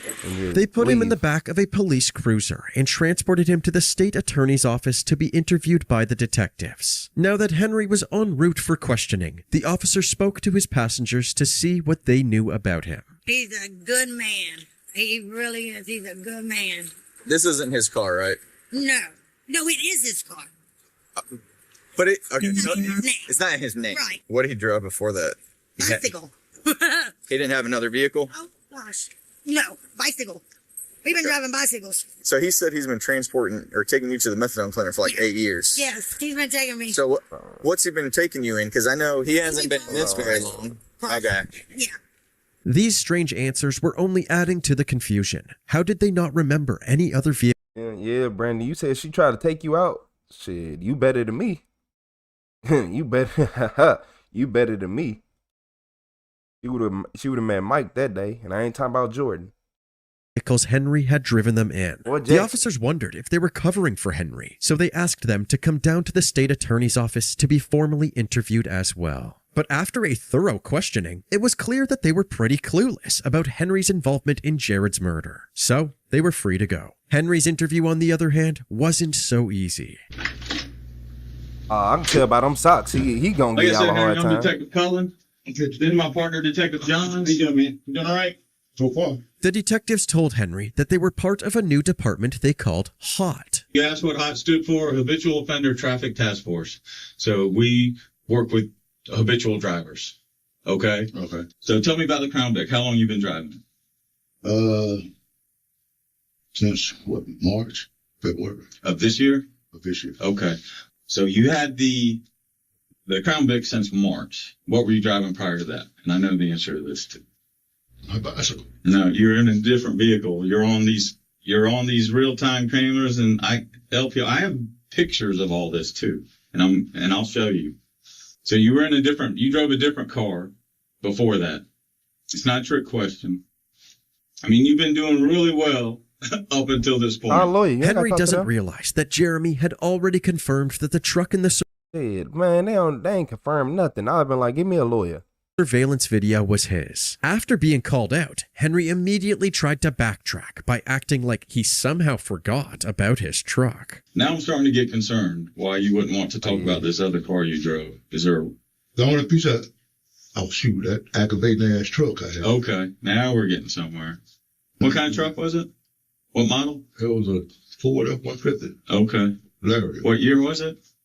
2004. Okay, so that's one of the older engines. The detectives then revealed that they had tracked his movements over the past 8 months using surveillance cameras around Jacksonville. He took the same route to and from work every day. So that's what it is. So we have dozens of incidents with you driving the truck.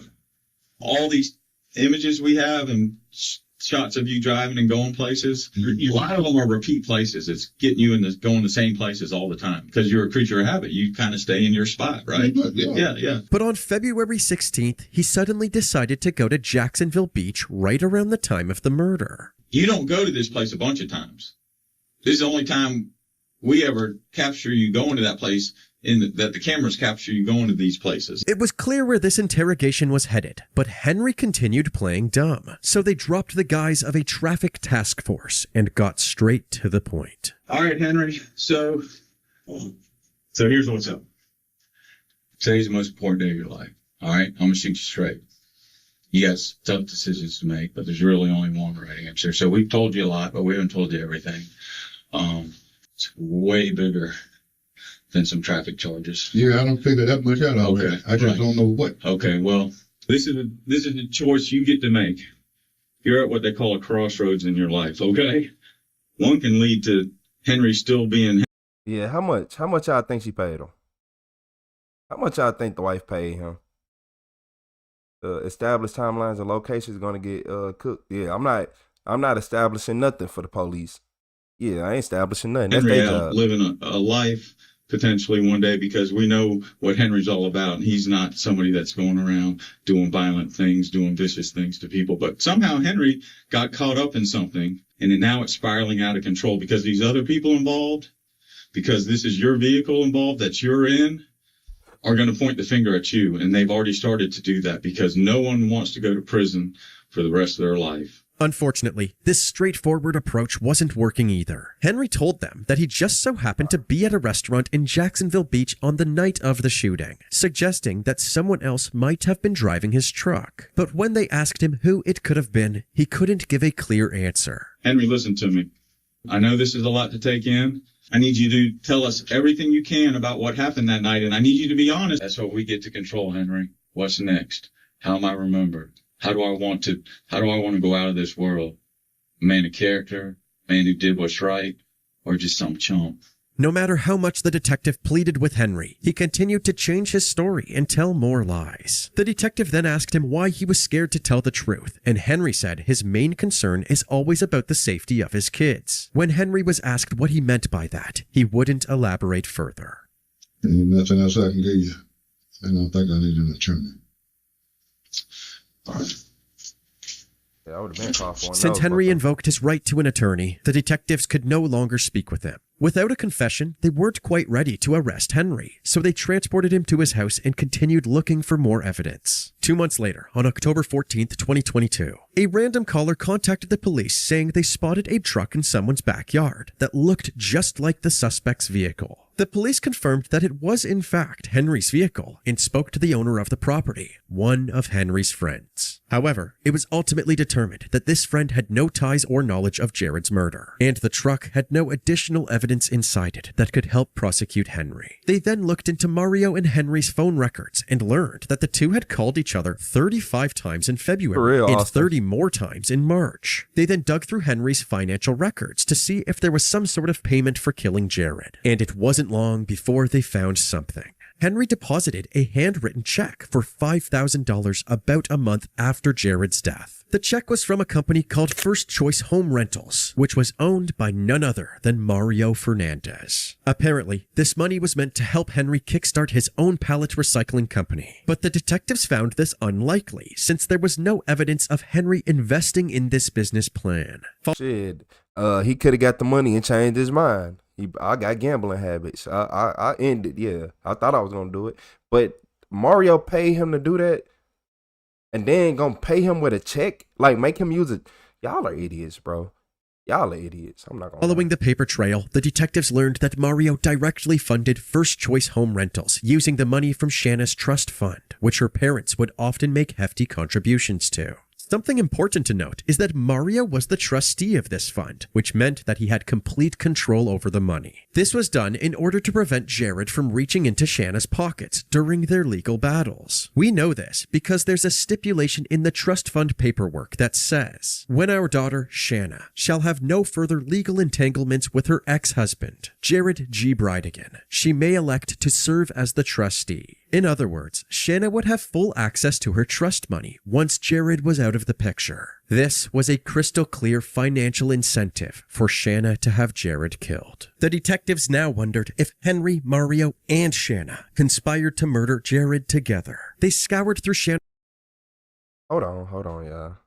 I understand she mad that her husband getting a little bit of the money or could get the money or this or that. But your parents are sending you the money, right? Okay. I'm just saying. I'll go see them in person on a daily basis. You got cash?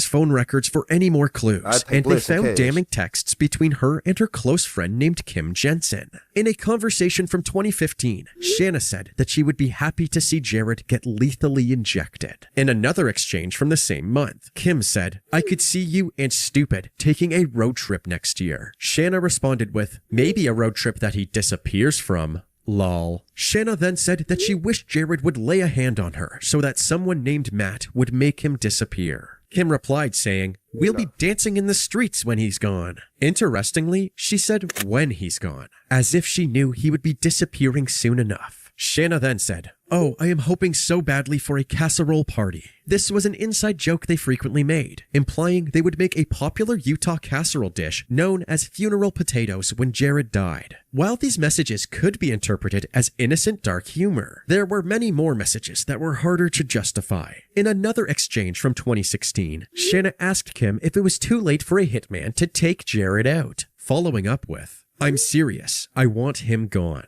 Kim responded with, "I know Sue's husband knows people, lol." Kim's phone records were eventually obtained as well, and they revealed that right after this exchange, she contacted her friend Sue looking for a guy who does a permanent disappearing act. These incriminating text messages came to a halt right around the time Shanna started dating Mario. Her friends some killers, ain't they? She a killer. She instantly said, "Oh, I need him to go. Hey, girl, I got you." What are best friends for?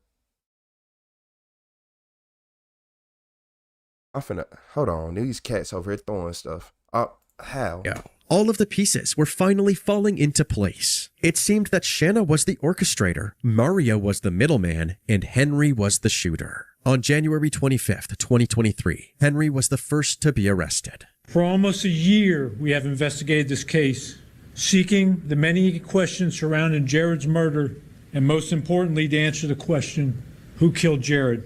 Just under an hour ago, this man, Henry Tenon, was arrested for the following crimes: conspiracy to commit murder, second-degree murder with a weapon, accessory after the fact to a capital felony, and child abuse. Although he initially pled not guilty, about 2 months later, on March 16, 2023, Henry signed a plea deal. In exchange for pleading guilty to second-degree murder and testifying against any co-defendants in the case, his 3 other charges would be dropped, and he would receive a lesser sentence. He gave a sworn testimony saying that Mario agreed to give him $150,000 to be the triggerman in the murder. Apparently, the $5,000 check to kickstart Henry's pallet company was the first of several payments tied to the murder. Following this confession, the authorities wasted no time. Just hours later, Mario was tracked down and arrested in a gas station parking lot in Orange County. He was extremely calm and didn't seem fazed by his sudden arrest at all. He was placed in the back of a police cruiser and eventually extradited back to Duval County to face his charges. In addition to the first-degree murder charge, the grand jury also has indicted Fernandez Saldana for conspiracy to commit first-degree murder,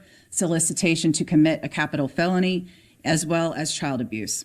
First-degree murder, this is a capital felony punishable by death or mandatory life in prison. As for Shanna, she had quietly uprooted her life and relocated to Washington State with the twins. She believed she had outrun the law, but her day of reckoning had finally arrived in August of 2023. Throughout her entire interaction with the police, she had a pouty face and puppy dog eyes. She was extradited back to Duval County as well, where she faced the same charges as Mario. We promised at the outset of this investigation we would not relent until we uncovered the truth of Jared's murder. This morning, a Fourth Circuit grand jury indicted Shayna Gardner for first-degree murder, conspiracy to commit first-degree murder, solicitation to commit first-degree murder, and child abuse. We will be filing a notice of our intent to seek the death penalty, as we have also done in the case of Mario Fernandez. Both Shanna and Mario pled not guilty and were denied bond due to the severity of their charges. Thanks to Shanna's wealthy parents, she was able to hire Jose Baez, a high-profile defense attorney mainly known for successfully securing an acquittal for his notorious client, Casey Anthony.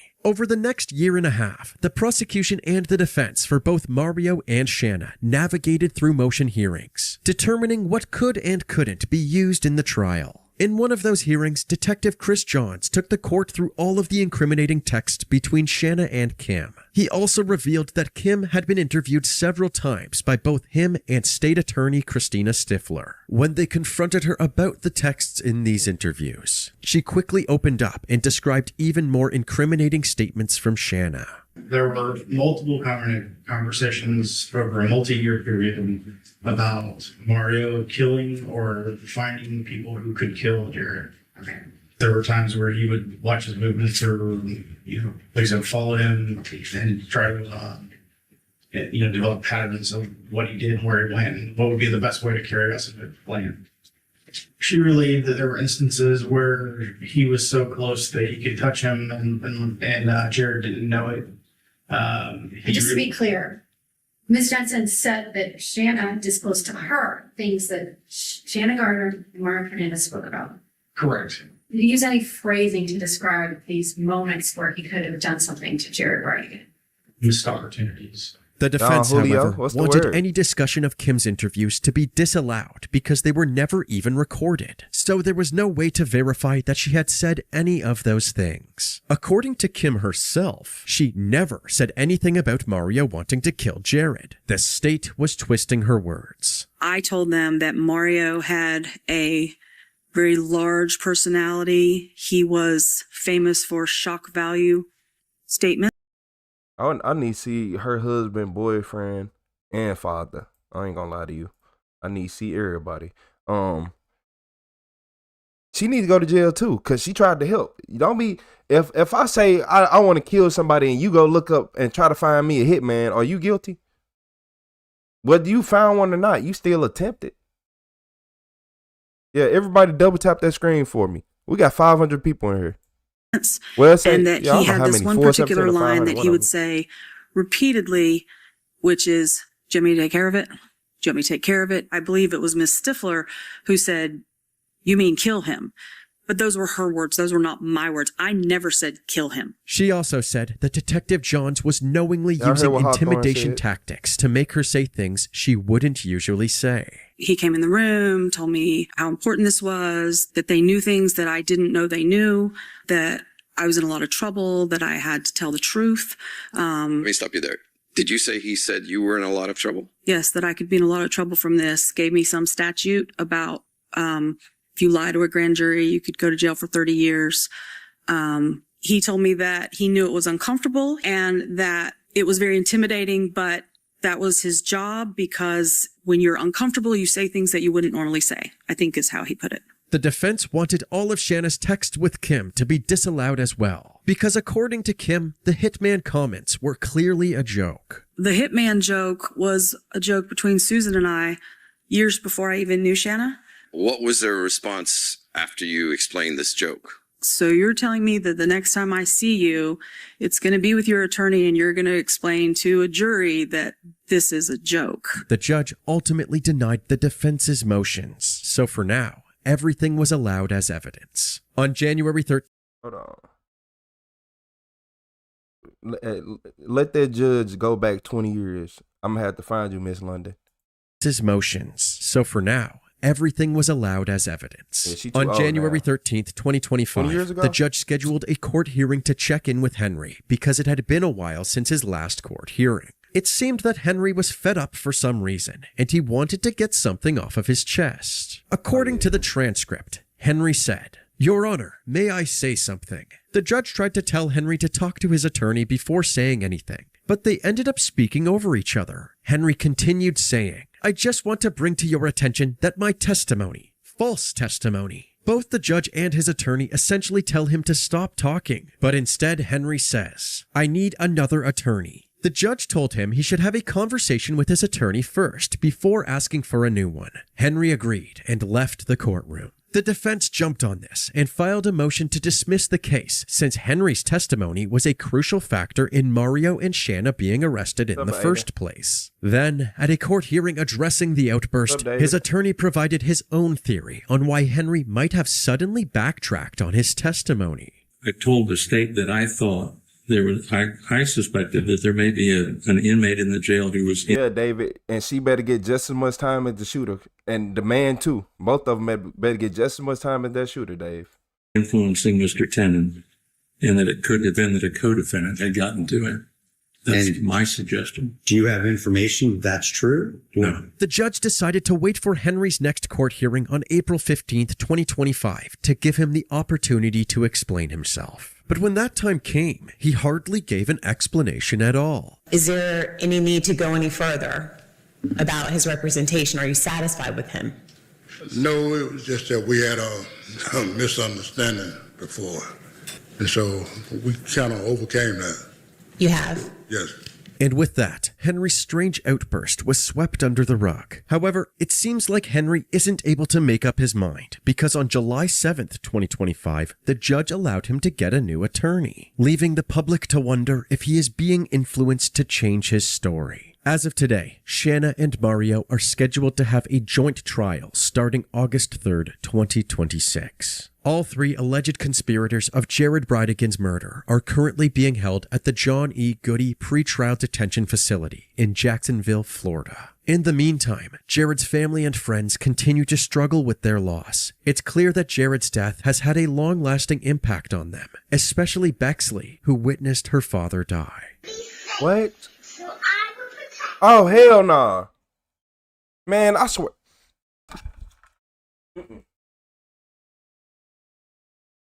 I don't like that. Not in front of the little baby. I don't like that. Man. These females sick, man. You did all that in front of your child, and it's your child? You made him do that in front of your child? Okay. She don't ever need another baby in her life. Mama, nobody can hurt you. I love you. Make sure the pancakes are hurt you. However, they're doing everything in their power to keep Jared's memory alive and are hopeful that in the end, justice will be served. Man, look here. Look here. She bogus. I don't like her. You said what are our thoughts? We'll tell you our thoughts. I hate her. I hate her. She was mad because she got caught cheating. She already got caught cheating, and that's what made them get the divorce. She was messing with the fitness and was her exercise instructor. You remember what Respucia did on Norbit? That's what she did. Yeah. What Respucia did on Norbit is what she did. Mess with her exercise instructor. Then get caught. Then I think she filed for the divorce as she got caught. Weird. And then imagine you married to a woman for years, then she get married to a man in 1 month. I straight feel like I wouldn't feel bad versus hey, I can't believe I wasted my time with that. I'm finna have to make my whole life a joke out of this. Yeah, they asking us what our thoughts. What y'all think? Shannon wanted the money from her parents. It's the fact that her parents are rich. Rich people stupid. She literally, look, Shannon didn't have to work. I didn't hear Shannon have a job. Did you hear they said Shannon ain't got no job? Shannon ain't got to work. And if Shannon wanted to work, Shannon can work 5 minutes at PetSmart a day and have more money than all us. Literally.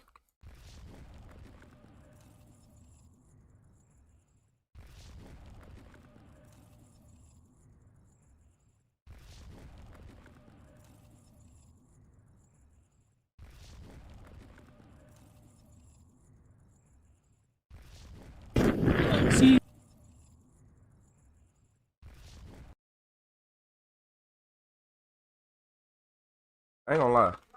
I bought these little Skittle minis. I done had these things for like 2 weeks. When I was a kid, I don't know how I used to eat candy so much, y'all. I'm not gonna lie to you.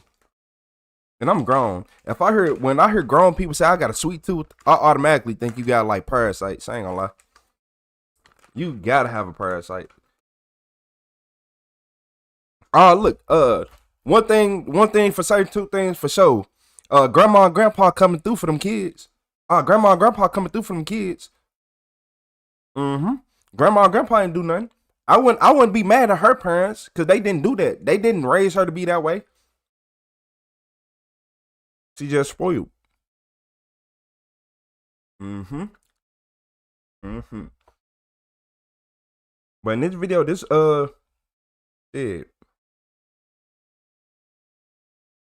daughter just found out her ex-boyfriend killed her dad.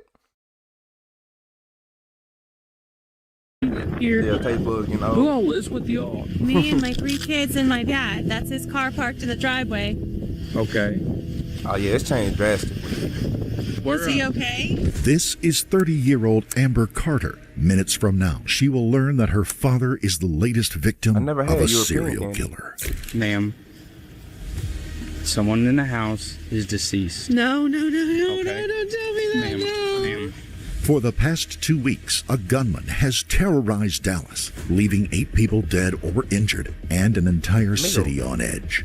But for Amber, the nightmare is only beginning because the killer isn't a stranger, but someone she knows well. Do you think that he has something to do with it? Yes, ma'am. Ma'am, okay. Going back to parasites, before we get in on this daughter and all this tragedy, sugary cravings are caused by some parasites. Yeah, some like it's the microbiome in your gut. But believe it or not, a lot of people, like say down south Louisiana, go get them a worm cleanse. I seen people from Louisiana that get a worm cleanse or detox, and then they talk different. Yeah, I don't know what it is, but they talk different. So it's something. Okay, listen. If it can affect the way as you talk, investigators close in, it becomes clear that he may not be the only person in her world with a horrifying secret. Y'all probably didn't know that about Louisiana, did y'all? It's 3 a.m. on October the 31st. 19-year-old college student Robert Jaden Urea is waiting for a rideshare in downtown Dallas after a party at a local club. But a great night out is about to become a tragedy Out of nowhere, a car pulls up with its windows rolled down. The driver beckons to Robert, but as he approaches, the unimaginable happens. The teenager stumbles and falls into the middle of the intersection. By the time police and paramedics arrive, it's already too late. Robert has bled out from a fatal gunshot wound to his chest. Officers investigating the attack struggle to make sense of it. Robert has no enemies, no links to any criminal activity, and no reason for anyone. What y'all shoot Robert for? Robert look like he smart and don't do nothing. To want him dead. What's more, his killer has left no evidence at the scene. CCTV footage captures a white Ford Taurus with tinted windows and a sunroof, but no license plate. It is the first real clue for detectives that this is no ordinary crime. For now, with no other explanation, officers put the shooting down to a thrill kill by an unknown assailant, and the investigation stalls, which is exactly what the killer is counting on. On November the 14th at 8:30 p.m., Dallas Fire and Rescue receives a frantic call. A man is lying in a pool of blood near a gas station in northwest Dallas. Officers arrive to find 36-year-old Adam Gautreaux dead on the street from 9 gunshot wounds across the length of his body. In a tragic twist, he died holding a sign asking strangers for help. He had a sign. Yeah. Panhandling. Yeah. Okay, he was at the window with the sign. Yeah. And he talking and then he put the sign down. And he was still talking to him. Then he put his hands in his pocket. He just shrugged his shoulders. He went to walk off. Pow, pow, pow, pow. Could you tell if it was the driver or the passenger? I couldn't tell if it was the driver or passenger fired the shot. It came from the driver's side. It came from the driver's side. Yeah. Okay. And it hit him and spun around. That's where he was. His blood just pouring out. The account eerily matches the execution-style murder of Robert Gautreaux 2 weeks earlier. And I came down the road and pulled up behind a black Chevrolet Tahoe SUV. Okay. All black tinted windows. There's just one catch. The vehicles don't match, and police find themselves once again with few leads and even less evidence. Just minutes from now, however, another call will come to dispatch from a location 9 miles away, and this one will change everything. It's 9:02 p.m., 30 minutes after the first attack, when a caller reports a shooting at an intersection in the North Oak Cliff area of Dallas. Officers arrive to find 57-year-old Kenneth Hamilton in his vehicle, slowly bleeding out from multiple gunshot wounds. He is rushed to a nearby hospital, but is pronounced dead soon after arrival. Like Adam, Kenneth was shot with numerous rounds, each aimed at his vital organs, giving him little chance of survival. 2 random shootings of civilians a half an hour apart cannot be a coincidence, so detectives turn to the one resource left at their disposal: CCTV from the crime scenes. Footage from the shooting near the gas station shows Adam walking to the place he normally panhandles most nights. What's up, Cars Michelle? pass by and he approaches each one quietly asking for help, until a black Chevrolet Tahoe with tinted windows and distinctive black rims rolls up to the intersection and stops. Adam walks towards the vehicle and briefly talks with the driver. He begins to walk away when the driver calls him back and then opens fire. Before anyone has a chance to respond, the black SUV has disappeared into the night. Investigators pull up security footage from the location of the second shooting. Seconds before gunshots ring out, a vehicle pulls up alongside Kenneth's. It is a Chevrolet Tahoe with the same black rims. Dallas police now have proof that the killings were likely committed by the same perpetrator. In fact, all 3 murders share unsettling similarities. Each has targeted civilians with no links to any criminal activity or each other. Ballistics testing reveal the bullets all came from a 9mm Ruger pistol. Somebody in their city is deliberately and randomly killing innocent people purely for the thrill of it. And their fears are about to be confirmed after one of the most terrifying nights in Dallas criminal history. It's 10 p.m. on November the 17th, All right, 2 Antonio. days since the murders of Adam Gautreaux and Kenneth Hamilton. Downtown Dallas has been on high alert, with multiple units deployed to search for the black Chevy Tahoe. But despite their best efforts, police are about to be outmaneuvered. The killer has shifted their hunting ground to the northern Dallas metropolitan area, Said, just found where my no channel. one Hope you like expects it. them. 10 minutes after the first call, a second 911 call comes through to dispatch, this time from Prosper, a suburb 9 miles south of Frisco. A 41-year-old man has been gunned down from a car while waiting for the lights at an intersection. A third call is made at 10:30 p.m. from the town of Denton, 18 miles east of Prosper. 2 women had stopped their car at the lights and found themselves a target. But tonight, So are they on drugs just running around shooting people? I put money, both of these 2 people in this car is on heavy drugs. It makes no sense. Y'all just running around shooting people? despite life-threatening injuries, all 5 victims survive. The next won't be so lucky. In the meantime, eyewitnesses share the same chilling story. A black Chevrolet Tahoe had pulled up, a tinted window was rolled down, and a gun had opened fire. With 8 attacks in the space of 2 weeks, a unique terror takes hold of Dallas. Investigators realize this threat is unlike anything they've encountered before. A killer selecting targets at random, using an MO that allows him to move around undetected and rapidly leave the scene. And there's no way to predict when he'll strike next. Unfortunately, they won't have to wait long to find out. The very next day, the quiet neighborhood of Salina becomes the latest stop in the trail of nightmarish violence. It's 11:08 a.m. when the Salina Fire Department receives an urgent call from construction workers reporting a house fire. Strangely, they also ask for police. By the time firefighters arrive, the house is already engulfed in flames. As they work to contain the fire, officers stand by to secure the scene, and that's when construction workers step forward with something critical to report. We had probably 7 or 8 pops out of this house. They look like gunshots. Some dude took off running, ran down the fence line. The guy in the gray shirt got him on video. Yeah. Okay. And that's the reason I was calling you. Yeah, no worries, no worries. Yeah, we just want to let you know. I mean, this dude took off running. Okay. Like that just fucking done something. I don't know what he did in there, but we're parked right there in the white truck. It scared the shit out of us. We like jumped. This which gentleman?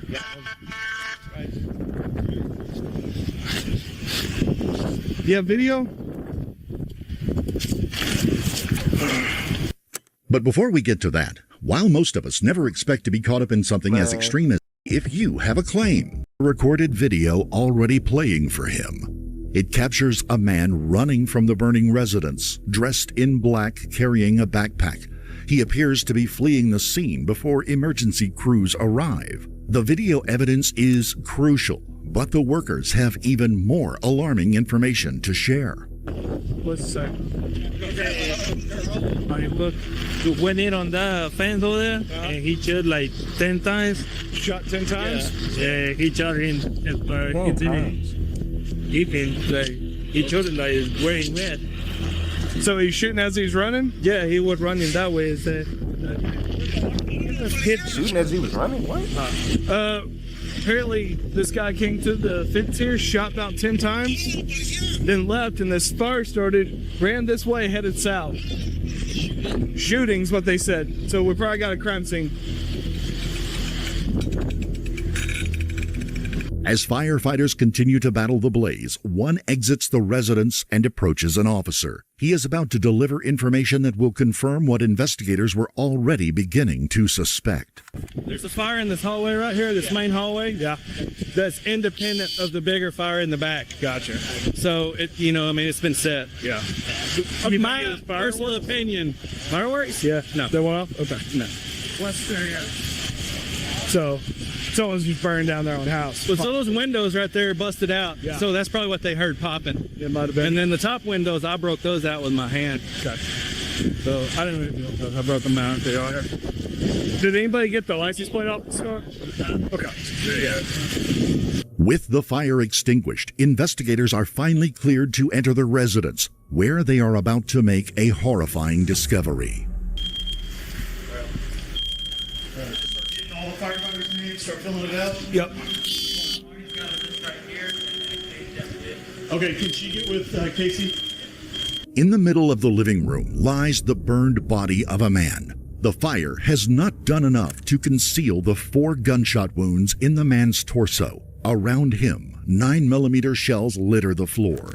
For officers, a picture is forming. The sound of gunshots, a shattered window, a figure fleeing the scene. Someone broke into the victim's home with the intention of murdering the residents and destroying the evidence. But why and who?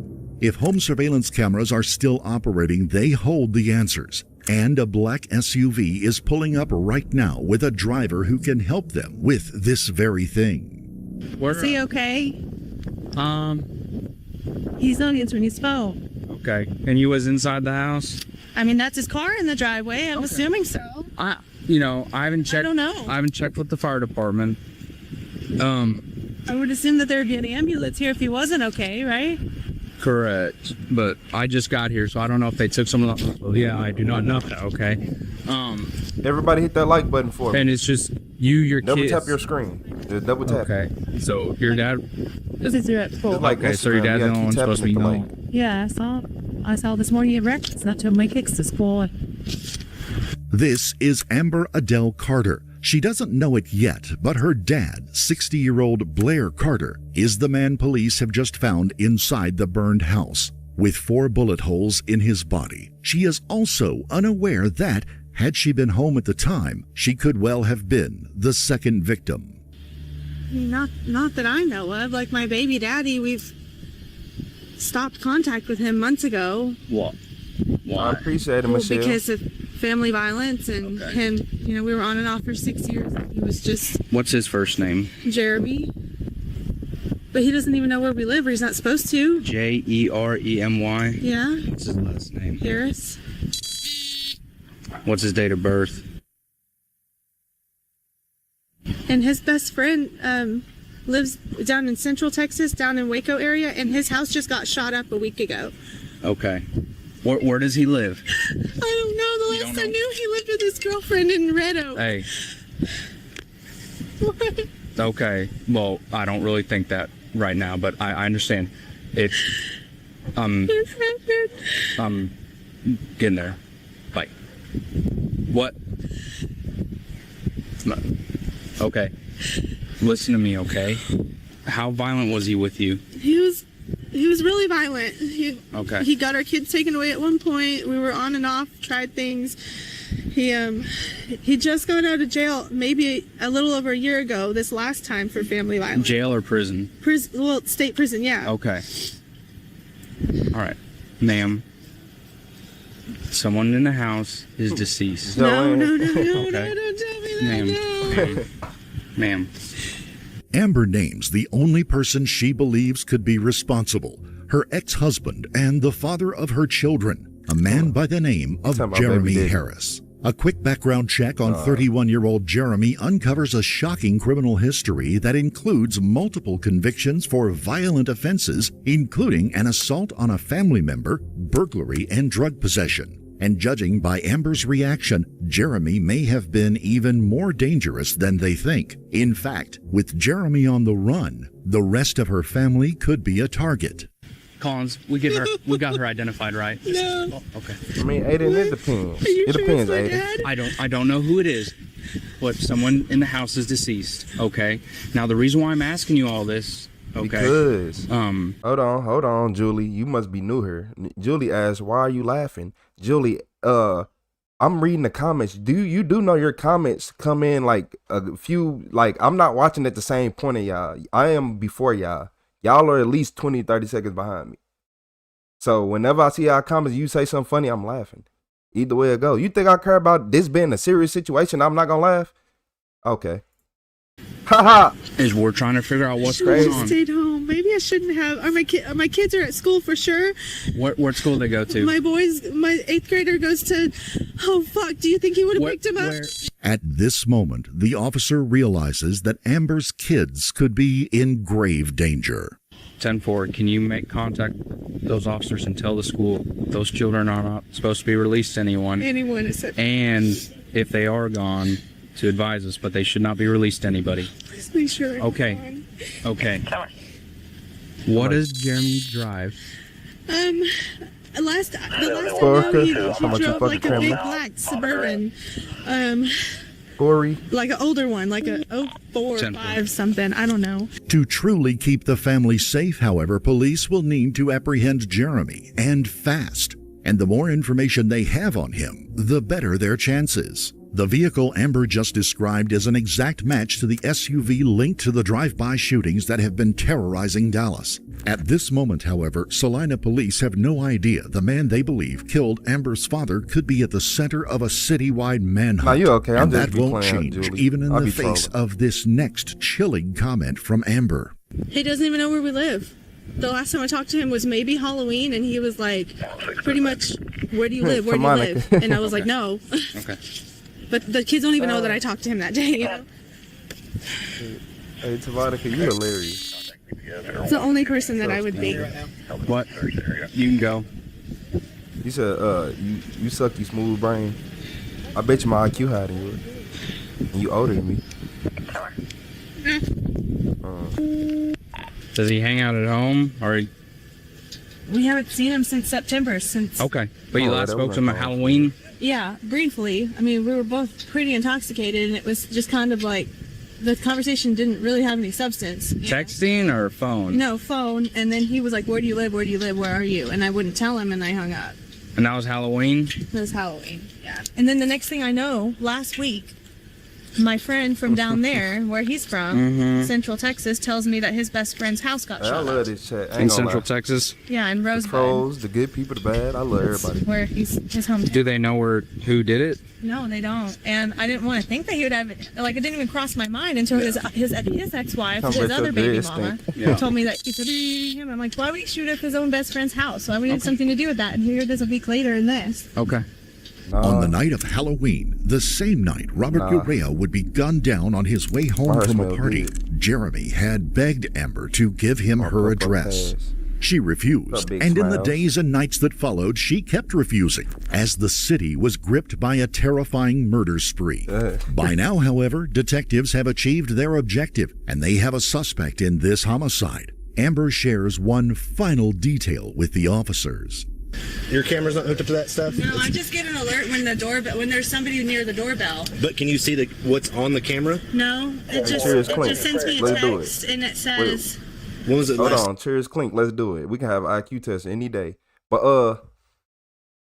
her boyfriend. So what is her boyfriend? What kind of drugs is he on to sit right there and just drive through the city, just shooting random people, even homeless people? You know what kind of drugs you got to be on? Text received. 11:11. I got 2 texts saying that someone was at the doorbell. Okay. And when did y'all get called out here? That's when the call started. Okay. I'm just gonna hang on to this real quick, okay? Okay. Yeah. Okay. The house is equipped with a surveillance system, Hey, and everybody say now good night to officers Ray. have full access. As one unit mobilizes to locate Jeremy, the others begin combing through the footage alongside the video pulled up from nearby homes. And what they uncover is terrifying. This footage was taken by a neighbor's security camera at 10:53 a.m. It's a typical Tuesday in this developing estate. Distant sounds of construction work can be heard when, out of nowhere, a man is captured walking by. He is dressed in black and carrying a backpack as he passes by. His backpack appears unusually full, as though it contains something substantial. He moves towards the target location without being noticed before disappearing out of view. When he next appears, it is in the backyard of Amber's father's house, the home of 60-year-old Blair Carter. Whatever the man is looking for, he hasn't found it and leaves. But he returns at 9:05 a.m. He approaches a window and peeks inside as though he's looking to see if the residents are home. And this time, They are. Come on, moldy sheets. Hey, you hilarious. This is Blair Carter walking around the house before settling onto a stool at the kitchen counter. A few minutes later, he'll sit in front of a laptop to do his work, unaware that he is being watched. The man watching Blair has a plan to deal with him, one he's going to execute here and now. I'm not sure they is. At 11:05 a.m., construction workers hear the sound of glass breaking. Immediately afterwards, gunshots ring out. And at 11:08 a.m., a cloud of smoke rises from the residence, snapping the workers into action. They call the fire department before filming the suspect fleeing the scene. At 11:11 a.m., workers attempt to enter the home, but the fire has spread rapidly and they cannot get to Blair safely.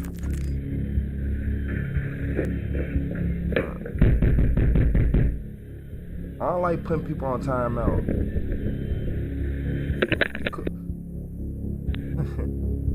Police now suspect that not only is Jeremy Harris responsible, but he had a bigger and far darker plan in mind. See you later, Teresa. But to get to the bottom of that, they'll first need to locate him. And thanks to Amber, they know exactly where to look.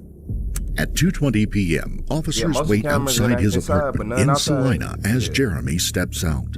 Unaware he's surrounded, he walks past his Chevrolet Tahoe carrying a plastic bag filled with gasoline containers and throws it into a dumpster.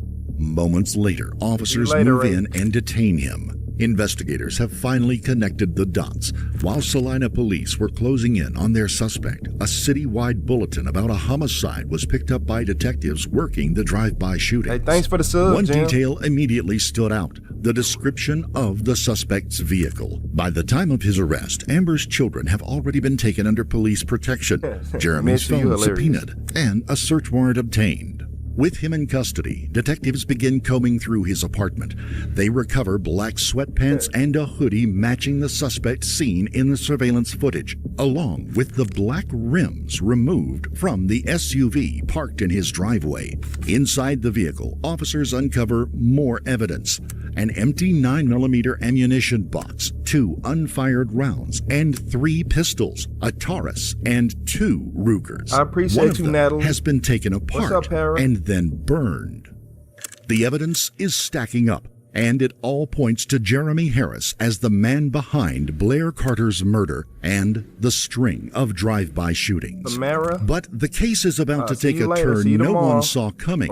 Minutes after Jeremy was taken into custody, a white Taurus with a sunroof pulls into the driveway. It's the same car linked to the murder of Robert Urea, the vehicle officers have been searching for weeks. Behind the wheel is Jeremy's girlfriend, Kelsey Wilson, and that's where things begin to become complicated. In the hours that follow, investigators discover the firearms used in the attacks were purchased by Kelsey. It was also her car that was used in the first killing. With that in mind, Kelsey is brought in for questioning. Detectives now have a crucial task ahead of them to establish whether Jeremy is behind all of the senseless murders and to find out how much Kelsey knew. Is she a victim, an unwilling accomplice, or something worse? Okay, we got 134,000 views. I'm kind of here, not based on what happened to Jeremy. 134. Okay? That happened up in Salina. Okay. Do you know what that's about? Because we need 100,000 likes then. So I kind of want to talk to you, and you might, like I said, you might know things and not even know that they're significant, right? Okay. So what we're doing is we're also looking at some offenses that Jeremy might have committed. Okay. And what we're looking at is shout out to Mark. Maybe He subscribed from some help Canada, like Vancouver. I said, part of our job as detectives is, when this goes down the road, people are going to focus attention on you. Okay, did she have something to do with it? Was she involved? So part of our job as detectives is to eliminate people, right? Right from the start, Kelsey appears unusually calm. She shows no visible signs of stress and seems to be more than willing to expose Jeremy, which raises an unsettling question. Is she helping the police or helping herself? The detective begins by presenting his strongest piece of evidence, never expecting the response he was about to get. The the Chevy Tahoe that he drives. The Suburban. Hey, thanks for the sub, Adapt. Now, when he bought it, the tires that were on it, Respect. were they the black ones that are in your apartment, or are they different? Those are new. Those are new. We got those Glizzy, from you should have Texas been subscribed, Tires Glizzy. Tires. 2 weeks ago. 2 weeks ago. Okay. Why has he pulled them off of the vehicle? I'm not sure. Because they were on the vehicle. Because like when a guy gets new tires, he wants to put them on. Yeah, they put them on at the Right.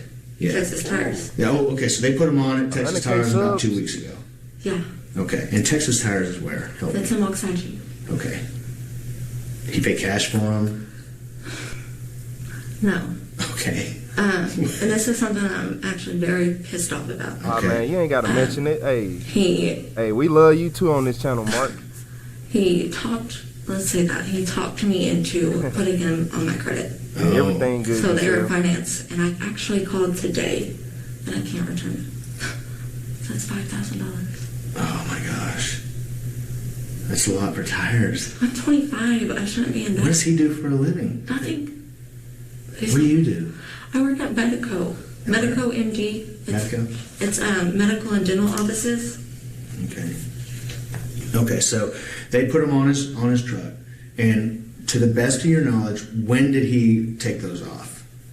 Like middle of the week last week? But sometime last week. So today is Thursday. Yeah.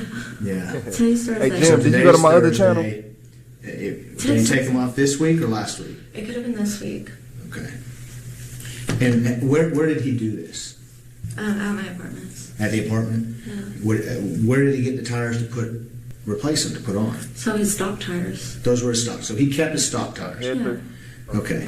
The interview has taken an unexpected turn. Not only are the Yeah, rims Heather, you're linked right. to the crimes, shooting but spree is Kelsey crazy. has just admitted to purchasing them herself at Jeremy's request.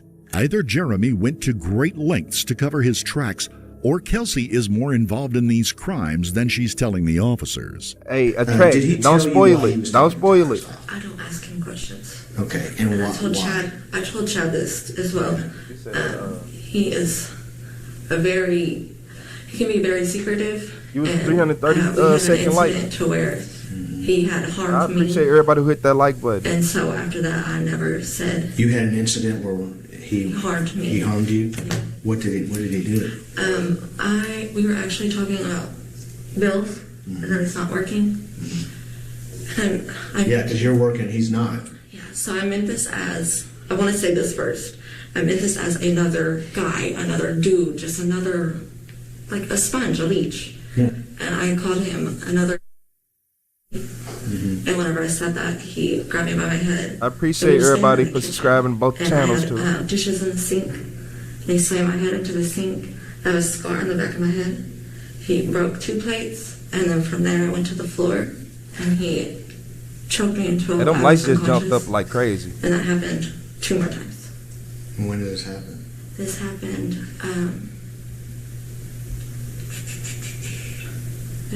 And I've been trying to figure this out for the other guys. It had to be late, very late, like coming into Halloween, October. Late October. Yeah. Because Halloween was the 30th. She just lying. Yeah, listen to her lie. Exactly. She just 31st, lying. okay. Yeah, This was Julie. either the 29th or 30th. People like her. Okay. Hey. If Jeremy had hoped to shift the blame to Kelsey, his plan is failing. Kelsey has just revealed genuine emotion to the detectives, and it isn't guilt. It is fear of Jeremy and something far deeper, pain. The detective picks up on this immediately. This is someone vulnerable, someone who could have been manipulated or even threatened by Jeremy, even into giving him her car, a white Taurus with a sunroof. You had a white Taurus, I did. right? But it got crashed. It did. Who crashed that? He crashed that. He crashed it. So there is a police report that says that I crashed that. Really? Yeah. Okay, so is this one of these ones where you call afterwards? Yeah. There is no doubt in the detective's mind now. Jeremy dropped her off before heading to downtown Dallas to murder Robert Urea, all while using her vehicle. Kelsey doesn't realize it, but she's helped to close the case on Robert Urea, an innocent college student gunned down in cold blood. There is one last point that needs addressing. the weapons used to kill so many innocent victims. All were purchased by her, which does not look good on her account. She'll need to explain the reason for these purchases and whether she has any knowledge of what Jeremy planned to do with them. Does he carry his gun with him? He has no guns. So these are guns that I have purchased for the home. Right, but he has access to them. I mean, they're not locked in a safe. Right. So do you know that when he assaulted you and walked out, does he take a gun? You with speaking him? facts. Name the types of guns. I've had 3 towards. What do you have now? Nothing. Nothing. I don't know where any of them are. What do you mean you don't know where they are? I don't know. I have no idea where they searched my home yesterday. No. Before they searched the home, you had guns, right? Yeah. I got black. I thought maybe he took them. Oh, And they're lost. Like, I got guns in my gun safe. If I went and looked at them, they were gone. Yeah. By now, I'd be like, where am I? Yeah. That's what I thought you were saying. No, so at this time. Before they searched and took anything, Okay. how many guns? I had 1. Okay. So at this time frame, I had 1, which was a black Taurus. In October. Yes. Okay, I got you. One Taurus. Mm-hmm. And what caliber is that? Would it be a 9mm? I don't know. I don't know Do what you caliber know? means. Like what kind of bullet does it shoot? Oh, 9. 9mm? Yes. Okay. What's up from When Texas? did you get your next 3 guns? Okay. They've all been very recent. Sounds like it's something he's talking you into getting, but I'm not going to put words in your mouth. What's up, Paige? So, What I had told the other officers, he made me feel like, for some reason, like I said, I didn't ask him questions. We were in danger. And so it just kept, hey. So I kept buying these for the safety, mostly for my daughter. She doing fair time? 7-year-old child. Yeah. So when did the guns start disappearing? Maybe about a month ago. A month ago? Okay, so they didn't disappear because we came in and took them. They had been disappearing. Yeah, I thought that they were maybe misplaced or, whatever the case was, but. This is the moment Kelsey realizes where the interrogation is going. The detective has one final thing to tell her. The truth about what her boyfriend has been doing for the past few weeks. So, this is V More. I'm a new sub. Hey, shout out to V More. Welcome to the retro game. We Did you see just the live blacks life were and breathe around earlier. shooting people? Not like iCarly Told though. me something about it today. What would you think immediately? Now that I know what had happened yesterday, I don't put it What's up, Randy? past him. You what? I said, now that I Come on, know but I from can't stop yesterday, I watching. wouldn't put it past him. You wouldn't put it past him? Since what you did yesterday. I don't know the whole story, but I think his baby mama. You know his baby mama? I know both of them. Yeah. Both of them? Okay, so he went up and killed one of their Fathers. fathers or stepfathers or something, Okay. right? Blair. Huh? It was Blair. Blair? That's his name. Yeah, it's on the news. Okay. So he went up there. Why did he go up there and kill him? I have no idea. Is he having problems with seeing visitation of the kids or something? We had custody of his oldest son. I don't want to say custody because we didn't go to court for this, but he did move in with us whenever school started, and we enrolled him in Reddick. Everything was going super good. What's up, Randy from San And Antonio? this is Amber. What about them Spurs? I felt like we were all getting along. We were getting the kids Y'all like love every Texas, weekend before man. that. Everything was going so good. And so one day Amber came and picked up Jeremy Jr. from school. Didn't say anything to anybody. Yeah, Boston in the And building. then after that, What day was that? Got Michelle there's from a police Boston. report with Red Oak PD. Do you think it was like 2 weeks ago, 3 weeks ago, Whenever she picked her son up from school. Oh no, this was months ago. months ago? Yeah. Okay. It had to be months ago. Yeah. Did that cause Jeremy to start getting angry? I want to say so. Was he being more? That sound like mean and every aggressive officer to I you know, Jim. Because Maybe of just what more was going on? standoffish. Okay. Just more quiet. Okay. So I don't know. If what Kelsey said is true, it would seem that Jeremy's killing spree could all be traced to one event: Amber taking custody of his 2 kids. By refusing to give him her address that Halloween night, Amber may have saved her own life. For 2 weeks, he searched for her address on social media, and on November the 18th made his true intentions clear with the murder of her father. But Jeremy had clearly been a man on the edge for years. Kelsey's story was all the more tragic, given how many people in her life had tried to warn her.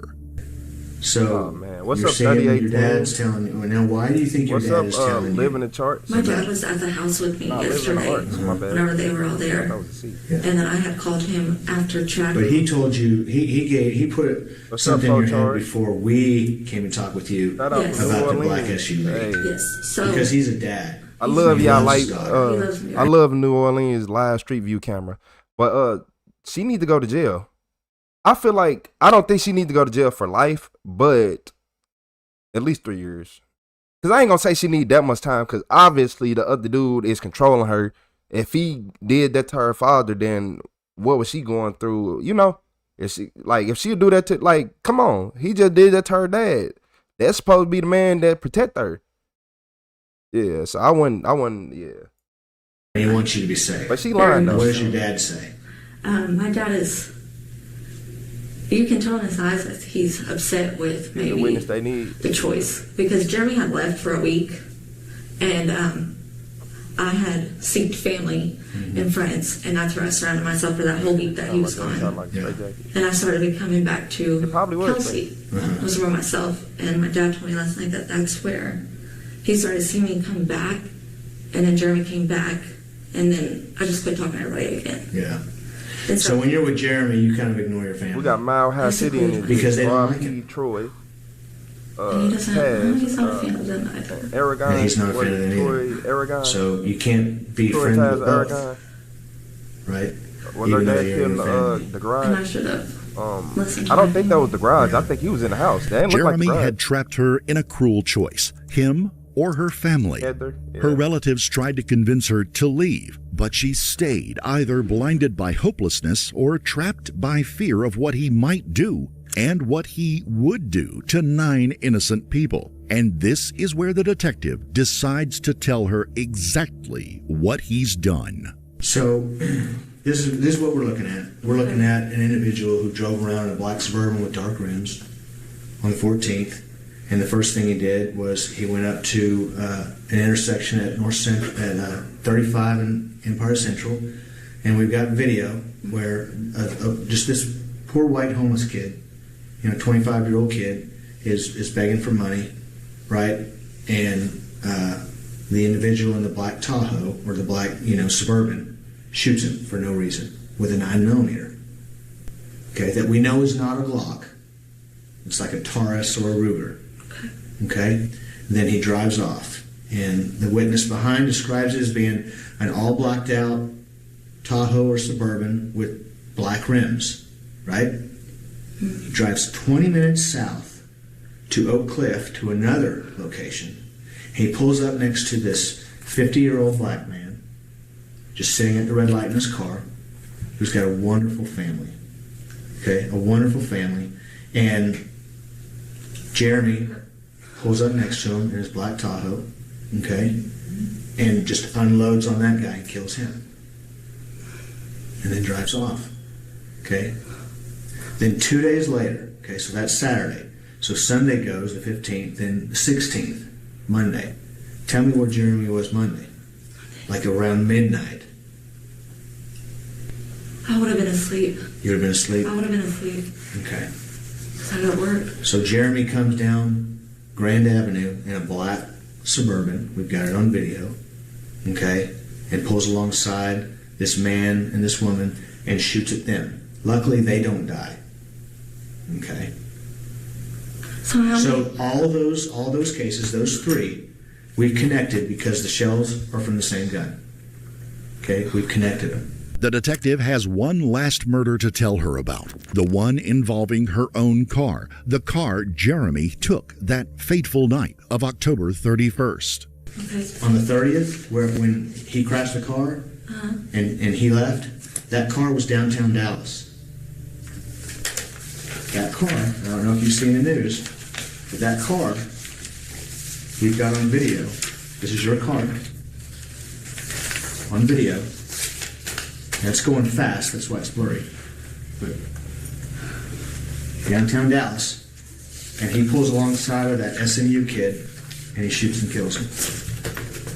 Look at that kid. Kid was doing nothing but just walking around. In Dallas.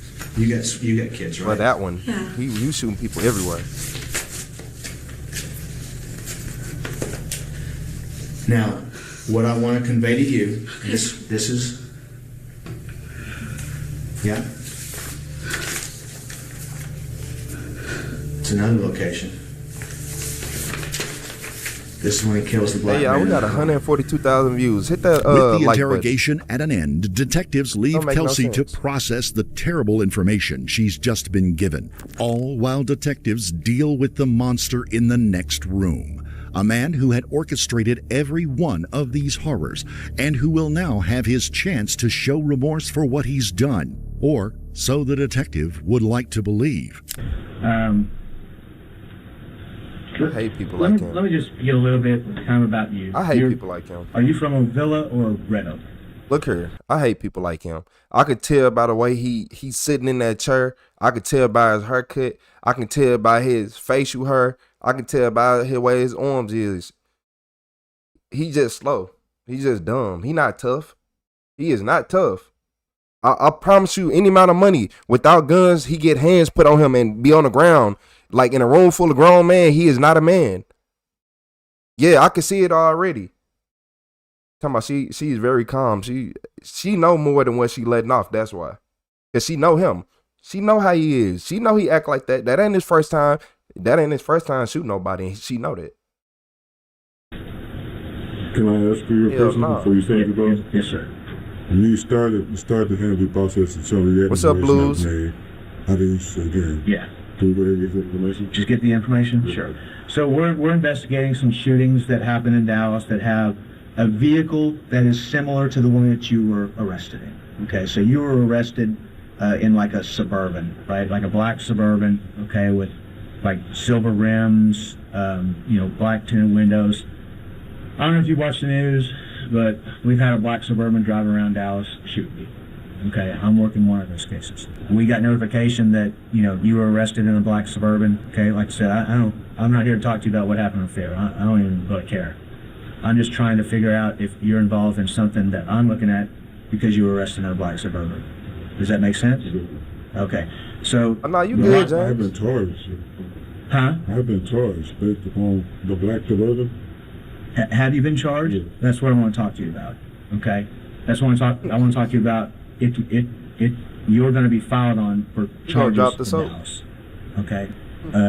You were saying something about her. What is going on? So when we started looking at you, we looked at Kelsey. Kelsey, we talked to Kelsey. Kelsey said that she has bought some guns in the past. What's up, Big Pan? Okay. Kelsey is the owner of some guns, right? Are these guns that you have access to? No, you don't have any access. So is Kelsey the one that's going to have these guns at her place? I'm not sure about it. You're not sure? Oh, no, I don't know anything. Okay. Do y'all live together? She's your girlfriend. So you stay with her the majority of the time. Okay. Do you have kids together? No. Okay. You have kids by other? Okay. Right out of the gate, Jeremy has lied. His fingerprints are on all the guns used to commit the murders, and Kelsey has personally testified to noticing the guns missing from the house, along with Jeremy. Instead of confronting him, the detectives let him talk. The more he says, the more he will incriminate himself. What's up, Della? How you doing, Patty? So how often would you say that you stay with, you stay her regular, or you stay with your parents or with her over there? I don't answer any questions. You don't answer You no just questions? shoot innocent people like this. I hate him. How you doing, But Patty? this doesn't work. Jeremy now outright refuses to answer any more questions, especially regarding his family.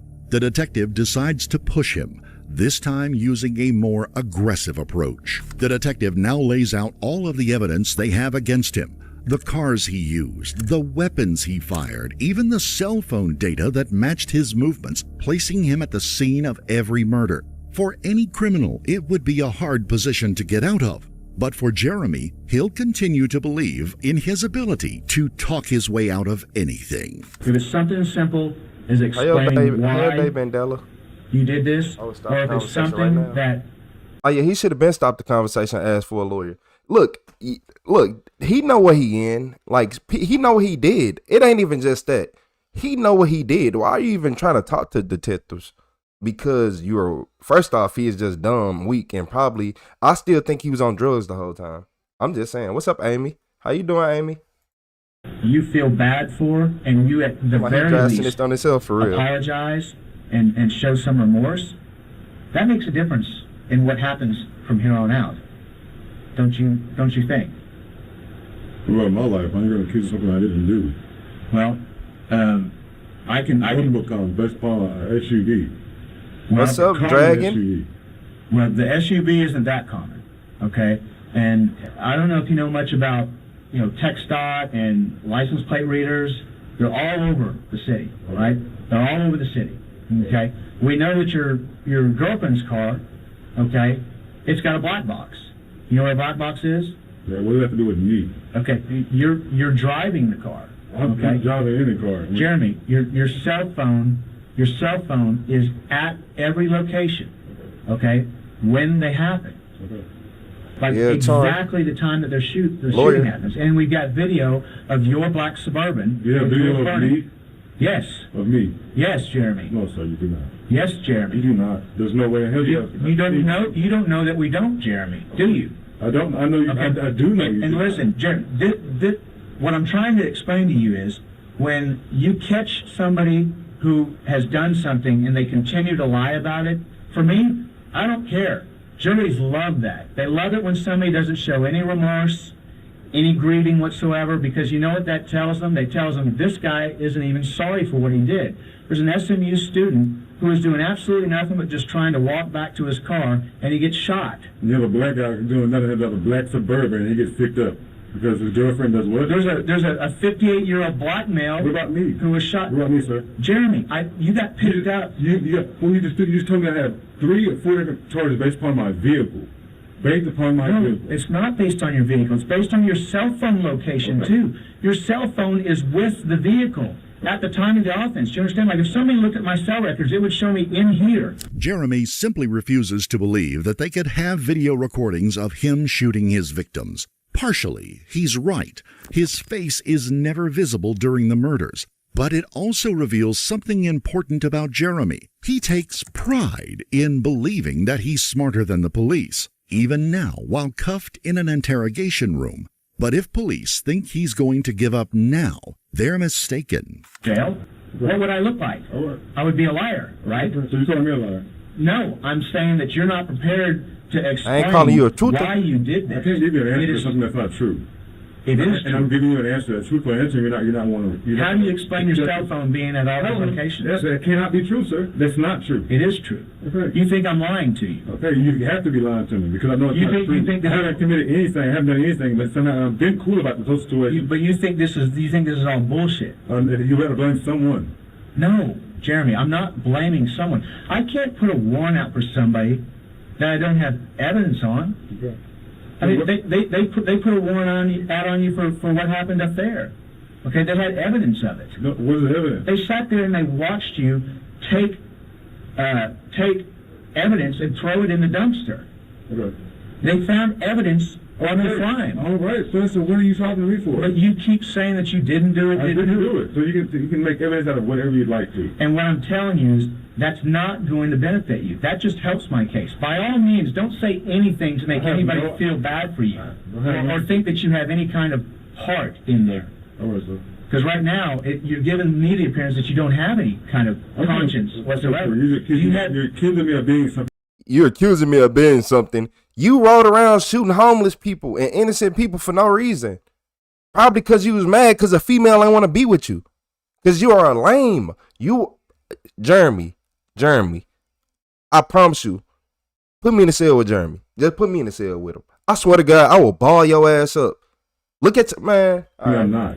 You're not supposed to kiss your ass because you're accusing me of being a murderer. I'm not you just slow. You're accusing me. You're accusing me of doing something I did not do. Did I ask you to kiss my ass? Sir, I'm done. Mr. Terminator, I'm done talking to you. Thank you. Okay. That's all I needed. I bet it me. I'd have been uncuffing him, swinging on him. Hey, take these cuffs off for me. Despite having nowhere left to hide, Jeremy doesn't budge. He ends the interrogation and makes the detective leave the room. Boss of rocks. Jeremy has just made his last mistake. But once he hears what's coming for him, he'll get his first taste of regret. Jeremy pleads not guilty to the long list of charges against him. But if a jury finds him guilty, his complete lack of remorse makes him a prime candidate for the harshest penalty in Texas, death. Yeah. When his lawyer informs him of this possibility, Jeremy changes course and signs a plea deal. He admits to the drive-by shooting. Now you want to be alive. But you going around shooting everybody, now you want to be alive. But he want to be alive, though. He talking about he ain't got no suicide outfit on. They ain't give him one. He ain't got nothing on. He just whatever unit he in, most likely. They probably, right now, they got him in GP, general population. Yeah. Now he don't want to die. Now you want to live. Man, get on, Jeremy. I don't like Jeremy, y'all. I want to smack. Hey, I don't like Jeremy. He changes course and signs Damn, a plea got deal. 2 Glocks. He We got admits 9 to and 2 the people. Hit drive-by that like shootings, arson, and the cold-blooded murders of 4 people: Robert Urea, No, I say 860 on Kenneth mine. Hamilton, and Blair Carter. With no possibility of 795. parole, he will spend the rest of his life in prison. He would spend the rest of his life in prison. Man, if he don't work his ass every day, he need to go to jail and not even get paid. He need to do all them jobs and not get paid for it. I don't care what nobody say. I hate people like him. You are so soft because look, the thing I hate about guns is people like him. Y'all can't do nothing without no gun. So when you go to jail and people get to putting hands on you, you're going to be trying to find a shank. And you better hope you know how to use a shank. You better hope that shank don't break. God forbid that you trying to shank somebody, you only get one good stab in and that shank break, and now he finna destroy you. Always giving lame people like him a deal. Like what? How do you get a deal? Because he driving around shooting and killing random people because he is mad at females. Look, I want y'all to know he was on drugs and mad at females, and he riding around shooting people because of that.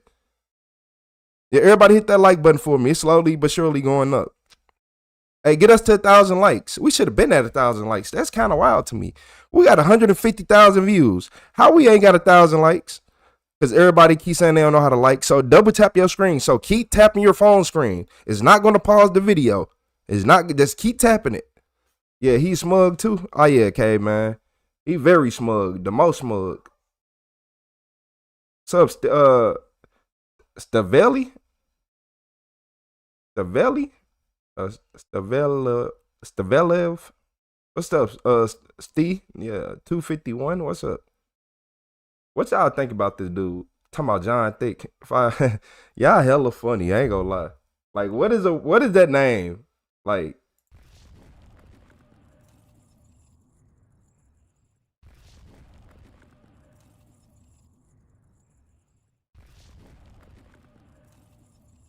I'm completely.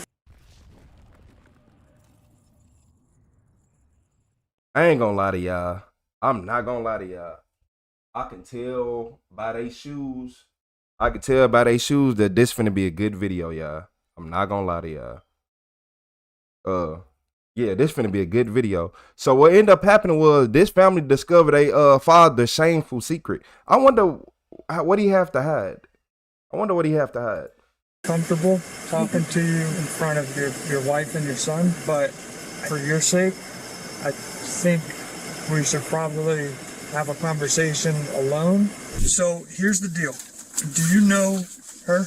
A strange notification on 2 people's phones would uncover a disturbing discovery in Key West. Someone had secretly attached tracking devices to their cars. On November 8th, 2 people contacted Key West police after their iPhones warned them that an unknown Apple AirTag was tracking their location. I went to Bodycam this morning to the gym. I always go. You put an air track, track on them? I get home and I have a notification pop up on my phone that there's an Apple AirTag. And that just popped up today? Yeah. Okay. And I was just like, I don't have an Apple AirTag. I've never bought an Apple AirTag.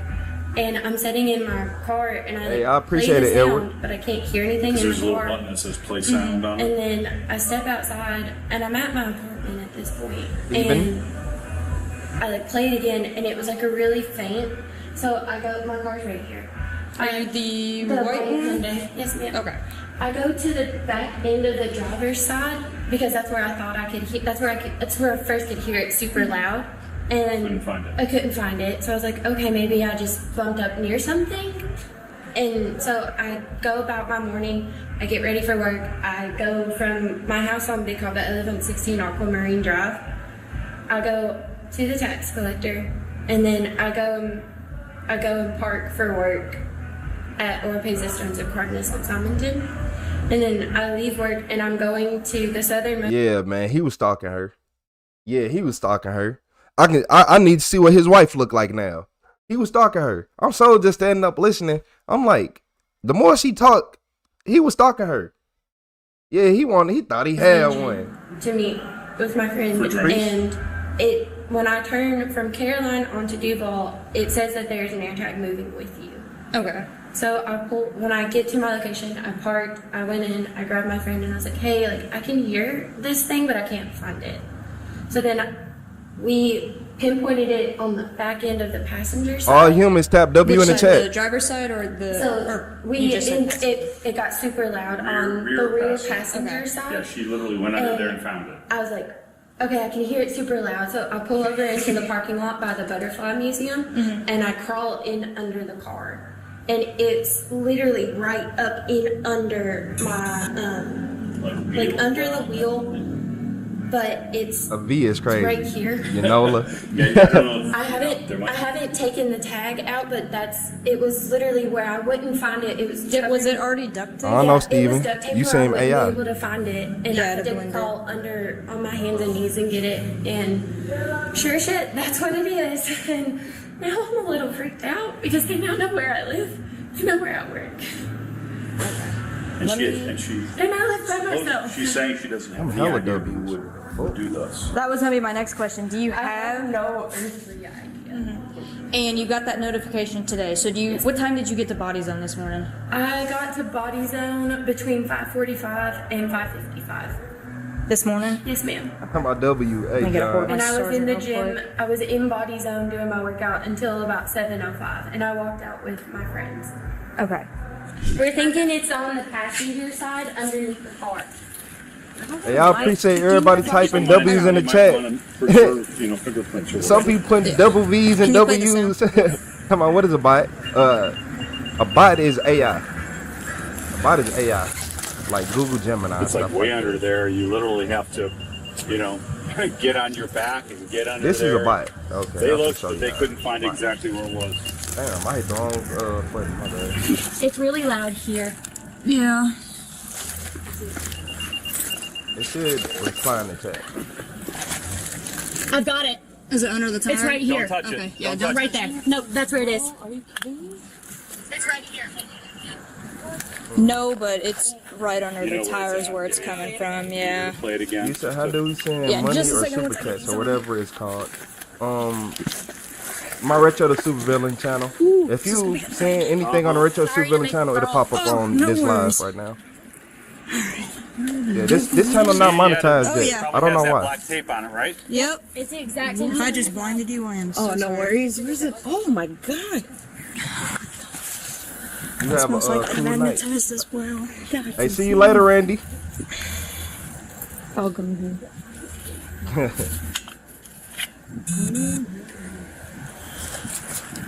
Royal, no, we want to make sure there's no bites. Two of them in one night. Oh, yeah. See, Roy, you just passed the vibe check. Okay. Yeah, it was so funny. Do you I was have driving with your Taylor. driver's license on? I do. Now, were both of y'all at Body Zone this morning at the same time? We're gym partners. Okay. So you were at Body Zone at the same time this morning, most likely left around 7:05 as well? Yes, and then this is when it said it was the First, Ah, when yes, did you Retro the receive that first Supervillain. notification? It was around, some of my friends here, like around 5? That was so 5 p.m. You'll actually see the it was same late. It live, was super just in late. I was very the full shocked. screen. Okay, so first notification was around 5. Now, what do you remember what that notification said? It just said, it was kind of that, like, oh, the air tag is tracking you. And I was like, oh, this is kind of weird. Okay, it said did it say it was with you or it was moving with you? It was, I don't remember, but I remember that it showed my map, which I thought was kind of weird. So I was just like, oh, shoot, this is kind of weird. And then Kate called her and said, hey, did you notice something weird on your phone? And Oh no, I don't like bots at all. I don't need Yeah. them. What the heck does that mean? It says something Somebody about needs zero rest. Because she just Hey, all right, Marco. thought, Yeah. You know, Now, she did might you have reach out to Miss Taylor first about the AirTag incident I when you did. got the Oh, she notification? did. I called her immediately because since we were together this morning, I was like, the risk of us being tagged together, I was like, it just made sense. So I was like, you need to just go check her. Were you two parked right next to each other in the bodies or in the parking lot, or? She was parked there, then there was an empty, and then it was mine. Okay, but about the same row. Yeah, Okay. same row. Same row. So car park. Now, what time did you start looking for the AirTag? When Taylor called me. I started calling her as soon as I finished here. We ain't got no So bots. We about just wanted to make 6:16. sure. 6:16. Okay. They at the gym.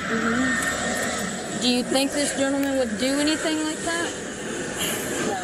I don't think so.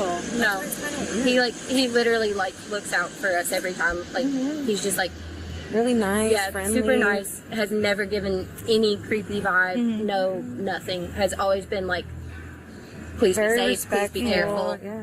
Like nothing out of. You said something interesting about this live? But other than that, nobody that you real guys can think of that conversation. will target the Anybody else cars? at the gym.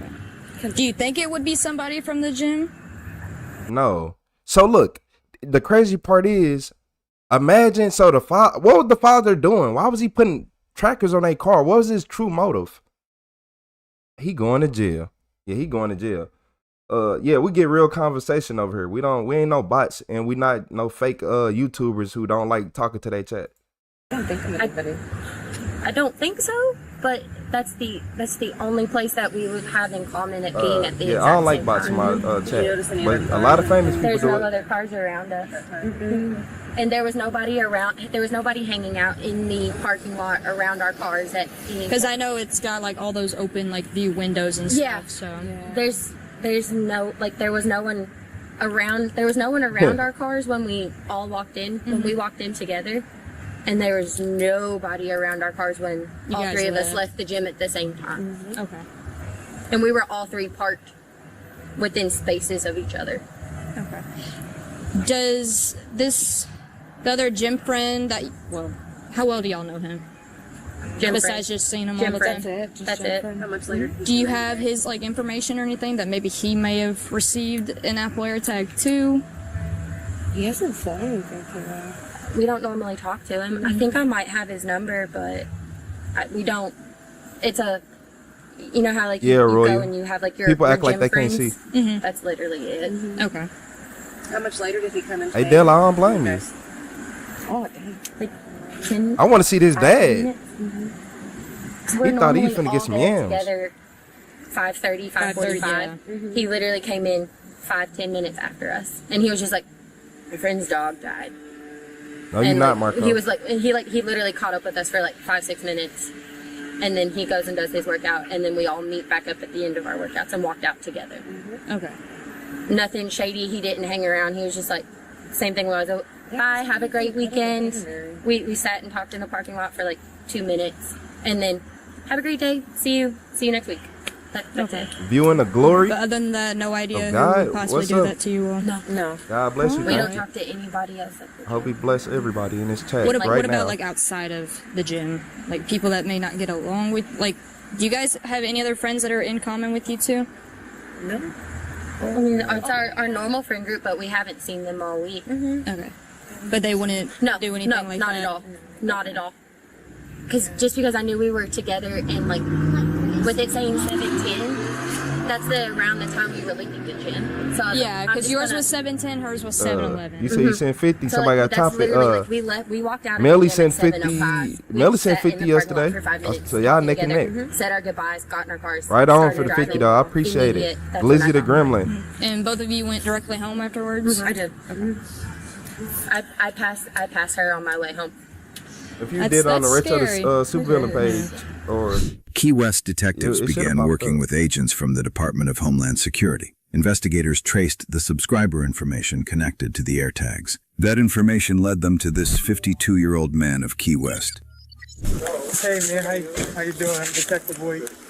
Detective Boyd. yeah, glory of God. How your day been? Your family seems You been having a good night? Did they tell you why we're here?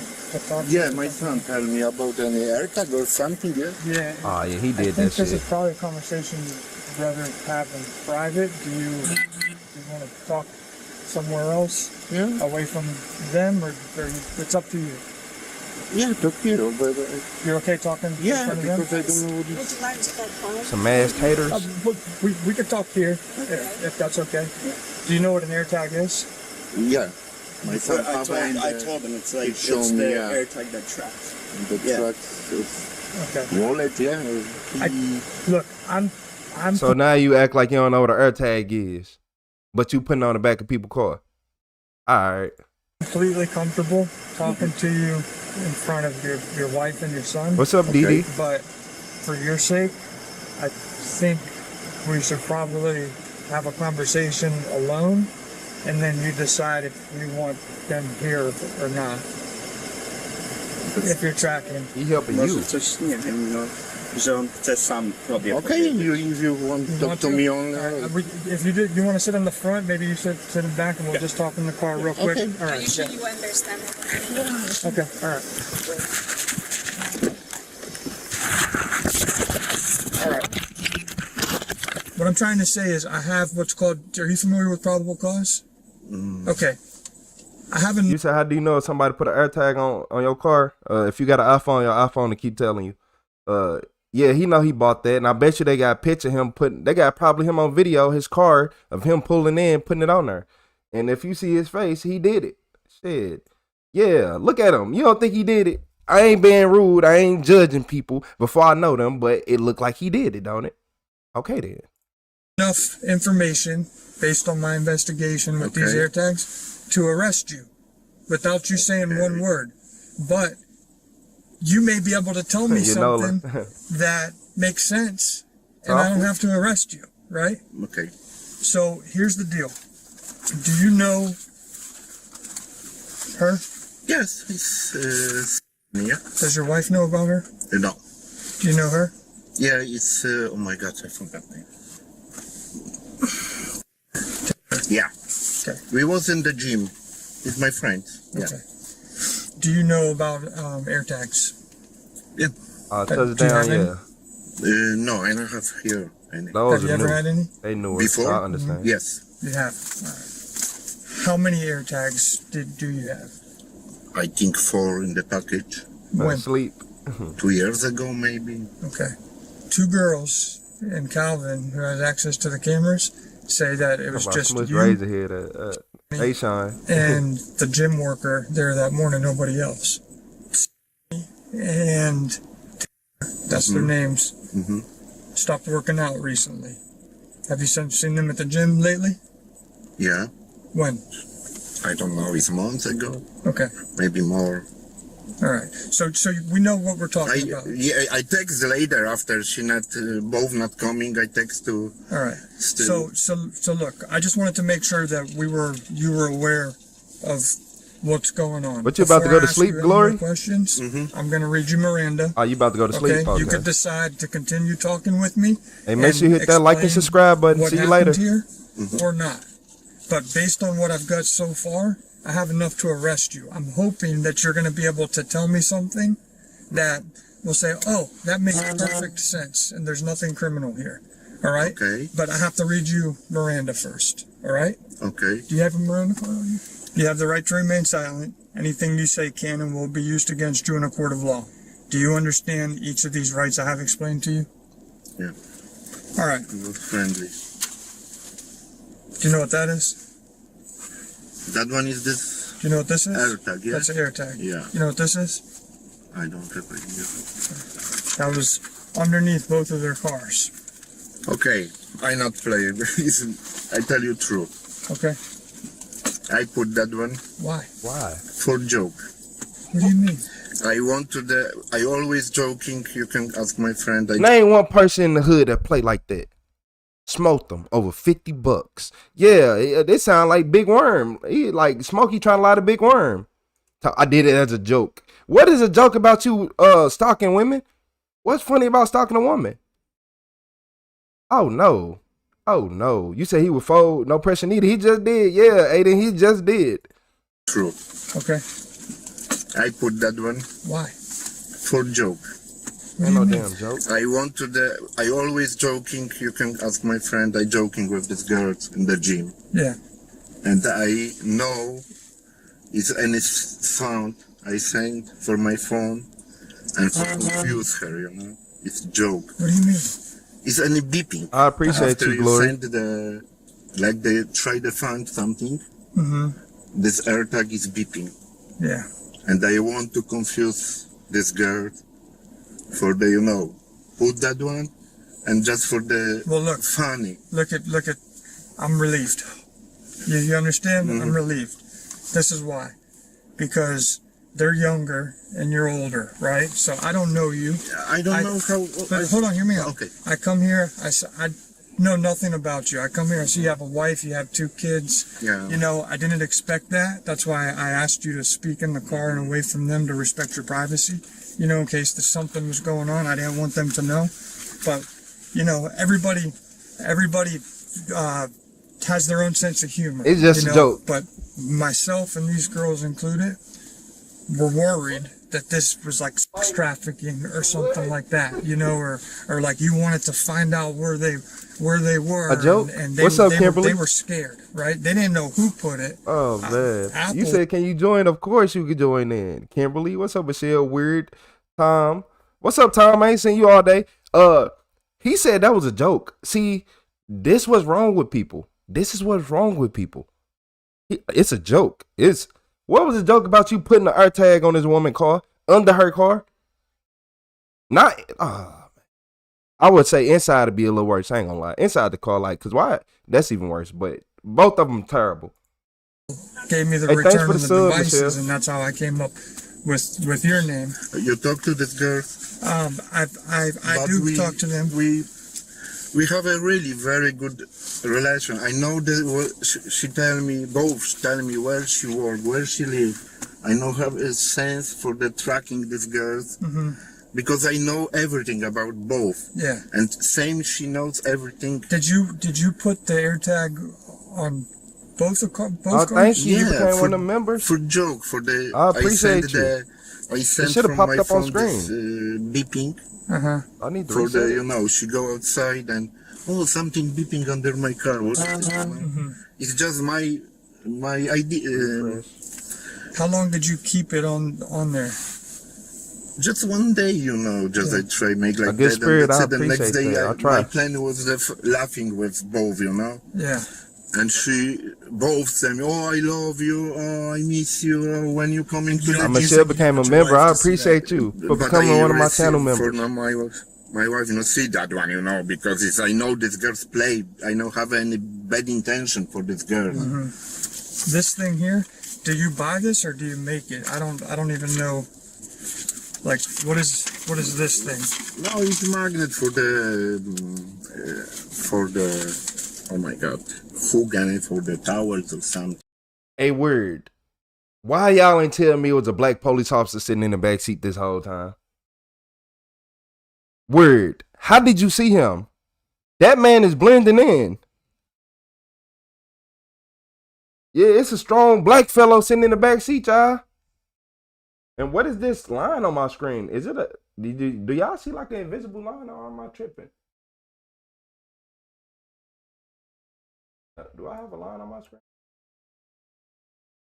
Okay, let me hide that.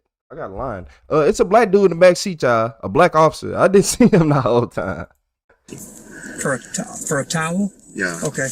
And then the tape? And tape, duct tape, and that's it, you know, just. Yeah, you did that? Yeah, okay. Removed so the it, same day you put it on, you removed it? Okay. Same day. So it wasn't like a week or a Just- month? No, same day I removed. You removed the No, from the phone, from the phone, All the right. app. So less than 24 hours? Of course, Less than 12 hours? I think maybe 8 hours. Okay. All right, look, you know how I didn't want you to talk about this in front of your family? I need you to sign a piece of paper, okay? Okay. So your family, when we get out of this car, we'll go behind your truck and we'll sign the piece of paper, okay? It's a summons. That's so that they don't know what's going on. You understand me? And what say? Yes.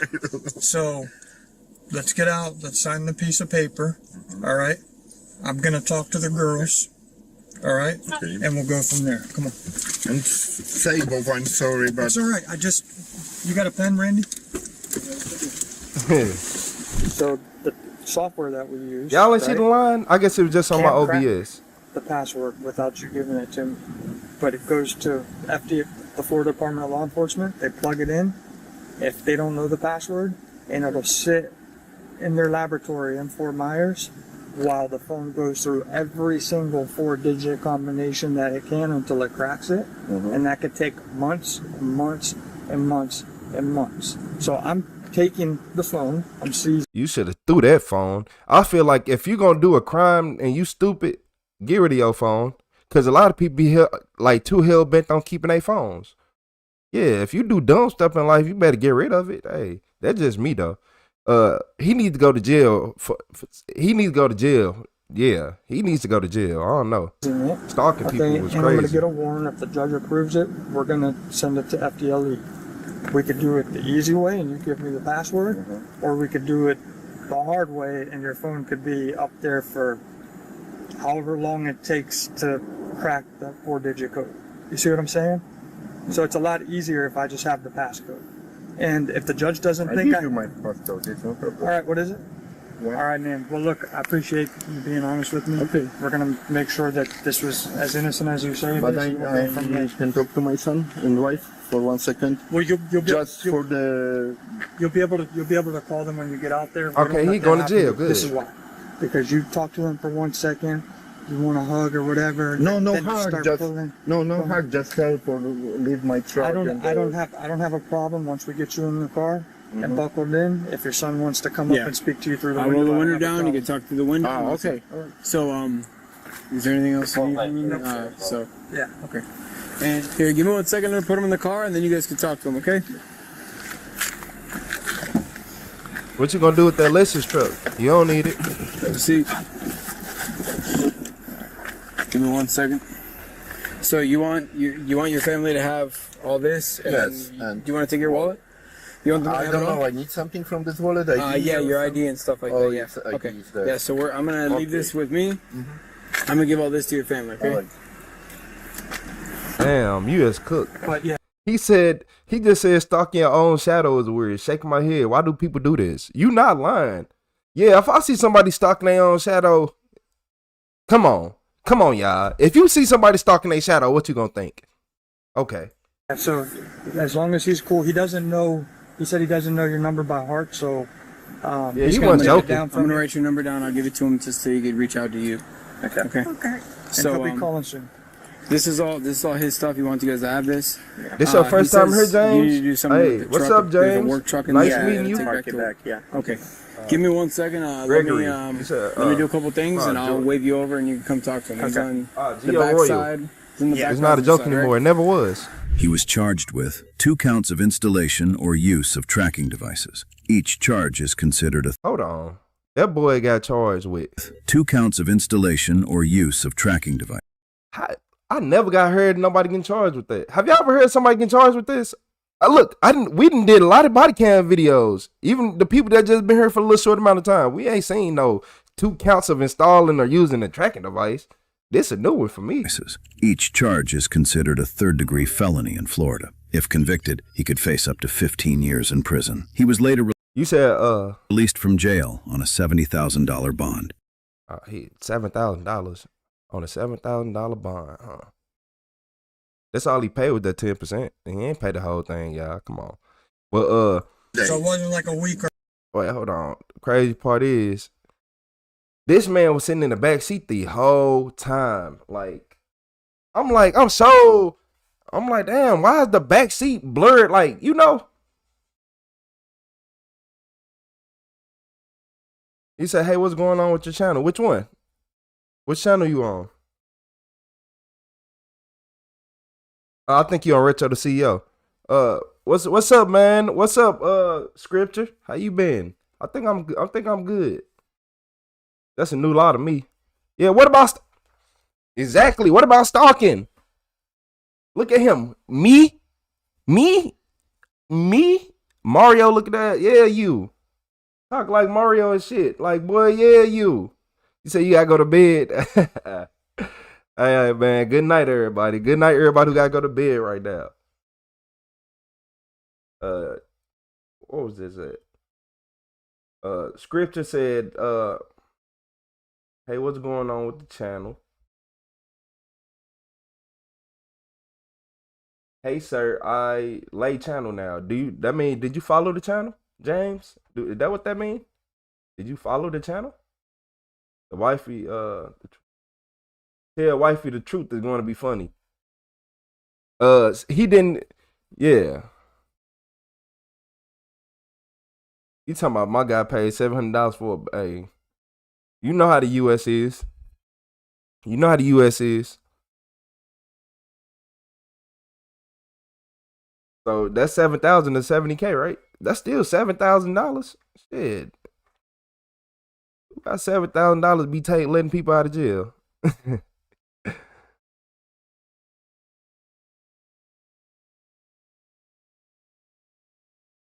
You said if the channel. Oh, yeah, I'll be live all the time. All the time. You said dude had camouflage. Hey, the dude in the back seat. Hey, he the MVP of the video. He didn't say nothing. He was just looking at him like, hey. Boy, I know about your kind, boy. That's how that officer looking. Like, I know about your kind, boy. Don't play with me. Y'all see the way he looking at this man? Look in the back seat. Look at that officer. And see if he look like somebody you want to play with. Exactly.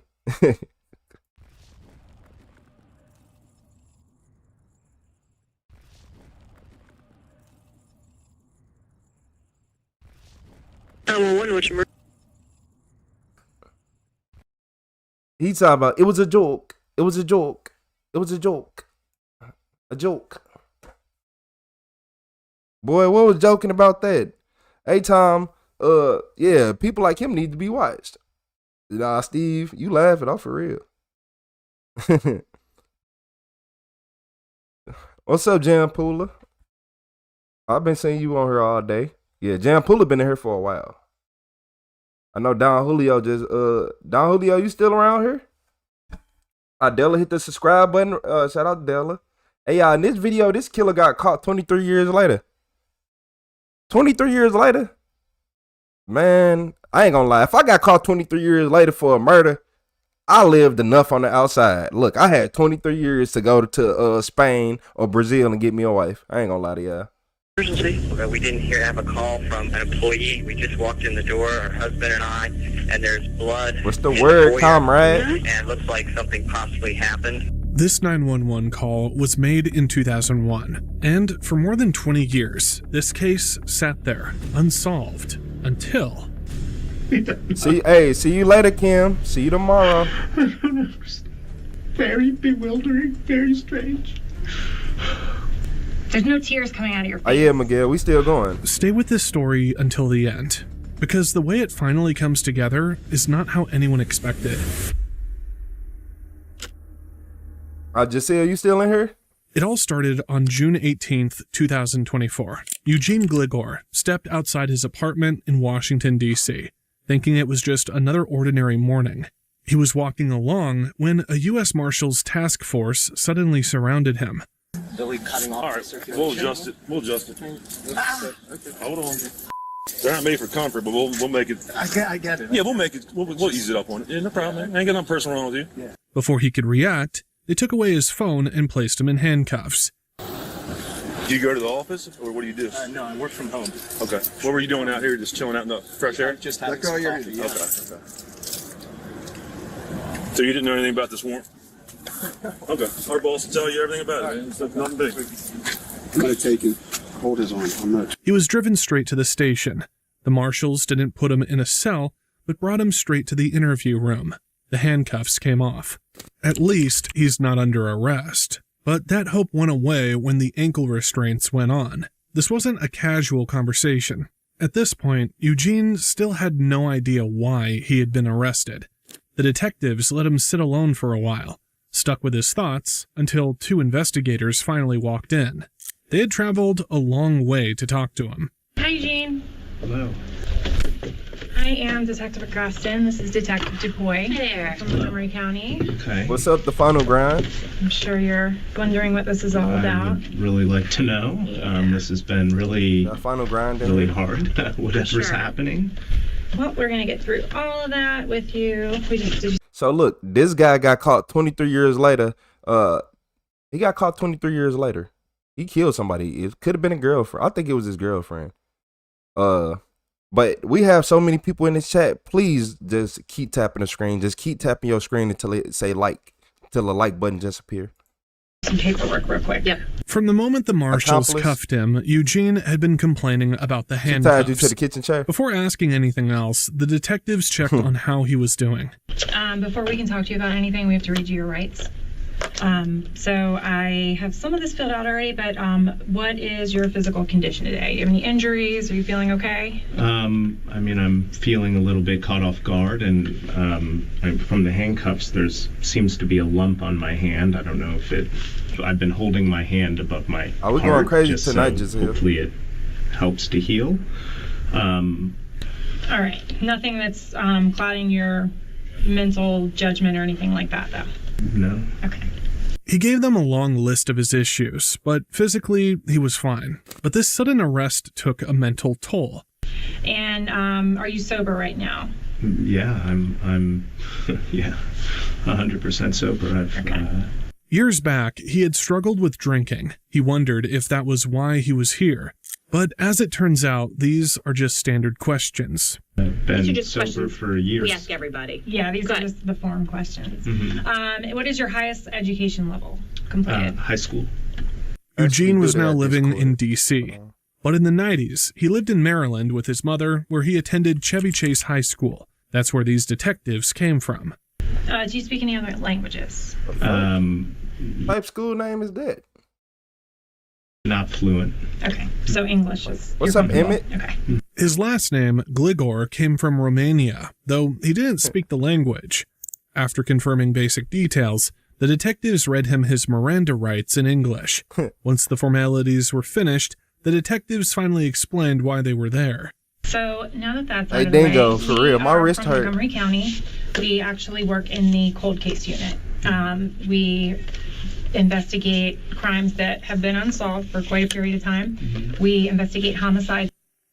So we were working on a case that came from Chevy Chase. Mm-hmm. And when we were going through the case file, your name was in there as someone that was related to the family, whether we have a big list of people, but friends, family, something like that. So do you recall back in 2001, Leslie Preer? Yes, that she was murdered, yeah. Yes, okay. The detectives took him back more than 2 decades to a quiet street on Drummond Avenue in Maryland. That was where 49-year-old Leslie Preer lived. She ran her days by the clock. Being late wasn't her. So, when 10 o'clock came and went on May 2nd, 2001, and she still hadn't arrived, it raised alarms. By 10:30, her boss was already trying to figure out what had gone wrong.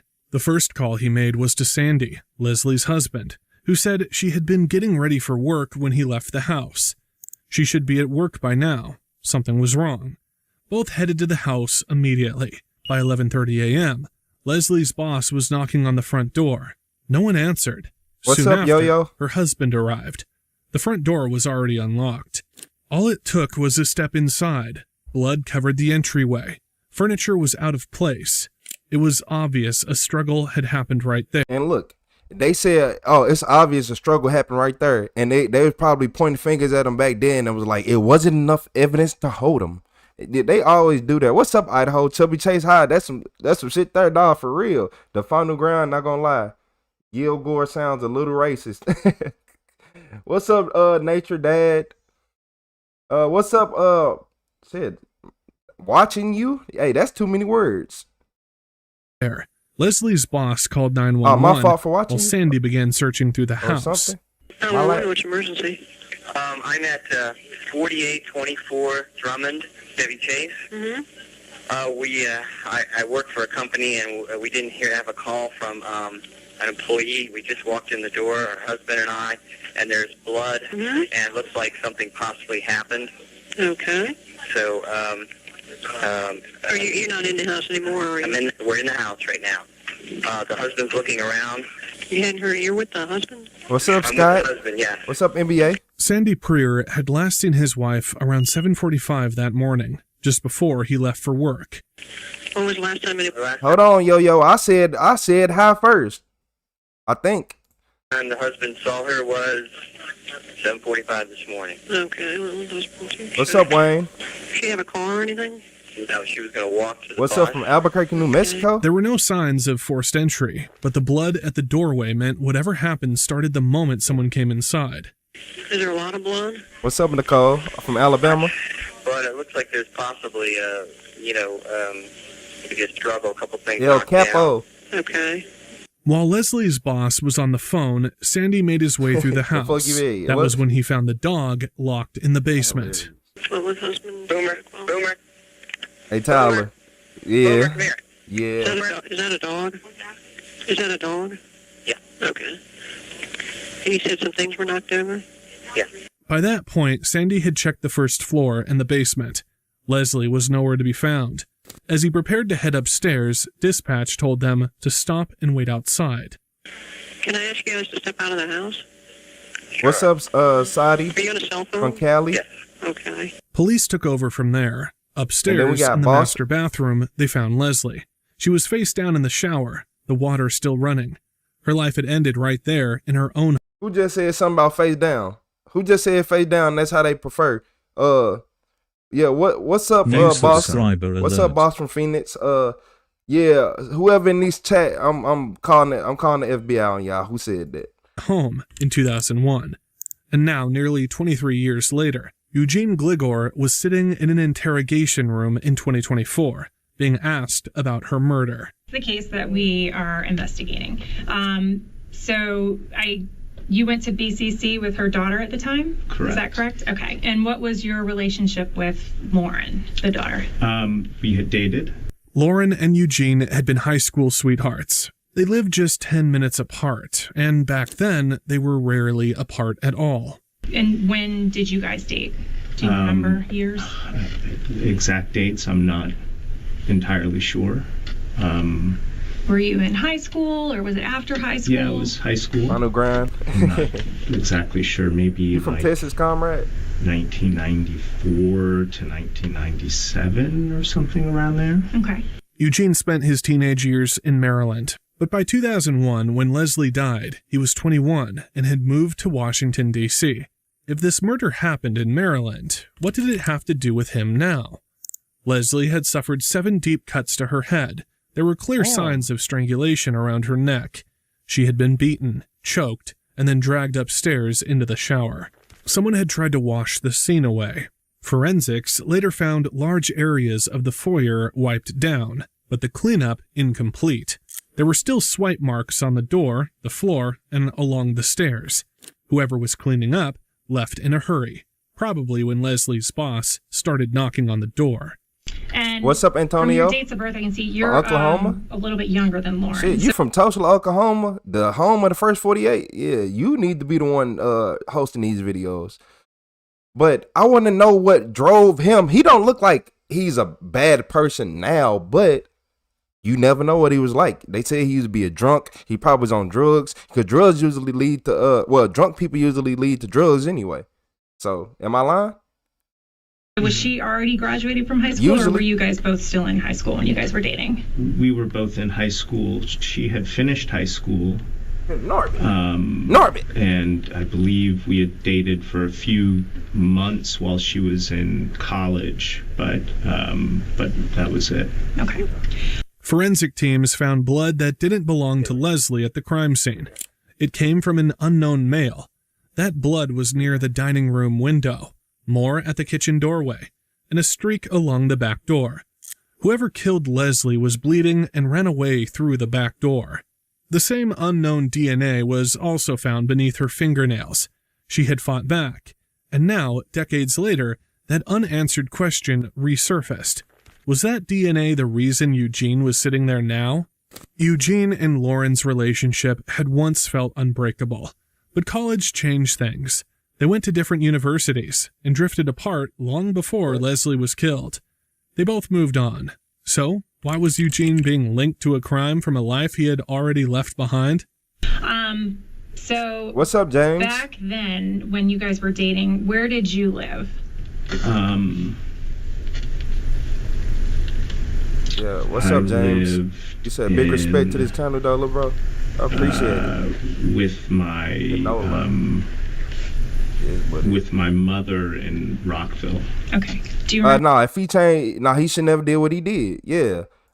Even if he changed his life around and he the biggest Christian of all time right now and here to save the world, he still did what he did. What's up, Anol in the Valley? You from Africa? What time is it in Africa? The address or what street or anything? Yes, sir. I don't like drugs. I don't. And don't drink. And you said you lived with your mother. Were your parents separated? Yeah, George. Okay. Yeah. Where did your dad live? He lived in Chevy Chase, and yeah. Do you know the street or neighborhood or Brookside Drive? Yeah. Okay. Yeah. Back in 2001, detectives had focused on someone else. LeBron James. There were no signs of forced entry, which suggested Leslie knew her attacker. The DNA was male, and the last man known to be with her was her husband, Sandy. Just 22 days after her death, investigators brought him in as their prime suspect and pushed him to confess. We all know who's responsible. It's just a matter of getting to the truth of it all. You seen me on video before? You probably have. Having you explain to us what drove all this. Give us a break. Give yourself a break. From England? I like England. It's gotta be a living nightmare. They told him the evidence would eventually catch up to him, that it was only a matter of time. How long can you keep your job doing that? Just gotta tell on you. He said, thanks for the love. You already know, pretty. Wondering. Your family's wondering. Everybody's wondering. I can't say the rest, but I can announce and they're pretty. reading the papers and they're not seeing anything about police picking up some stranger or something like that. They're all intelligent people. They don't have to be rocket scientists. They don't have to be police detectives to figure out where this is headed. But Sandy didn't break. He held his ground and denied any involvement. 4:20 a.m. and you up in the chat right now? Let me say this. At 4 in the morning? I stay here all night with you guys and listen to you talk. 6:20 in the morning and filming, James? I'm not saying anything unless my lawyer's here. Jam, my bad. The strongest evidence investigators had was the unknown male DNA under Leslie's fingernails. Sandy gave his own DNA willingly. It didn't match.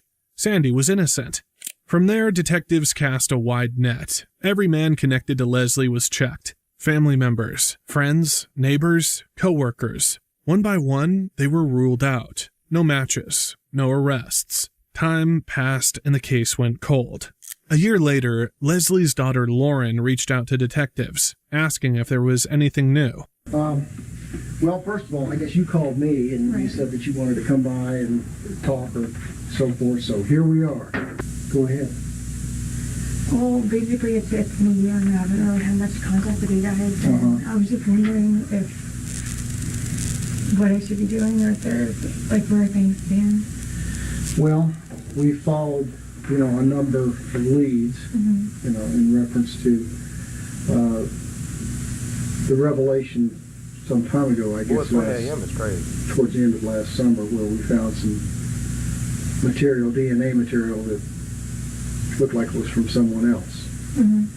Once Sandy was cleared by DNA, the strongest lead investigators had vanished. Which, and as you know, we were focusing pretty strongly on your father at that point in time. Right. Given the facts and circumstances of the cases, we knew them at that time. Ooh, y'all see how old this video is? It ain't as worse as the one we was watching yesterday. Looked like they were using the same camera they filmed John F. Kennedy with, but this camera ain't that much better. Hello's from the Bronx. What's up, Queen? We got James 1122 in Canada. You only an hour? Canada only an hour behind the US? Well, where I'm at right here, you probably got same time as Detroit. Love crime. Y'all some criminals. That's why. 822 here. Where you at, Dragon? You said it earlier. Hold on. To spread that out because obviously there was someone else. No, you said you had rescues. That's what it was. Or within the residence. In the course of that Anakin, what's up, Vader? We're tired. We've done a number of interviews with people who. Hey, John. Yeah, we holding you hostage. Burglaries, things like that, home invasion things. Because if your dad's involved in this, it's got to be someone. Feline wives? That would have a reason to be in the house or something like that. That wasn't an uninvited guest or something. What's up, Patty? And, there's a number of scenarios we can play with, but that's basically. Yeah, I'm live. What we live, baby. We're left with. With nowhere else to turn, the case slowly slipped into the cold case files. It stayed there for decades. Then, in 2022, the cold case unit pulled it back out. Not long after that, Eugene Gligor found himself sitting in this interview room. You and Lauren had dated well before her mother. So, wait, hold up. Della, you got a friend that got murdered and they still don't know who the killer was? They found her body, but they don't know. Oh, hell no. What's up, Arm? So, what's up, Dirk? What's up, Bill? Australian? Creole? Who? Geo Royal? Yeah. Jamie G. Redline. We Are the Reckoning. It's all type of new people. CC Divine. What's up, CC? You in Tennessee? 1023 in Tennessee. Yeah, we got the same time. Yeah, I like Tennessee. I ain't gonna lie. Was killed. Do you remember? I got stranded there one time on Thanksgiving. Like, were you still in touch with Lauren when this stuff happened to her mom? No, we had broken up a couple years before, at least. Maybe longer. I'm not sure. Julio, you know it. Hit that subscribe button, everybody. Hit that like button. Keep tapping your screen. That's how you like. Just to send my regards and maybe saw her a couple times and. But that was it. Okay. Do you remember how you found out about it? I remember I was at work and I believe she had actually told me that she had come into where I was 900 working people at a restaurant. Everybody hit the like button one time. Told me that. What did that? From Saudi Arabia? It was Abdullah. A restaurant called Black's. Sandy never liked Eugene dating his daughter, and his instincts hadn't been baseless. Eugene's past included a weapons charge, a DUI, suspected thefts around the neighborhood, and whispers of an assault tied to his high school years. Lauren had stood by him then, insisting he wasn't dangerous. Still, to Sandy, something about Eugene never quite sat right. When you were younger, did you ever get in any trouble with the police or anything? Not particularly. You say y'all know who did it. Okay. And he lived. The detectives already knew every line of his criminal record, and his attempt to lie only made them more suspicious. Were you at her house a lot of the time? Or did you guys spend more time at your house? Or what did you guys do when What's the word, Abdullah? It was a mix. My house, her house, being out. I mean, we're young and teenagers, so there was, going out and... Okay. Those details mattered. They placed Eugene close to Leslie's home, both geographically and socially. Back in 2001, the DNA had no match, and the trail went cold. But science didn't stop moving.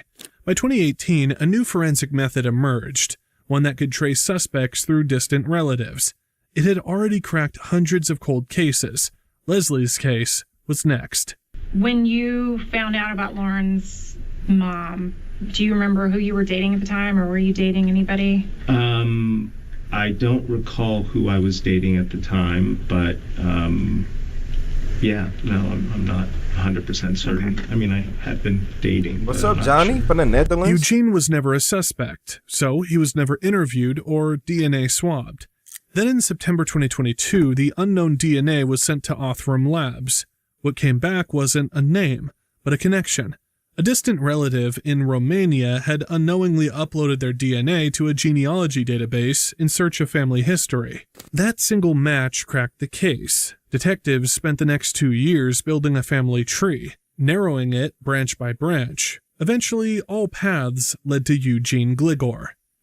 What's up, Luis? What's up, Rapid? What's up with mom?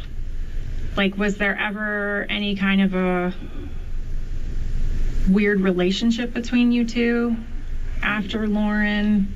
No. Hey, y'all, we got 1,000 people in here. Everybody hit the like button. Okay. So you were never. Let's break YouTube. Keep hitting the like button. Everybody hit the like button. Break YouTube. No. Okay. I wasn't ever in touch. On paper, he didn't scream suspect. A teenage boyfriend who had faded out of Lauren's world years before the murder. No obvious reason to cross paths with Leslie again. And yet his DNA was inside her home. So from the crime scene, we have DNA from the person who was there when Leslie died. So there's Leslie's blood all over the place, obviously, but then there's also another DNA profile that was picked up from the crime scene. No. So for everybody who just came in here, no. He killed a woman 23 years ago, and he thought he was going to get away with it. I would have been in Brazil with a wife already, not getting extradited back because I got kids. That's just me, though. And we had put that into CODIS, our database from the National CODIS DNA Index System, and it has never hit. So whoever was there, whoever's DNA was also on the scene, has never been arrested. And that's why we were going through doing all of these elimination DNA samples to find out, okay, well, this person couldn't have done it because we matched their DNA to it. So we realized that they never talked to you, never did anything, and we wanted to find out more about you and if there was any kind of situation where you could have been at the house at that time. I'm a little confused. So to find out more and talk to me, why not just call me and ask me to come in and talk to me versus have marshals come and arrest me and bring me in? I'm just confused as to why that's the case. Well, because we needed to talk to you in a controlled environment, and because there's a little bit more to it than what we've told you so far. Could you tell me? Well, we're getting there. I'm trying to give you an opportunity to be a little bit forthcoming before we. I mean, I feel a little bit trapped here, like.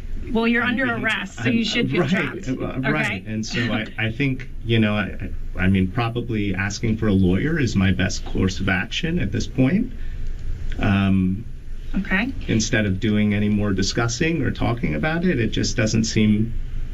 I don't understand, so I'd like to have somebody. That's why we're trying to talk to you about it. I know. Yeah, Akeem, he is the killer. Akeem Magic, he is the killer. Talking about you don't understand anything. Yeah, killers don't know nothing. Hello, this is Sam. Subscribe from Yemen. Love your channel and the crimes cases. Wish you all the best, bro.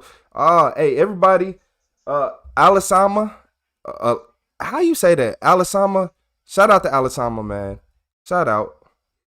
And there's two of you and one of me, so sure. I feel a little outnumbered. And if y'all can't find a like button, hit them 3 dots and then hit like. Some type of Thank you. Representation if I am under arrest, as you said, which I am. Yeah. Okay. And so I think that having a lawyer would be the best for me in my interest at this point. That's totally fine. Once the genetic trail pointed to Romania and circled back to Eugene in Washington, D.C., the detectives knew this wasn't enough to arrest Eugene.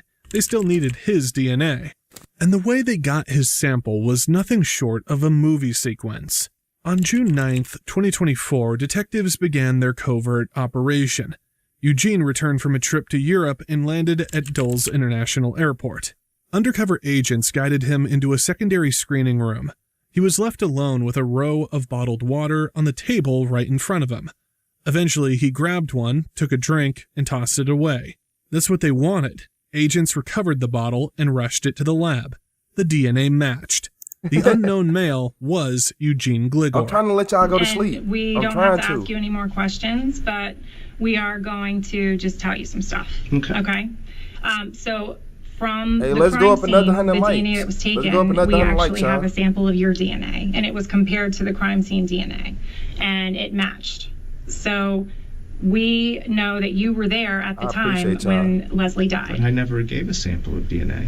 That's correct. We obtained a sample from a discarded water bottle. And make sure y'all that you claim drank the out SP on the side of y'all's thing, on So y'all you were screen. It's followed, weird, but it pop up. and we collected it after you discarded it into the trash, and it was swabbed and it was compared. So your DNA matches the crime scene DNA. I don't know what to say. I'm not. You got caught. Police dirty. Yeah, never accept a drink from a police officer. Because, like they just said, because you don't need a warrant for trash. If y'all didn't know that, if the police give you a water bottle or something and you throw it away, you don't need that for trash. What's up, Jilly? Hey, Jilly in the chat. What's up, Jilly? I have no recollection. I have no memory. I have no. I don't know what to say. The detectives wanted to hear if Eugene had any other explanation, any reason his DNA would be under Leslie's fingernails. Okay, well, that's why we wanted to talk to you, to find out if there's any other explanation. But we can't ask you any more questions if you want a lawyer present. Yeah, I think I should have a lawyer present. I don't know what to do or say. It doesn't make sense to me. So, I don't know. I don't know what to do. Do you have a lawyer that you... Don't know. Okay. I don't have to call. I don't know. Yeah, baby, that is one thing he could have did, not kill nobody. Nah, that's not an entrapment. He had nothing. No explanation. No memory. Just a familiar mix of denial and confusion as the walls closed in. I don't know. I don't understand. That's how dumb man. This is all you kill somebody. very bewildering, very strange. Eugene asked the detectives to even crying, never explain mind. more, as if understanding the case might somehow change it. Okay, is there more? Like, you're gonna tell me? Is there more? I mean, we've told you plenty. We can't continue to ask you questions. If you want to keep talking, we can. But if you want to stop, you have to let us know for sure. Yeah. We can tell you more about, what we think happened. Hey, Swimson, I would have declined too. What you think happened? I don't know. I can't verify. I don't know. I don't recall. I don't have any memory. I didn't do anything that you're talking about, so I don't know. And I don't feel like I can. I don't know. I've been smoking pot 55 years. I don't want to. Yeah, Benjamin, he lying. Yeah, Benjamin, he's most definitely lying. Incriminate myself with Fake questions. crap. You guys are professionals. I'm not. I You should don't have called know. Saul, huh? I really do think I need an attorney. I need to just call use me the phone Sam. and Okay, I need to Sam. call someone Okay. and That I make need it easier, Sam. legal representation before I respond to anything else. That was when something else caught the detective's attention. There's no tears coming out of your face. I'm very dry right now. You're dry? I'm very dry. I'm parched. I'm dehydrated. You can probably see my eyes are. Damn, wait. Y'all in the chat speaking facts. Yeah. Like, the police is just making up a story. Because think about this. The police don't know what really happened, so they are just making up a story. Like, just think about it. Like, the police could have it all wrong. He could have had somebody else in the house with him that did it. And she could have just scratched him instead, you know? Your bloodshot red because I'm just tired. Yeah, this is the worst fake drained. crime I've I don't know ever what's seen. going on? You want me to drink water so I can tear? Like, No, I want you to wrong tear. with you? I don't want you to tear. I just don't What want are you trying to say? I'm just trying to say that this seems a little put on. Are you kidding me? Are you kidding me? No. Your name my Necro. God, you're Okay. so full of it. You're Somebody, he just farted. This is bullhead. This is yes, but like it makes sense. Back in his teens, Eugene had been linked to a series of burglaries. You're right, Michael. It raised a new theory. He knew the house. He knew the layout. Maybe he hadn't gone there to kill anyone. Maybe he expected the place to be empty. What he didn't plan on was running into Leslie. We're trying to figure out. So yeah, it looked like he used to be one of them kids that get drunk and do a lot of drugs and do a lot of stupid stuff when he was younger, and he grew up to be a decent person. What's up, Weebles? You said it sound like yo, is a girl. His eyeball juices are broken. What case is this? Just got her rave. Yeah. So that's basically what's happened. 007. What's the word? Is how your What's up, blood Ian? I ain't was seen at you the all scene day. that day. If there's an alternate explanation, that's why we Yeah, wanted stop to the talk fake to you crime. today. Okay? So I feel like you just need to take a breath for a second. Okay? Is that Yo Kim? Joe Kim? That's what we're trying to figure out. Why is your blood there? Could it have been, you know, an interrupted burglary? Did something happen where you didn't expect anybody to be home? I have no idea. I don't remember. I don't recall. Honey, avocado oil? Again, you're asking me questions that I don't know. I'm not and asking I you a asked question. you did. You just asked me a question, and I asked for legal representation, and you guys are very smug looking at me like I've done something, and of course it's innocent until proven guilty, right? By then, there was nothing more to say. As the interview wound down, detectives noticed something up, telling. April? Eugene had never directly denied the accusations. You keep saying you don't remember and you don't have any recollection. Well, but if somebody was What's up, not Julie? involved, it would be an Julianne? adamant, I didn't do it. I didn't do it. I definitely didn't do it. Like, this is absolutely. This is, you know. The Pony, #1 City Actor Award goes I've been to an alcoholic this in city, recovery for years now. I've been sober for years. And there are many times in which earlier life wasn't great. Yeah, they not You playing know, with him in abusive Texas. father, issues that, you know. I ain't playing with no But one. at the same time, this isn't something that I know I didn't do it. I know I wasn't involved. And I just don't understand how this has come to this. I don't know either. That's why we wanted to talk to you. I don't know why your blood is there also. I don't know. Wow. The only person that knows is Leslie, and she can't tell us. The interview ended. Eugene was escorted out and into custody. The evidence spoke louder than anything he said. He was charged with first-degree murder. In May 2025, he pleaded guilty to second-degree murder, admitting he killed Leslie but claiming it wasn't planned. The plea carried a sentence of up to 30 years. Thanks for the sub. On August 28, 2025, he was sentenced to 22 years, followed by 5 years of probation. Eugene never disclosed the reason. All he said was he didn't know. He claimed he couldn't remember the attack. He called it the greatest regret of his life. What happened inside that house stayed frozen in 2001. In the end, there wasn't a dramatic reveal, no sudden confession, no moment that tied everything up neatly. Just a long gap in time finally closing. If stories like this hold your attention, Man. it's because the smallest details matter more than the headlines. Here at the channel, we keep... Yeah. He did it. Y'all talking about he ain't do it? Y'all, he did it. He did it. What's up, Julie? I can't believe he is still talking either. Yeah, he should have been, look. Yeah, he should have been lawyer. I would have just been yelling lawyer. It wouldn't have been nothing you can get out of me. Patty, if he asked for this lawyer, if he asked for a lawyer, this gets tossed out by the cops. Yeah, if he would have asked for a lawyer from the beginning, he probably been good. His lawyer been like, don't drink nothing, don't do this, and told him exactly what to do. But he did it, so we can't be mad that he got caught. I ain't mad he got caught, I'm just mad he's stupid. Like, I don't think we mad, but we just looking at it like, you a dumb criminal. Like, we kind of neutral about the situation, but we like, yeah, you still did what you did. Because you're a dumb criminal. Denola. I didn't do it, but if I did, I don't remember, but I didn't.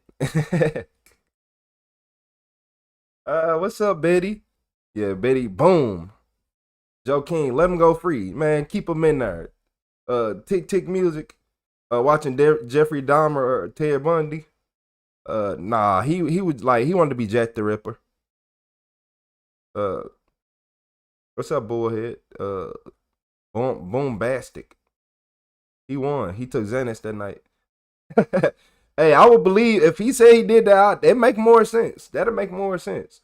Cause I know people who took Xanax and man, like bro, I almost killed you last night. You know that, right? For what? Yeah, all right. They do the most. Lacerations, that's crazy. The most. Yeah, people on Xanax, if he was on Xanax, then most definitely I can see him not remembering tomorrow. Good night, Sarah.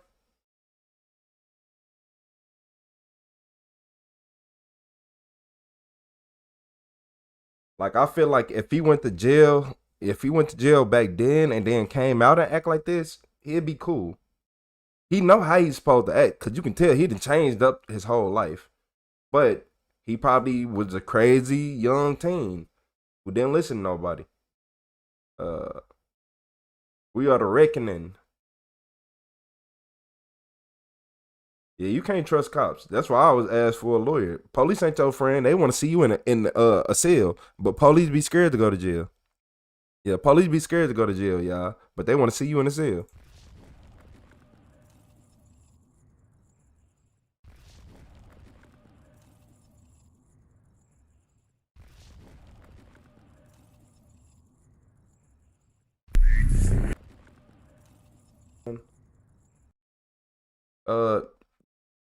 Yeah. This man hid his wife's body inside of a fuel tank. I don't know why he did it or what would make him want to do that, but hey, that don't make no sense. Yeah, they do put you out though. Are you ill? Excellent. What Alright, so your wife is missing? Well, I don't know if she's missing or if Hey, she you not just lying, left. Cinder. This is 53-year-old Dale Warner. Police arrive at his farmhouse after his wife suddenly disappears without a trace earlier that morning. Dee's daughter, who was supposed to come over for breakfast, noticed something was off when she couldn't reach her and called the police. But the only thing that's really strange, too, is this time she put her wedding ring in with us. Dee was already dead, strangled in cold blood, and her body had been hidden somewhere that would take police, even with the help of the FBI, years to find. The missing case of Dee Warner is officially being treated by police as a homicide. Police, family, and friends all want to know, where is Dee Warner? Within minutes, Dale tells police he has no idea how his wife disappeared or where she went, but what investigators uncover tells a very different story. In the days ahead, investigators are faced with a long list of possibilities, different motives, jealousy, and an affair, turning this seemingly simple missing person case into one of the darkest and most long-running cases these officers have ever worked. This is weirder than weird to me. Dee's been gone an hour, and the kids are here all in pain, and she's left countless times. I've been truthful with you. Your dad has put you in really shitty spots throughout this. Damn. What did Dad put him through? Whatever he went through, I'll never want to go through. On Sunday, April 25th, Dee's daughter, Rickle, went to the farmhouse to meet her for their usual weekly breakfast. But there was no sign of Dee. Calls to her phone went straight to voicemail, and her messages were left unanswered. Oh, he got a divorce all right. That morning, Rickle and her brothers TJ and Zach began searching the entire farm for any sign of her. One of her cars, a Hummer, was parked at the farm office, and the other, her Cadillac, was in the garage. But there was no trace of Dee. As they grew more worried by the minute, Raquel and TJ eventually called the police to report their mother missing. What's up, Jeanette? How your day been? Where you from? Hello? Are you ill? Excellent. Alright, so I hear your wife is missing? Well, I don't know if she's missing or if she just left. A Lenawee County Sheriff's deputy quickly arrived at the scene to speak with Dale. He was apparently the last person to see Dee the night before and the last to speak with her. Hey, Final Ground, I'm watching you. Police, 2 of them. Beautiful home. Last night, she It was is. really upset. She was talking a lot of bad things as far as employees. The one employee decided to quit. Over the years, Dale and Dee had run several businesses together. Their biggest and most successful was a trucking company that brought in millions of dollars a year. The night before, Dee had a serious argument with 2 of their truck drivers. One of them quit on the spot and Dee fired the other. The dispute with the driver who quit had been intense enough that people around Dee noticed how upset she was. At one point, she messaged other staff asking how to block someone on Facebook, referring to that same driver. Then, The very next day after that heated argument, Dee suddenly disappeared. Stuffy calling her. You'll never see what you called her. She can't find her mom. And I says, Laura, she's at the house. She's sitting there laying at the so she couldn't find her. And then I called Raquel. And I says, your mom is not there. She was just there, when I was there an hour or two ago. She said, no, she's not here. I says, well, I'll be done spraying here shortly and I'll be back. So about, half an hour, 45 minutes later, I got back here and I went in the house and she was gone. And I walked around the house, went in the bathroom while her hair curler's gone, her hair drier's gone, her makeup bag's gone, and she has a go bag packed all the time in these. This is the first time. So, this time, different. Is there anyone? Right. Dale and Dee first met while they were both still married to other people. Each of them. That's what they messed up at right there. That's what they messed up at right there. Why do y'all, if you was in a marriage, if y'all was both already married and getting divorced, what make you think I want to get married to you? If it ain't work out for you, it ain't work out for me. You think we gonna work out? Okay, all right, I ain't gonna lie. Eventually divorced their previous spouse, and they married each other in 2006, making it a second marriage for both of them. They each had adult children from prior relationships and stayed in regular contact with them. Lying. Dee also shared a second home with one of her sons, a place they called the Lake House. But Dale and Dee lived together at their farmhouse on Munger Road with their 9-year-old daughter, Angelina. So how she could have left for that second home or anywhere else without using either of her cars is a big question. On the other hand, many of Dee's belongings were missing, including her makeup bag, passport, and phone, all the things she would need to leave the house. But there was one item Dale found on his desk that she had left behind, her $50,000 wedding ring. The only thing that's really strange, too, is this time she put her wedding ring in my desk in the office. Yeah, she's never done that before. According to those who knew her, Dee was kind, but also had a volatile, moody side and could lose her temper quickly. While disappearing like this wasn't typical for her, she could sometimes act in ways that drew attention. Dale also suggests that she may have been involved with someone, possibly having an affair. I told the other kids she's got a second phone, but she doesn't let anybody know she's got another phone. It's a secret phone that she doesn't know that I know she has it. She doesn't want anybody to know where she's at. So she calls, she's got another phone, she calls somebody on that phone, I'm sure. But unlike Dale, her children had a very different view. They didn't believe Dee had simply left in a fit of anger and disappeared without telling anyone. Going silent for this long had never been her behavior before. Days went by, and there was still no sign of Dee. There was no activity on her bank accounts or social media either. Right now, the search is on for a missing woman from Southeast Michigan. Police, family, and friends all want to know, where is Dee Warner? Dale claimed that around $100,000 in cash, which had been kept in one of their family safes, was missing. However, a large amount of cash that Dee secretly kept in a drawer in her office was left untouched. Other than Dee, the only person who knew about that money was her son Zach, who worked as the family's bookkeeper. Police immediately went after the employee Dee had the dispute with. He was quickly cleared, his alibi checked out, and it was confirmed that he had not been anywhere near the Warner farm. They immediately began searching the farm and the inside of the house. Outside, however, directly in front of the rear door, investigators found large tire tracks. They matched the tires of a JCB front loader that Dale had been using around the farm earlier that same day. The tracks showed that the front loader had been parked right up against the house near the back door. It was a spot normally used to park a Hummer, and parking the front loader there was highly unusual unless someone was trying to move something heavy out of the house. Police also tracked down one of the employees who had been at the farm on the morning of April 25th. For a fact, that wife would have took that ring and sold it or did something with it. The day Dee disappeared. He confirmed that the Hummer was parked near the living room door, in its usual spot. But one thing stood out to him that morning. The lights inside the house were on around 3:45 a.m., which was unusual. 4 days later, with this new evidence, investigators decide to sit down with Dale again and go through the events of that day step by step.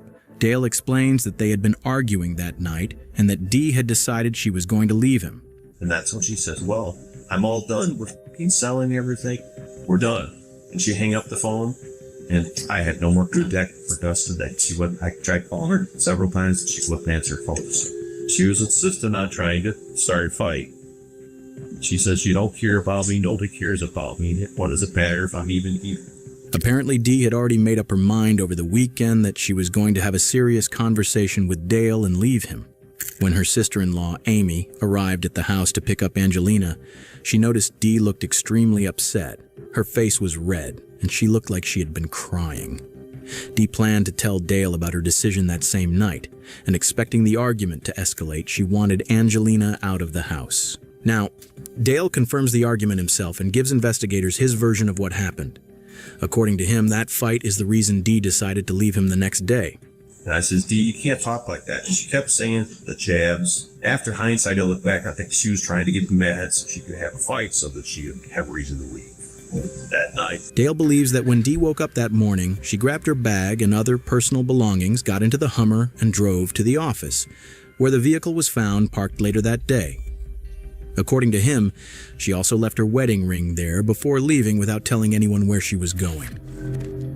The Hummer also had a tracker installed on it to monitor diagnostics, but through that system, Dale was also able to view the vehicle's GPS location from an app on his phone. Yeah, I think she knew that this one could be tracked. She went out this one that she pulled out, went down there, put the ring in my desk, went back out, and said, "Oh, fuck, you could track this too." But this wasn't where I go. There were several security cameras installed around. Y'all think she was cheating? Y'all think she was cheating? Why everybody keep saying she was cheating? Y'all think she was cheating? I think she could have been, y'all. She could have been. I ain't gonna lie. By the way, she for her to be that age, she ain't ugly, but Dale, like, she not, look, women, you know, they be choosing. Mostly used to monitor employee activity and vehicles coming in and out. On the morning Dee disappeared, Dale and Zach were in the office reviewing footage from those cameras.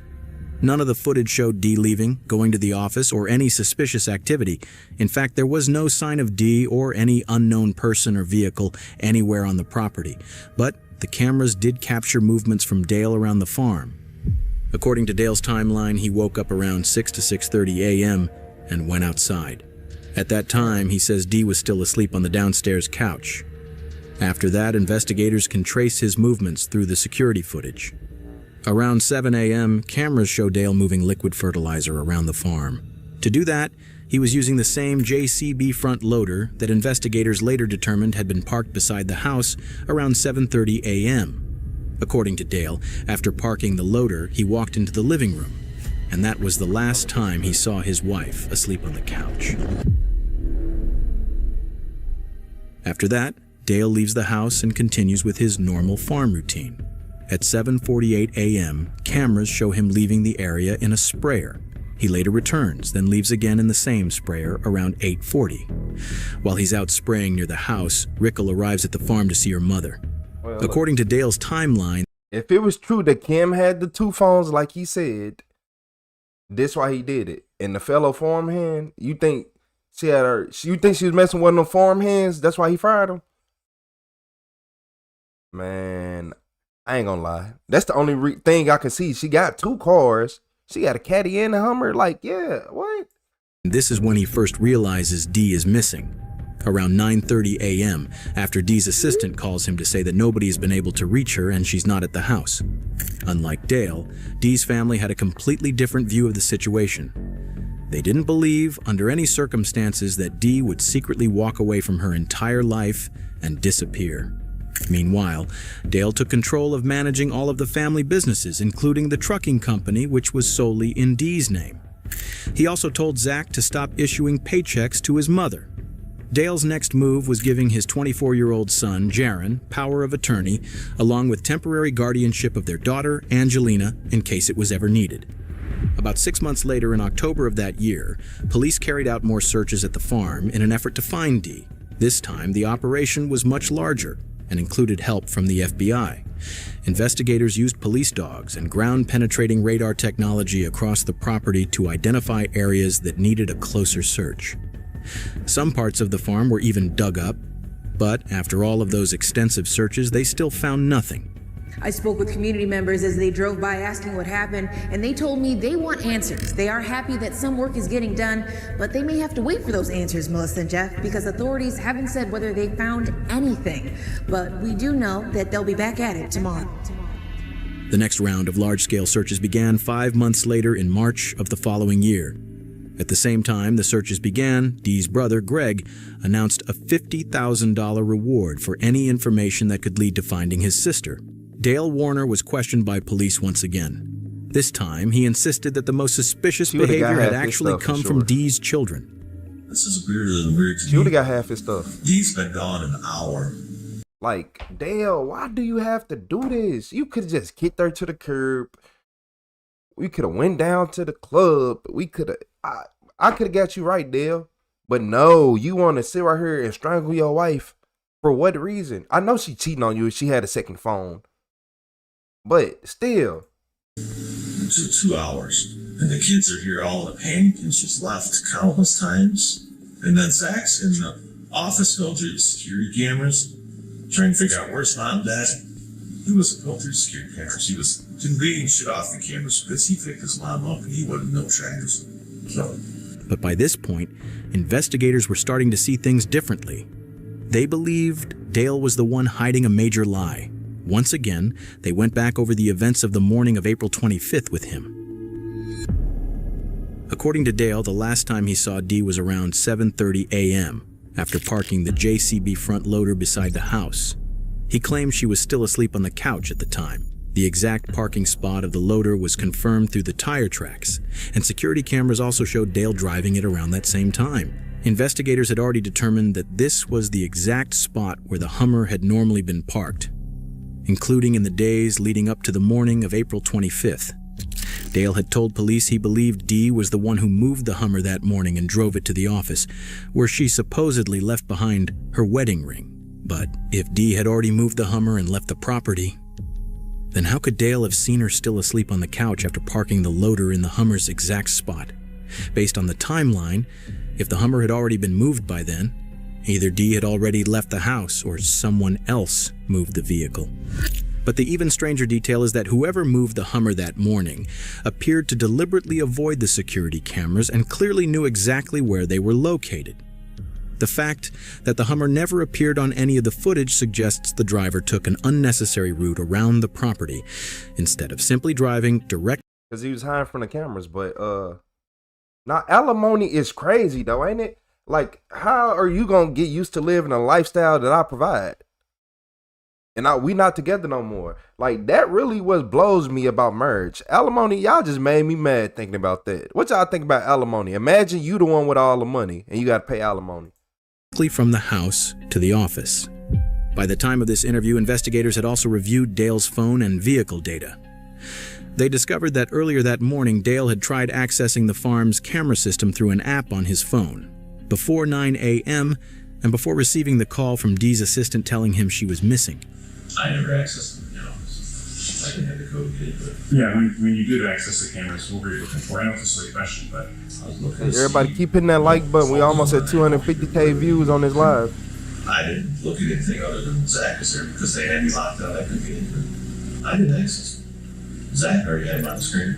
They all be promising to be honest with each other. I didn't look. There's absolutely no doubt in access to cameras. If you're just looking for your wife, then just say you're just looking for your wife. I was looking for my wife, but I didn't access the security cameras anymore. Vehicle data also showed that Dale accessed the Cadillac that morning, the vehicle Dee normally drove, about 8 minutes after parking the front loader. So yeah, why did you access the Cadillac that morning? What did you run the Cadillac for in the garage? Dawson Doofenshmirtz got alimony too, didn't he? Or spouse support.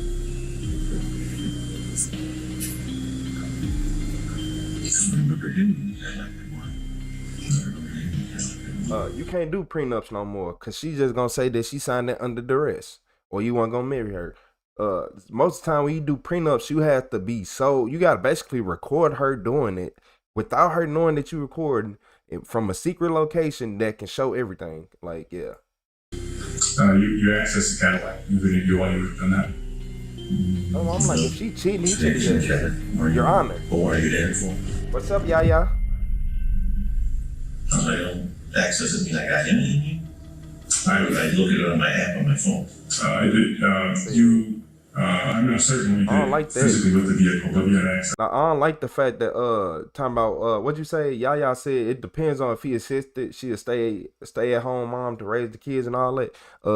If I ain't with you, I don't want you to do that. I want you to work. I'll deal with the kids. Yeah, if I ain't with you, I'll figure that out. Yeah, I'm a man. Yeah. To the car. A real one. I'll figure that out. You can go to work. I'll get the kids. Okay. That would be accessing. Okay. I'm not familiar with what you What's up, Brady? What's up, cover up? Yeah, okay, so you would have accessed that app and it tells you where the car is, and that's why you would have done to see where she was. Yeah, the trucking company was in her name, Emma. Okay. And she probably had better credit. What about when you tried to locate her iPhone? For what purpose was that? See where she's at. Same thing. Everybody was trying to find her iPhone. Okay. Dale may not know or may not remember why he accessed the Cadillac that morning, but investigators know that according to people close to Dee, she always kept her purse, along with her keys, wallet, ID, and other personal belongings, on the passenger seat of the Cadillac. Most of those items are now missing. It's been 6 months and still no sign. There's some killers out here. Y'all better watch out. Do you think there's any chance she's still alive? No. Would it help to have answers? Absolutely. Even if they're bad? Even if they're bad. By the fall of 2023, nearly 2.5 years after the case began, police still hadn't found Dee, made any arrests, or identified any serious suspect other than Dale. Both Dee's family and the Michigan State Police believed she was deceased. Her family petitioned the court to have her officially declared dead. This legal declaration would have allowed them to take control of her assets and file a wrongful death lawsuit against Dale. But before that could happen, Dale had already started selling off property and assets. In the fall of 2021, after Dee's disappearance, Dale applied for a $1.4 million loan through Dee's trucking company. To process the loan, he needed Dee's signature on the paperwork, along with a copy of her ID. Yeah, as me, I figure out somebody, like, I figure out everything with the kids. I don't need help. I don't need help with raising the kids. I will figure this out. I got this thing called a mother, another grandma, aunties. That's actually, I ain't talking about the little young aunties. I'm talking about, I got old aunties. Yeah, they watch kids. And they gonna watch all my kids because I ain't no nasty, dirty person who don't do nothing good in life. Yeah. Somehow, Dee's signature appeared on the documents, and a photocopy of her driver's license was also provided, even though, up to that point, her wallet, personal documents, and ID had never been found. When the final loan payments were received by the business in March 2022, Dale had essentially loaned the entire amount to himself, nearly $1 million, which he used for personal expenses. In September 2023, Dale was finally arrested, not for murder, but for contempt of court. He had ignored a court order preventing him from selling Dee's assets. For this violation, he was sentenced to 93 days in jail and ordered to pay financial penalties related to his actions. Sala found Dale Warner in contempt of court, stating he intentionally and deliberately sold his wife's assets after being instructed by the court not to. She marked several examples of Dale's contempt, the most egregious being the selling of Dee's trucking company, which was the most profitable portion of her estate. It took nearly another year before the Michigan State Police issued an arrest warrant for Dale on murder charges. Investigators believed they already had enough evidence to make the arrest and prove the case, even without finding Dee's body. Meanwhile, Dale and his lawyers continued to insist that Dee had secretly run away to start a new life. In a case like this, where no body has been found, charging, and especially proving Dale's guilt becomes extremely difficult. Prosecutors would need to show strong evidence of motive, along with enough circumstantial proof to establish that a murder likely occurred. Identification from But I thought the internet, they find her body though, don't they? From resources overseas. You can even get a different identity. It's possible today, I guess, to even get a new social security number. At the court hearing, beyond the financial motives, there was also evidence suggesting a history of violence within the relationship. During Dale's hearing, family members, friends, and several close acquaintances of the couple testified that they had frequent, loud, and often violent arguments, describing the relationship as toxic. There was a lot of yelling, there was a lot of cussing. Oh, nah, Cindy, it wasn't nothing wrong with a stay-at-home mom, but if we ain't together, shit, you going home. You going to work. Was your mom happy in the marriage? No. I'm only raising a woman I want to. But the last message sent from Dee's phone was something unusual. I help just the a kids. single. I help the kids, but I'm not. If we're not together in a relationship, and you overheard the first thing women do when they get out of a relationship, kids and we all have seen this on these lives, is go talk to another man, go do all this other stuff. I'm not finna be caught up in no middle triangle. No, I'm not going for that. I'm not finna have to shoot nobody because he, like, you know, I've been watching too many of these videos. I ain't going. Kay so she needs to go to work Amy, so I can be her away from her. sister-in-law, who had taken Angelina with her the day before Dee disappeared. Amy testified that Dee had planned to ask her husband for a divorce that evening. A few hours later, Amy texted Dee to ask how that conversation had gone. The only reply she received was that same single K. Recovered phone data later showed that shortly after that message was sent, the phone was powered off and never turned back on. Investigators now believe the message may not have been sent by Dee at all, but by Dale. Messages from Dee's phone suggest a relationship that was far from stable. In them, she describes Dale as increasingly controlling and at times physically aggressive. People close to Dee said she had stayed in the marriage for the sake of her daughter. Others believed she may have been reluctant to go through a second divorce. Still, those who knew her well described her as a strong personality and suggested she may have been caught in a cycle of abuse, holding on to the hope that things would eventually change. Data recovered from both vehicles Dee regularly drove also pointed to Dale's controlling behavior toward his wife. Tracking records from the Cadillac showed that someone other than Dee had repeatedly accessed the vehicle's location data more than 2,000 times over a 16-month period, averaging around 4 times a day leading up to her disappearance. She was cheating. She was cheating. Oh, she was cheating the whole time, and then when she asked for that divorce, he snapped because he like, you gonna cheat, then you gonna ask for a divorce? And yeah, and he ain't want to see her live good with the next man, basically. Investigators also discovered that Dale had secretly installed a GPS tracker on Dee's second vehicle, the Hummer. Hey Sarah, you was Before scarred. Dee eventually found it, Dale had accessed the tracker 176 different times. Smart. With his increasingly suspicious and controlling mindset, Dale appeared obsessed with the idea that his wife might be having an affair. It was later revealed that Dee actually had been involved in a secret affair, something that, given the toxic state of the marriage, didn't come as a major surprise to her family.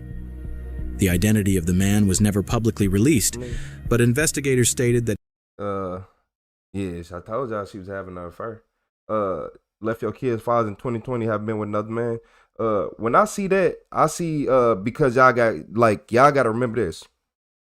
Y'all are the normal females of the world. Y'all are the ones who worry about taking taking care of your kids. A lot of females wait till their kids about 2 years old, 3 years old, 4, and then go off and go factory reset to what they was doing. So now some people can go a little bit longer, but in the next 6 years, are you going to be in a relationship? Most likely. Most likely. He had a clear and verified alibi for the time of Dee's disappearance and was ruled out as a suspect. While Dale was awaiting trial, investigators carried out new searches for Dee's body at the family farm on Munger Road and a nearby property. Then, on August 17, 2024, after years of searching, police finally confirmed that Dee's remains had been found. Medical examiners confirmed the remains found on her husband Dale Warner's property belonged to Dee Warner. While searching a garage owned by Dale near the main property, investigators came across something suspicious. The building was used to store fuel and fertilizer tanks. Searchers noticed that one of the tanks appeared to have been secretly welded shut, and the weld clearly didn't look factory-made. The detail had been overlooked multiple times before because investigators had spent years believing Dee's body was likely buried somewhere on the property. Most searches had focused on finding a grave, but this time, that particular tank was removed and x-rayed. The scan revealed human remains and bones inside. After all those years, Dee had been on the property the entire time, hidden inside a tank, right in front of investigators' eyes. Just 2 days after Dee disappeared, the tank had reportedly been seen sitting near a pile of trash beside the barn. Over the following days, witnesses claimed they saw Dale working on the tank, repairing parts of it, and eventually repainting it. Surveillance footage and observations from investigators later showed that the tank had also been moved from its original location shortly after. Because no blood was found inside the tank alongside Dee's body, the medical examiner determined that her cause of death was strangulation. But Dale's arrest wouldn't be the last arrest connected to the case. In March 2025, Dale's son, Jaron Warner, was also arrested and charged with tampering with evidence and accessory after the fact of homicide. Hey, Jaron. Yeah, change up a little bit. My bad, I couldn't find my mouse. Jaron Warner was also arrested and charged with tampering with evidence and accessory after the fact of homicide. Okay. Hey, Jaron. Yeah, change up a little bit. Is with ya? What's up, Sam? Okay. We got a warrant for your arrest, buddy. Put your hands behind your back. Are you serious? Yeah. Are you serious right now? Yeah. I'll explain everything to you. Just give us a minute, okay? Dee's family believed Dale didn't have the welding skills needed to repair and seal the tank himself. Jaron, however, did. Investigators began to suspect that Jaron may have known about the murder and helped his father hide the body. Jaron, your warrant is for accessory after the fact of a homicide and for tampering with evidence. What's that, buddy? I'm not sure what that means, I guess. You probably hate me, and that's fine. I don't blame you, but I've always been truthful with you. And I told you that day that you knew certain things about that tank and that it was the right thing to do to talk to me about it, right? And short of begging you, I've done everything I could possibly do to get you to talk to me. And unfortunately, you didn't want to do that, and now we're here. I've been truthful with you. Your dad has put you in really shitty spots throughout this, and unfortunately, you continue to let him to do that. Mom, was it? In May 2025, the prosecutor's office dropped the charges against Jaron Warner. They never explained in detail how they believed he was involved. Officials only said that a key witness could not be found, but added that the charges could be refiled if that person is ever located. Prosecutors believe the couple argued that night after Dee told Dale she wanted to leave him, sell everything, and separate from him for good. According to investigators, Dale strangled her to death. What's up, Penny? They believe he then moved her body out through the rear of the house, likely using a truck, and managed to hide it before deputies arrived at the property later that morning. After police left, prosecutors say Dale placed Dee's body inside an old fertilizer tank, moved it to another location, and tried to disguise it by repainting the tank and covering it with his company logo. Because the tank had been welded shut and carefully concealed, investigators were unable to find Dee's body for years. Tragically, she had been there in plain sight the entire time. He murdered At Dale his, Warner's trial on second March wife. 10th, 2026, he was found guilty of second-degree murder and tampering with evidence in the death of his wife. His sentencing is set to begin on May 7th, 2026. They finna give him like 15 In the years. end, Dale was held accountable for his actions, but the world and Dee's family lost a kind soul forever. That's sickening. Cause y'all wanna know something?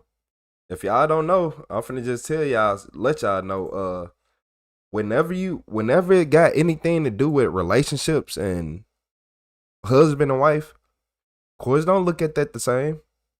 Courts don't look at that the same as you going out and killing a random person. Yeah, people in husband and wife relationships, everybody don't be getting life in jail. And most of the time, if they do get life, they don't got to do no more than 20, 25 years. Unless it was just so brutal. Even though you can consider this brutal, we know what brutal mean. Like the people who's eating people earlier. Yeah, y'all know that was almost this morning. We've been live for 11 hours. And that was like one of the first videos we did. Like the second video when the man, yeah, cannibalism people, y'all. But he had, like, you got this beautiful farm. You got all this stuff. You should have went and got some hoes. Yeah. Yep, Dale. Yeah, Dale. You was better off doing that. Some 304s would have did you right. Did you well. Your wife was already cheating on you. You look, yeah, it's a crime of passion. That's why I'm like, he's not gonna get that much time. Like, no matter how bad we try to make this sound, I know these videos, he's not, like, compared to what everybody else would, no. Come on, you been going hard. Hey man, look, like people like him, you got this big, beautiful piece of land that people dream of, and you want to get mad at a wife? Hey man, I'd have been like, hit the road. I'm finna build me a fantasy factory. Yeah, I can stay up later now. I'll cook my own food. Yeah, man, that third divorce would have been nothing for me. It would have been nothing. Pride make you do bad things to do. That's what most people downfall is. Pride.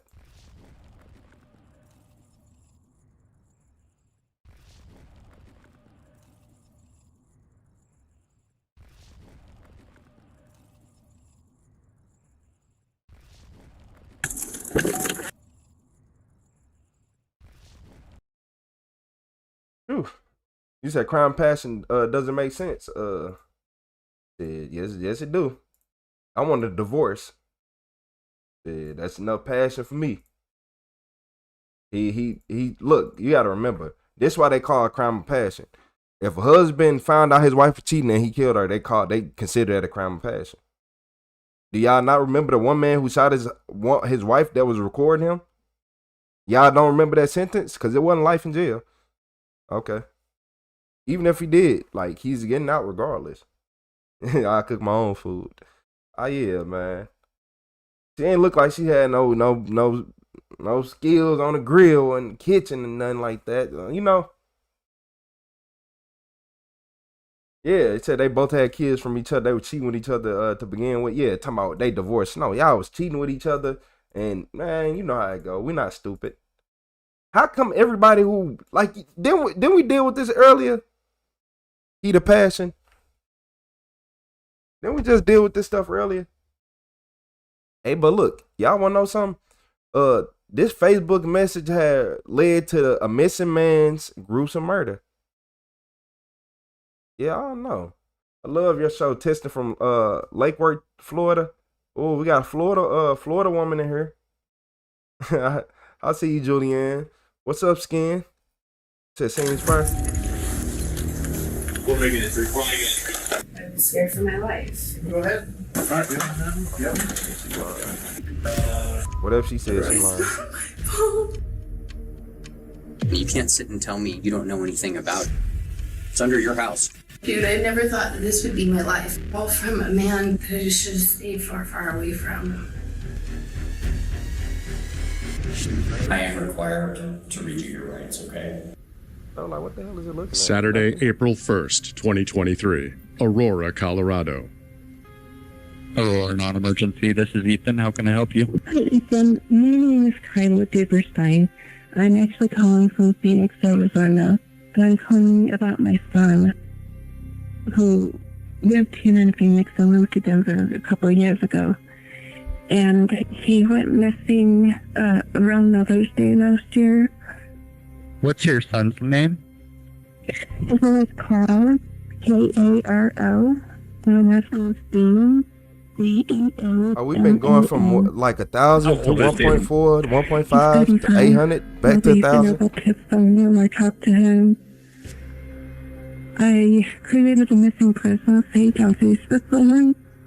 And today, a woman posted on there that she knew he was killed. She knows the address and she knows the people involved. Okay, I'm going to put a call in for this. The operator alerts Aurora PD's Homicide Division. 2 days later, on Monday, April 3rd, a detective makes contact with Kyla. So I'm calling to follow up with the report that you made to our... Is it late night for us in Central and Eastern? Saturday. To start with, if you don't mind, if we can just kind of start from... Hey, everybody put W's in the chat if y'all still woke. If not, I'm pretty sure a lot of people fell asleep. When Carl kind of came out here and you know, what was going on that led up to him disappearing and all that. He moved back to Denver in May of 2021. He stopped at 1.5 and going down? And he was just living with friends, kind of bouncing around, living in his car. And then... So, and I'm sorry to interrupt you. When you say last year, you hadn't heard from him for a long time. What do you think the time frame was on that? Let's see. So you've been up since 8. Before that Mother's Day, probably 2 weeks. What's up with Okay, it, so Millie? 2 weeks prior to Mother's Day of 2022? Yes. You hadn't heard from him. Would that have been unusual? It was unusual. Weeks went by, and Kyla called Carl, who also goes shout by out to everybody KJ, putting the W's in the repeatedly, chat. but his cell phone went to voicemail. She also reached out to KJ's friends. Alarmingly, no up, one Ray? had seen or heard from him either. What's up, Shopper? In July of Tracy, 2022, Melissa, Kyla contacted a different Denver area police Sonati. department and filed a missing persons report. Hillary. So, then what? So then I kind of waited, and then I had a friend who from high school who her husband is a private detective or private investigator. So I hired him. What's up, Burnt Time? And he did some looking around, and he's the one that found out that Carl had the warrant for his arrest.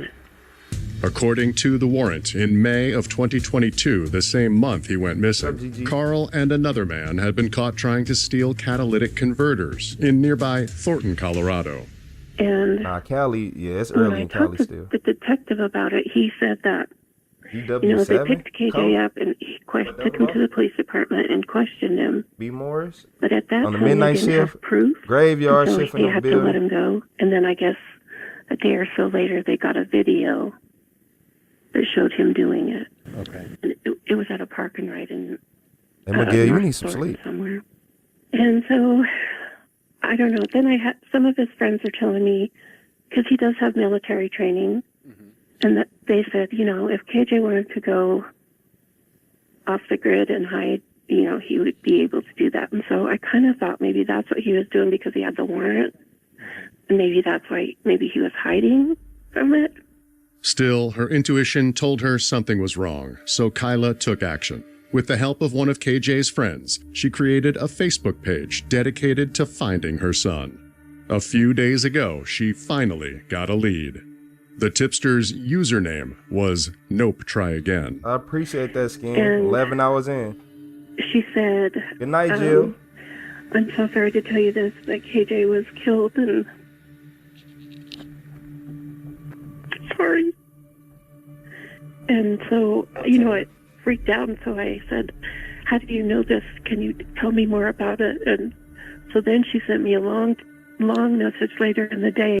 Basically, if she just get to the point quicker, it'd be much more interesting. But I guess her friend sent her a message about her killing somebody, a man or something, and then, confessed, and now she over here just telling the story extra slow and shaking and being annoying. Like, if you don't get it out. Saying what her name was. The tipster identified herself as Sierra. She claimed that several weeks ago, her friend Casey Bach made a shocking confession. KJ had been murdered by her boyfriend, Haskell Leroy Crawford. At first I thought it was a hoax, but then when she sent me that longer thing and she had a lot of information, her a lot boyfriend, of detailed information, I knew that it was not a hoax. According to Sierra, Casey told her she helped Leroy bury KJ's body under a crawl space in Casey's apartment, and then Leroy covered him with cement. After exchanging more messages, Sierra gave KJ's mother her phone number. So KJ's mother reached out to the police department she contacted back in July of 2022, real-life friend. only to discover Lunatic. the officer she spoke with never actually filed her son's missing persons report. Okay. Did they give you a reason why? She didn't know. Okay. She just apologized and said she didn't know what happened. Would you be able to copy those messages she sent to you? Yes, I'll email that to you right now. Okay, and I will keep you posted, all right? Oh my Okay. God. Later that day, Aurora PD detectives speak with Sierra. She swears everything she told KJ's mother is true. Last month, Casey came over to her apartment high on drugs and started rambling on about how Leroy had killed KJ, and she helped him with the cleanup.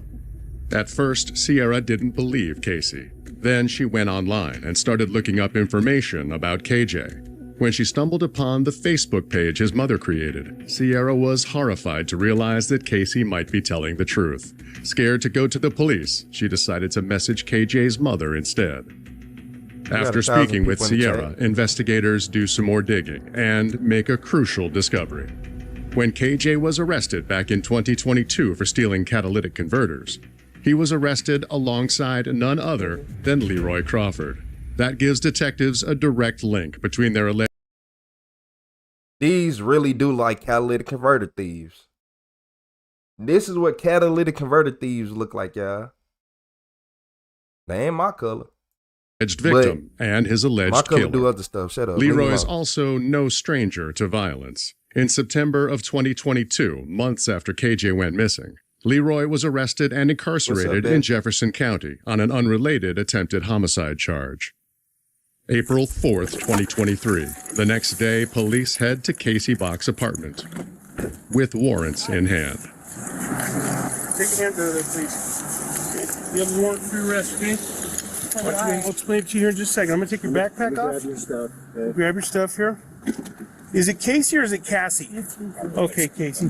So we also have a search warrant for the apartment. Yeah, I understand you have 2 dogs in there. Are they friendly? No. Okay. What are their names? They're hooking her up. Gigi and Pluto.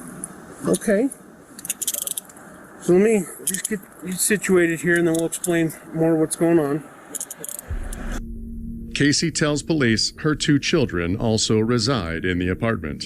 After arrangements are made for her mother to pick them up from school, Casey is taken down to the Aurora PD station for questioning. Come on, come here. We got the dog. With her dogs safely detained, police execute the search warrants and enter Casey's apartment. Can I pet that dog? We're making it 3. Can I pet that dog? Yep. Yeah.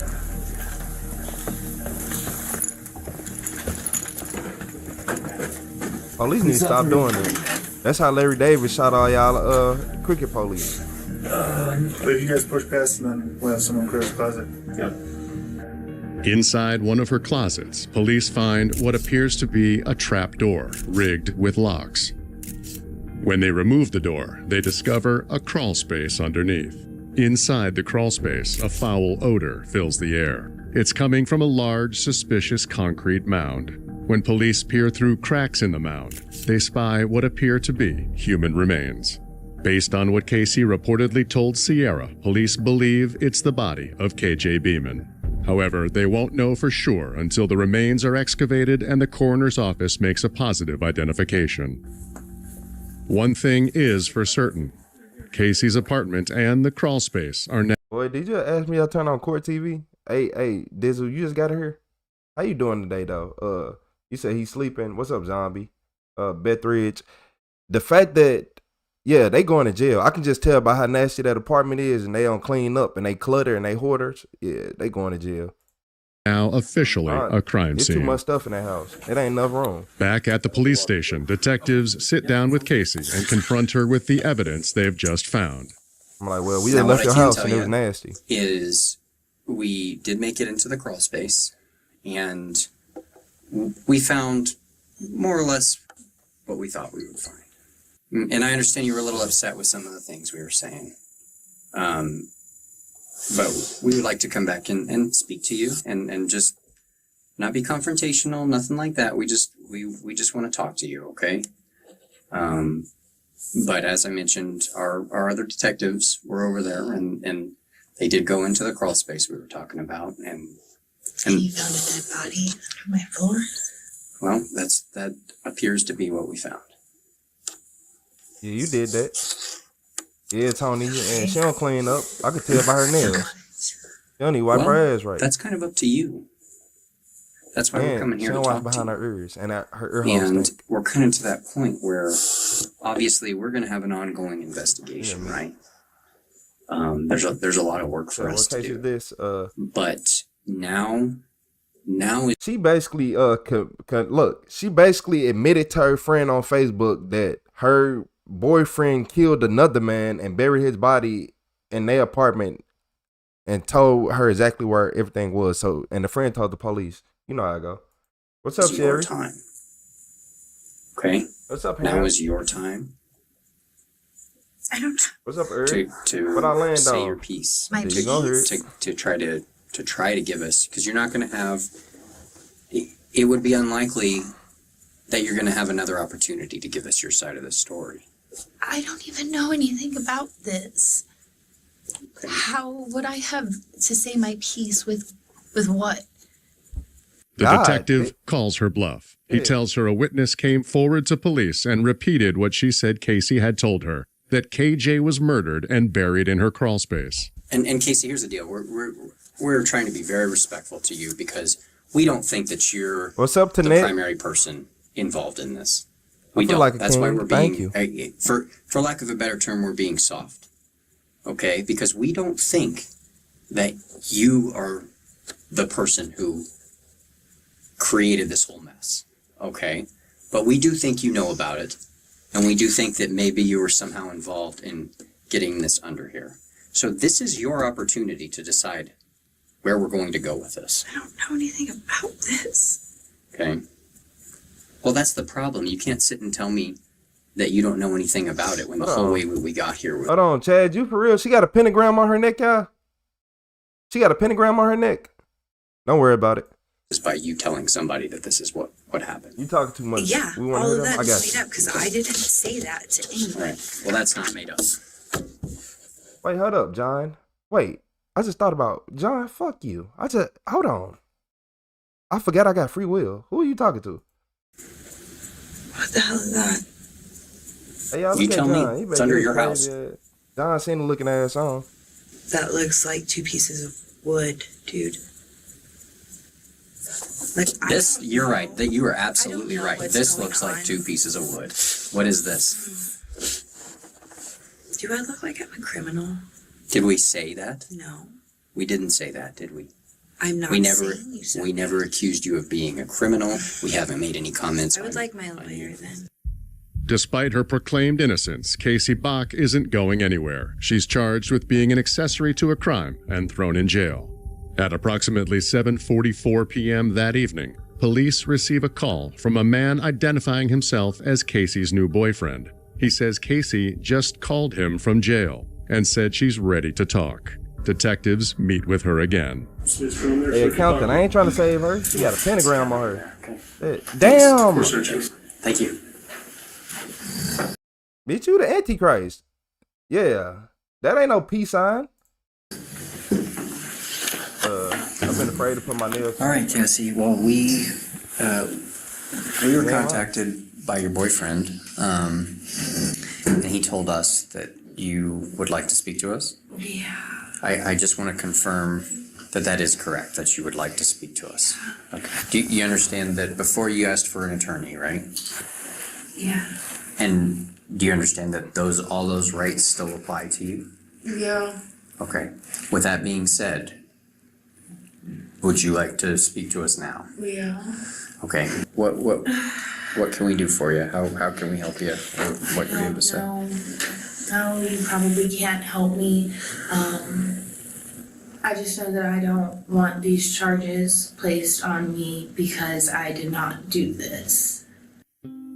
Casey tells detectives Leroy is the father of her children. They've been in an on-again, off-again relationship for years. She came to know KJ through Leroy. KJ and Leroy were once so close, their kids even called him Uncle Carl. But in 2022, after KJ and Leroy were caught trying to steal catalytic converters, Leroy turned on KJ. There was one night he was talking about him and KJ. What's up, Alexandria? We're having problems. What's up, Candy? That he thought KJ was a rat. It was working with cops and that it needed to be taken care of. Okay. And the next thing I knew, I was coming home from work. And when I got home, he was in my apartment. No, she smoked cigarettes. And KJ was already dead. In my bedroom. And he forced me to help him move KJ. See it. I'm sure this is very difficult for you. No, I don't. Do you know what had happened? No. probably seen a bag over KJ's head. What kind of bag? I don't know. It's just a bag. The white bags. Like a white plastic What's sack? up, Maddie? Yeah. I don't know, like white Walmart bag. Like a grocery type bag. And then this just goes to show how stupid. Look, y'all. As a male, as a smart man, look, everybody in this chat is a smart man.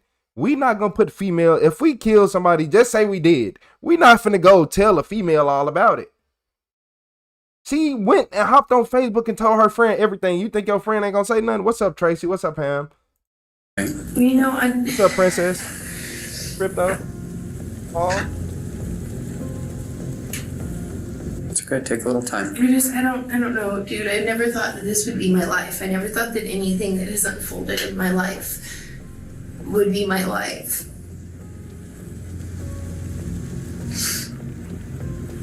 But it is. She got them glasses Jeffrey Dahmer got. It's all from a man Or had. that I just should have stayed far, far away from. Are we talking about Leroy? Yeah. Some Jeffrey Dahmer glasses is crazy. Casey says her relationship with Leroy was a toxic mix of drugs and domestic violence. I'm a father. So let's, and I hate to kind of come back to something really traumatic, but let's talk about. You talking about father and Leroy son? I'm a made father. You help move KJ down He into. couldn't move him by himself. Okay. I told him I didn't want to. Okay. I tried to leave. He grabbed my arm. As a man, So did we you never guys tell the pick him up females. and put him down there? He forced me to drag him. Drag him. Was there blood anywhere? No, I didn't see any blood anywhere. Weapons? Like anything at all? From knives to baseball bats or I anything? mean, I have weapons all over my house. Did any of them appear to have been used? No. Hey, how did the hey, just look at her real quick. Like, even from this angle, she don't look. She look like Jeffrey Dahmer the more she sit right there. Them glasses got me. And all that stuff get down Smoke there. I more know we than showed that. you the Oh, photograph. man. How did Man. all that end up down there? Because he thought it would be smart to cover him in cement. Leroy did? Yeah. And how long did that take? Did he go and do that night? Or that day? Did he do it over the course of a few days? You know what he did? You already snitching? Shit. You might as well do them five years you finna get. The next day. Detectives press Casey for more details of KJ's murder, but she seems more concerned about herself. Is this gonna help me any? We will be 100% frank with you. The charge that we are charging tonight is not going to go away. You said she need an Oscar? That being said, we will get a greater understanding of what actually happened and how involved you actually were. This is obviously a very serious situation. I know it's serious, yeah. What's up, Zypher? I know. Okay. So, and we don't want to lie to you. We could just lie and say, you can tell us this and everything will go away. Unfortunately, that's just not the truth. Yeah, that's just not the What did he truth. say? Hold on. Hold on. My bad. I thought he said he don't want to lie. Let me make I know. Okay. So, and we don't want to lie to you. Boy, y'all done lied to her plenty of times already. Man, a police not lying in the interrogation room, imagine? Okay. The truth. Yeah, that's just not the truth. Okay. It's important for us to understand exactly what your role was. I didn't want a role in it. I know, but you ended up in it. Without a guaranteed deal, Casey is less and less forthcoming. Let's try to do. Yeah, your just a boyfriend linear still catalytic timeline converters. What the of what happened that day? Okay, you had mentioned, and I'll help. Okay, and you correct me if anything I'm saying is wrong. You said that Leroy was upset because he thought KJ was snitching or ratting to the police. Is that correct? Yeah. Was that before all of this happened? Yeah. And you said that he said something like it had to be dealt with. I don't want to be putting words in your mouth, okay? So if I'm wrong, please correct me. No, it's not at all what I said, man. Okay, I thought you said something along those lines. Maybe I'm mistaken. So what did he say? Now I'm just like confusing myself. But I just know I didn't do this. Eventually, Casey shuts down. April 5th, 2023. The following day, police call in a team of experts to excavate the human remains in Casey's crawlspace. 27 miles away, Aurora PD detectives arrive at the Jefferson County Detention Center, where Leroy Crawford remains in custody on attempted murder charges in a separate case. What's up, How you doing Trust? this morning? All right. We're detectives with the Aurora Police Department. We're at the major crime section, okay? We're here to hopefully talk to you about Princess, you right. case we're investigating. I will let you know we're not here talking about your case that you're in custody on, okay? So it's important that you understand that. Oh, they most definitely do hard boy drugs. They do meth, coke, and all the other good ones. If you still catalytic converters, where's the money going towards? It ain't going towards bills. It's also important to understand we record all our interviews, okay? We're actually required to do that by the state. I know you see all the cops with body cameras on and all that. Now, because I do have you here, I am required to read you your rights, okay? And I assume you've been through that before and you kind of understand how that works. It's because you're in custody and I'm gonna ask you some questions, okay? Are you cool with that? I don't know. Last time I talked to cops, I ended up here. If that's the case, I'll just go ahead and lay it out to you, okay? We're currently investigating a situation at the mother of your children's apartment, and that's Casey, right? Okay, and we are actually in the process of serving a search warrant there. Nah, that house was dirty. I know it stink. Yeah, his house is nasty. We got some information which led us to get this search warrant and go into the apartment. All right. Now, I would like to ask you some things about that. That's why we're here. Okay. Detectives read Leroy his rights. Do you understand your rights? Well, as I mentioned, we're investigating a situation over at Casey's house.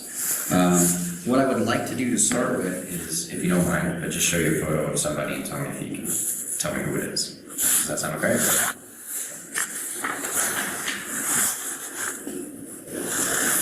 Hey, Rich, a lot of people don't know that. Who is it? About pennies, they don't. KJ? Who is KJ to you? Yeah, he was one of my friends. What's up, Augie? Well, he's been missing. We're trying to find out what's going on with him, okay? So, last time you saw him, do you know about when that was? I don't. It's been a while, like a year. Okay. What's all that to do? I knew what's going on, so. Okay. Well, we're basically investigating his disappearance. Okay. We're the major crime Leroy! scene. We investigate missing persons and homicides. Okay. So we're The fact that I investigating. wasn't even ever talking to a cop. I'm sorry? As in the fact that I'm even getting charged with something I didn't do for talking to a cop, I think I'm done. Okay. Because I literally was helpful. You said they playing pussy. And I'm gonna face the majority of the charges. Okay. For something I didn't do, so. Well, I don't have anything to do with that, okay? I know, but still, I think I'm done. Several days later, the excavation is completed, and the remains are transported to the Arapahoe County Coroner's Office. The coroner confirms the victim is Carl K.J. Beeman. His death is officially ruled a homicide. For KJ's family and friends, the news doesn't come as a surprise, but it remains just as devastating. In his honor, KJ's friends set up a fundraiser to cover the funeral costs of the man they remember as a kind and genuine person, with a big smile and a contagious laugh. His presumed killer, Haskell Leroy Crawford, is charged with first-degree murder, and police and prosecutors know there's one person who holds the nail to his coffin: Casey Bach. In July of 2023, after 3 months in jail, a now sober Casey agrees to sit down with police again. This time, she holds nothing back. Well, we're saying initially we just let you give you another chance to kind of tell us about. I'll be here often. That day. She finna still lie in his room. Yeah, she finna still keep lying. But all she gotta do is just snitch on him. You might as well. He's still catalytic converters. He can't do anything for you. Snitch on him, please.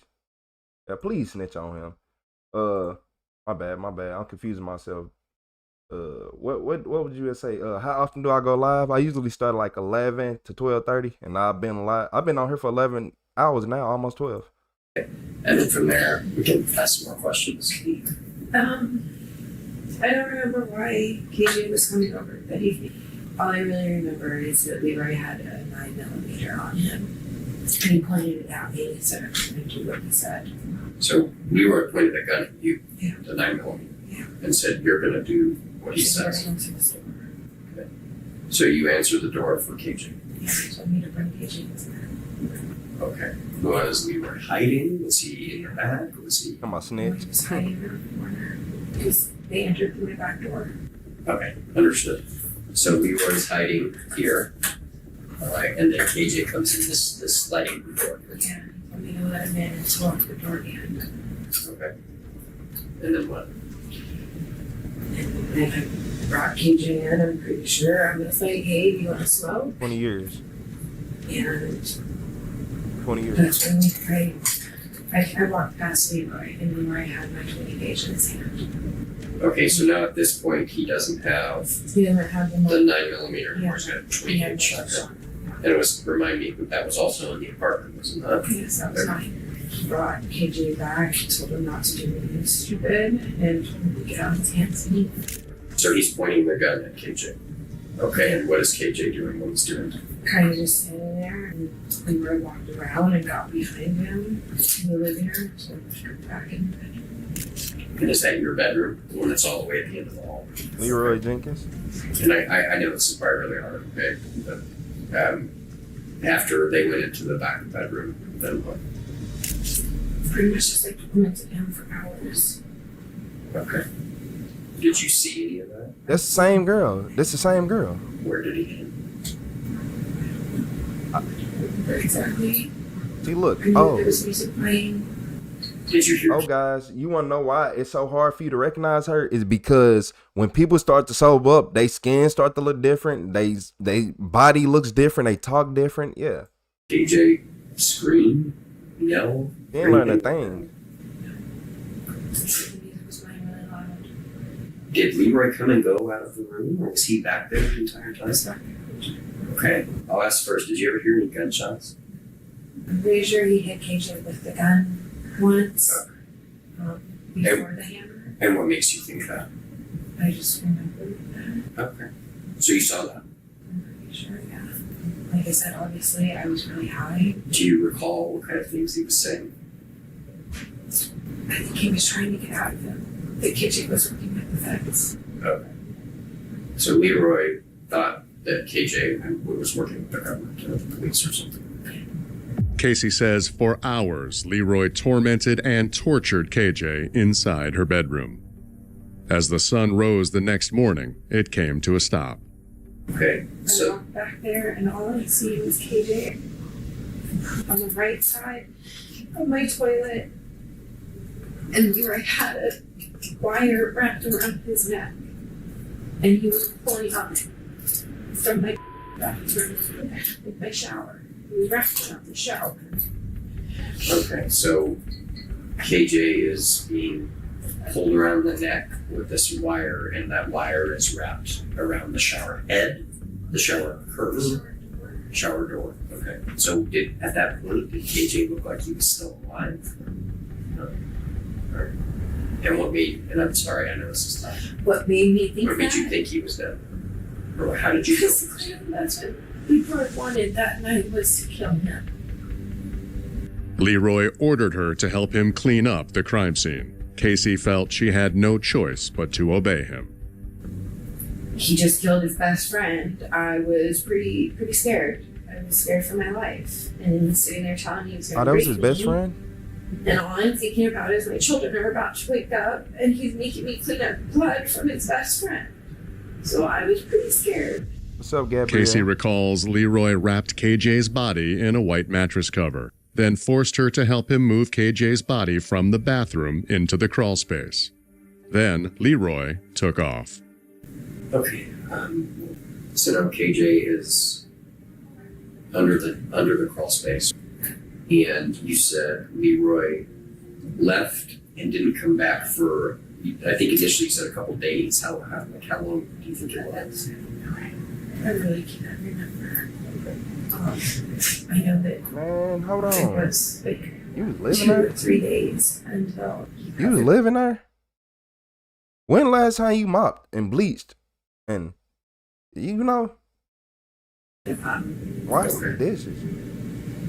And what did he bring with him? You saw her a little bit, Adam, in the next room, in talking to detectives, or in the cell.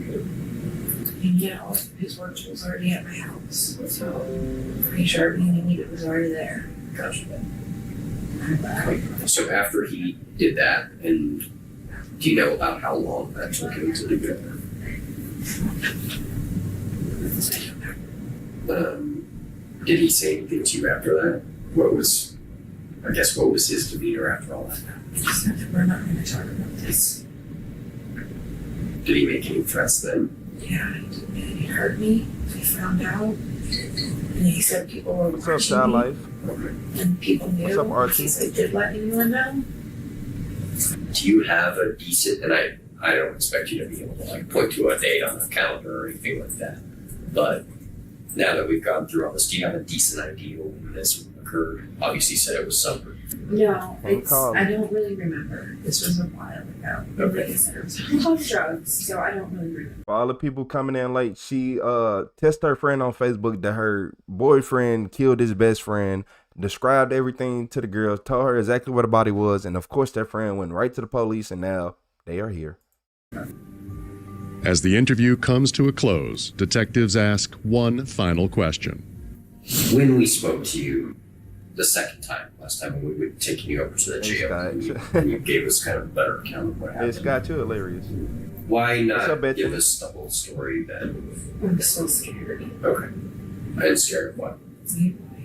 Of what was going to happen to me, my safety, my kids' safety.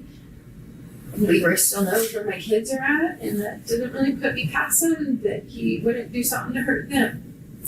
In exchange for her cooperation, prosecutors offer Casey a deal. She pleads guilty to being an accessory to a crime. She receives a deferred judgment and is released from jail.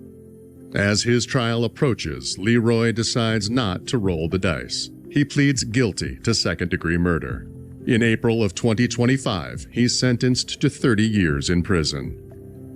At Leroy's hearing, KJ's mother comes face to face with her son's killer and tells the judge, "He murdered my only child. We may never know all the details, but the defendant does. I hope it haunts him every day for the rest of his life, like it does me." You said why he do that? Oh, y'all wanna know why he did that?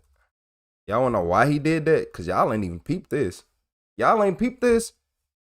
Oh, do you wanna smoke? Every single male in here that smoke, if a female invites you into her house and be like, you wanna smoke, and y'all not even that much of friends, what does that mean? I can see if y'all was friends. If y'all was friends and y'all always smoke together, that's the difference. No.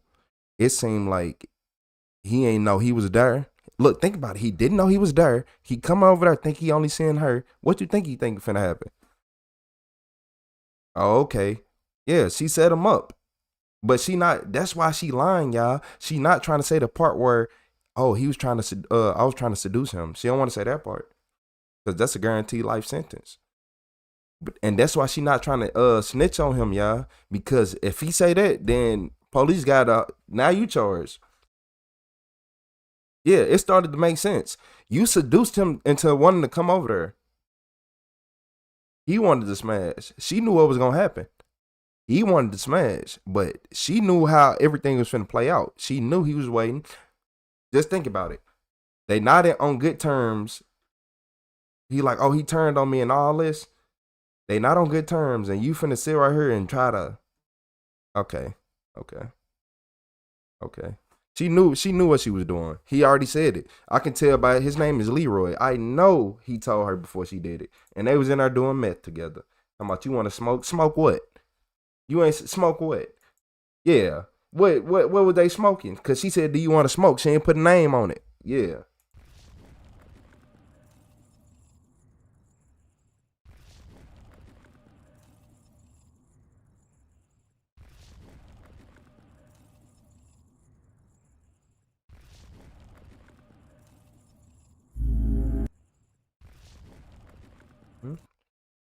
Hey, look, y'all.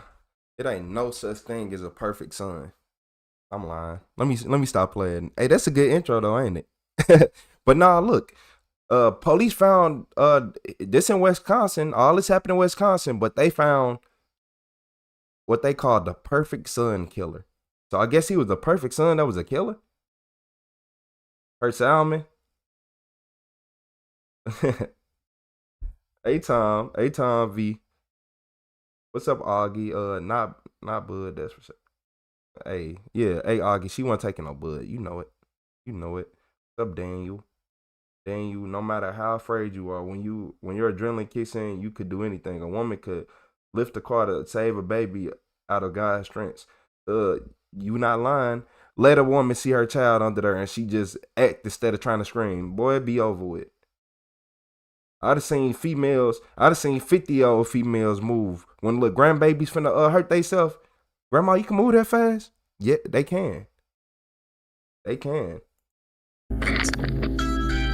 It's July 8th, 2021. A Ring camera captures 23-year-old Chandler Halderson going around the neighborhood asking people if they saw his parents, Bart and Krista. According to Chandler, they had packed their bags for the 4th of July weekend to head to the family cabin in White Lake, Wisconsin, with another couple to repair a fireplace. But as days passed, Chandler claims he couldn't reach them. Their phones went straight to voicemail. So You said, my hey, McGill, last same, message brother. I got from them, they were going to White Lake for the 4th of July to a cabin. Why would they not call? Why wouldn't there be a text or something? We were worried that, are they being held hostage somewhere? Little did anyone realize, Bart and Krista were already long gone, and what detectives were about to uncover would reveal a web of financial lies, fake identities, and a cold-blooded killer hiding in plain sight. I think it's time we start talking about what happened to your parents. Like the truthful version. What? Because listen to me. This is the only chance you're gonna have to tell us the truth. We know your parents are no longer with us. Okay, and we know the reason why. It's July 7th, Imagine getting that statement 2021. told to you. 23-year-old Chandler Michael Halderson enters the Dane County Sheriff's Office and files a missing person report for his parents, Bart and Krista. According to Chandler, they went to the family cabin in White Lake, Wisconsin on Friday, July 2nd to spend the 4th of July holiday in the wilderness. They were supposed to be back by Monday, but it's Wednesday and there's still no sign of them. Their phones are also going straight to voicemail, which Chandler notes isn't unusual due to extremely poor cell service near the cabin. Investigators wonder if maybe they decided to stay there a few days longer for whatever reason, but Chandler's girlfriend, Catherine, offers a different perspective. His parents are usually like on time, but like it was like they'll be back, you know? And then like they're supposed to be back early Tuesday morning if they didn't make it back Monday night. And it's like his dad's very punctual. Okay. So, and like his mom was supposed to work Tuesday. Both are missing from work, and Krista is even at risk of getting fired if she doesn't show up. Normally, they would at least make an effort to inform their son. Yeah, that's why I don't like jobs now. You over here, she dead, and they over here, you gonna get fired. Yeah, I don't know what's wrong with her. She ain't called in and nothing. I bet you they're talking all guard, going hard. I guess she don't want to work. Yeah, she gonna lose her job. She ain't showed up in days. That's why I don't like jobs. In their workplaces about the extended leave before committing to it. Something isn't right. This suspicion only deepens with the discovery that the two of them didn't leave on their own. According to Chandler, they were picked up by friends on the morning of July 2nd before he woke up. And he has no idea who those friends were. For all they know, Bart and Krista could be anywhere.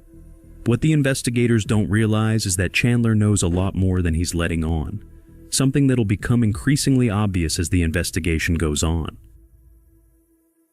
For now, officers go looking for the couple at the cabin. Is your name Cherry? In the meantime, Chandler here, spends the rest of the day talking to local news networks, spreading the word about his missing parents as much as possible, hoping someone with more information might turn up. Chandler Halderson says his parents, Krista and Bart, were getting picked up by friends that Friday. Their plans were going up with their friends and do some minor repairs on their cabin. That cabin is some 3 hours away from Windsor on a lake in a small community in Langlade County. I was told they'd be home Monday or Tuesday, and Tuesday afternoon, I got a little worried. Chandler seems deeply concerned for What's the up, safety of his Mabel? parents, who supported him every step of the way. They were a bit strict at times, but those who knew them described them as some of the most reliable people in their lives. Bart was the kind of neighbor who would quietly shovel your driveway without being asked, and Krista was a free spirit who loved her children more than anything in the world. There's parents, they're important. Like, I hang out with them, we play Mario Kart. His mom makes the Toad sound every time she selects Toad. No, Yoshi, the Yoshi sound. That's exactly how she does it. Loose every time, but like I don't know. I just don't understand how you couldn't like be worried or emotional. I know. I mean, that's why we're here. We're worried. Yeah. You're worried. As At their family cabin, officers meet Chandler's older brother, Mitchell, and his girlfriend, and begin looking around for any signs of the couple. Hi there. Hi there. I'm Detective Sergeant Grones with Langley County. Are you guys, The Halderson? You are affiliated with them? Yes. Okay. What's your relation? I'm their son. You're their son. Okay. Yep. All right. Maybe we could just take a walk around and see. You would know the property probably better than we would. It's changed a bit since I've been here, but yeah. Sure. How long has it been in the family? It's always been in the family since the 40s. Okay. Do you guys typically use it a lot, or? A few times a year. This is when my parents come up. I haven't come in a while. Okay. All right. Yeah. Let me just grab my windows quick, and then we'll take a look around, and we'll go from there. Okay.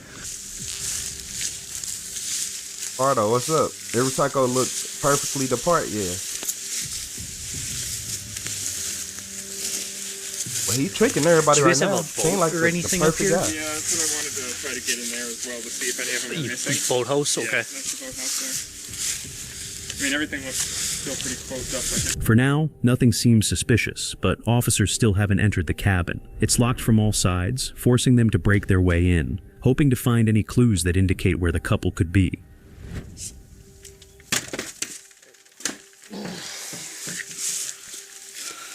Sheriff's office, anybody outside? Announce your presence, make yourselves known.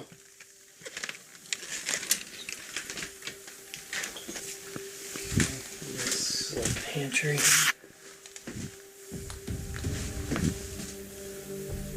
And there's a trapdoor basement. You said the son a bum? Upstairs looks pretty small. I can see a bed that's made up. That's not nice. Not yet. Okay.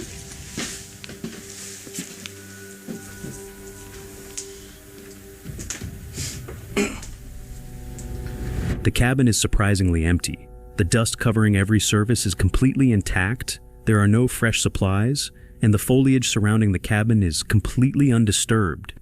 That cabin is better than most houses I lived in. As Mitchell mentioned, it is only used a few times a year, Hey, and man. judging by its condition, it's clear the place hasn't been used in a long time, not a few days earlier, as Chandler mentioned. Officers then force open the boat cabin nearby to see if they can find any clues there. This saved the life. A boat, a canoe, and a tube. So silly mules. Does your family do any other property Guerrero, like up here in Guerrero. the area at all? My bad, Guerrero. 5101. See you later. The boat Make sure you shed hit that nearby subscribe also button. has all 3 boats that the Haldersons own. And with none of the boats missing, there's no chance that they set off on a boating adventure either. All signs point to the couple never making it to the cabin, which begs the question, what happened to them? The answer to which is far more gruesome than anyone could have ever imagined. With that, the investigators point their focus toward Bart and Krista's last known location, their home. And it looks exceptionally ordinary at first glance. The first thing that stands out is the fireplace, See you as it's later, missing Weeble. one of its glass panes. A bit odd, but nothing immediately alarming. But then the investigators look deeper and notice that parts of the house are unusually clean, as if they were scrubbed very recently. Floor tiles and cabinets are missing from the kitchen, which Chandler claimed were due to ongoing renovation. But the most important clues are the massive bloodstains splattered throughout the house, and especially in the basement. These are also not visible to the naked eye, as they were likely cleaned recently. But using luminol, investigators are able to uncover a concerning amount of these stains. This is another immediate red flag, since it'd make a lot more sense for these stains to be at the cabin if something went wrong there, not inside the house. The only person who can provide more information on it is Chandler. He was also the last person who saw Bart and Krista the day they supposedly left for the cabin. So, on the morning of July... Now, hey, Weebles, don't be in that comment section giving everybody the sauce. Yeah, don't do that. I was just playing. Hey, we'll see you later, Weeble. Even though you might come back in a little bit, you never know. You might still be up. July 8th, less than 24 hours after the initial report, Chandler is picked up by officers and escorted to the public safety building for an interview for questioning. He's been